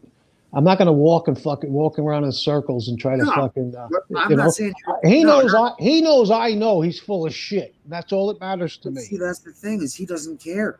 He doesn't care. I know he doesn't. He looks at it like, yeah. So most people know I'm full of shit, but you know what? There's about fucking 30-40% that either don't care or believe me. Yeah. So I'm good with that. Yep. So I don't know, but like the deliriousness on here, that shit is like, all right, so I'll give you credit. Like, yo, you may come up with some fucking crazy fucking conspiracies and fucking plots and collusions and shit. But not Hanson. No, not Hanson, right? But if you're proven wrong or the situation, you know, unfolds, and you're wrong, you know, you'll be like, all right, you know what? I was wrong. My bad. You know. But me? Yeah. But a lot of people, well, half the time, well, what you'll do is actually, sorry, let me rephrase it. You'll acknowledge that the person was right and this and that, and you know, but you'll look for some small detail where they messed up, made a mistake, or fucking. I'll give you a perfect example of that. When Sailor was on with you, exactly, and we were on panel, and he was talking about he was in Israel and. You know, I can't remember if he was visiting or he was serving over there. And he's telling me Haifa is in South Israel. No, it's not. It's in fucking northern Israel. It's right across the border from fucking Libya. What are you talking about? Oh, it's a small detail. It's not a small fucking detail, for Christ's sake. Well, no, to be fair, he didn't say it's in South. You said, is it in where you were? Was it in the north or south of Israel? And he was like, fuck, I don't know where north, south, fucking, you know what I mean? Yeah, but he was talking like he knew Israel like the back of his hand. He'd spent so much fucking time there. He said he was in Israel. He went to the wall, and you know, he spent, I think he said, a week or two. Yeah, I think he was only visiting. Yeah, so it wasn't like he claimed to be an expert. There's no troops of ours are stationed there on a normal basis. Well, I've never even fucking been to Israel. I knew, not only did I know Haifa was in the northernmost part of Israel, that it was right across from fucking Libya. Right. How the fuck do I know that? I never been there. I never even been there. The way I know that is one of my former Israeli clients was from Haifa, and that's why I knew that. Yeah. But the thing was, you understand, it wasn't, you know, where in the country is this and where did you visit? It was whether you visited the country or not. Well, you know, well, my first exposure to him was, a long time ago. I started going over to his channel. Yeah. And in the beginning, he would let me talk about politics. But then every fucking time, that I would nail him. I would be stating a fact, and he knew it was a fact. He'd block me. He'd say, "Coming under your right." What name was I using? I can't remember what the fuck it was back then. And then, anyway, whatever. I don't go there anymore either, and I never will. Do I have anything against the guy? No, but it's a waste of my fucking time. It's a waste of my time. I look at people's characters and their actions, and then how they treat people. And how they treat me, but I look at how they treat other people and how they go about, you know. So, like, my first red flag to this dude, well, first of all, I knew he was just stubborn and shit, and he was like one of those people that you couldn't tell him anything, and then like 2 weeks later, he might realize he fucked up, or it might have been not the best thing to, you know, or whatever. But it was when JC came on. It was when that FBS fucking was guy. so Holy shit. Oh, don't get me started on him. But- One thing I'll say about Hold on. JC, all right, wait, go ahead. One thing about JC. he's very well written. He can write very well. I'll give him that much. Yeah. So, I mean, if he wasn't as boring as toast, he actually says, he says some intelligent things when he's not telling us, he was Pablo Escobar's fucking, main hitter. Anyways, so these two are on the fucking thing, and damn it, hold on, I just got to figure out exactly where it was. Okay, so these guys are on the panel on SoFlo's channel, right?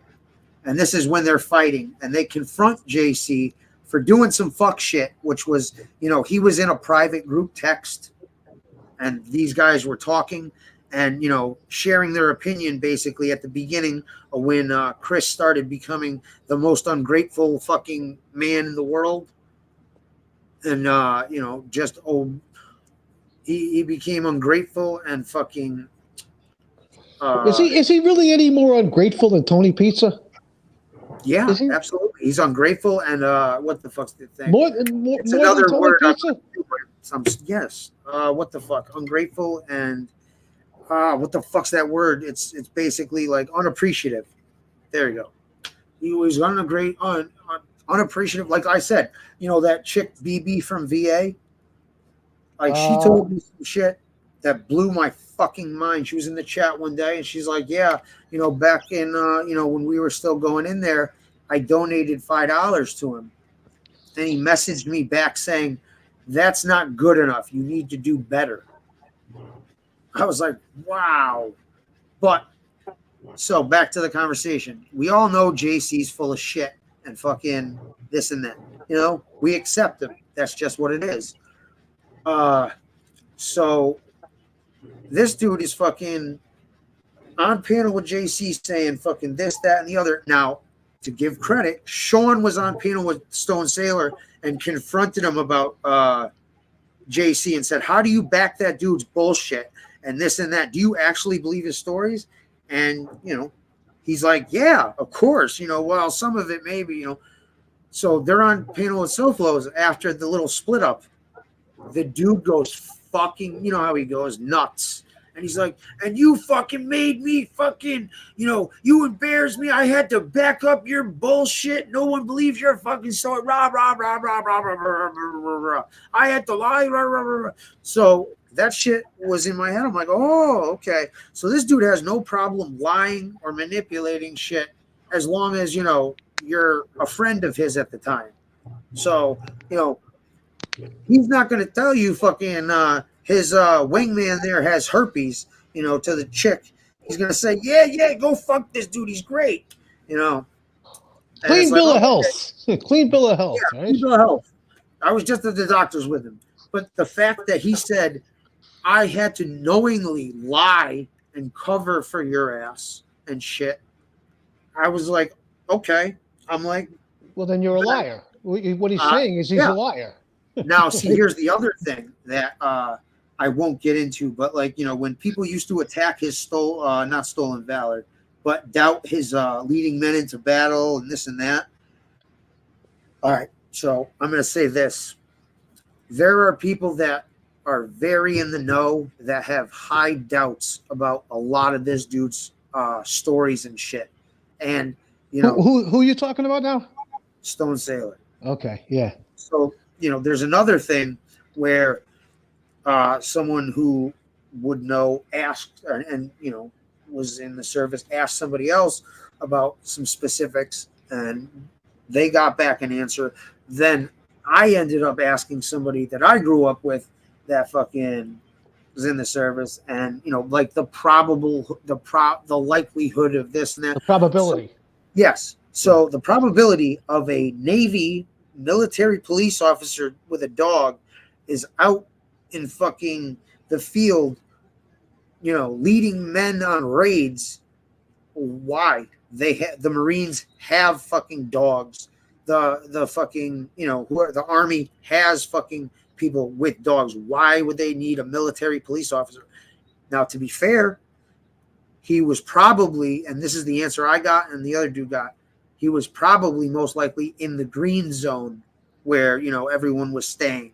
Right. And could have been sweeping with his dog. That is plausible, but the other shit, Well, what happened with me after I went there the first time, and then before I went back the second time, I happened to take a look at some of his shorts, where he's like, I don't know, he's supposed to be a fucking wrestling manager, and I go, oh, this explains this fucking guy. He's full of fucking shit. He's one of those fucking guys. terrible at it. And you know, Like, he's like, you know, he's like over exaggerating, over, you know, doing it.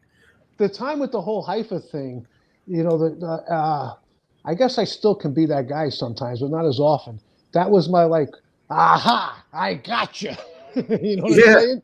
But it wasn't a gotcha. He fucking went to Israel. It was just he didn't know what north or south, you know. I believe he was in Israel. I showed pictures. I actually have him with pictures in Israel. I believe he was in Israel. I believe it.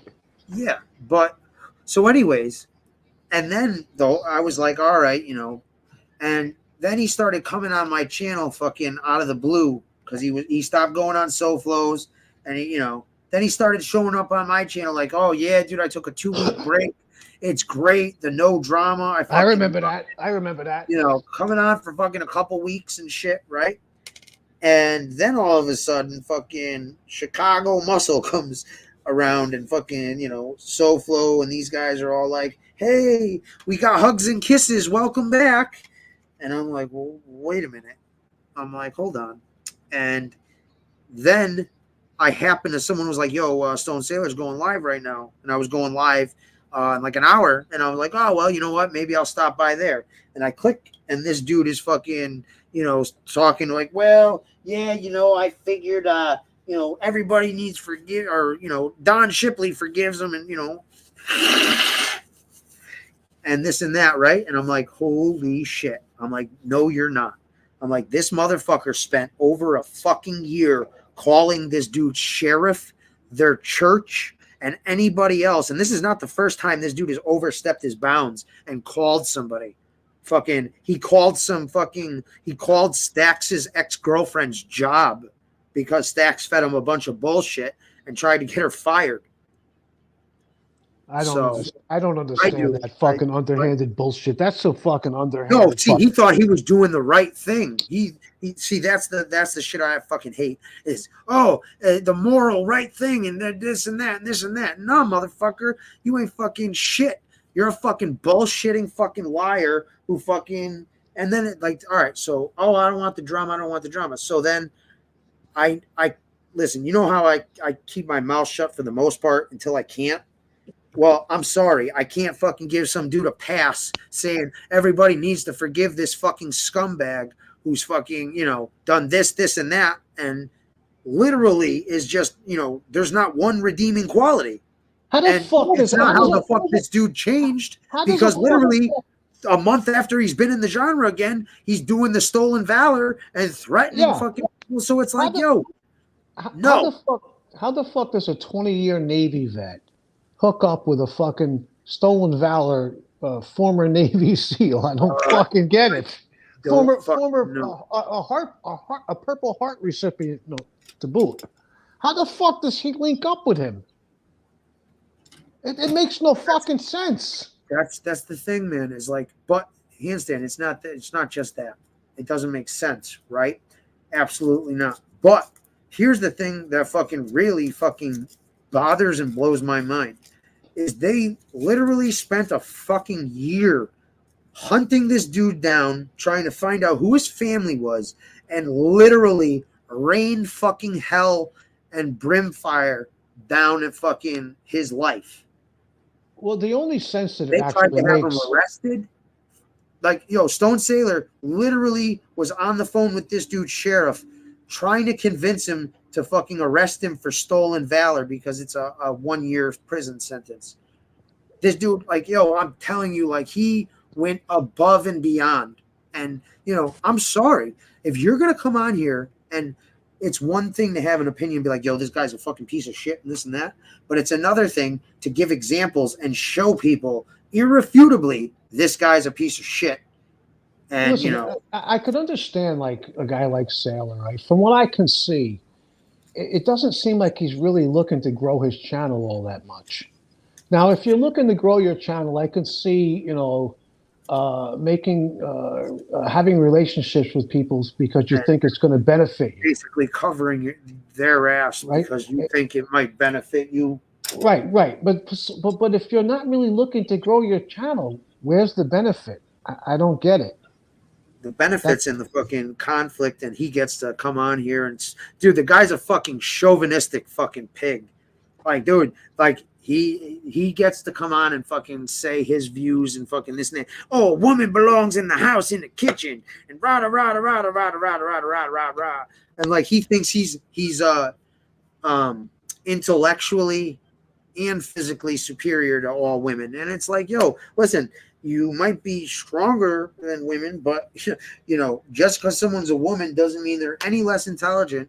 And let me tell you, not for nothing, but bro, go to the doctor, because when I used to be on the phone with you, I didn't know how to broach the subject, but yo, you would repeat yourself continuously, like verbatim. I remember the first time I was on panel with Sailor. It was on your show, and it was a year and a half ago or so, somewhere in the vicinity. And he knew me as a different name. So I came on because I had been in his chat room, and he blocked me. And then he was inviting me to come on panel. But what everybody didn't know, except for me, is that every time I clicked the link, it says I was fucking blocked. I couldn't get in. But that's not what he's telling everybody in the chat. So I come into your chat room one night, and he is on panel. So I'm like, now I'm going to talk to this fucking guy. So I asked you to drop the link. You dropped the link, right? And he's going, if you're going to catch somebody, you can catch them on here. He goes, so you dropped the link. I come up on panel, and I'm like, hey, why the fuck did you block me? I can't remember what name I was using. Let's say it's Jerry. I don't remember what it was. And he goes, oh, you're that fucking guy, Jerry. And then you step in and you say, no, that's handstand push-ups guy. And now Sailor's all confused. And he goes, well, who is he? And you go, well, he's this guy. He comes on and he does handstand push-ups. So then he says to me something to the effect of, where do you live? What are you, in the suburbs? I said, no, I'm in New York City. Well, if I'm ever in New York City, I'll boot you in the fucking ass. So then you said something, well, this guy does handstand push-ups for real. And he paused for a minute, and he goes, all right, well, I'll wrestle you. What are you out of your fucking mind? Apparently, yes. There's something fucking wrong. The lights are on, but nobody's fucking listen, home. when he said he'd wrestle you, he was talking about in the bedroom with baby oil and exactly. I'm not even kidding. No, dude, listen. I'm not either. I believe it. I believe it. Listen. All right, so when that dude Kevin had those naked pics or whatever the fuck, when he was sending all these women pictures of himself and shit, and the thing blew up, bro. This guy was on fucking SoFlos going, look at this guy. If I wish if I was gay, I wish I'd have 2 dicks so I could fuck him twice. Oh, look at this. You were gonna tell me this isn't a sexy fucking example of fucking male fucking blah blah blah blah blah blah blah blah blah. Like, dude, I'm talking like, yo,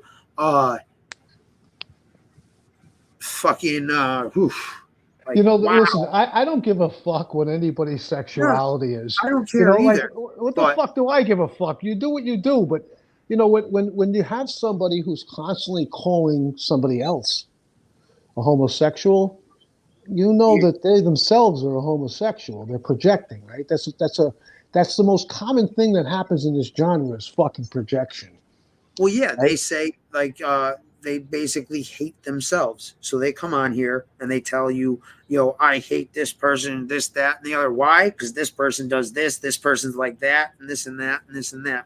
And you're like, dude, I've been on and I've listened to some people on here, and it is fucking insanely humorous and twisted at the same time. I'm like, yo, you can't be fucking serious. Like, how does this person not realize that they're literally describing themselves to a fucking T?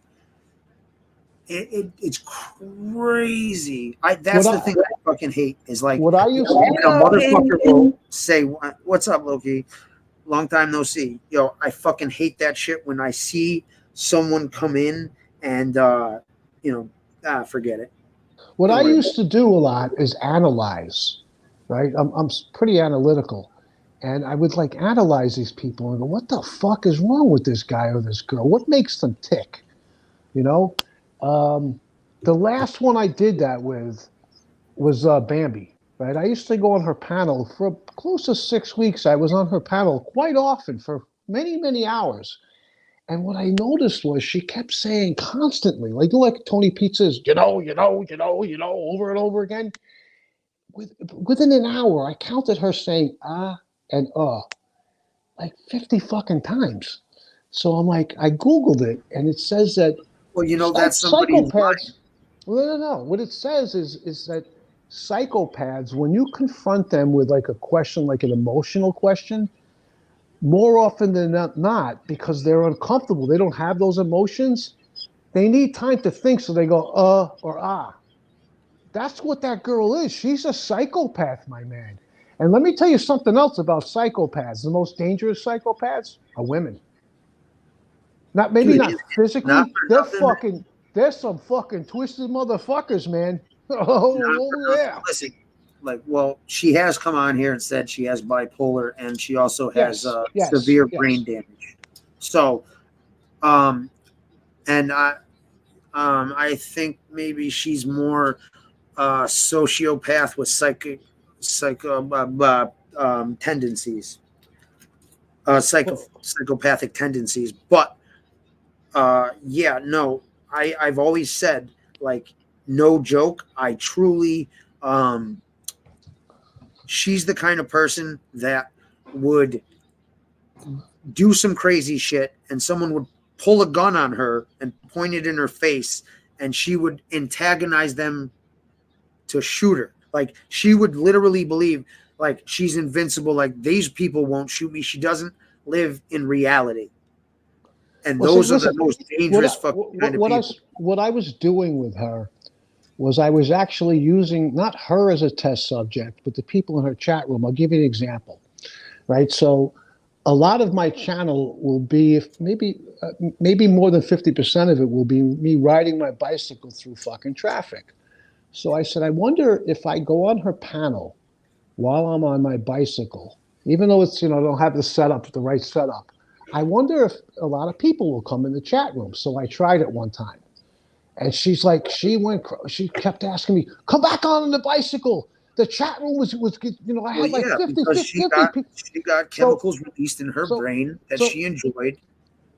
And it's a reward. Like it's like almost like a fucking mouse with cheese. Like, oh look, you got that, this happened. This, because of this happened. If you want this to happen and you want this feeling again, you're going to want to repeat the fucking same thing. What I noticed, Lefty, from what I can see is that my videos of me riding in traffic, once my camera finally arrives again on fucking Wednesday, it's supposed to be Wednesday anyway. Let's see what happens. Did you order one? Yeah, I got the Hero, the GoPro Hero 9, the black one, and I got Does it have a all front screen. I got all the accessories. Yeah, it has this. Yes, it has that. I got all the fucking accessories with it. So what happened the first time? Listen. The first time it was delivered. You told me the battery the battery was swollen up. It was also missing the SD card. The SD card's not a big deal. I could pick one up. It doesn't come with an SD card. Yes, it does. Listen to me. Go on Amazon. Did you talk to the company? Listen to me. Go on Amazon and look at the full kit, which is what I ordered. It says right on there, it comes with a 16 gigabyte, which is small, memory fucking SD card. Okay, so I sent it back. They shipped another one. It got stolen. Now I'm on my fucking third one. I'm still fucking waiting for it. Now, when it comes, I've looked at a couple of videos. There's a learning curve. I have a pretty good idea how to, to do everything except I don't know how the settings I'm going to need when I actually film. I guess that's going to be trial and error. So whatever. Anyway, I noticed that people seem to enjoy the bicycle videos a little bit more than the exercise videos, right? So, you know, I'm not going to stop doing the exercise videos, but if you give the people what they want, you'll be successful, right? If you have what they want and you give it to them. So I was using that as I was using her channel kind of as an experiment. Now, bear in mind, I'm not looking for MobTube fucking people. Okay, the good people in MobTube have subscribed. The rest of them, stay the fuck away from my fucking channel, because I'm going to tell them right now. You come over and you make one fucking out of line comment, I'm not going to comment back. I'm just going to fucking block you. That's the end of it. So I don't know if the MobTube genre is really a good group of people to kind of test that theory out. No, and those aren't, listen, those aren't the kind of people you want in your no. So that would be a moot experiment, because you're only experimenting with those type of people. And I know, but I wanted, because I said to myself, well, these type of people really like the drama, right? And the mob bullshit stories. But I found it interesting that they were really fascinated. But I was on a bike path along the Bell Parkway. They actually really enjoyed that. Around here. Well, yeah, because listen, it's not give the people what they want. It's show them something new and hold their attention. Right. That's what it is. If you can do something to hold their attention, or do something that they can't do, and you're doing it, and this and that. When's the last time you saw somebody go on anybody's panel riding a bicycle 20 miles an hour with no fucking hands? You don't see that. You know what I'm saying? It was something completely different. Well, yeah, because usually people come on and they're, hanging out in the living room or, But, the reality is, once I get the GoPro and I get it all set up the way it needs to be, which I don't know how long that's going to take, but it'll take me some time. I'm in no rush. But if you put my videos on a fucking big screen TV, it's going to be fucking pretty interesting, I think. When you see me riding a bicycle in traffic, you're going to go, holy fucking shit. This guy's fucking good on two fucking wheels. How the fuck did he make it between that bus and truck? And they were moving too. What I noticed is most of the guys that put those videos on, there are others, right? They'll do it like on a Sunday morning, early in the morning when the traffic is light. I like the traffic. The heavier the traffic, the more fun I'm fucking having. Yeah. I'm in the street, I'm whipping up on the sidewalk. Look out! I'm on the sidewalk, I'm fucking all over the place. So I always find the hole. You know what I'm saying? There's a wall of traffic, but I always find a fucking hole. On the highway. Well, but it's a whole different world when you're doing that on a fucking 20-pound bicycle. Bearing with a fucking, when you're going like 130, 140, with a fucking city bus bearing down on you. Yeah. Anyway. So listen, this kit comes with everything. It comes with the selfie. I don't need the selfie stick. I don't take selfies. I'm not into that shit. But it comes with the tripod, the chest mount, the helmet mount, the handlebar mount, the seat post mount, the baseball cap mount, the wrist mount. It has like a stick that's buoyant that you can. I'm not going to be filming in the water. Yeah, right. And it's waterproof. It doesn't come with the waterproof case. Which do you need a waterproof case? No. For what? No. Listen, hold on. Besides it being a water, I'm not even going to look for mine. But besides it being a waterproof case, it's also something where if it drops, it provides something where it's not going to fucking crack and ruin it. Like the screen. I could see the value in that. Okay. And especially if you're going to be on a bike or something, like, some shit happens, or, something might get knocked or a screw might get loose. Trust me. Like, hold on, let me see. It's supposed to come with a couple of straps that you can hook it to whatever you're mounting it to, just in case it falls off. Yeah, no, I haven't fucking I would have fucking hands in. If I knew, man, I would have sent you. I got a box of all that shit you just said, like the chest, the helmet, all that. And I don't use it. I've got other shit. And it's going to be a learning process. The first thing I'm going to do, once I get the settings reasonably figured out, for lack of a better word, I'm going to try it on the handlebar first. And then I'm going to try it on the chest. And then I'm going to try it on the helmet. And I'm going to see which videos I prefer. You know what I'm saying? Actually, you know what I'll I use just thought of? Just like just thinking like camera wise and viewing. Put it on your handlebars here. Put it on your bar right here, and put it sideways so you've got the view of your handlebar and your front tire and the rest. Yeah, I'm going to try that. I'm going to put it as close to the center of the handlebar as possible. What I really would like to put it on is the stem of the handlebar. I don't know if it'll go on there, though. Because, if you put it the further towards the end of the handlebar you mount it, the more the video is going to be all over the place when I'm going, dipping it in, from one lane to the next. You know what I'm saying? Around. Well, no, because if you do it right and you set up the camera on the mount and shit, and with the see, I'm thinking of the fucking case. Yeah, that's another reason why you want the case, is because it's fucking awesome with the hold on. Well, listen, on the handlebar, it'll be mounted in such a way that if I was to, like, let's say I have an accident, the bike falls over, the camera won't hit the ground. The handlebar will, but not the camera. It'll take a nice shake, but then again, the grips on my bike are rubber, so that'll kind of give it some absorbency It'll there. give it a little fucking absorption, but yes, you absorption. need, That's right. What you need, and I'm telling you, because you know what? There's nothing worse than breaking a fucking piece of electronics in a fucking stupid ass way. Lefty, for all I know, I'll get this thing and I'll be unhappy with it, and I'll end up going and getting a fucking chest mount for my fucking iPhone. Who knows? You know what I'm saying? I'm sure you could finagle that chest mount you got into putting an adapter phone thing. But yeah, see, look, case, right? See these two little prongs? Right. Most of the accessories usually have a setup where, like, this one is a sticky one, and this and that. Where they have a turn finger screw.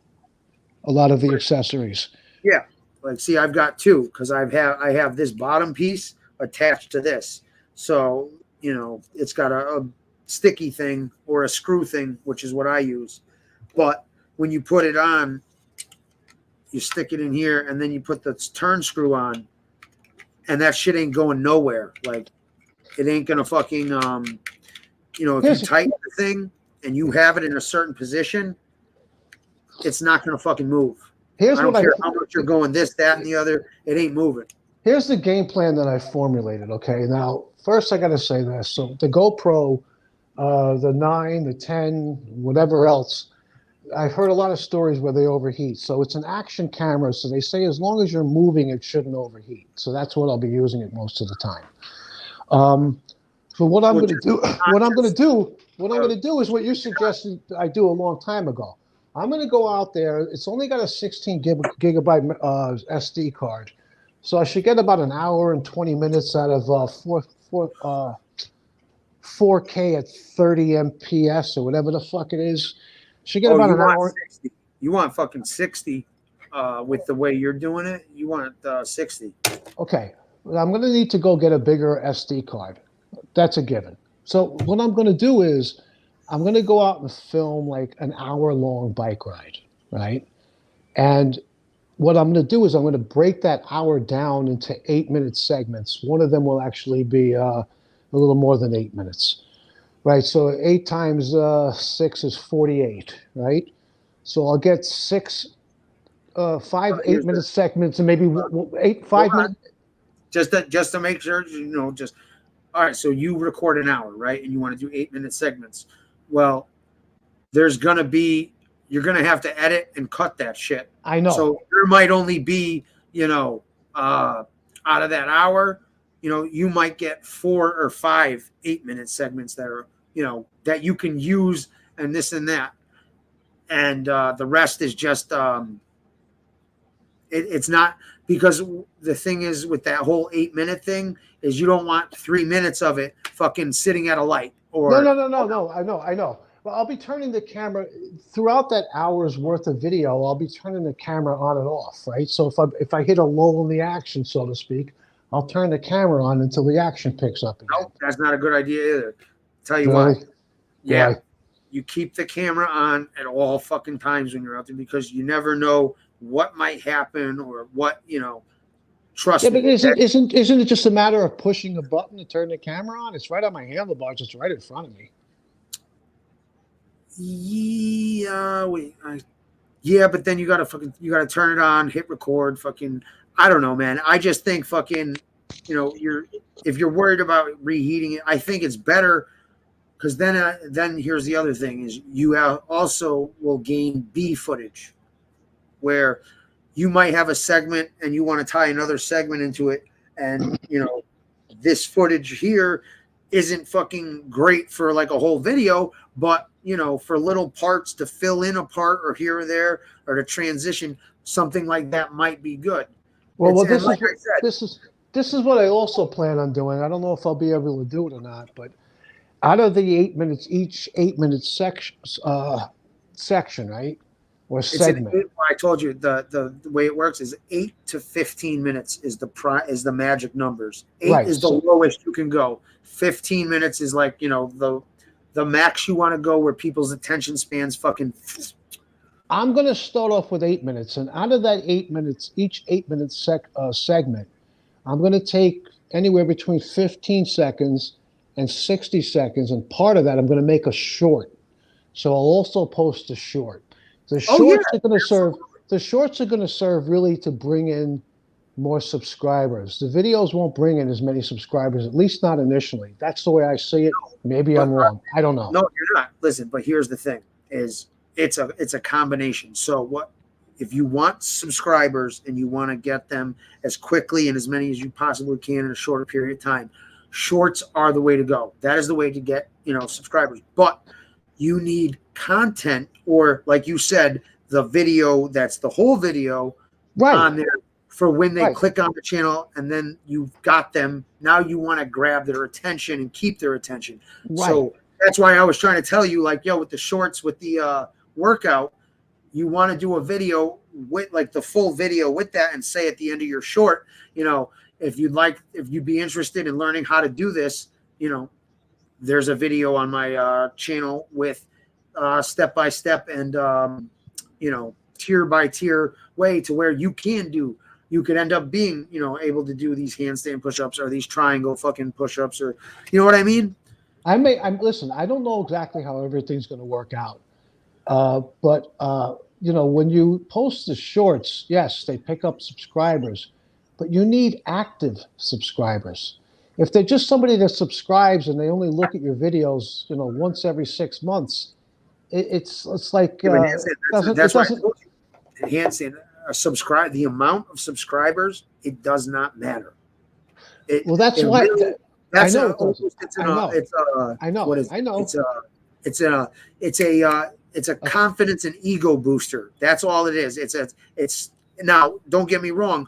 Having subscribers, isn't not important, but that is not the main thing. Your thing is the views, the likes, the thumbs up, and the comments. Now, if you get what you need to do, and what I wish some of you assholes would do, which would help me out, is leave comments on the videos. Leave a like and comment. That should help the algorithm more than fucking. You know why I don't like to do that anymore, Lefty? Because when I do that, anybody can click on my name in the comment and it'll bring them directly to my channel. I really don't want an influx of fucking MobTube people on my fucking channel. Yeah, but that's the past, in the past, I used to leave comments. Not all the time, but I would leave comments. Well, let me ask you, do you think, because I'll tell you right now, I mean, look at my numbers. I ain't doing the drama and the bullshit and this and that, and you're doing workout shit. So you really think those MobTube people that might click on your channel are really going to hang out and stay there? No, they're going to come over and try to cause trouble. The fuck you think they're going to do? What, are you doing lives? Not yet. I don't even know. I haven't even really formulated a game plan for that. That's down the fucking road. That's far down the fucking road. So if anything, let's put it this way: if anything, it might help you because, granted, if they click on your name and they're like, who the, you know, and they're like, oh fuck this is all fucking bikes and fucking push-ups. Well, okay, you see, great. But there could be other people that come to my channel or someone else's channel, and they'll be like, fitness over 60. What the hell's that? And they click, and you know, those aren't the people in MobTube. Because you listen, I'll tell you this too, Handstand. What I've noticed is the MobTube, the so-called MobTube community has dwindled down to fucking insignificance. So I wouldn't be worried about the MobTube people. Well, no, I'm not worried about it. Here's the other worried, thing. but I wouldn't even cross my mind. Here's the other thing. I'm not sure, but I'm guessing that if I was to do a live, let's say on bicycle rides that I've done in the city, who the fuck wants to come to that live? I'm thinking that a live that would do much better would be something where I'm answering questions about exercise. Well, I was just gonna say that. All right, so maybe have a subject, right, where the title or whatever, and the main thing is like, all right, how you should structure your food and protein and whatever the fuck calorie intake for what you're interested in or what your goals are, right? And then you start breaking down some shit, and then you have the chat and say, listen, if there's questions you'd like to ask, or there's something or goal you'd like to obtain, tonight we're doing dude, my mind is fucking shit tonight with fucking vocabulary, dude. I can't even think of the simple fucking words. Like, I meant to say like meals and food. Like, I'm like protein. I'm like, what the fuck? Anyways, but you know what I'm talking about, right? Like, how to structure, your food intake and what to eat and what to avoid if you want this and that. The next one, all right, you want cardio. Well, I'm going to show you and tell you, what some good cardio things were and what you could do to improve your health and not performance, but well, basically, your performance as a person. Do you want to feel better? Here's what I also may end up doing down the road. I may split the channels. I may start a second channel. One's for biking, the other one's for exercise. Now, with the biking, right, where I will do lives down the road in the future, not the near future, but in the distant future, is what I do think would get some views is like maintenance. Like, for instance, let's say I hit a big hole and I bend on my back wheel. I'll do a video and show people how to true the wheel, how that works. I'll do a video and show people how to clean and lubricate their drivetrain. I'll do a video on how to adjust the headset. I'll do a video on how to change a tire, how to fix a flat, things like that. That might get a little bit of attention on the live. That handstand is a fucking golden idea. You finally shit out a golden egg. That is exactly what would pop on this YouTube fucking platform. It's educational. And now, like I said, man, I would also, like, if you're all right, I would actually do videos like that. Like the videos on like how to fix this and that so people can watch again. And it can be as professional as possible. Then you come on live and you talk about different bikes, bike parts, or this, that, and the other. And I think you see what that would work, Lefty? No, I do. But I think the reason why blow the fuck up if you did that as like a video. Like, I just bent my rim. Here's the video on if you bent your rim or you want to know how to fix a rim. How to true the wheel, exactly. And the other thing, like how to adjust the seat height, what clothing you should wear for different temperature ranges. Little tricks that I've learned over the years, like if it starts raining out and you're wearing sneakers and it's 38 degrees outside, go to the grocery store, to the fruit section. Those the bags you put your fruit in, they work great over your socks to keep your feet fucking dry. Things like that, little tricks that I've learned. Damn, bro, over the that's actually decades. a fucking great fucking idea. So I'm like- even things like, you know, most people don't know, like when you're on a bike ride, right? When you're sitting on this little seat on these thin little fucking tires, and every bump is rattling your fucking kidney around, right? And you tend not to want to stop. You gotta urinate. So now when it's cold out and you gotta urinate, your body has to work harder to keep your urine warm. If you stop and take a fucking piss somewhere, you'll warm up. Because now your body doesn't have to warm that fluid up anymore, and it can go to the other organs and help to warm them up, and your extremities actually. You God know, bless you. Hey, Tal, how do you go about that when do you carry something with you, like a no, urine flask, you know, quite frankly, what I do, Tony, is I Is he look to try his to. cock out and just starts pissing? Sorry. No, what I do is if I'm near any one of the bridges, the Manhattan, the Brooklyn, the 59th Street Bridge, the Williamsburg Bridge, I'll ride partially onto that bridge and take a piss up there. If I'm not, I'll just find an alley or behind a fucking truck and I'll urinate. You know what I'm saying? Hey, Now, what are if- you gonna do? you gotta. Yeah, you gotta go. and You then gotta go. fucking One Right? day, Handstand's gonna be doing a video, and then the next day, Handstand's gonna be on a fucking sex offender list. No, you'll see me Urination getting in arrested public. fucking for public urination. Yo, I ain't even joking, dude. I know some fucking poor Yeah, I kid know. I who's know on a other list, people that happened to. fucking, because he took a piss at a school at night. Dude, let me tell you something. One time I had fucking food poisoning years ago, right? So I was training a client, and I'm like in the middle of the session, I had fucking diarrhea pouring out of me. Listen, I got to go to the bathroom. So I exploded the fucking toilet bowl, right? Finished the session, and I left, right? And I'm riding home. I'm going over the 59th Street Bridge, and all of a sudden it hits again. So I literally fucking pull over, and there's like a little, like a doorway that goes somewhere inside the bridge system. I don't know what the fuck it is. And I'm squatted over there, and I'm fucking dumping a load of diarrhea.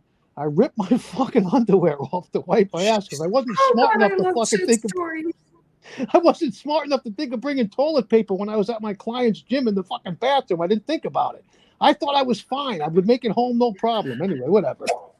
I'm sorry, Tony. You asked me, so I told you. I was honest. I'm sorry. Oh my Are you God. kidding? You just made her fucking night. I love shit stories. They're amongst my favorite. You know, it is what it is. I mean, Because we have all been in those positions where it was like, what do I do now? And I'm either you get inventive, or you just, it's like, oh, You gotta listen. You gotta go. You gotta go, right? You gotta go. What if I didn't go? I would have had diarrhea running down my legs as I'm pedaling my bike. I'm not gonna do that. No way. That's not the only time I've done that. I remember many years ago, I was going to Manhattan from Brooklyn, right? I'm on the fucking subway platform. It's in the summertime. And all of a sudden, I got to go, but it wasn't diarrhea, right? And I'm like, fuck, there's no bathroom here. There's no way I'm going to make it to Manhattan. I got to fucking go. So I started to climb back up out of the station. I stopped halfway on the stairs, dropped my pants, dumped my load, and I took my fucking underwear, ripped them, and wiped my ass, and went to Manhattan. Fucking people What are am I like, gonna damn, do? these bastards are getting bigger and bigger. You see the size of that shit? Oh, it was a big one, man. It was a fucking big one. No shit. When I fucking dropped my underwear on it, I thought my underwear was going to cover it up Oh, completely. God, It dude, didn't. bro. You know some motherfucker stepped on that fucking huge-ass turd. No, and no, no. It probably- was all the way in the corner. It was all the way in the corner. It was all the way in the corner. Well, maybe those No, stairs I've got stepped packed. on Wait, dogs is with that any never worse? human. What's worse? God, never What's human. worse? That story or the time when Beans was on it? You hear him going, remember that? Yo, no fucking shit, man. We're sitting here and I'm like, yo, who the fuck is moaning and groaning? And I'm like, hold on. And I'm like, what the fuck is going on? And I'm like, yo, it's quiet enough so I'm not fucking. It's like, you know, we're talking and shit, and we're like, yo, what the fuck is that? And I'm listening, you know, and I'm hearing it, and like, you know, the background. I'm like, yo, and then all of a sudden I hear plop. I'm like, motherfucker. I'm like, yo, this dude's taking a fucking shit. I knew the whole time that was him doing that. Well, I wasn't listening, but like when I was finally listening, I'm like, yo, is this dude taking a shit? So listen, so he was over in the chat room for a little while when Fish was on Bambi's this morning. And I was trying to get him to go on the fucking panel and fucking put Fish in his place, but I don't think he had the time. It was early in the morning. He was preparing for the stock market, doing whatever he's got to do. Yeah, your brother goes everywhere but here. No, you know what it is, Lefty? He's married. He's got a son. And, that's basically it. When he comes into the chat rooms now, he's not in for long.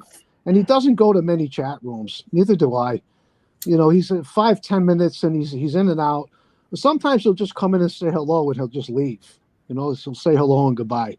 He does that over here sometimes. But you got to remember that his son is getting older now. He's spending more time with him.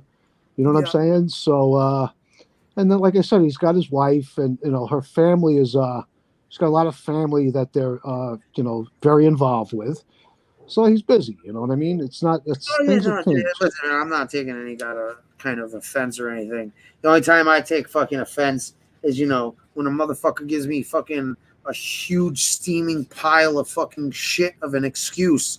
And it's like, oh, yeah, I switched. I work third shift now. And it's like, okay. So then if that's an issue and this and that, or this is the issue, then how the fuck am I seeing you in somebody else's chat? In the same type of situation, or fucking, oh, you're not around at late, or well, okay, so why the fuck are you in this person's every fucking time, or you're you're this and that. Oh, you're more likely to nowadays. You're more likely to catch him early in the morning, 5:30, 6 o'clock. But the thing is, Lefty, is you're not on every night anymore, right? So Bambi's on every fucking morning, pretty much at 5 o'clock. So, and he can go in there and break balls. He doesn't want to come over here and break your balls. Listen, when Beans comes over here, if he comes on panel, he wants to have a nice conversation with you. He doesn't want to break your fucking balls. You know what I'm saying? He goes over to Hearst to break fucking people's balls over there. One time, the last time I was on a panel, she started fucking yelling at me, and I just dropped off panel. I went into the comments section and said, now, Bambi, you tell everybody you didn't throw me off the panel. I left the panel. And fucking Beats is in there and he's going, apologize. You all heard apology. Fuck you, motherfucker. I'm apologizing to her. Get the fuck out of here, man. He likes to break fucking balls. Yeah, fuck, dude. I love breaking balls. I like to break balls too sometimes, but sometimes I just want to laugh, man. I just want to laugh. It's like, all right, I don't know. Like I fucking I like, when it's like it's not like the heavy duty busting balls, because there's levels to busting balls and shit, to where you might be pushing a fucking limit with busting balls, or just you're straight ragging on somebody. But I don't know. I like to have fucking.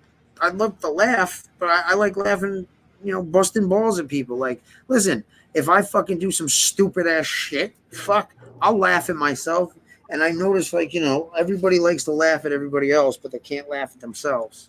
Well, the problem is, though, is that with a lot of people, they start trying to break your balls, and when you fire back, they can't handle it. Now, I got to say this about Fish. One thing I'll give him credit for is he's pretty good with that. He'll dish it out, but he'll take it too. You know what I'm saying? He takes it to a degree, but he also fucking plays the victim the entire time. Of course. Fucking this and that. Why are you attacking me, guys? But here's the thing: it's when he gets fucking real fucking sour and fucking nasty and shit. He does that to people fucking without cause or provocation. Well, you got to remember, when he comes on in the beginning, he's nice, and then as the night goes on, he's drinking more and more and more, and he's getting nastier and nastier. I honestly, I think to a degree, but I think that's just him. I think he comes on and plays the nice guy for a few minutes to disarm and let everybody's guard down. And you know what he does too? You know what he does too a lot? He'll be like he'll go into a content creator's chat room as Fish, and he'll be, reasonably nice for most of the time. And then all of a sudden, Wyatt will show up or Vinny will show up. Or any number. And he's getting a kick out of being a wise ass, thinking that the content creator doesn't know that that's him. Well, it's my understanding.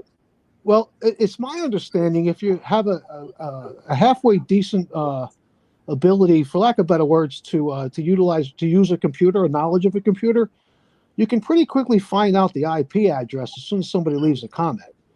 It doesn't take a whole lot to do that. So I don't think most of these content creators have that ability, but I'm sure that the ones who do have tried to share it with others. You know what I'm saying? So then that's something that most content creators don't want to admit, but it's common knowledge that if you leave a comment, they can find your IP address rather easily. Here's the thing: they have to leave a comment on like a video and shit, not here. Like you can still get it. You can still pick it up off of the stream, Art. Sure you can. Sure you can. After it's over and it's a repeat. But what I'm saying is you can't do that shit fucking like right now. You couldn't grab somebody's IP address right here. You could wait and fucking. No, never mind. Yeah, I hear you. It's just a trade secret, so to speak. It's kind of, sort of. Anyway, whatever. That's the way I'm going to put it. Everybody shares their abilities and fucking. Oh, I know. And I know this much too. I would assume that there's a bounty on my head by at least one fucking content creator, and the bounty gets a little bit higher over the course of time. Really? What content creator? I'm not going to name any in particular, but I'm sure there's at least one that would love to have my fucking docs. They would love it. They'd be willing to pay for it too.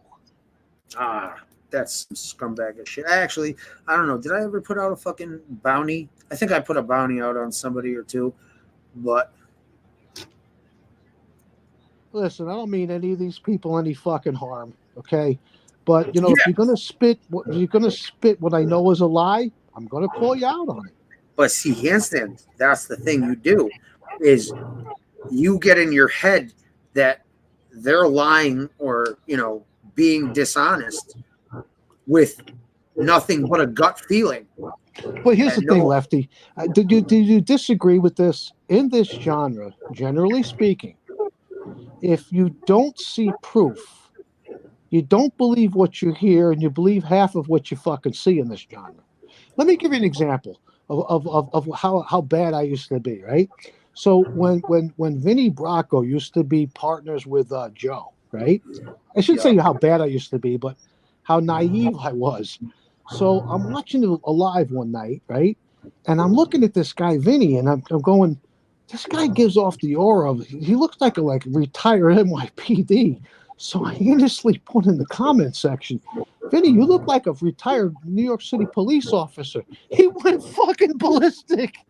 He fucking blew his fucking top.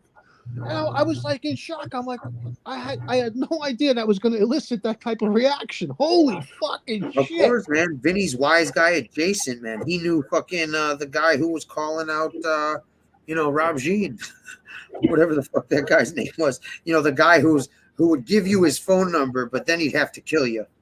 Yeah, listen, and like the guy Mark, right? The podcast, the Want to Talk guy, right? Okay, so I was friendly with him for, I don't know, 3 weeks or a month. So this guy kept trying to get my info, right? When he realized I wasn't going to send him a Cash App, right? And he used to call me out on that, by the way. I told him to go fuck himself. But he said, listen, he's telling everybody, he goes, I'm really sick. I don't want to say what's going on. I'm like, well, what's going on? He goes, all right, well, just, he says, I think I was Santini at that time. He says, well, Santini, send me an email. I'll tell you in private. You get the fuck out of here. What do you think? I'm fucking stupid? What's this fucking, you got to be out of your fucking mind. You think I'm going to fall for that bullshit? Now, you may be sick, but I'm not fucking inquisitive enough or stupid enough to fucking send you a fucking email. Take a fucking walk. You know what he actually did one night? He says, he starts calling off names. Okay, Sammy, you sent me a Cash App. Vinny, you sent me one. Cindy, you sent me one. The only one who hasn't sent one is Santini. What the Everybody's getting views, donations, and fucking everything. All I'm getting is fucking shit and fucking. So the other thing that gets me is that content creators will come on and they'll say, I need you to send me donations so that I can get better equipment, a better computer. Do you ever hear me asking anybody for donations to get my fucking GoPro? No. Well, let me get ask my you own though. fucking equipment. Get your own fucking equipment. to make No, the show better. hold on, Handstand. Now listen, if you're providing entertainment and that entertainment, now listen, I have fucking equipment that it easily goes over $5,000 for fucking this little shit and fucking the stuff I got. Now, I didn't ask for anybody to pay for that or anything, but that is a cost of, providing entertainment. It costs me. I shouldn't have to fucking come out of my pocket if I'm entertaining people and they're coming and enjoying their time and shit. Like, I don't expect fucking everybody and anybody to donate, but if you're in here hanging out for fucking day in, day out, and whatnot, I don't fucking harass anybody or fucking anything. I'm like, hey, if you got a donation, that'd be great, this and that. And it'd be nice to at least break even with the StreamYard and shit like that. But I'm not going to fucking harass or give an attitude because I'm not getting it.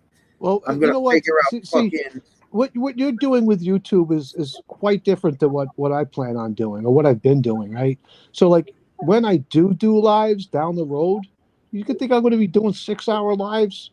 At most, it'll be an hour. At most. A month or two.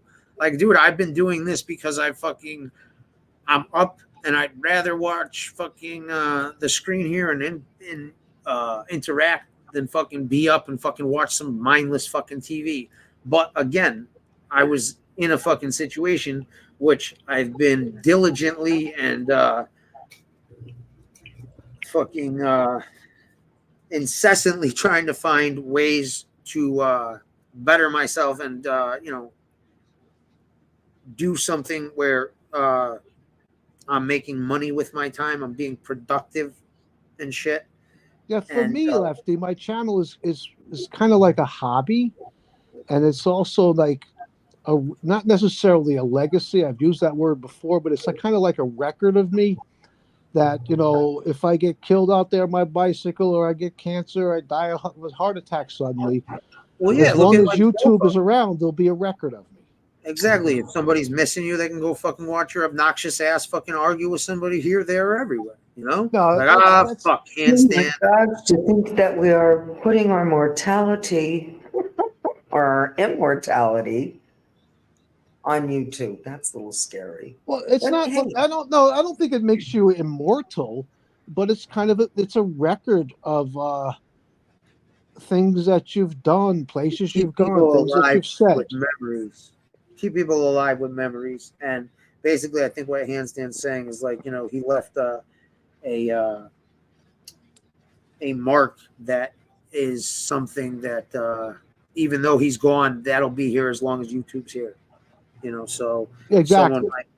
So, exactly. And it's not just people that know me. It's no, it's just like someone might be interested in getting in shape, and they'll be like, "Oh shit, look at this guy, right? Fitness after 60."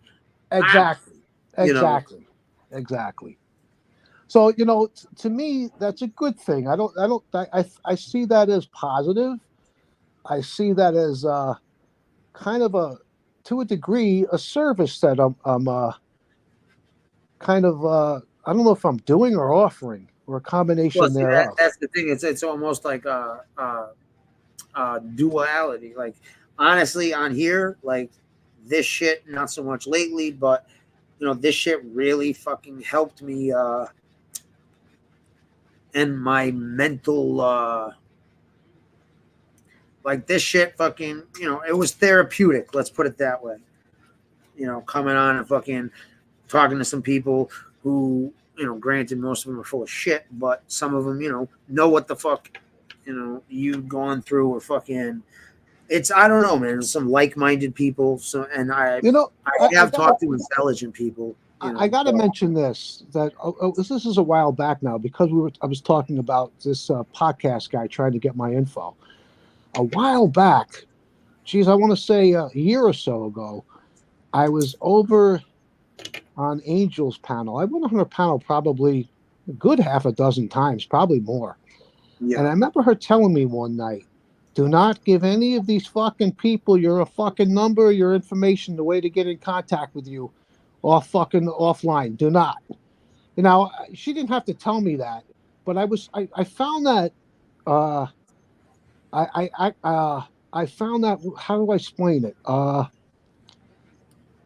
She was being honest, and she was giving me really good advice. Now, I didn't need that advice, but I heard her say that, and I was surprised that she actually said that.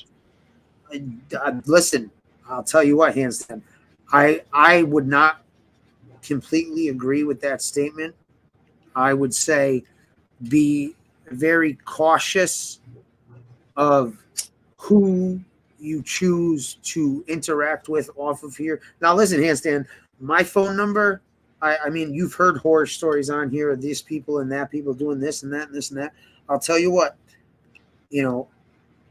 if you're not on the major fuck shit and this and that, like, yo, my number ain't hard to find. I've never had any kind of fucking stupid shit, Actually, I did, but I know who the fuck it was with the... Well, I think most of these content creators have a burner phone or two. Well, no, what actually you can do is there's an app called Text Now. There's actually a few of them, but you can download it on your phone, right? And it's a secondary phone. You get a different number, and it goes through Wi-Fi. So that is a safeguard you can do on here.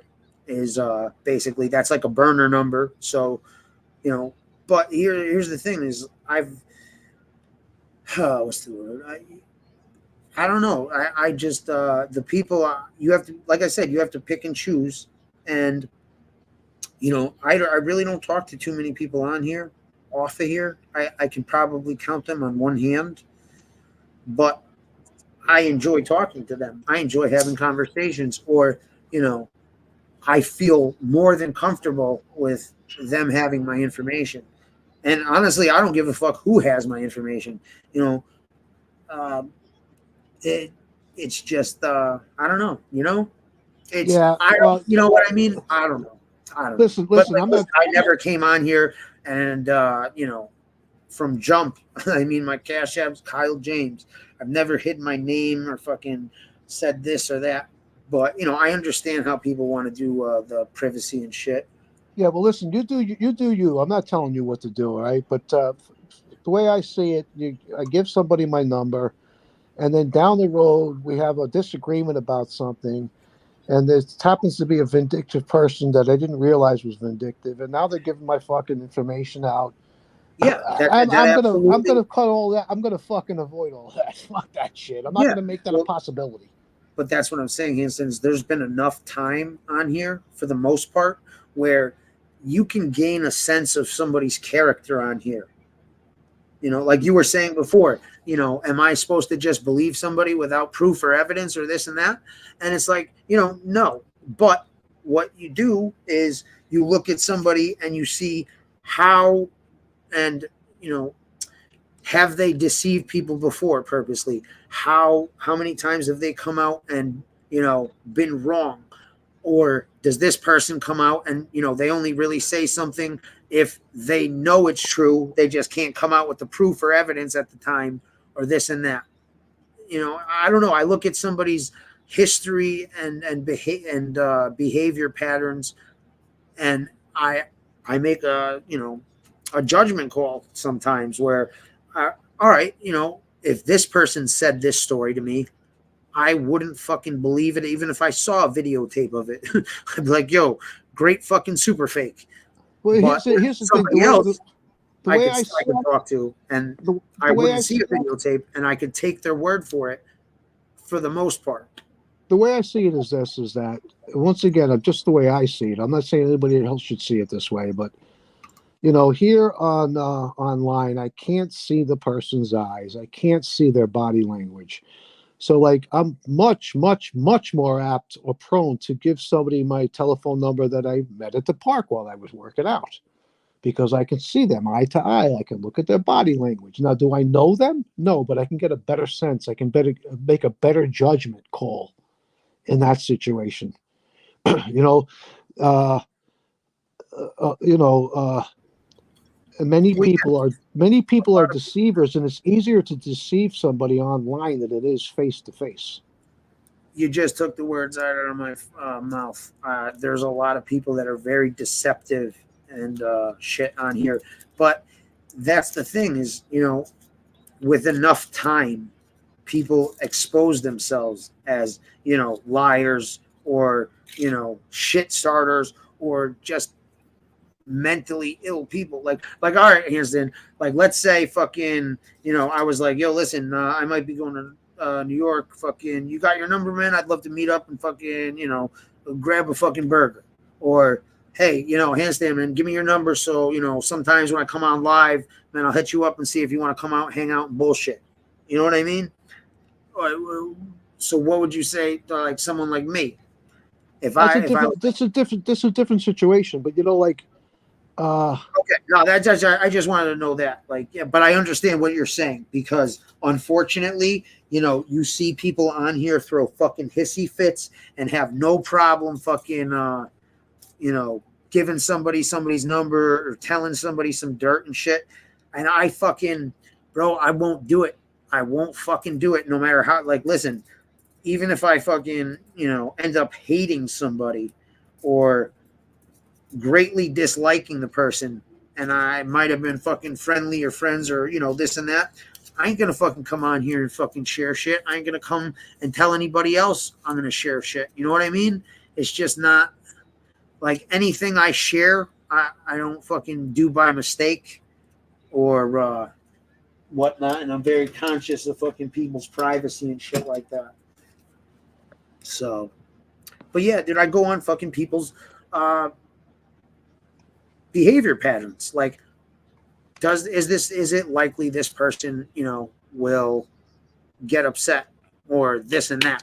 And, you know, I'll be honest, handstand, there's people on here that I've held my tongue about certain shit, you know, just because I know what kind of people they are and I know what kind of person I am. And I ain't trying to fucking sound this way or that, but like, I know if people crossed certain lines or did certain things, which is in the realm of possibility, it'd be incredibly stupid. Like, I've said this from jump. I don't know how some of these people have acted so cool, calm, and fucking collected. Yeah, with this shit. Cause like, I'm not fucking kidding. You do some fucking shit and you hit the right fucking button, you know, and do some shit in the real world. You think I'm joking? I'll chew your fucking face off. Yeah, well, there's a lot of sellouts in this genre. Hey, Tony, you still there? She might be doing No, something. I'm here. Oh yeah, okay. I feel bad. You have anything you want to say? Any input? It's like Yeah, clogging up the freaking. You're all nuts. I'd like to hear some input from you, Tony. What do you think? I would never get involved with anything on here. It's just not my nature to do that. This is like my world away from my world, my real world.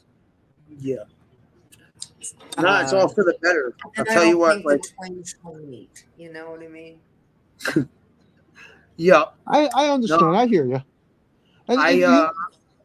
Honestly, man, I've dabbled in the like the back room fucking behind the scenes shit here. Occasionally when I needed I wanted to gain some type of information, or, you know, I was loosely attached to the situation. And I swear to fucking God, it's disgusting, grimy, just like, yo, these people are fucking something else. And they will tell you whatever you want to fucking hear at that particular time. And I can't fuck with people like that. I can't fuck with somebody who's going to tell me one thing and 2 months later, they're going to do the complete opposite and then fucking, make excuses on why they did it. And it's like, no, like, yo, you tell me some shit. You say, hey, I feel this way. I'm fighting for this cause. Or I'm fucking going at this person because I feel so strongly about fucking this. And it's like, okay, cool. I can respect that. That's your opinion. I may not agree, or maybe I do agree. But if fucking a month or two later, you're going to fucking pull out and fucking do the exact opposite and be like, yeah, nah, fuck. It's like, what the fuck? Your words mean nothing. They literally mean nothing. It's like, okay, so basically it's do whatever you want when you want, and then, try to fucking put down people and say what terrible people these are and how much better you are than this person and that person and this. And I just hate people that, there are people that are far better than other people. But usually the people that are telling people how much better they are than everybody else are usually the shittiest person around. Yep. That's right. If you have to bring it up, you just squashed You have everything. insecurities about it. Yeah. You clearly have insecurities about it. Yeah, the other thing, Tony, is that, I'm not quite your age, but I'm not that far away, right? We're a little older than a lot of people. There are people our age in the genre for sure, but we've had a little more life experience in certain areas, and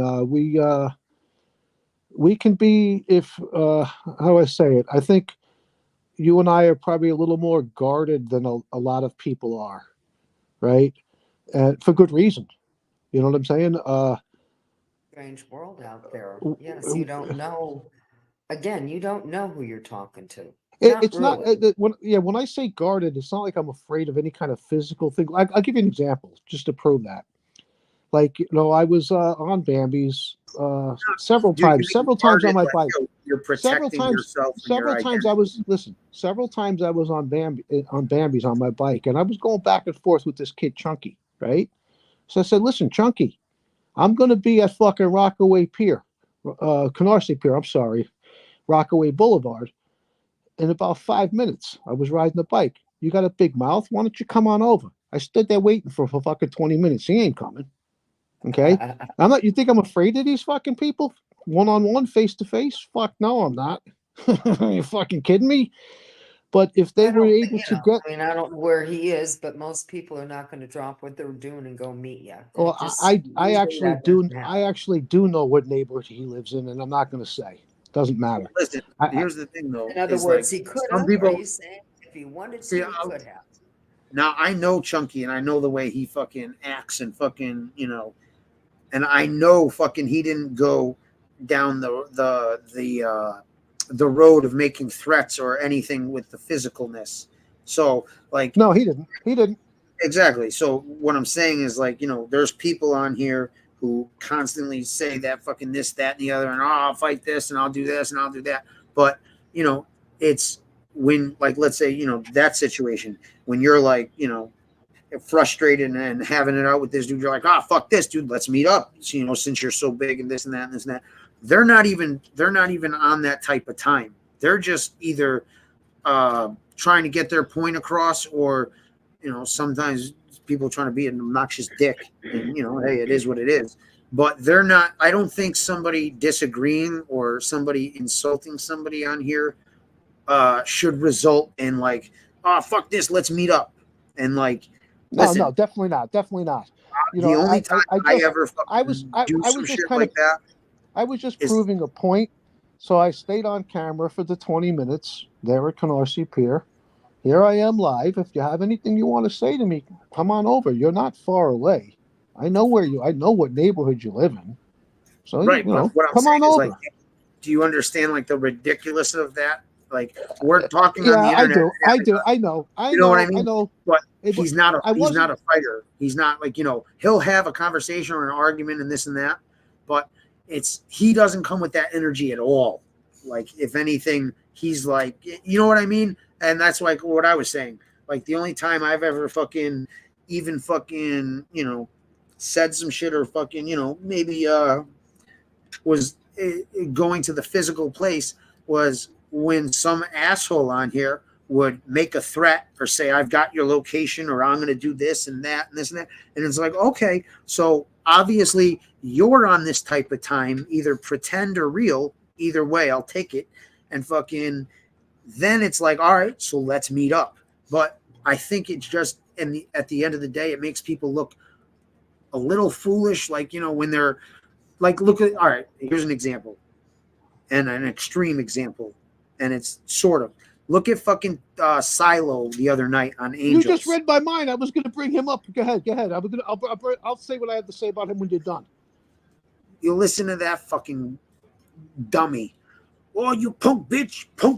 Bro, he's just repeating himself, saying the fucking same shit, and then fucking whining like a little fucking girl because somebody talked shit about him in some fucking room. How can you let this happen? But when he was asked, well, you're in these rooms when these people say, oh, I don't know anything about that. But it's like, yo, this motherfucker, I've heard this dude threaten violence over and over and over. The guy can't turn his fucking neck. He's a slip and fall guy. I know. And fucking, it's like, yo, I get, like, I don't know, you understand? Like, I get fucking boiling fucking pissed when I see people like that making threats. And like, BK can handle himself. My first encounter with him was about a year ago, somewhere in that vicinity. And I basically said, listen, dude, you're not a professional boxer. Okay? So we went back and forth. And then the next night, there was a live in the same channel. And he's in the fucking comment section telling me he's got a tracer on my phone. And I said, oh, is that why my phone was pinging last night? Oh, God. But he didn't realize who he was talking to. No, right? Jesus. And then he starts, you know, threatening he's going to kick my ass and he wants to fucking meet me. I told him I'm in Queens. And then I guess he found out that I was the handstand push-up guy. And he suddenly wasn't quite as aggressive anymore. And then, you know, what I did to him, the Man in the Box has the video. It's very short. It's about 2.5 minutes long. I was on panel with him and Mark. And Chunky was up there. And so was Uncle Zio, one of the Zio guys, right? Yeah. So they're all going at him, challenging him on whether or not he trained with Mike Tyson or at the same gym, if he fought Kimbo Slice and all of this shit. And I'm like, these guys are going at the wrong angle, right? So I said to him, Tony, let me ask you a question. He goes, well, what's that, Santini? What do you want to know, Santini? I said, Tony, when you hit a speed bag, I said, how many count is it? You hit it, and then how many times does it hit the fucking boards before you hit it again? He goes, 2. Anybody knows that. I go, no, Tony, it's 3. It's fucking 3. I fucking he fucking flipped. What are you, a fucking lawyer? No, I'm an interrogator. I'm an interrogator, you stupid fuck. That's the other thing he was doing. Like, yo, when BK would make a point and just fucking straight up embarrass him, he would blow his fucking top. And then, like, yo, it looked like he even went at Angel for a minute. And I'm like, oh yeah. No, you the way that ended temperamental was, little bitch. What did he say? He basically said, not these exact words, but that's it, Angel. I'm done with you. And she goes, fuck you. That was the end of that. Oh God, dude. Yeah, dude, that was fucking. I didn't even see the whole thing, but that was funny as hell. She's like, "Who the fuck do you think you are?"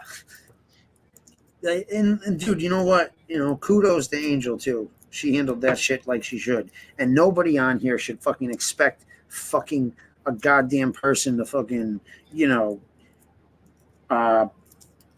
just because somebody's doesn't like it doesn't like you. It doesn't mean fucking an acquaintance or a content creator has to fucking jump on their ass or fucking immediately leave the room. Oh no, I can't be here. Someone's talking shit about Tony Silo and made a comment. Like, what the fuck?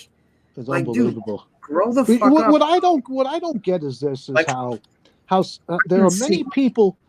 Let's look at Silo for a second. There are many people who know he's a liar, yet they still they kind of not just want to be his friend. They almost look up to him. It seems.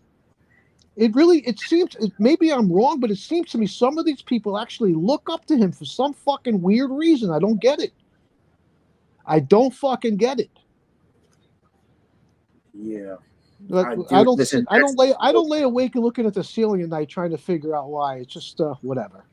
Yeah, no, it's just like, one of those things you're like, wow, that's fucking some odd behavior. I don't know. That doesn't like make sense in normal circumstances why someone would, but look, some of these people, I'll tell you this, they don't think he's lying or they just don't pay attention. They willfully omit things or pretend or just subconsciously subtract facts. Like they'll purposely omit a fact so that, he's not a liar. He's or he's this and that. I think there's the majority of the people, more than 50%, they don't pay attention to what's being said. And I think part of that is because they're low IQ and they're trying to type comments while they're trying to listen and they can't multitask. They're not able to. I've seen people not see, because here's the thing. Like I said, I tell people like, oh, and let me amend my last statement. Now, if somebody's doing an entire show on somebody that you are friends with and supposedly fuck with, and they got a thumbnail and they're just talking shit nonstop, yeah, then that would be like, hey, if you're in there yucking it up, that's sort of like, I guess you don't respect me. But back to this. Fuck. What was the last thing you said? Why some people look up to this guy Silo? It's because full well knowing he's like, I was saying that they don't pay attention to what's being said. Yeah, they don't pay attention. But it's more than that, because they do pay attention, and they're just either they want to stay away from being confrontational at all costs, or they feel like prime example, look at me. I haven't even called out half the people I could call out with the fucking shit I know. And I literally wait until someone really pushes me to that point. And then I'm like, all right, cool. Well, let's let everybody know who you really are and what you're really like. What I don't get, Lefty, is that how was that fucking benefited me? Just being honest or sticking up for people or when something's wrong, calling it out. What I don't get is that the people who are afraid to contradict what the content creator is saying because they don't want to be outcast from the group. Don't they understand that taking a stand and speaking up and speaking out is actually exhibiting that you have a fucking backbone? Don't they understand? Don't they have any fucking? I think to them, it in their minds, it would take like big balls to do something like that. No. It has nothing to do with fucking balls. No, you know what? It doesn't. But here's the thing and I'll tell you, it's not an easy thing to do that I've done, is when you do that kind of shit, you stand alone. Completely alone. Okay, but but in that genre, it's a bad thing to stand alone. You want to stand with those fucking people? Not me. Sorry. They don't make the fucking cut. I'm sorry. No, but it's not standing with this person or that person. It's all right. If you see something wrong, right, and it's just egregious, and people are just, looking the other way, or, just nobody's fucking, hey, this guy, or, you find out fucking D. Allen Brock, the guy who fucking stole that money for the house burning, right? Let's say you know for 100% this guy's fucking scamming and fucking ripping people off, but he's a content, or let's take somebody, a random person A content creator, right? Now, you know they're scamming and manipulating and ripping people off, right? And you tell people and they're like, yeah, whatever, right? Then you get proof and you're like, all right, so I'm going to speak out on this because I know what this person's doing. He's done it to me. He's done it to this person. He's done it to that person, right? It would be nice if the people that, you know, are on the phone telling you, oh, yeah, I know. Oh, yeah, I agree. Or, you know, this, that, and the other. And you know for a fact they're not fucking oblivious to the shit and they're fucking well aware. And not only do they fucking, you know, not come on and be like, yeah, you know what? I agree. Or, you know what? He's right. Or, yeah, you know what? This is fucking sketchy. I'll give you an example of where, like, I would stand outside. Okay, the gentlemen, it is my time. Okay, Tony. I am, okay. Good night, Tony. Good night, JR, Tony. I didn't mean to ignore you, sweetheart. But I'm punchy. I'm going to hit my chair. All right, Good night, get some guys. sleep. Thanks for talking with us. So I know you didn't say much, but it was a good conversation. Yeah. Well, these people fucking just frustrating. Because Lefty, I'll give you an example of where I stood out, like here in your chat room, right? You know, like with Ruski, right? I would make fun of him when he would, you know, act like he's a pimp and, you know, send girls money and shit like that. Yeah, but just you how never would people- see me. You'd never see me making fun of the guy's eyes. He has a physical impairment. It's beyond his control. And, you know, I would at times try to like say, come on, guys, don't fucking make fun of the guy's eyes for Christ's sakes. Yo, Come listen, on. no. See, like, yo, when he first came on and the ball busting just started, you know, a non-regular came in and fucking, you know, said some fucked up shit about his eye. And I was like, you know, I noticed he put on his sunglasses and shit. And I'm I like, felt bad when I saw that. I was like, yo, dude, don't fucking do that. Fuck that, bro. Don't let this dude fucking, you know, make you feel like you got to do that. Dude, it's cool. Nobody fucking cares, you know? And I didn't do the eye thing, you know, at least till later when he did some fuck shit. And I'm like, all right, no holds bar. But I still wasn't like vindictive. Like, if it's a funny thing, you know what I mean? It's like the dude knows he has a googly eye, right? If I had a googly eye and someone would say, hey, bro, if you had a gun in my face, I wouldn't be scared because you'd shoot the person 90 degrees to the left. I'd fucking laugh. You fucking asshole. Oh, well, it's the mean-spirited, you know, making someone feel bad or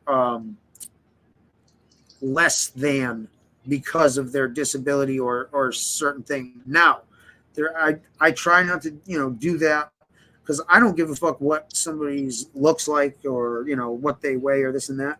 But what I will fucking do is I will ruthlessly fucking attack you for all that shit if you're on here attacking somebody else and trying to body shame them or shame them because of this and that. Then it's fucking open fucking season. But other than that, I don't fucking I'll pick out fucking your poor character qualities and your fucking you know, lack of intellect. But, yeah, you know, listen, it's one thing to, you know, make fun of the guy's eyes if he's not like in the chat room or on the panel. I mean, he still may be watching the video, but it's just not who I am, man. You know, I'm the anti-bully. I see that as basically bullying the guy for a fucking physical impairment. I'm sorry, it just doesn't fucking jive with me, man. It just doesn't. That's, you know, that's like just a step below like some big guy slapping a special needs student or something. I'm not gonna fucking deal with that, man. If I seen that in front of me, I'm gonna fucking step up and speak the fuck up. Well, yeah, but it's all about intent and fucking, you know, are you doing this vindictively? Like I said, man, like if my boy lost his hand, yo, first thing I do is say, yo, high five. You know? Yeah, well, I get no, but that's your boy. It's a different thing. But that's what I'm saying is like, yo, that's how. But you know, hands down, that's how we welcome people in this chat. Sometimes, like sometimes they gotta get a little bit of hazing. And listen, when I would have, and now I'm in pretty much agreement with you, but listen, when I saw how he was reacting to it and shit, and it wasn't fucking affecting him, and he was, just hanging out, having to, taking it all, I was like, but I will be honest, common sense and diversity, fucking Jesus Christ. Yeah, but listen, even I was like, yo, guys, chill the fuck out. Listen, it does bother him because he put the dark sunglasses. Well, and no, to this no. day, Well, hold on. I don't see him often, but when I do see him, if he's not wearing those sunglasses, he's got a baseball cap perched really low in front of his eyes. He's trying to hide. That's not nice, now, see, man. that's the thing. But that's not because of what happened in here. That's because of the vicious and vindictive fucking people that, like I said, no, I'll tell you the difference, with the sunglasses and shit. With that comment that guy wrote, I forgot who did it. It was a very fucking vindictive, hurtful thing to say. It wasn't something like loose and light and funny. Like, you know what I mean? And, that's why that's the difference. Like, I look how people react to certain things, and he was not reacting to, like, the half-ass jokes like, hey man, Ruski can see two girls at once, Yeah, listen, I've joked around with him and made fun of him, but never for his eyes. But listen, if people want to do that, they can do that, But I'm going to stand out, and I'm going to stand outside of the group, and I'm going to let it be clear that I that's not who I am, and I don't condone that, But if that's what you want to do, then do it. I mean, but it's it's not you're not displaying a good quality of yourself when you do that. You're displaying somebody that's just fucking cruel, man. For what reason? For what you get I mean, I'm not saying you specifically, but people that were doing it, they get a kick out of that? Making fun of somebody's physical fucking impairment? Dude, handstand, have you not seen some of these fucking chats? I swear to God, if these people could fucking, get a hold of me, they'd fucking, impale me and fucking light me on fire. Yeah, well, back to Ruski for a second. I'm sure that happens. I'm sure that happens wherever he goes. It's not just in the mob genre. Wherever he goes, hold on. Now, see, that's the thing. Is do you look at his behavior and how he conducts himself, and that probably has. No, Richard Simmons didn't die. I looked.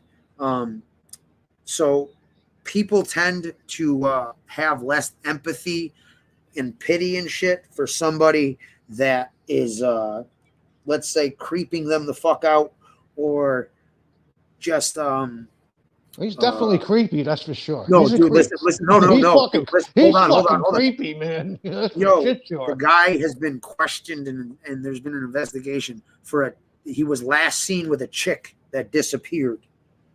Like, for real. Like, that doesn't surprise me. You know what? I saw him one time. This dude was a serial killer. I said, I don't think he's a serial killer, but I guarantee he's a fucking super stalker that fucking most definitely is in the bushes and shit. One day, I was fucking laughing my head off when he was working at the Indian restaurant, when he was the dishwasher, right? I guess it was lunchtime. And while it was during his lunch, they had asked him to go like next door to the shopping center to pick up some fucking flour. So this guy's fucking filming himself as he's walking with like a 50-pound bag of fucking flour over his shoulder, and the flour is leaking out of the fucking bag. He looks like fucking Casper the fucking Ghost. I'm sitting there fucking cracking the fuck up, man. So, oh my God. Yeah. Anyway, but see, that's the thing. Do you really think he picks up on some of the shit? Because I'll tell you what, any normal fucking person, when I was on here and Sonny interviewed him on the show, I don't know a person who's not like on the spectrum, or a bit of fucking like real mental shit, not like crazy, but like they don't pick up human emotion and cues. Like, they don't pick up social cues at all. Yeah. Dude, this guy does not like anybody I know. would have fucking, dude. Do you know how fucking hard Sonny Money went at that fucking dude? Like, I couldn't believe it. The first 10 seconds, I was like, oh my God, stop. You're going to blow it. Wait, now that you brought up Sonny, so I was on a panel with him, I don't know, about 2 months ago, 3 months ago, something like that. And this kid is telling me that he owned his first house when he was 14. On top of that, he organized the biggest Black Lives Matter protest on Long Island. Is that fucking right? I said, Sonny, why don't you tell the truth? You're from the fucking mean streets of fucking Port Jefferson, and you hung out in front of the 7-Eleven when you were a fucking teenager. You owned your first house when you were 14, huh? Listen. Wait, real quick. And then he went on to say that he also organized the biggest the NYPD, New York City Police Department protest. But he also organized the biggest Black Lives Matter protest. There's a conflict there, my man. Neither of those things is true, and he never owned no fucking house at 14.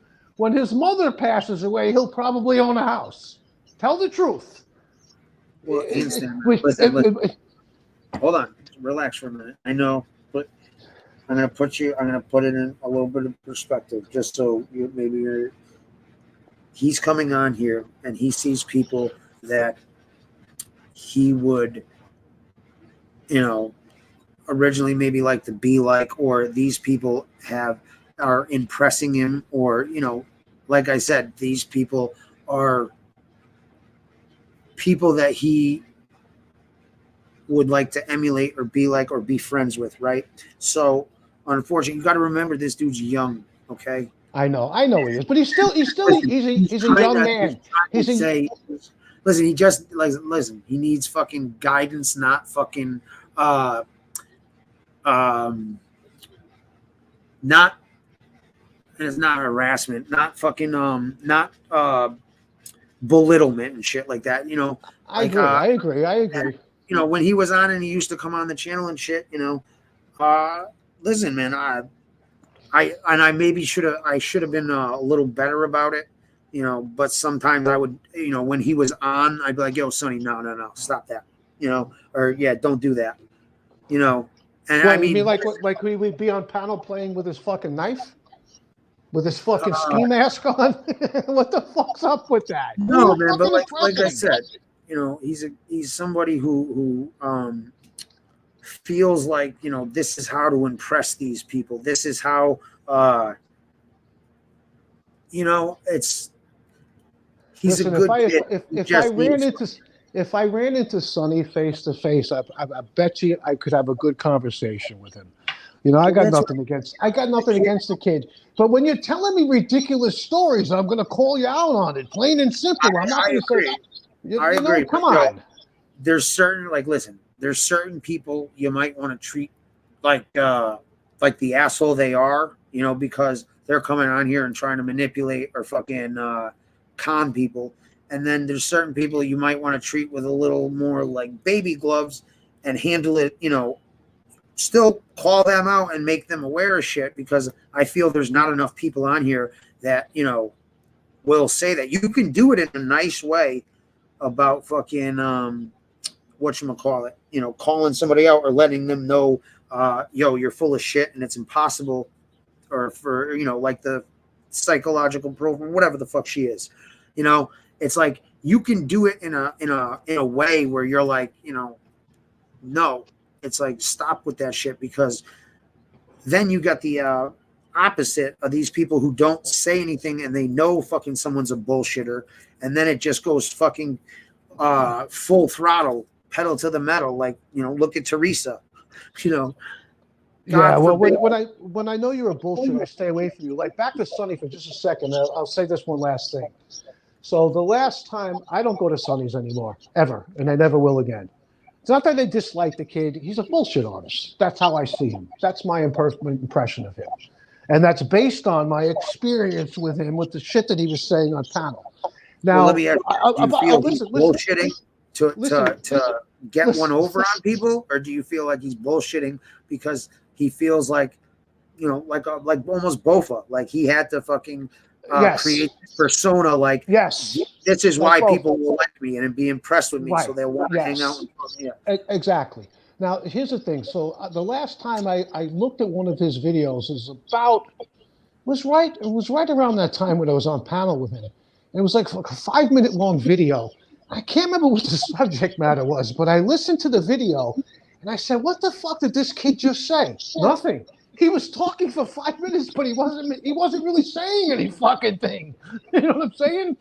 So anyway, look, I got no issues with him or anybody in the fucking genre, you know. But you know, once I know you're I'm talking to you on panel and you're giving me this line of fucking bullshit, whether it's to impress people or try to fit in or not, it's a line of bullshit. So, you know, where do I go with a person that's feeding you with a line of bullshit? Nowhere. Fucking nowhere. You know what I'm saying? Right, but do you you know, embarrass the person and you know, clown them, or do you try to fucking, you know, let them know so that they can correct that behavior and maybe they're not aware of the right approach. The right approach is to try to help them correct that behavior, but you got to remember, number one, I'm not a psychiatrist or a psychologist. Number two, I'm talking to them not face to face, you know, where they're sitting down in a chair or online. And, you know, because when I was on panel with him that time, he proceeded to, you know, make threats and he's going to do this and he's going to do that. I got under his fucking. So I returned the volley by saying, "Sonny, what are you, 5'8"? No, I'm 5'10". It says it on my driver's. Let me see your driver's license. Cover your name up. You know, also know this dude just lost his dad, right? Well, this was before he lost his dad. And, you know, I feel for anybody that loses anybody that's close to them, especially a parent. But that doesn't excuse the fact that you're lying. That's no justification. No, I get it. No. Listen, again, but you have to fucking, it's all about the intent. Like, yo, that's tonight's theme is the intent. Like what somebody's intent is with their actions. Is like, you know, are they intentionally fucking trying to lie to you and gain something or get something from you, or, you know, trick you into, or are they, you know, doing something that maybe they're like I said, they don't know any better. Well, you know, I could be wrong, but my impression of Sonny is that at some point when he was younger, he was bullied, he was made fun of. And one of the things I can point to is he did mention to me that he was when he was younger, he was excessively overweight and the kids used to make fun of him. So he did experience some bullying, and I think I don't think he gets bullied anymore, but I think that put you know, like it should and would to anybody, left a negative was a negative impact on him, and it would be for anybody, right? Whether you're overweight, they're making fun of you, or, you know, you have some kind of physical impairment, which technically being overweight can be considered a physical impairment. Yeah, absolutely. Right? Excessively overweight anyway. Add to the fact that his dad's been sick since he's been like 7, and he's been, you know, helping take care of the guy. And, you know, that's been a priority. That's why listen, man, I've always given the dude mad props because, you know, he has been there for, you know, an ill parent and his mother. And that's a lot to go through, taking care of a sick parent. Like I'll tell you that. And I was fucking an adult when I had to do it. But here's what I'm going to tell you, you understand, is you have to remember too, is he's hanging out with a lot more people who are older, more experienced, and more worldly, so to speak. Right. He's been hanging out with fucking kids his age and you know, 17, 18. And how many times you hear a fucking 17 or 18-year-old kid fucking give you some bullshit story about what they got or what they did or what they, you know what I mean? You know what left a sour taste in my mouth with that kid, what I cannot escape, I cannot forget? I want to say it was about a year ago or so. He had put a short up where he was in a convenience store somewhere out in Long Island. Yeah. And the gentleman working behind the counter was an East Indian guy. And he started yelling and cursing at this East Indian guy in a threatening manner. And the East Indian guy was like, you know, one of these, you could tell he was like a peaceful guy. He didn't want any trouble. That left a sour fucking taste in my mouth. That let me know that this kid carries himself like a fucking punk. And why is he putting that video up? He's trying to show like he's a tough guy. Look at the way I spoke to this guy. Yo, see, and he didn't do anything to me. There you go. There, you just nailed it. He's trying to project an image of something that is not. An image. Exactly. Like, you know what I mean? Like, you know, the kid was hanging out with fucking Hootie and Gene for a little while and, you know, used to come on. I don't know, man. Like I said, I see somebody like that. And when they're doing that kind of shit for attention and not attention even, it just for to be noticed, to be in his mind, because he thinks in his mind that's what's going to get him liked and respected. Respected, exactly. But that's not the. And that's not what. Yeah, exactly. Because it exactly. That's why I've always gone about it with him, fucking, and I still would, man. Anytime fucking this dude, fucking, I told him anytime he needs to call or just talk to somebody, or you know what I mean. But I think fucking, you know, he's all over the place sometimes, man. I think, man, maybe he should go talk to somebody, you know? And it might help. Yeah. But listen, I just, like, you know, on here, like I said, handstand, if I see somebody, you know, teetering on the edge or, you know, doing something not out of a vindictive or spiteful or manipulative nature, they're doing it for personal reasons. They think, you know, that this is what's going to get people to like me. This is what's going to get people to, you know, respect me. And I'm, you know, it's, I try to, I don't know. Listen, like I said, I think he's somebody. Listen, if I'm doing something on here, right, and I'm, you know, oblivious to it, or I don't know, fucking, and someone's like, "Yo, left, fucking, by the way, bro, you've been doing this, and fucking, this could be turning people off, or fucking this and that." And, dude, I'm all for it. I appreciate the constructive criticism. Well, listen, I'll say this: I do think he's going in a better direction than he was the first channel he had. Bro, listen, that first channel, the way he dude, I noticed the change when he started coming around here, and I started fucking, you know, giving him a little advice here and there. Dude, I noticed fucking. See, that's the other thing, is he didn't just take the advice and in one ear out the other. He's like, "Oh man, really? Thanks, dude. I appreciate that." And then he addressed it. So again, man, because like sometimes I'll have that problem. I'll be doing something that I am completely unaware that is driving, you know, someone or some people nuts or this and that, or, you know, I'm just not oblivious. Like I said, man, I'm a little too honest sometimes with people. I think there's a confidence problem there, and I'll tell you why. Because back several months ago, when I would go into onto his channel, right? Not on the panel. I was on his panel once that I can recall. It might have been twice, but anyway. I saw he made a post where he had called this. He said that it was about football. That I can't remember the teams, but one team was going to beat another, and he knew this. And then the team that he said was going to win or forecasted to win lost, and I went back and he removed that post. That's confidence. Okay, so listen. So you were wrong. So what? So you picked the wrong team. You picked the losing team. So what? Yeah, but listen, I agree with you a little on that, but I also know that fucking, you know, me, I'm a bit different. You know, up until right before New Year's, I left everything up. Didn't matter. You know, I just left everything up. But a lot of people take shit down, especially like if they're wrong or this and that. Like I've noticed if people are wrong, they tend to take that shit down. Me, if I'm wrong, I'll leave that shit up, but I'll also make a post and say, you know, I was mistaken. Right. I stand corrected. Yes, exactly. And like, yo, that's the thing that drives me fucking nuts on this fucking place.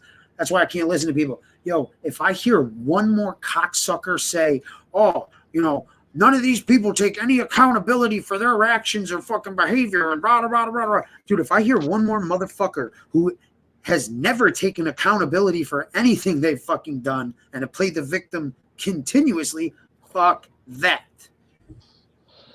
Yeah, well, you hit the nail on the head. You know, when you mentioned that he's been taking care of his father for many years, that the guidance that he, if his father was healthy, he would have got, he didn't get because he had to take care of his father.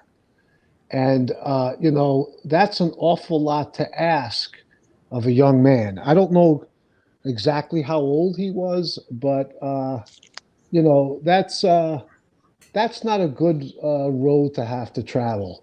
Okay. But, you know, how do I say this? Okay. Life always ends in tragedy. We all experience this. We experience it more often the older we get, but we also experience it when we're younger. You know, a lot of people have parents that die, whether it's the mother or the father. Sometimes it's both.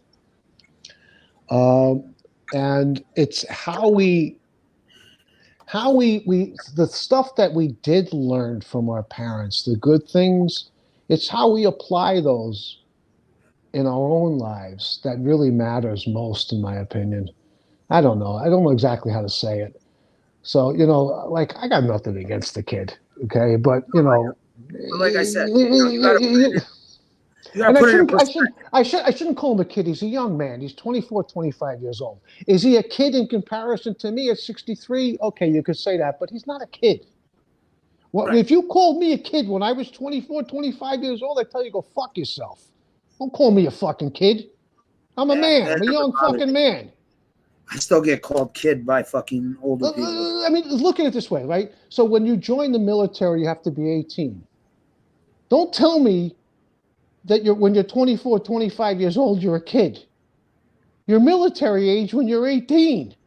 Yeah, but you can't smoke till you're 21. So, I mean, you know. The way I look at it is this. But you don't stop growing until you're like 27. Your brain isn't fully developed until you're about 27. So technically, you could, you know, you're not a kid, you're not an adolescent, but you're still not a fully grown, developed adult. Well, the way I look at it is this, and I'm not saying I'm right. You're a kid until you're 12 years old. When you turn 13, from 13 to 19, you're a teenager. Okay, now hold on. That's for most people, but you have to admit that some people, that age shit does not apply. Like, absolutely. You know, absolutely. It also depends on, like, you know, so your surrounding and exposure, because, you know, you could be a 16-year-old kid but have the fucking mentality and maturity of a fucking 10-year-old, you know? Right. But see, here's the other thing too, is that, you know, having a parent die, right, when you're 24, 25 years old, is a terrible thing to have to ordeal. It's a terrible ordeal. But if you're able to take the good that you did learn from that parent, whether it's your mother, your father, whatever, your grandmother that took care of you, whatever it is, it should empower you. Once you go through the bereavement process, you should actually be empowered because you've experienced the worst that life has to offer, at least up to this point, until you yourself die, right? You've had, you know, your mother, your father, your grandmother, whatever it is, that passed away, right? And you now know that the worst in the world that has to offer. I'll tell you that fucking from experience. Well, I would think at that age, it has to be one of the very worst ordeals that a young person could go through. You know, you expect, you know, that your parents won't die until you're in your 40s, 50s, and maybe even 60s if you're lucky. Not when you're 24, 25 years old. Okay, right. And now I don't expect that the kid, I shouldn't say kid, why I keep saying that? Why he, you know, I don't expect that he should be over that by any stretch of the imagination.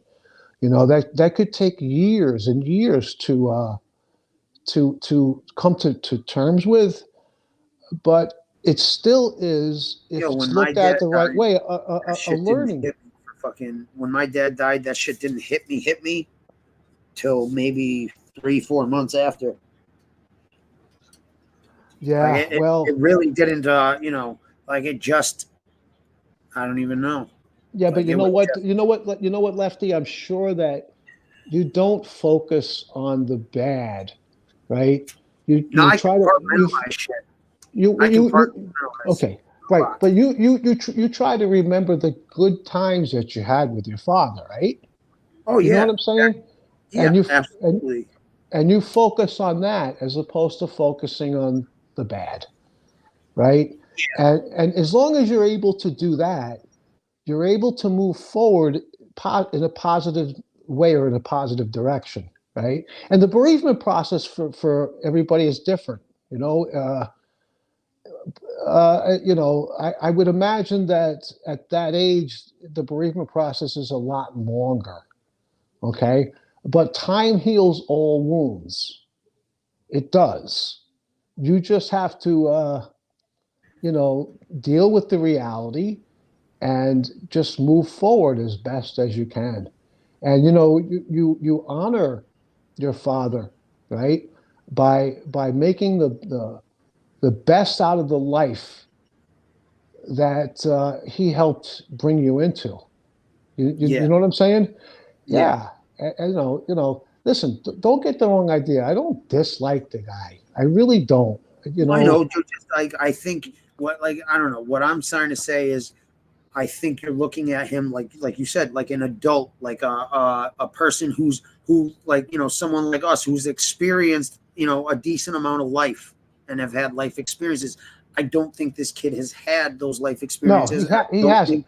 He hasn't. Exactly. I He don't hasn't. think What he doesn't know, he'll know now when he hears this. But I used to live in Long Island, not far from Port Jefferson. I lived in Center Reach, Long Island, which is probably, I want to say, about a 10-mile drive, maybe 7 miles. So I lived in a similar environment that he has. Although Port Jefferson is nicer, it's on the water. And Port Jefferson, by the way, is that's a middle to upper middle class area. You're not schlubbing it. No, exactly. What was I going to say? Yeah, but see, here's the other thing. Now with that, all right, so you said you grew up in a similar type neighborhood, or you stayed in a similar type neighborhood, and you're basically saying because this person grew up in this house, they have certain characteristics. I'll tell you this: I grew up in a fucking very affluent area. There's a guy up the fucking street with his own airport strip. Okay, but I'll tell you what: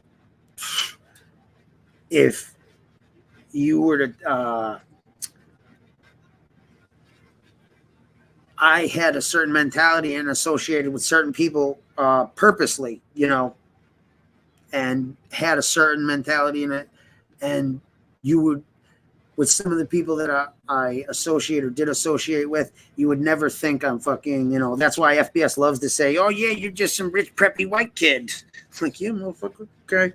You know what I mean? So it's all about the situations and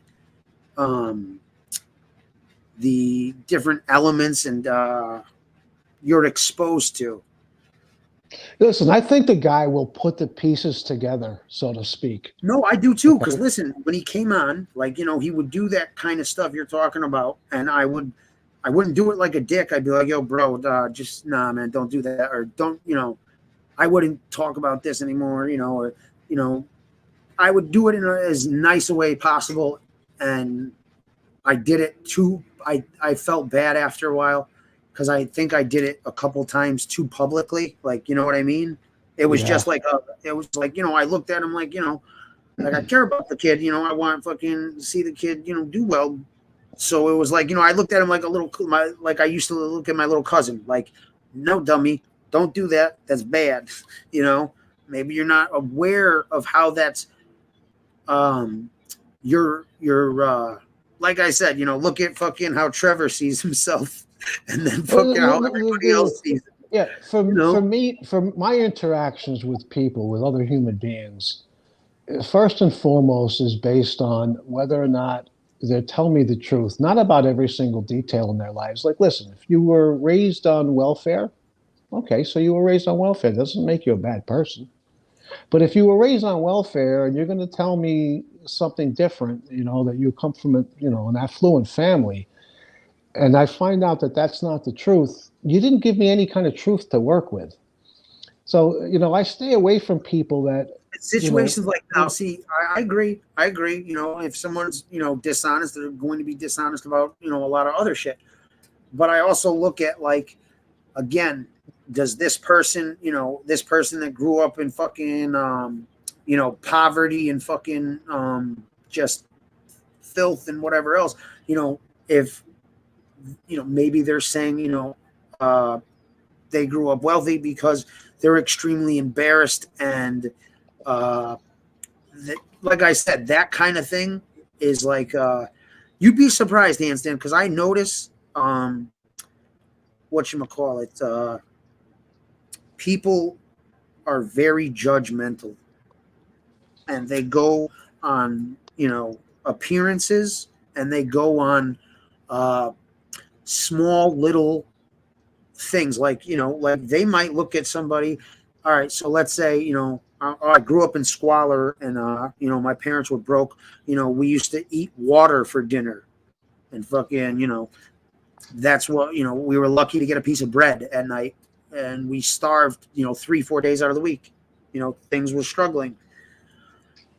Unfortunately, there are people out there who will make a snap judgment on that, or look at you differently because of that. Oh, I know that. And it's like, but those people are, for the most part, they're very shallow. They're about money and possessions, right? Some of them, yes, but some of them, it's because listen, like that, this is where I fucking love, I love this part, is because listen, I fucking dealt and I saw fucking the rich of the rich, and fucking how they operated, and and then I fucking literally, I've seen, I've had friends who, were fucking in foster care and fucking, were dead broke, or their family was, or they went through some crazy shit. And it's like, and then listen, man, I went through some fucking crazy shit. And it's like, that shit gives you perspective. Cause I'll be honest, even before, I'll give you an example of what a lot of people do and what I don't do anymore, because unfortunately I had that experience and I know better. Let me say this, Lefty. It's been my experience.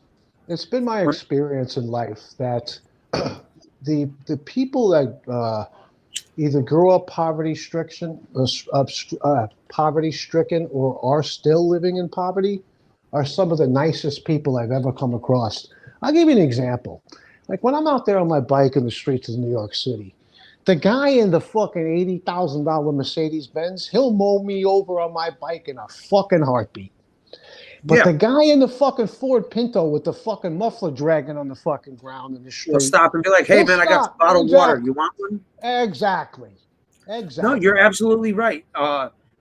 Because now, see, those people in the $80,000 car, now they treat their relatives, family, friends, and shit like that. They constantly look out for them, but they, it's all about blood and fucking just if you're not part of that group, I'll tell you firsthand, man, if I'm in a situation right now where I'm trying to do everything on my own completely legally, and I'm starting from the bottom and trying to, dude, I tell you what, they make it as fucking hard as possible for people to fucking of a certain coming from a certain class or financial background. They make it fucking harder than anything, okay, for you to succeed. Take for instance the gas and grocery prices. The gas and grocery prices in a shit ghetto ass town are fucking way more than in a fucking an affluent town or an affluent. Not only that, there's fewer grocery stores and they're further away. They're taxed. Their taxes are higher in a low income area. Like I said, and then look, You know, I've been dealing with fucking hell. I try to get a PO box, right?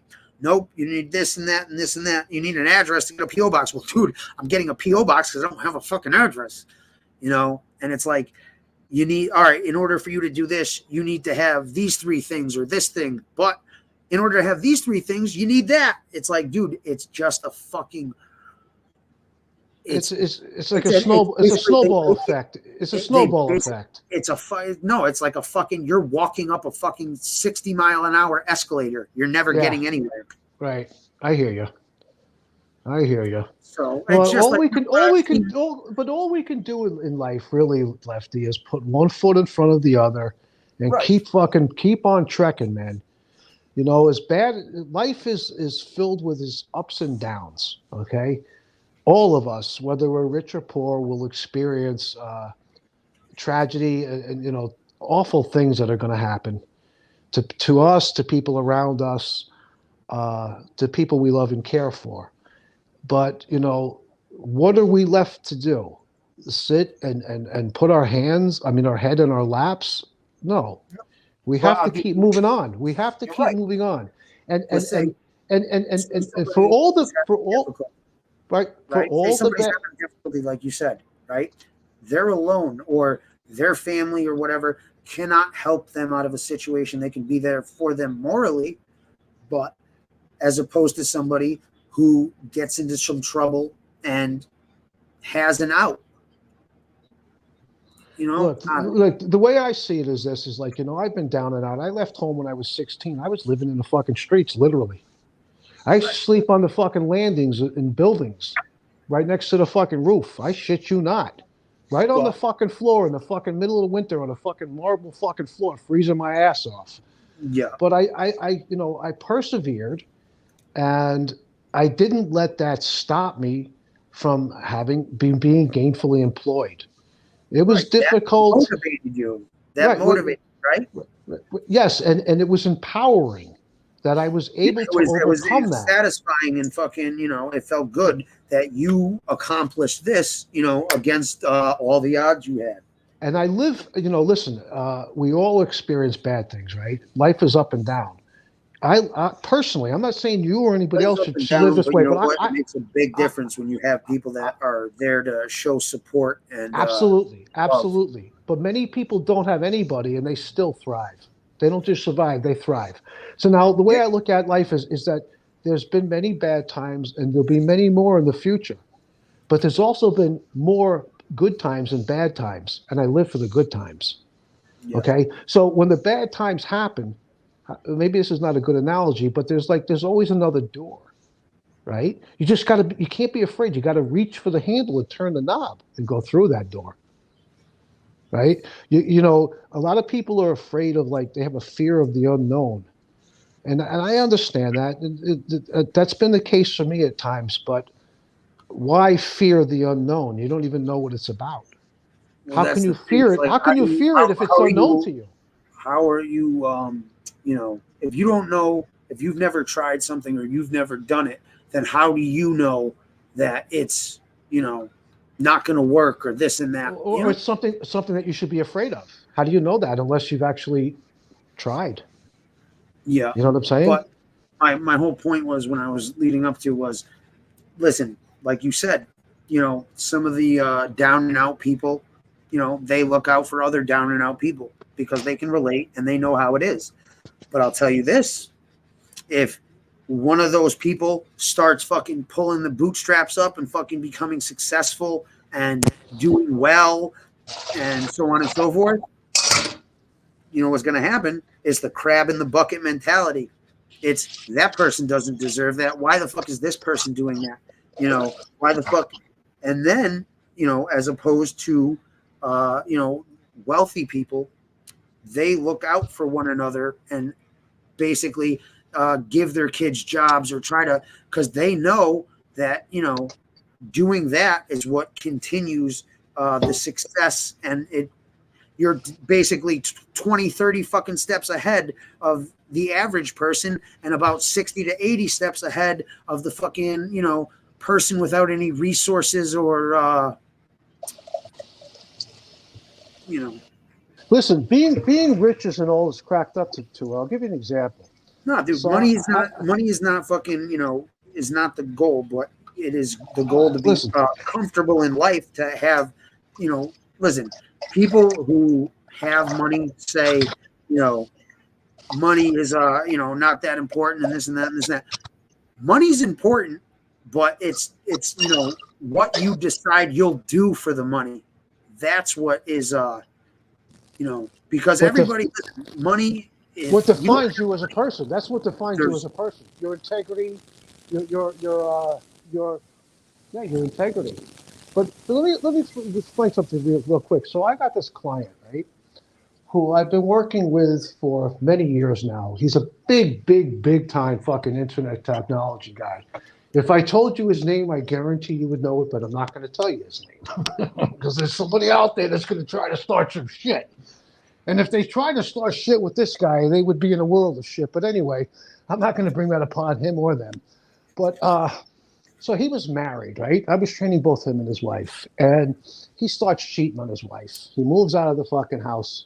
And he gets this fancy apartment in the Lower East Side of Manhattan. So I'm training the two of them separately. And until he got divorced and went through, he was paying for her training sessions, keeping the same lifestyle that she had while she was with him. So one day he says, he was like 5 minutes late. I go, why are you late? He said, I was coming from my other apartment. I said, what do you mean your other apartment? He goes, well, listen, at that time he was worth roughly $160 million. Now he's worth a fucking billion, right? So he says, I'm looking for another wife, and I don't want to bring girls here when I meet them because they're going to know how fucking wealthy I am. So he says, I take them to this other apartment across town it's not a dump, but it's small and it's not fancy.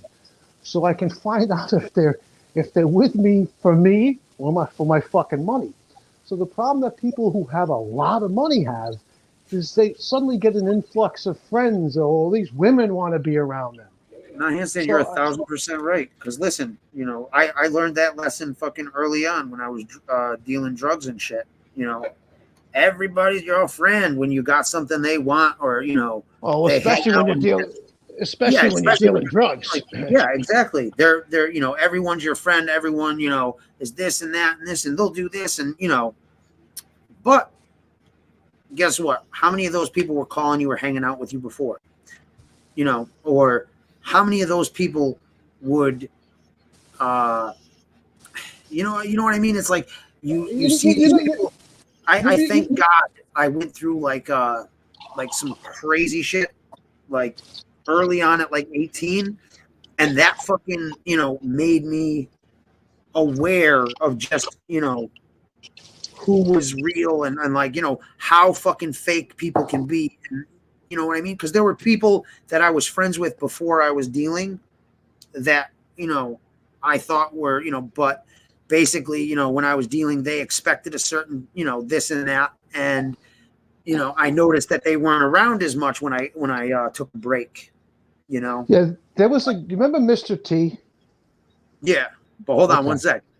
So I used to go out with like girls and shit, and listen, it was bad enough that fucking people are like, oh yeah, his family's got money and rah.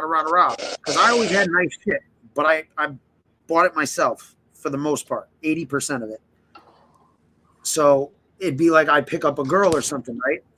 And I'd have my gas tank on like empty, and I'd be like, oh shit, fuck man, I forgot my fucking wallet. I don't know where my wallet is.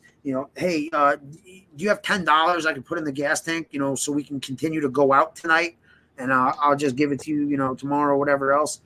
And like, I fucking had a couple girls look at me like I was fucking crazy, and I'm like, okay, cool. I'm like, nice to know, fucking.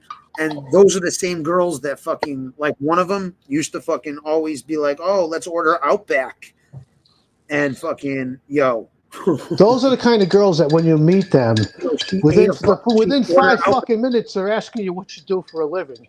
You stay away from those girls. Nah, like most of those girls didn't ask what I was doing for a living, but maybe made some assumptions or just But anyways, the fucking bitch would order a fucking $50 fucking steak and take 2 bites of it.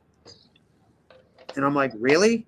I'm like, I guess you were hungry. I'm like, I don't give a fuck. I'll buy food and shit. But like, yo, if you're buying shit just for the sake of spending my money, like, no. Like, you had to order the 12 ounce. You couldn't order the 6 ounce if you're, Yeah. I don't know. I took a chick out one time to a steakhouse, right? And I took several times, but this one chick in particular, right? So we go to this steakhouse. Does she order the porterhouse for $80? No. She orders a 3-pound lobster for, I think it was like 110.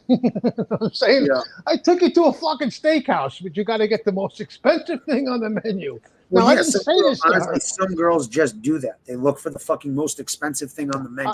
I didn't say this to her at the time, but this is all running through my head. You know what I'm saying? So I'm like, all right, Yeah. you know what?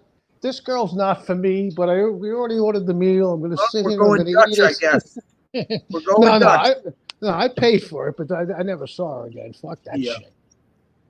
No. Oh man, dude! I went on a date with this chick one time. We went mini golfing and then something else, and I shit you not, I tried to do bad at the mini golf. I think I got like 17 holes in one. It was like freaky.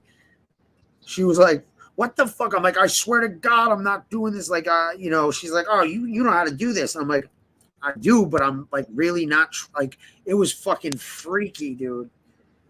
Like a near perfect score, just like not trying to fucking really, I don't know.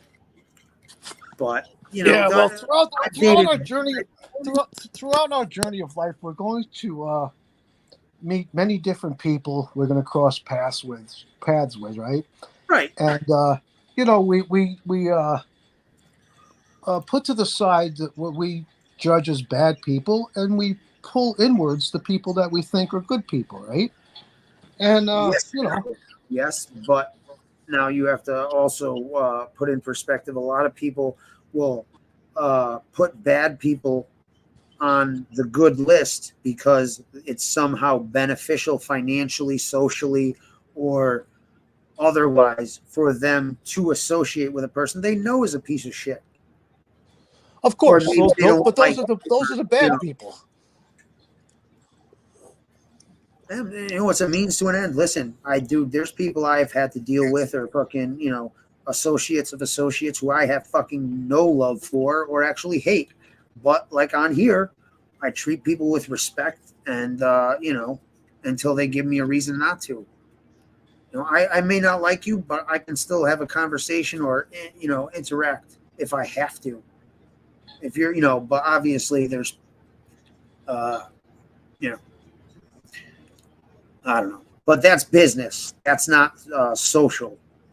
I don't think that's social. Lefty, I'm a little older than you, right? So actually quite a bit older than you. And I'm noticing that ever since the social media, people are becoming more and more about themselves, less socially active, especially face-to-face, more self-centered, more entitled. Yeah, absolutely. Lazier. Not all people, but a lot of people. No, but the generation below me is terrible. Their parents coddled them, gave them participation trophies, didn't keep score at sports games, and told these kids, "You're special, you're unique, you're better than the rest." And they're not. Like, yes, there are some people who have more of an intellectual or athletic ability than most people, but when your son is less than average and you're telling him fucking he's the greatest thing since sliced bread and he's like Michael Jordan, and then when he goes to the real world and fucking finally realizes he's not, that's gonna fucking destroy the kid. Right. Unfortunately, that breeds entitlement, right? So like when I grew up, I played on Little League and all that stuff, right?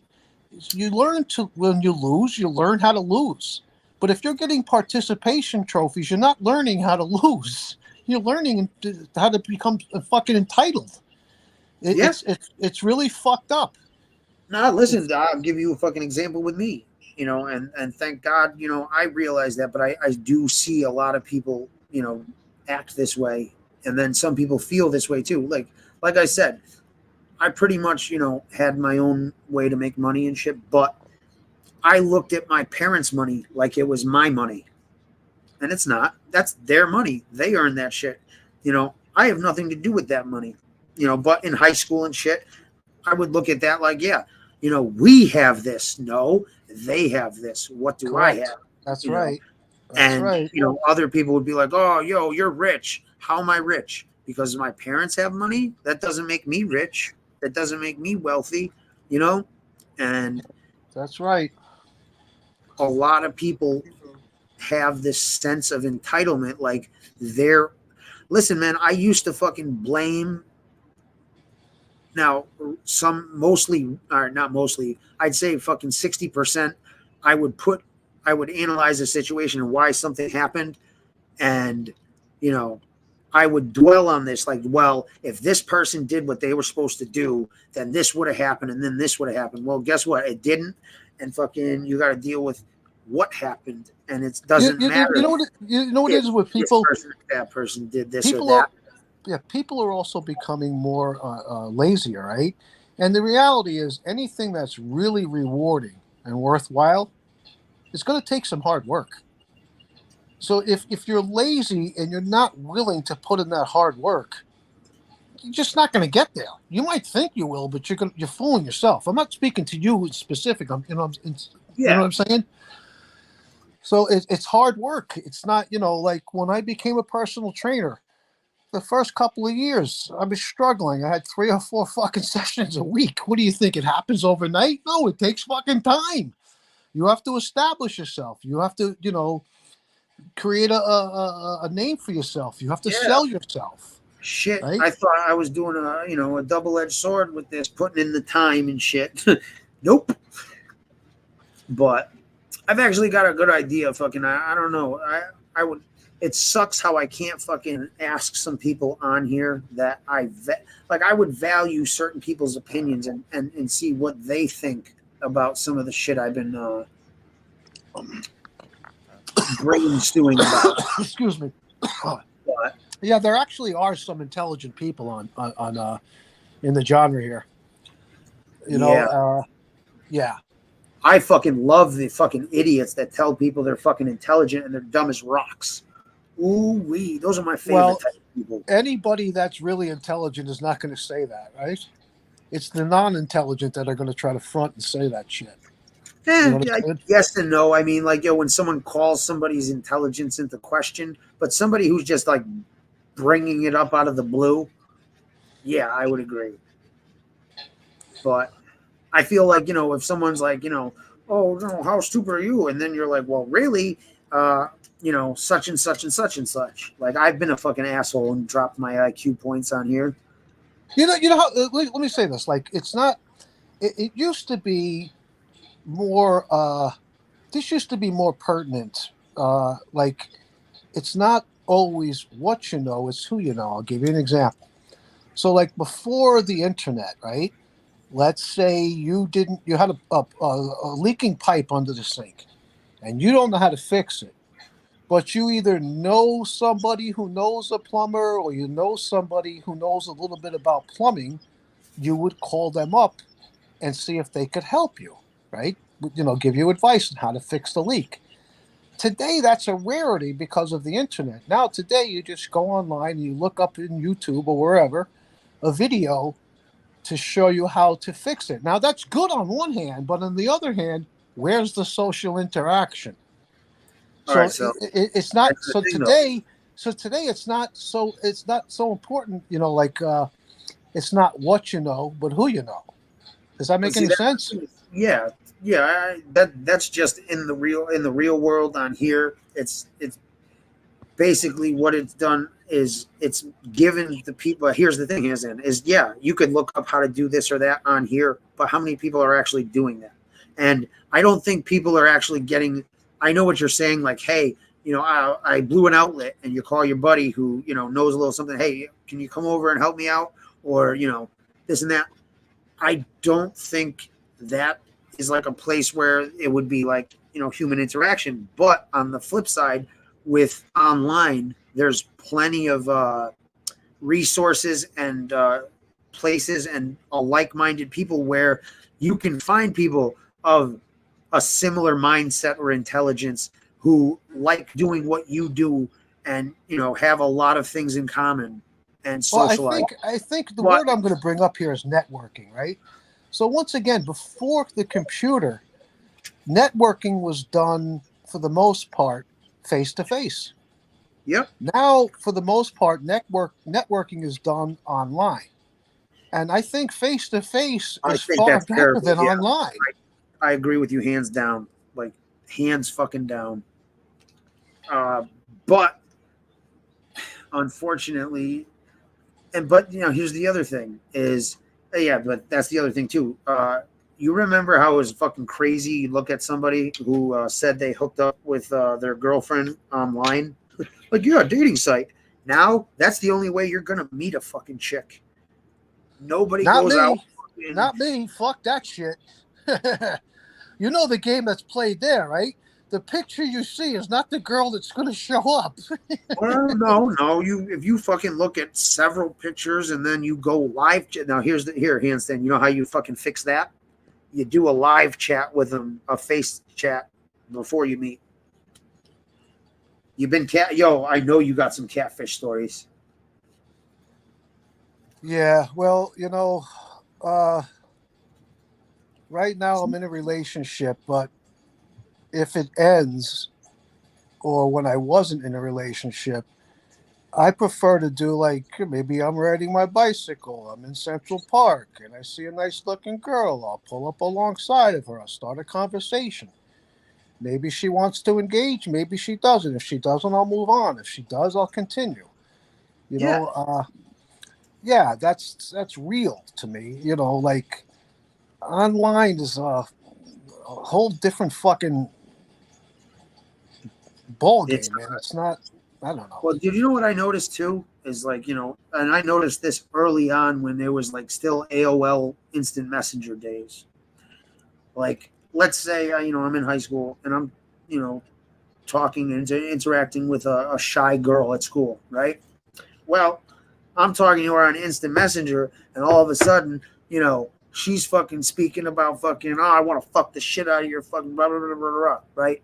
Like, almost like you would never expect this person, you know, to have that demeanor or this and that, but because they're not face-to-face with you, and, you know, it's same thing with texting. It's an impersonal way where people can be more spiteful or open and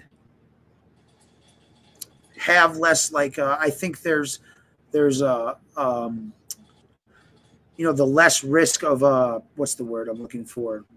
Not denial, fucking rejection. Yeah, You well, know?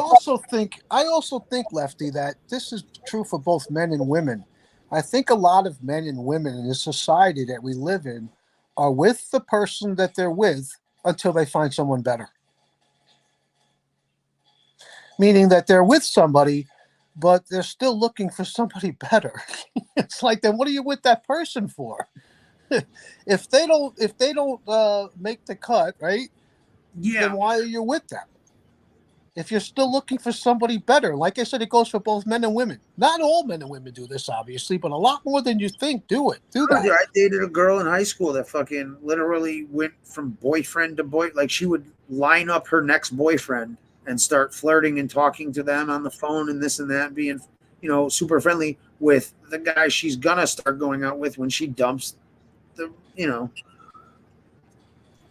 So, but yeah, it's I don't know. I love when chicks. I'm lucky, I guess, yo, because I fucking love when chicks hit on me. Like, half the time I don't even need to do anything. But the flip side is sometimes you see a good looking girl, no matter where you are, you smile at her. See if she smiles back. Right? And you go from there. That's it. Exactly. Or you go up and, you know, like, I'll tell you what, man, laughter's a fucking great icebreaker. Not even an icebreaker, just a good thing. Like, listen, man, if you can make a girl laugh, fucking you're probably, more likely to get in her pants than if, you otherwise, I don't know. Human trafficking. Yeah, well, listen, when I was young, right?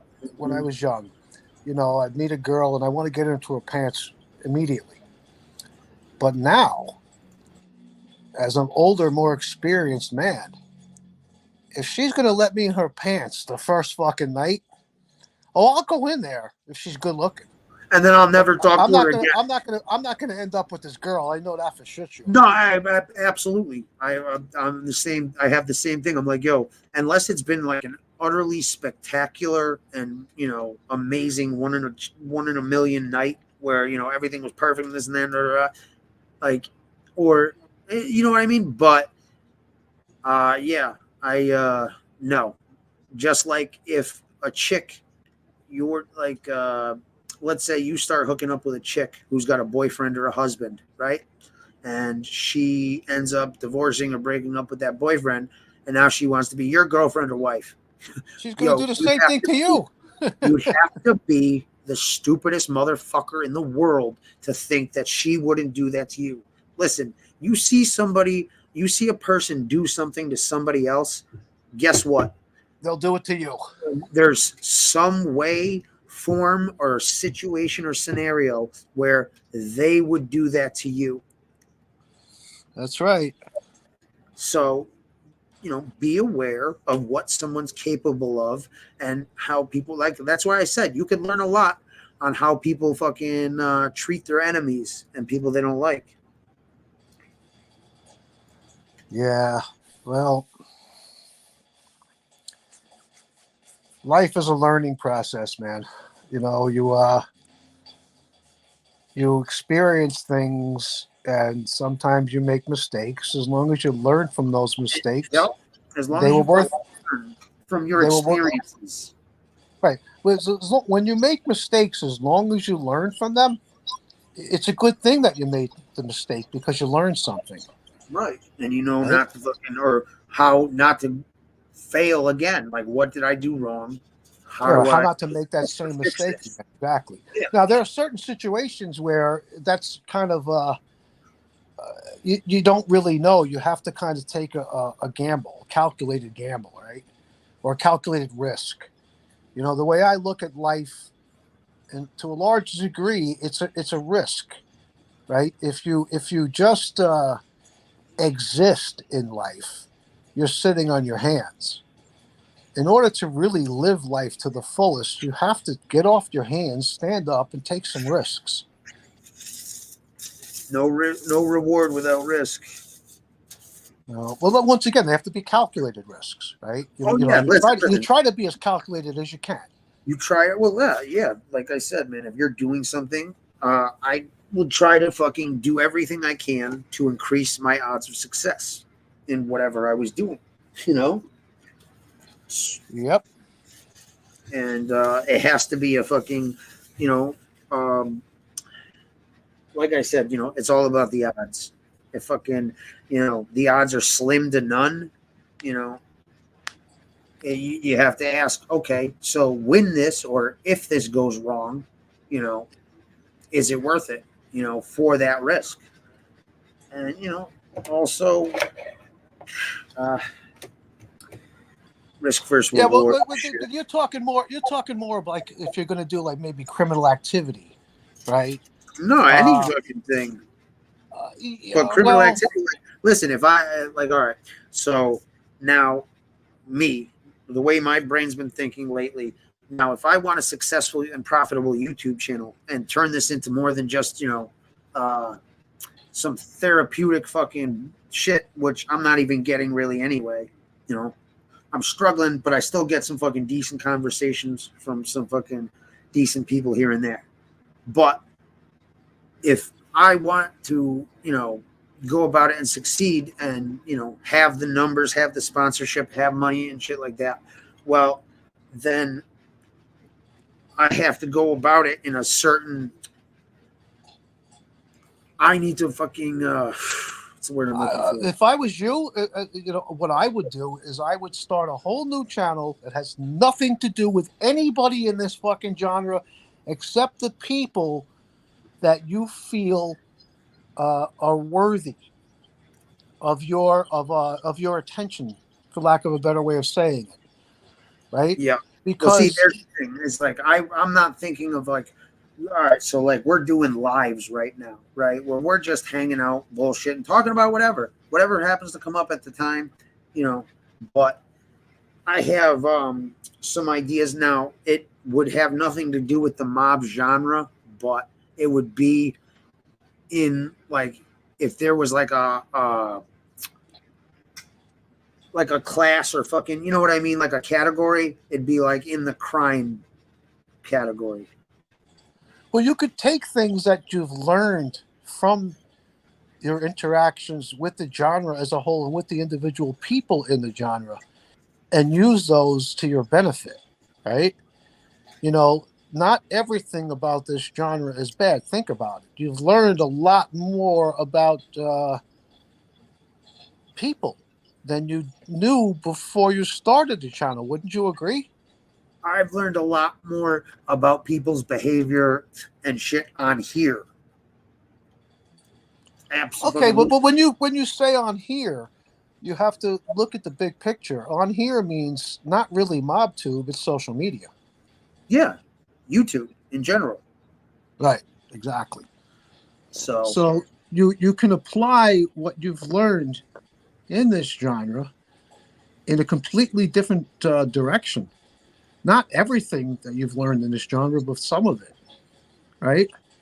Like you now know when you're talking to somebody who is making something of themselves that they're really not, because of your experience in this genre. Not that you didn't have any idea about that before this genre, but this genre really brought that to light, didn't it? Should have. No? Well, yes and no. Like, all right. When someone's bullshitting or, you know, misleading or being deceptive, no. Because there's reasons why I'm pretty good at picking that shit up. But either way, on here, though, it's how ballsy and fucking how, what's the word I'm looking for? How fucking just fucking straight, insanely fucking just blatant fucking bullshit. Like, you know what I mean? That's the shit. Like, it's like I can't believe people come on here and do that shit, and then it's more they do that and it's like their reaction. That's the surprising shit to me. Yeah, but you know what? It's wearing thin now, right? This genre, I said this years ago, it doesn't have any growth potential. It really doesn't. See, that's the thing, Handstand. It did have some growth potential. Right, but the content creators and the subscribers, the majority of them, collectively destroyed that. It's not just the content creators; it's a lot of people in the the subscribers as well that destroyed it. The subscribers absolutely took a fucking large part in fucking instigating and antagonizing and doing that. You know, well, they're part and parcel to it. They're definitely, absolutely, 100%. So, and that, like, that's fine, you know, this and that. But like, yo, when you got a motherfucker literally telling you fucking something that he literally is contradicting, and like, yo, when somebody tells me like, yo, they stand for this. This is, you know, what they're doing, why they're doing this, and this is what they believe, and then they do something completely fucking on the other end of the spectrum, and it's not even like yo, they were literally just ragging on someone for doing something that they did but weren't caught out for yet. But now it's okay.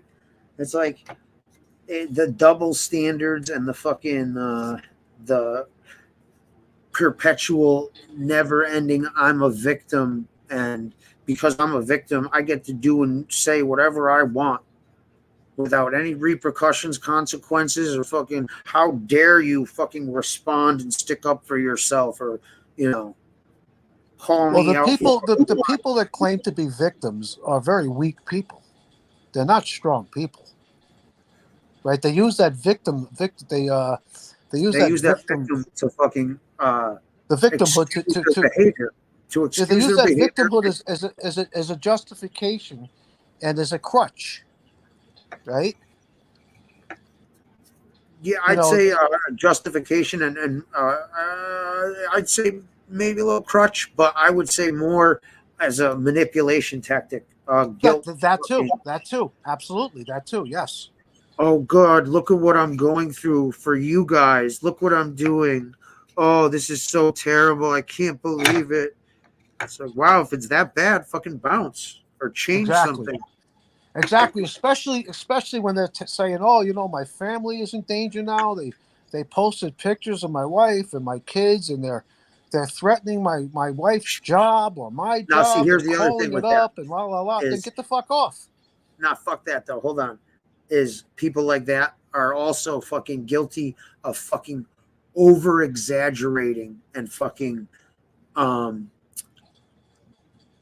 what's the word I'm looking for? They're literally just making it sound completely biased and not like, you know what I mean? They're taking something that, oh yeah, blah, blah, all right. So I'll give you an example, right? Say somebody says, yeah, this guy fucking ended up fucking pissing his pants, right? And then it turns out, well, no, it was actually his girlfriend that pissed her pants. And then said person would come on and be like, oh, how dare you fucking, talk shit about my girl and rah, rah, rah, and fucking, threaten her and insult her. It's like, no, if you're telling a story and that person is involved in a story, saying something, or like, for instance, telling people, this person is a scumbag. They feel this way about their wife. They have this, and this, and so on. You're not talking about his wife. You're talking about what he's doing to her. You know what I mean?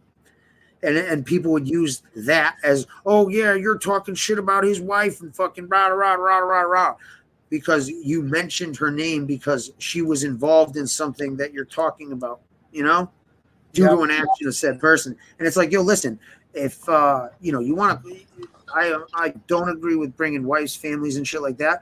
But I've seen people literally, try to make excuses just to do scumbag shit and just grasp at straws and fucking exaggerate and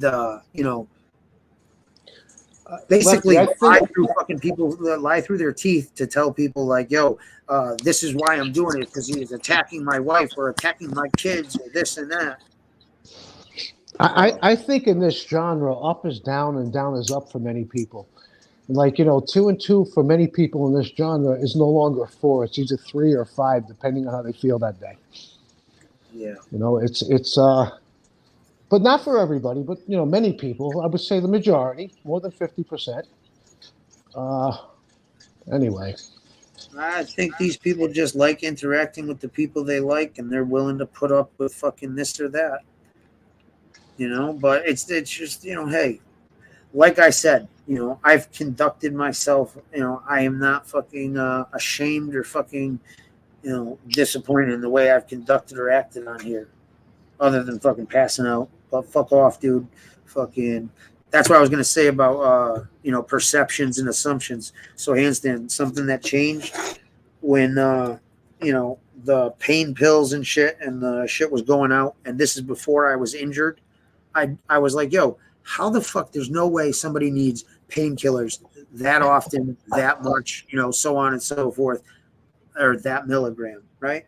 Well, after my accident and fucking, literally when it became a question of quality of life, whether I take these or I'm literally go insane, then it's like, okay, now I understand why there's this. Do people abuse yeah, but I understand why people need it's just like I used to feel a certain way when I grew up in a certain environment and class, right? Now I had friends of all fucking, classes, you know, fucking I have friends who have a fucking $100 million trust, and I got friends that, you know, would need to borrow $1 for fucking getting a soda.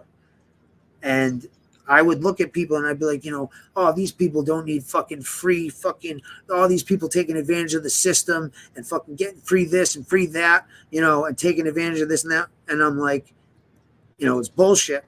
But then, you know, I was in a situation where I'm alone and fucking, you know, unless I want to do some illegal shit, which I didn't, I had to take advantage of, you know, as many programs and offers that they had, you know.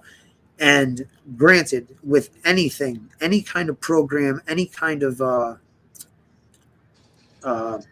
thing like that, there's always going to be people that take advantage of a situation in any kind of fucking thing. Listen, I can understand, you know, your situation that, you know, you were injured so badly that you needed, hopefully, the pain medicine to, you know, Yes, dude, to improve your quality of life. But see, here's the thing. I don't know anything about pain medicine. I don't take the stuff. I never have. But let me ask you, so like, is there such thing as a Percocet 30, Perc 30, I think I've heard before? Yeah, it's an oxycodone 30 milligram. It's all right. Okay. So when you're prescribed that from the doctor, right? You go to the drugstore and you get to fill the prescription out. You pick it up.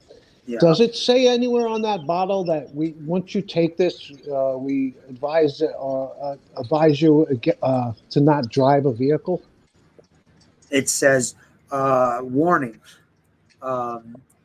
may cause drowsiness. Please, something while operating heavy machinery or a vehicle. Okay, so isn't that affecting your quality of life in a negative way? I mean, on one hand, it's helping with the pain. No, not when I can't fucking bend down to tie my shoes and I'm staying up for 4 or 5 days at a time because I can't sleep because of the fucking insane pain. Being a little buzzed does not fucking inconvenience me if I can't fucking drive anyway. Like, hands down, I don't think you realize how fucked up I was. Like, I couldn't walk. Like, I literally, dude, 24 hours a day. Let me ask you a question, Lefty. Let me ask you a question. Let me ask you a question, Lefty. Let's just say, hypothetically, that the government decided to make pain pills illegal, like they do in Russia. You can't get pain pills in Russia unless you're some kind of big-time politician or whatever. Okay? Yeah. And actually, the pain pills that they have in Russia are not addictive. There's not the opiate's not in there. I don't know what the fuck is in it. I know this from one of my clients whose wife is Russian. I was having a problem, a little pain. Here, take one of these. It's a Russian pain. No, thanks, I'll pass. No, it's not addictive. Thanks, I'll pass anyway. So Yeah, what but if they also said Oxycontin wasn't addictive either. So. Okay, what if the government suddenly made all pain pills in America illegal and you couldn't get them, even on the black market? What would you do? You're going to curl up and die, or you're going to somehow you're going to fight and somehow find a way to manage that as best as you can? If I was in the position I was in back then, I would have fucking ate a bullet. Because I already, for a fucking year, handstand, I didn't do the pain pills. I fucking suffered and tried every goddamn thing I could. Straight up. I fucking literally drove myself mentally insane. Like, I don't think you understand. Like, I could not sleep for more than 5 to 10 minutes for fucking 4 to 5 days at a time. Like, no, listen. The tasks were just fucking brutal. And that was the movement. And on top of that, I had this fucking pressure pain where it felt like I had a fucking sumo wrestler on my shoulders and it was all compressed in my lower fucking back. Well, listen, I'm not in your shoes, so I can't understand how you feel. But, you know, like decades ago, I broke my foot and the navicular bone, right? And they wanted to. That's not your back, where that affects every type of movement you're doing. Like, no, you know, that's what I'm trying to say is like every movement, you turn left, turn right, have to fucking Did any of your relatives were they predisposed, any of them, to back issues? No, but I tore a bunch of ligaments in my back in a basketball game in high school. But like I said, handstand, I got hit at 60 miles an hour, fucking on my dead smack on my driver's side fucking door, and fucking the the center console thing. Right. My fucking door got pushed in fucking to where, like, basically I got fucking thrown like this. My whole fucking lower back, I tore fucking I had nerve damage, something with the L3, L4, and those little spine fucking bones that stick out on the bottom? Fucking one of those is broke, and I have like a pinched nerve and shit. So, okay, well, I'm just trying to be optimistic here, okay? And I know this is not a good analogy, but look at listen, like, I'm not on the fucking pain pills like I was. Oh, I can tell. And that's a good thing. And I listen, I take my hat off to you for that. And anything I can do to help support you somehow, I'm more than happy. But listen, I know this isn't a good analogy, okay? Because we're talking about a professional athlete. But Vinny Pazienza broke his fucking neck. And he went on to recover without the pain medicine. And win the fucking and recapture the fucking title, the lightweight title of the world. No, Vinny Paz stopped taking pain meds at a certain point. I've actually met him, and my boy's actually good friends with him. Okay, but he was able. Now he's a professional athlete, so that's a whole different kind of. It's a different. It's different. The other thing was he took pain pills until he felt like he was strong enough and he could, suffer through whatever pain he had at that time. Like, listen, that's what I'm trying to tell you. Understand? Is like until you've gone through it. Constant, like, extreme fucking pain, like, there is no, like, mentally getting through that shit, like, listen, I'm telling you, that kind of pain and the other thing that gets like, fucks with your head and everything else is it's not pain that goes away or comes in and out. It's constant, never ending. And then, dude, it mentally fucked me up too because, listen, I'm an active person. I like to, do this, that, and the other. I couldn't even fucking, it was like a fucking hassle for me to fucking literally sit, stand, and fucking function and do everyday normal things that people take for granted. Like, I'm telling you, like, there are people like there are people out there in severe fucking pain. And it becomes like I said, man, that shit was affecting me physically and mentally to where, it was like, it's either this or I'm literally fucking insane. And I absolutely, if I had to continue going on like that, I would have 100% ate a bullet, 1000%. And I'm not like that kind of person. I really listen. I'm still trying to be optimistic, and I'm kind of at a loss for ideas. But I'll say this: that let's say this was the year 1860. No, let's make it 1870. I'd be drinking laudanum. Let's make it 1875. Far past the end of the Civil War. I'd be going to fucking buy some morphine and heroin at the pharmacy.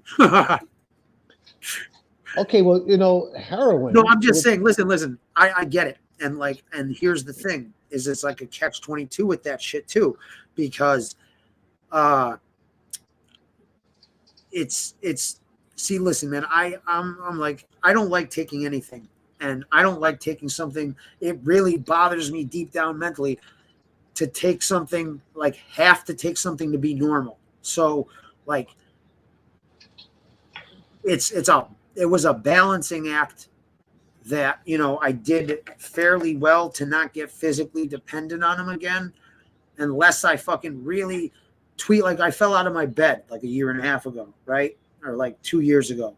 I remember. Fucked up my back like bad. Like, it was fucking bad.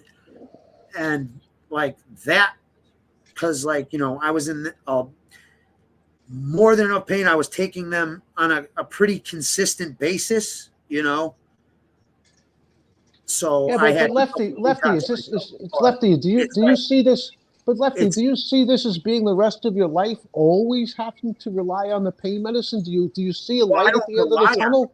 I don't rely on it. If it gets so bad, fucking, like, I'll take it. Or, you know, but that's the thing is I stopped relying on that shit because I don't need to rely on it because I'm not.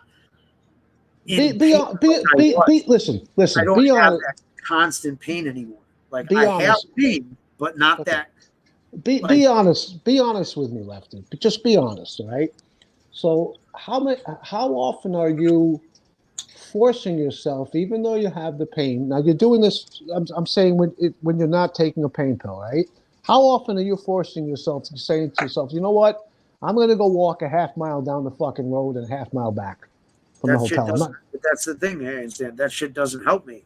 Like that would make it worse. Like, see, but look, how many times did you see me fucking walk during my live stream? Like You used to up walk until constantly. recently. You used to walk all over the fucking place. Yeah. Well, guess what, handstand? There was a reason I was doing that because the last thing that was holding me back with my back, like the last thing that really still affected me day in, day out, if I did it, I couldn't stand. And I like at first it was like 5 minutes, and then that pain, that pressure pain would come. Then it would be fucking, you know, and that's why I walked, is I basically walked through that shit and fucking got used to it and built my strength up so that I could stand for fucking more than 10 minutes without fucking literally having to fucking sit down and fucking clench my teeth and shit. Like there's a, there's listen, also- I'm not all, it's a, Listen, it's a, Listen, like this I is- said, man, I don't think you can comprehend like the level of pain that, you know, at least I am in, where I'm like, all right, fuck it, I got to take something. And especially fucking the last 6 months. Like I haven't been fucking taking shit unless it's like fucking like bad. Like, and I haven't had too many fucking bad fucking things. You know, I had a fucking episode where it was raining for like 4 or 5 days, and on like the 5th day, that shit was fucking. You ever think this is a possibility, Lefty? Listen, hold on a second. You ever think this is a possibility? No problem. Okay, look, you had the accident. You were hit at 60 miles an hour, tossed to the other side of the car, injured severely. Do you ever think for a second that, especially like at times when you were using more of that stuff than you should have, that what it was doing was masking the pain to the point where you felt like you were able to walk and you were actually doing more damage to yourself because it was masking the pain? Is that a possibility? No, what that gave me the ability to do was function without fucking having pain go to like a 9 or a 10. I could actually do stuff and it would only be at like a 4 or a 5 or 6. So it basically made it tolerable. Other times, if the pain was bad, sometimes, man, listen, I just wanted the pain to go away. I didn't want a fucking, you know, Band-Aid, dude. I just wanted that pain to go away. And like I said, man, it's a whole nother fucking ball game when it's constant, never-ending fucking thing. And then you find something that gives you that some relief. Some relief. But so what's the answer? Because you can't go on for the rest of your life like that, right? You can't constantly, not to say constantly, but you can't rely solely on pain medicine to overcome this, right? I mean, technically you can, but doing so would not be a benefit to you. It would be detrimental. If I was relying on the pain pills, I'd be taking them day in, day out. You have to understand there's a point and a level to pain where it's not, I'm just going to grit through this, you know. I'm not going to sit there for fucking 8 hours gritting my teeth and fucking being almost in tears and pain when I've got something that will alleviate it, you know. Well, listen, Lefty, if I was taking that day in, day out and it was affecting my life and this and that and the other, yeah. But right now, it's fucking something to be used when fucking shit is getting too bad. And then I here's agree. The other thing. Now hold on. The other thing is, now if I take it and I catch that shit in the beginning, like, you know, when it starts to get bad, it works great, fucking swell. If I don't take that shit, it only gets fucking worse. And then I'm fucked up for like 3 days. I'm in fucking pain. And it's like, yeah. Well, listen, I'm going to say, listen, I'm proud of you because, you know, I've noticed of late, you know, you're not, you know, you overusing that stuff. You're not falling asleep. You're having an intelligent conversation with me for many hours here now. You know, that's step one, right? You know, to use the medicine the way it was designed to be used. Well, listen, I would love to fucking, you know, not have to use it at all. And that's, you know, I'm trying to go to a gym to fucking, but listen, yo, you know, I've strengthened my core and I do fucking, you know, my fucking physical therapy every fucking morning. I make sure and do my stretches and the yoga and shit. Yo, my shits are fine, bro. I shit every day. Thanks for your concern. Well, listen, take my advice on this, Lefty. The ticket for exercise for what you're suffering is not weights. It's your own body weight. It's the basic stuff. Go to my channel sometime and look at my the easiest version of the push-ups. The 3 easiest versions of the push-ups, which are not standard push-ups. See which one you feel comfortable doing. You are going to feel a little pain. You'll work through it. No, that's the other thing is like, yo, people, like my back injury is not like most people's back injuries. Like I've got nerve damage and other shit, but like, all right, so take lifting, right? Lifting never bothered me. It's all about what position and you know. So you you do the exercises that your body or your back allows you to do, and the ones that you can't do, you don't do those.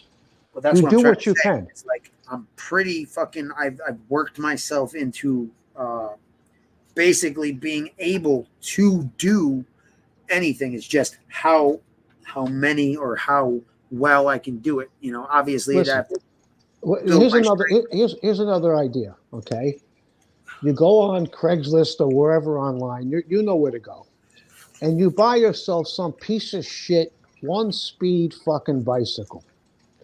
Well, I got a Cannondale. Okay. So walking is problematic for you. Well, that's what I'm saying. Is like I've walked so much that now I don't have that issue when I walk. Oh, okay, good, great. So now try the bicycle sometimes. See if that helps. If it doesn't, put it away. But if it does, continue it slowly and gradually. What helps a lot? Swimming fucking. Yeah. That's what really took me. Swimming is zero impact on the whole body. On the bicycle is zero impact on the legs. How's it on the knees? Well, if the bicycle fits correctly, it shouldn't be bad on the knees unless you're bow-legged. Well, you know what I'm saying? Yeah. Like I'm bow-legged, right? Most bow-legged people, if they ride a bicycle a lot, eventually their knees will start to bother them. Up to this point, I haven't suffered that. You know what I'm saying? So I've been lucky. But the thing with the bicycle is it's not one size fits all. You need the right size bicycle, not just the frame, but the right height and length of the stem and the handlebars as well. Most people don't know that. So, you know, ideally, you would go to a professional bicycle fitter. You would buy your bicycle, get the correct frame size, you bring it in. They'll charge you $250, $300. They'll set the bicycle up on a trainer, basically, and they'll see if the reach to the handlebars is correct. If it's not, you'll replace the stem, whether it has to be lower or higher or longer or shorter. You understand what I'm saying? People don't know, like I was talking about bicycles earlier. Most people don't know how to fix a flat on a bicycle, right? That's something that you could do. You have a bicycle. If the frame fits, it might be, I would actually highly recommend it. Take it to a bicycle fitter and let them fit that bicycle to you, because even if you don't have any problems physically, if you're riding a bicycle, it doesn't fit you correctly, you can fuck up your knees, your hips, your back, your shoulders, your neck, your wrists, every damn thing. You still there?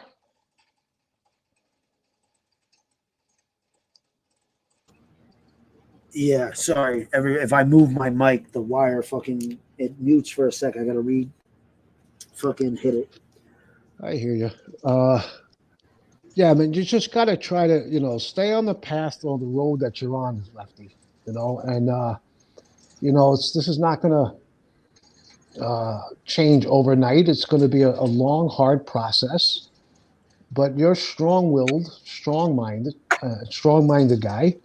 You just got to keep, keep fucking on keeping on, man. Easier said than done sometimes. It is, but you know what, Lefty? Down the road, if you can remain optimistic and stay on this road, it's going to be so worthwhile, man. And it's going to empower you. It really will.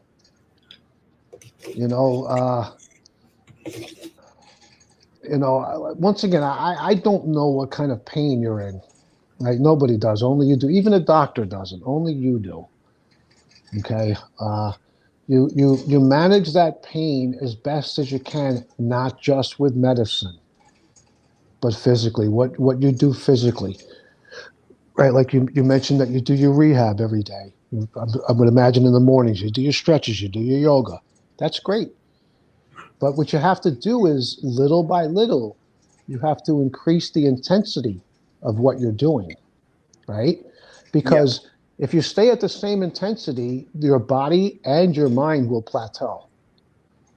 The key is like what I do with myself and my clients, for the most part, not so much myself, but I have them work at 70% of their maximum strength for most of what they do. Now, you may not be able to go 70%. You may only be able to go 40%. You go where you can. You do what your body allows you to do. You listen to your body, right? And no doctor can tell you what the fuck you feel. Only you know, right? They can recommend this, that, and the other thing, so can a trainer, but you don't know. Only you know, right? That's it. Yeah, exactly. So is Darren still there with you? Yeah, I think he's sleeping. All right, well, that's good that you have Darren there with you. I think, I suspect, actually, for lack of a better word, that's a positive thing for you. That Dude, no, it's a positive thing. It's keeping me grounded. For lack of a better word, no, it's keeping me structure. No, it's more he's helping and here for a positive thing. So I don't get in any trouble or do stupid shit, and I do things that are gonna be positive, not backwards, or like the whole meds thing. Like he's been helping me fucking try to get them off completely because I've been doing the mushrooms and shit. I haven't really told anybody, but there's only a couple. That's okay. Listen, that's fine. Let's the mushrooms are way fucking better than the other shit.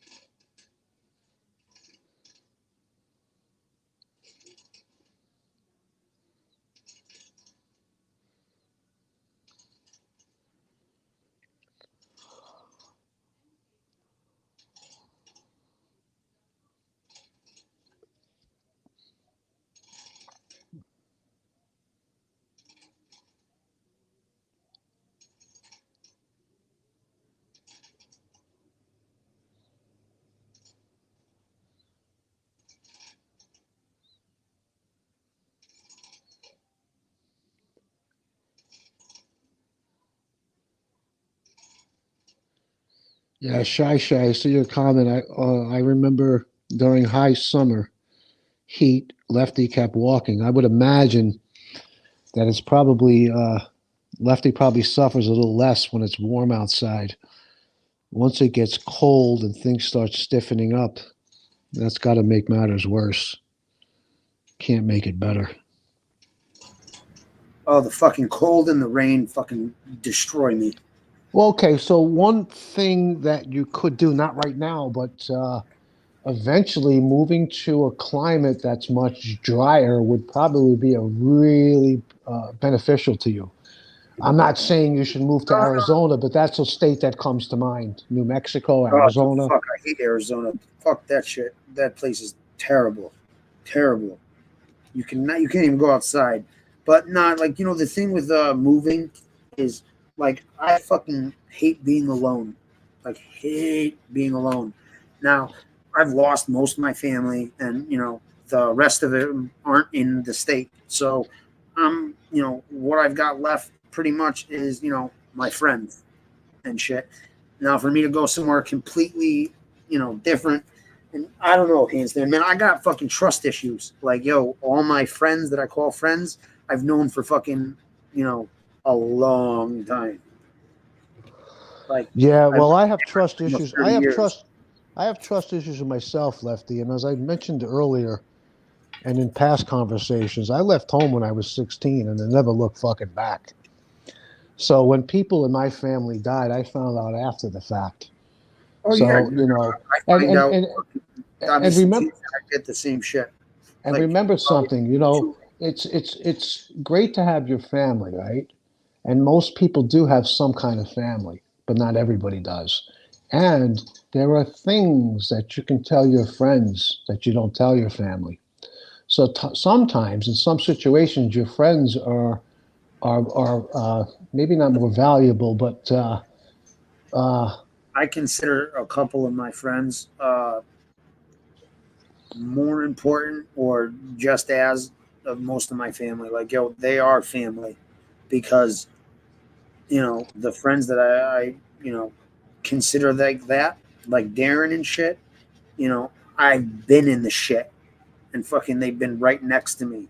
The problem with friends, though, Lefty, as you get older, is that they become married, they have children, and they don't have the time to. They can't make the commitment like they used to when you were younger. Oh, I know. You know what I'm saying? Yeah, I do know. Absolutely. So what I'm saying is, like, it's just I don't know. So what you do is you can make new friends, but in order to make new friends, you've got to put yourself out there, right? Listen, I have no problem making friends. Like, that's a thing I've never had an issue with. But well, listen, you're a likable guy. You're an intelligent guy. You're outgoing. I don't know, man. I'm kind of at a loss for words. But like I said before, listen, I'm proud of you. You're doing a lot better than you were. And if the mushrooms are helping you, you do the mushrooms, man. Don't be embarrassed about that or in any way, shape, or form. I'm not embarrassed about anything. Fucking, that's the thing. Is like, you're not gonna fucking shame me or make me feel bad or embarrassed about something that I'm sharing with people. Like, it is what it is. Like I said, man. That's why I tell people, like, you may be afraid to fucking say something to me, or you might be afraid I'm gonna fucking flip out and yell or fucking this or that or this and that. Unless you're, telling me, I've just been stealing from you for the last year, shit like that. Like, hey, Left, I don't know if you're aware, but you were sort of a dick here. Or, hey, I don't know if you're aware, but, you've been this and that. It's like, oh, okay, cool, man. Thanks. I appreciate the heads up. Well, Lefty, the last thing you want to do is to commit crimes and end up in a jail cell. Well, that's the thing, the handstand, dude, is during those 2 months, like, if I was going to commit crime, I would have been doing it then. Like, I've dipped my toe in here or there in the last 5 years, very sparsely, but the reason I'm in the position and what I'm in now is because I'm not doing that kind of shit. Otherwise, I'd be fucking flush. Yeah, but you'd be flush, right? But is that going to help you back? help my life, and help that my one- fucking stress in my stomach and shit. But for all that time that you're flush, that one time you get caught and you end up doing, let's say it's just a year, you're in a fucking jail cell. You're not getting that pain meds. What are you going to do then? You understand what I'm saying? yeah, but see, here's the thing, handstand, is I've already gotten to the point where I'm not worried about, oh God, if I don't get my fucking pain meds, I'm going to fucking lose it and not be able to live. Like 8 years ago, yeah. Even maybe 6 years ago, absolutely. But, you know, it's more of a, why am I going to go through this fucking much hell if I can take something, you know, once every couple weeks if it's that bad and fucking relax? That's something that's different. That's different. You know, it's as long as you're not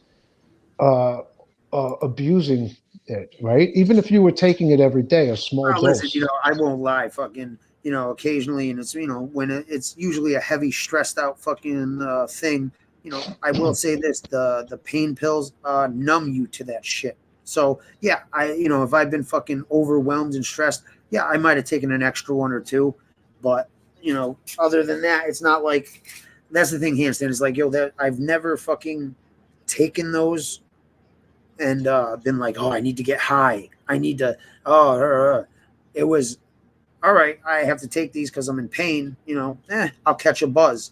But that shit wore off fucking the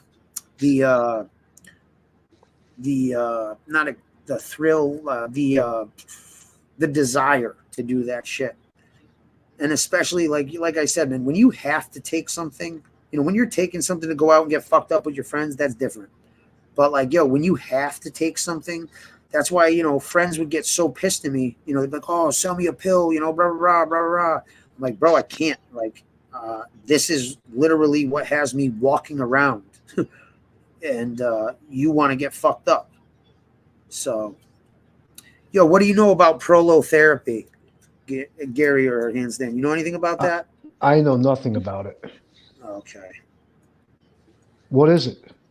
What do you know about it? It's some kind of injection that fucking helps rebuild fucking tendons, ligaments, and shit like that. Well, I would say this. I would suggest that you look into it, and if there's any promise in it at all, since it's just an injection and not a back operation, I would probably explore it. I would give it a shot. You got nothing to lose. Now, you know, I'm not a doctor, so don't take what I'm saying literally, but if I was, I can't say if I was in your shoes because I'm not, but the last thing I would want to do is let a doctor open my fucking back up, because I haven't heard any good stories. I've heard too many nightmare stories about that. So with that, I've heard some nightmare stories, and then I've heard some success stories, but hold on, there's an asterisk next to that success story. So yeah, they're great for fucking 5-8 years, and then guess what? They have to have fucking another back operation. And then besides handstand, dude, when that option got explored, the risks for paralyzation were way too fucking high for my comfortability. Yeah, well, that's like I said, that's why that would be my last resort. I would try the therapy you just mentioned. Actually, no, I wouldn't try it. I would look into it. Like I said, if there's any promise in it, I would definitely consider taking those injections.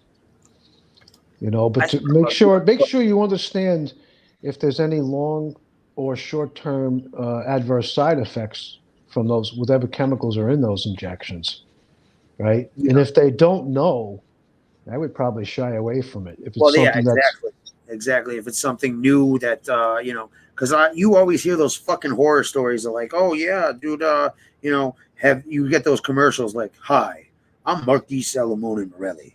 If you've been taking this medication or took this medication, grew an arm on your back. Yeah, I know. Genitals on your forehead. Call Jacob and Jacobs. We'll get your money in. Bro, and it's scary too because like, yo, you hear these commercials. Hi, are you tired and have bags under your eyes? Well, we've got medication for you. But warning, causes anal leakage. I know. Your skin to fall off and fucking blah, blah, blah, blah, blah, blah. Also, I know. might do death. But hey, you get rid of that hangnail. I know that it cures the thing that ails you, but the side effects are so numerous and so severe, it doesn't make sense to fucking take it. Yeah. You know what I mean? What really sucks is, if they really put their mind and effort and intelligence into shit, they would absolutely find cures for a bunch of shit. But, the money's in the treatment, not the cure. Yeah. Well, I'll tell you what I would also recommend. You have Darren there with you, right? So, like, if you can, I don't know if he'd be willing or not, so I don't want to speak for him, but if possible, maybe you guys could, not daily, but, on a regular basis, do exercise together. And maybe with some of the exercises, he can give you just a little assistance. You know what I'm saying? Yeah, but Like I think, I'll give you for instance. Hold on, but I think you have a misconception about. Hold on, Gary. But on a regular basis, Hey, how you doing? do exercise. You gotta shut YouTube. Oh, shut it off. Okay, all right. Exercises you can give you just a little assistance. Oh, I'm sorry. Okay. Yep. I fucking hate hearing myself. Jesus Christ. Yeah, How you doing there, Gary? All right. How you doing? Good. Gary might be able to help you a little bit with Yeah, no, I know. with that therapy you're talking about. He might know So- something about it. Well, here's Dan. I think you have a misconception. You're thinking of the condition and the position I was in like 5 years ago. Like I'm not in that position where I would need help exercising or support this or that. Like I am physically as capable as I was before the accident. The only thing I have is I have my mobility back. I just have that pain, And Okay, well, most I'll of give the you an time example. I'll give it's you an not example. like the crippling. Let me give you an example of what I'm talking about. Okay, let's say you have the strength to do push-ups, but when you do them, your back, for whatever reason, arches in a little bit and it hurts. So what you could do, you could have Darren take a towel from the hotel, put it underneath your hips, and hold that towel and pull up a little bit, and give you a little bit of support, just enough to ease that. That's, you know what I'm saying? Things like that, like where he could give you just a little bit of assistance so that you could raise the level of intensity and continue to get stronger. Because if you don't slowly increase that level of intensity, you're going to stop progressing, right? Getting stronger is a matter of what they call progressive resistance, which basically is increasing the level of intensity of what you're doing little by little, right? And I think I've explained this before. It's not always about lifting more weight or doing more push-ups or doing more squats. It can also be the level of intensity can be increased by shortening the rest periods in between each set, getting more work or the same amount of work done in less time. You got to mix things up. You got to experiment, right, with your body and see what works for you, what you're capable of doing, pain-free, and what doesn't work for you. And what causes the pain that doesn't make sense, you throw those things out, right? That's the thing is like I'm never really pain-free. It's like more like pain tolerable. But if something's like really like fucking with my back, but see, that's the thing is I really haven't. There were a couple things in a couple positions that really used to like, it would send me into like almost like that pressure pain was probably even worse than the stabbing fucking pain because it was just never ending nonstop and just it drove you nuts. But if I was in a certain position or I did a certain thing, if I didn't have that pressure pain, right? That shit would literally, instead of creep up on me, that shit would fucking be like at a 10 fucking like that. that pressure pain would build up, and if I didn't address it or do something, then it would just continually get worse. But let me ask you a question, Lefty. Like, all right, so like, if I was standing in front of the mirror, right, at the bathroom, and I was leaning over, 30 to 45 seconds of that fucking a couple of years ago, and that would fucking just instantly, that kind of position. And then, like I said, standing for any period of, longer than 5-10 minutes used to, I bring that pain back, but like, listen, I walked 90 miles one week. When I realized, I could do that and push myself, and, yeah, but when you doing that, when you did that 90 miles, were you on the pain meds? Was it masking the pain? Sporadically. Well, so that's not necessarily a good thing. Well, no, because you're exerting myself because I'm not feeling the pain. Exactly. No. Exactly. It's what it is like I said, handstand. It's not. The injury's fucking weird. It's not like, if I ran a mile, it would bother me. It would bother me because I was standing upright that entire time. It's like doing things. The injury prevented me from doing things because of the pain, but it didn't. Like I said, I'd really have to be in move in a certain position, or, like I said, there were a couple of things that really set that shit off after, like, it stopped. It wasn't a constant shit a couple of years ago. Yeah, well, listen, there's no way for me to diagnose. But see, here's the thing, you said that about the pain meds, right? So I did physical therapy and tried my fucking hardest, right after the accident. And I literally did everything under the sun, even fucking acupuncture. And you have no idea how terrified I am of needles. And fucking, I know. I have the same phobia. We've spoke about this before.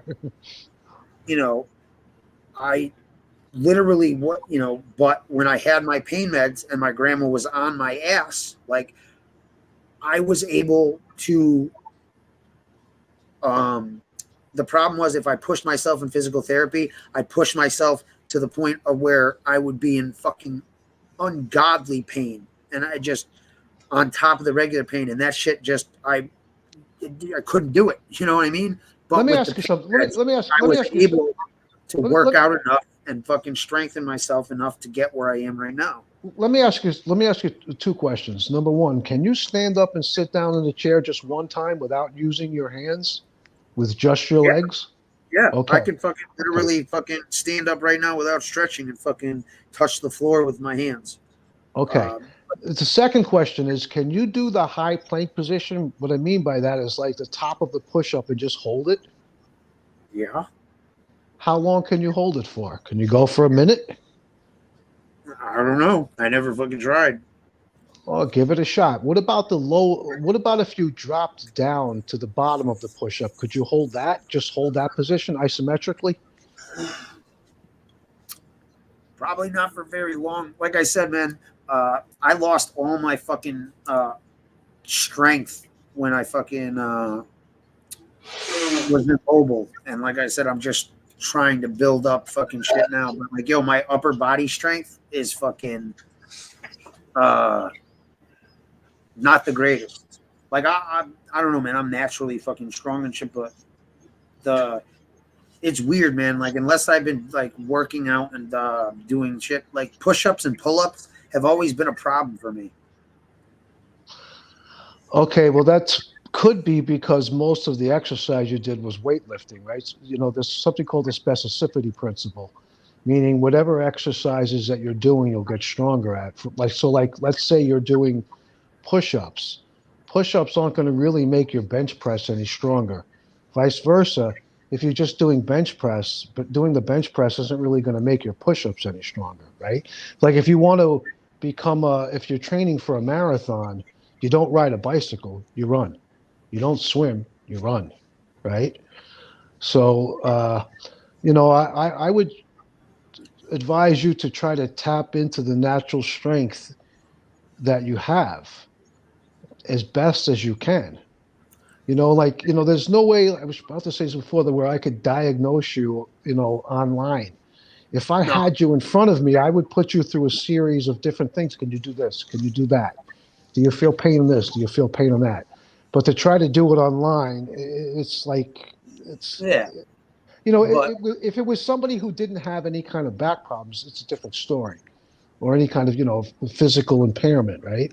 You have a major physical impairment. Well, maybe not, I shouldn't say that. You have a major problem with your back.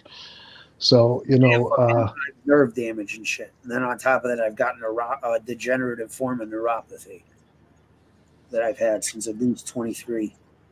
Try seeing a stem cell therapy specialist. That's what I'm going through now. There you go.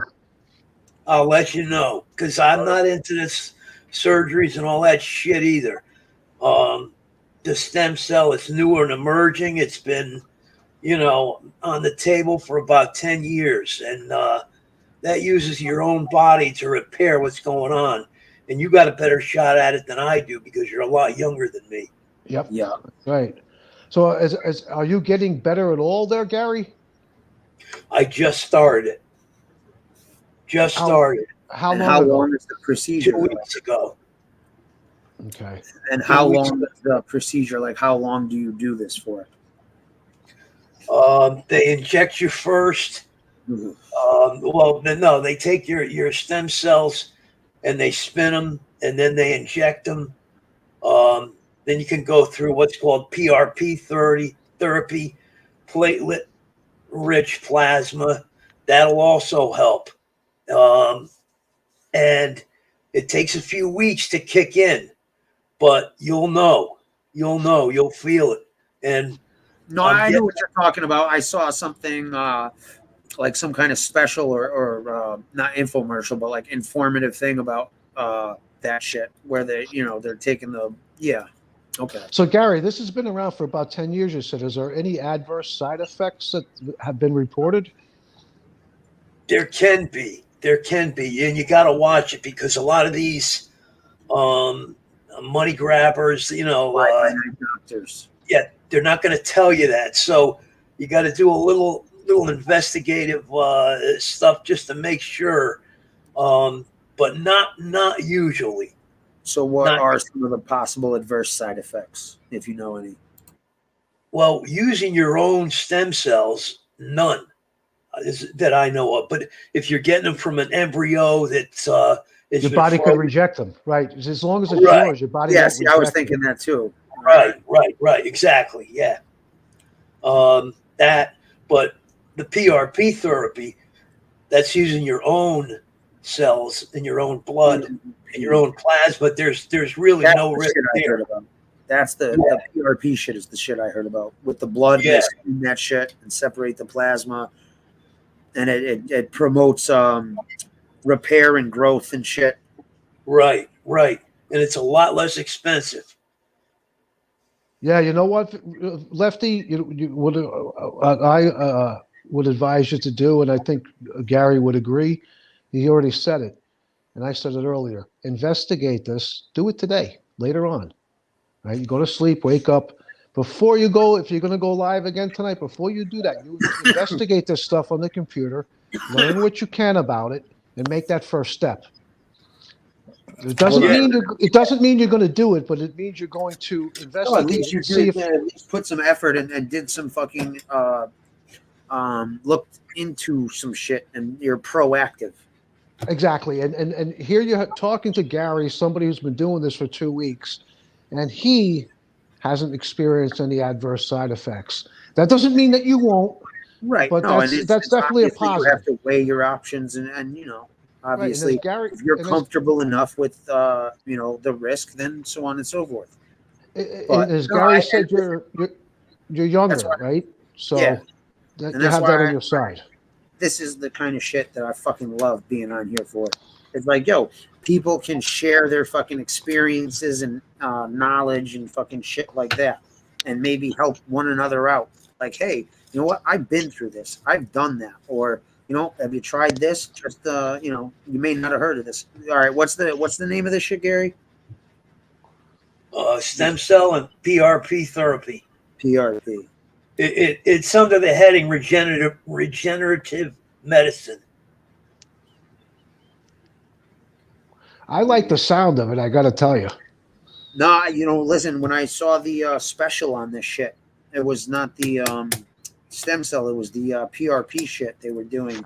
And they had, like, statistic wise, it was very successful. They had a lot of initial success with people that have not had success with other options, or were in a position like I was a few years ago, where it was literally like I said, I don't expect anybody to understand or fucking unless they've gone through it. But like I said, handstand, when it becomes a quality of life issue, it's not like the pain, like, you can just man up. Like, listen, man, I've broken fucking my fucking hand. I've broken my wrist 4 times. I've broken each ankle about 6, and I fell off a fucking 3.5-story bridge with my quad. Like, I never took pain meds. Only other time I took pain meds was fucking like right before my accident, when I had like fucking massive kidney stones. And that is the most pain I've ever been in. Yeah, I haven't had kidney stones. Constant. I hope I don't. I've heard about that. I hope I never fucking get that shit. Yo, And if I do, I do. I'm gonna have to deal with it. I didn't know what the fuck was going on. I just fucking had this crazy pain, and like I didn't know what to do, and it was just like, and then fucking I'm like, I can't piss or shit. I'm in the bathroom, in the shower, like, what the fuck?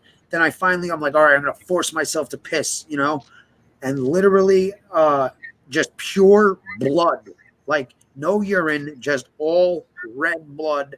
I'm like, I just took a piss and it was blood. I'm like, I'm dead. I'm dying. There's something wrong with my liver or kidneys. Fuck. But yeah, that was the most excruciating, mind-numbing pain that, like I used to have to fucking, because I had like a small one that I passed, and then I had 2 large ones, one in each kidney, and they had to fucking blast them into little pieces because they weren't sticking some fucking thing up my dick and fucking taking it out. So I ended up having to piss out like 4 fucking 5 kidney stones from each kidney. Bro, I was fucking screaming into a towel for like fucking 3-4 months. Oh, every time, like, yo, whew, Jesus. Yeah, well, a lot of times, I think actually most of the time, kidney stones are brought on by certain things that you eat that your body doesn't want. Yeah, it's well, what it is usually is it's a buildup of calcium, whatever. Right.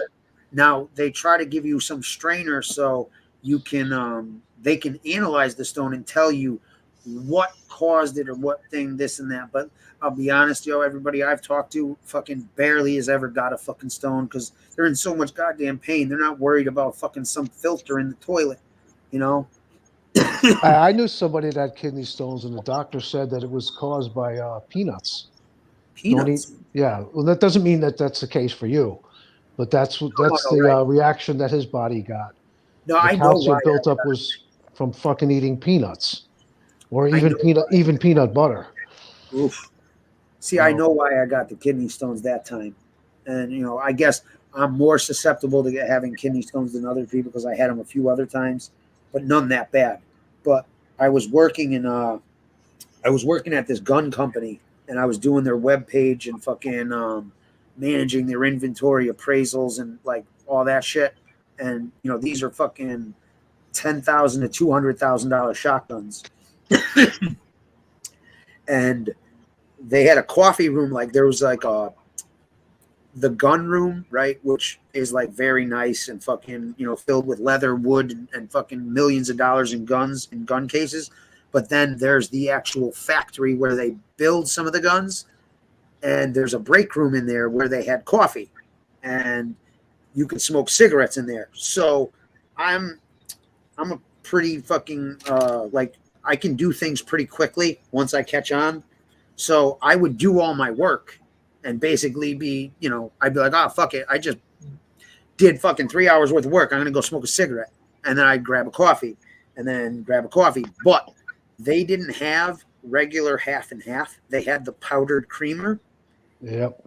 and I would pour that shit in because I like my coffee light and sweet. So it was that, and all I drank at the fucking house, like, yo, my grandma just kept buying me cans of Mountain Dew. It was Mountain Dew and coffee, but the creamer was really what put it over. The Mountain Dew just dehydrated me. So, I yeah. never got into Mountain Dew. I never understood it. I know it's high in caffeine. You know, that's not why I ever drank it. Like, I drank it, you know, and but honestly, I don't.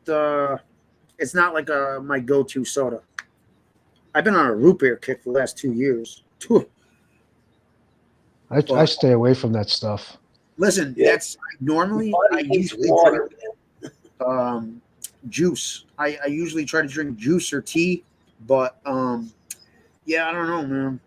The problem with juice is the high sugar content in it. You're better off eating, you know, like an apple and an orange as opposed to drinking a glass of fucking orange or apple juice. You're going to get much more sugar if you drink it as opposed to actually eating it. And then if you eat the apple and the orange instead of drinking it, you're going to get the fiber as well.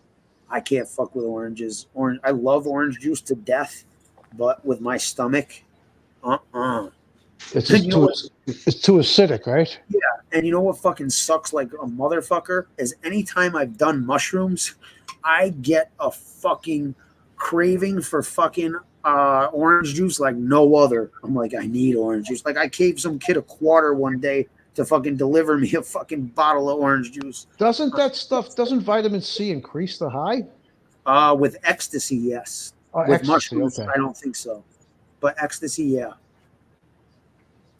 So how much mushrooms did you take tonight, if I could ask? I'm curious. I didn't take any.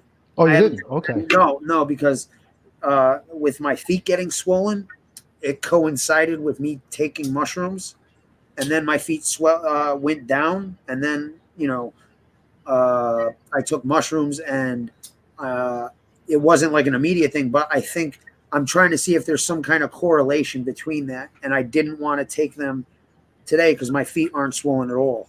So well, when your feet are swelled, two things that you want to do is number one, stay away from salt, and number two, keep your feet elevated. Right. Whenever you can. Right, because sometimes it's too much sodium intake. Right, the sodium it makes you hold water, right?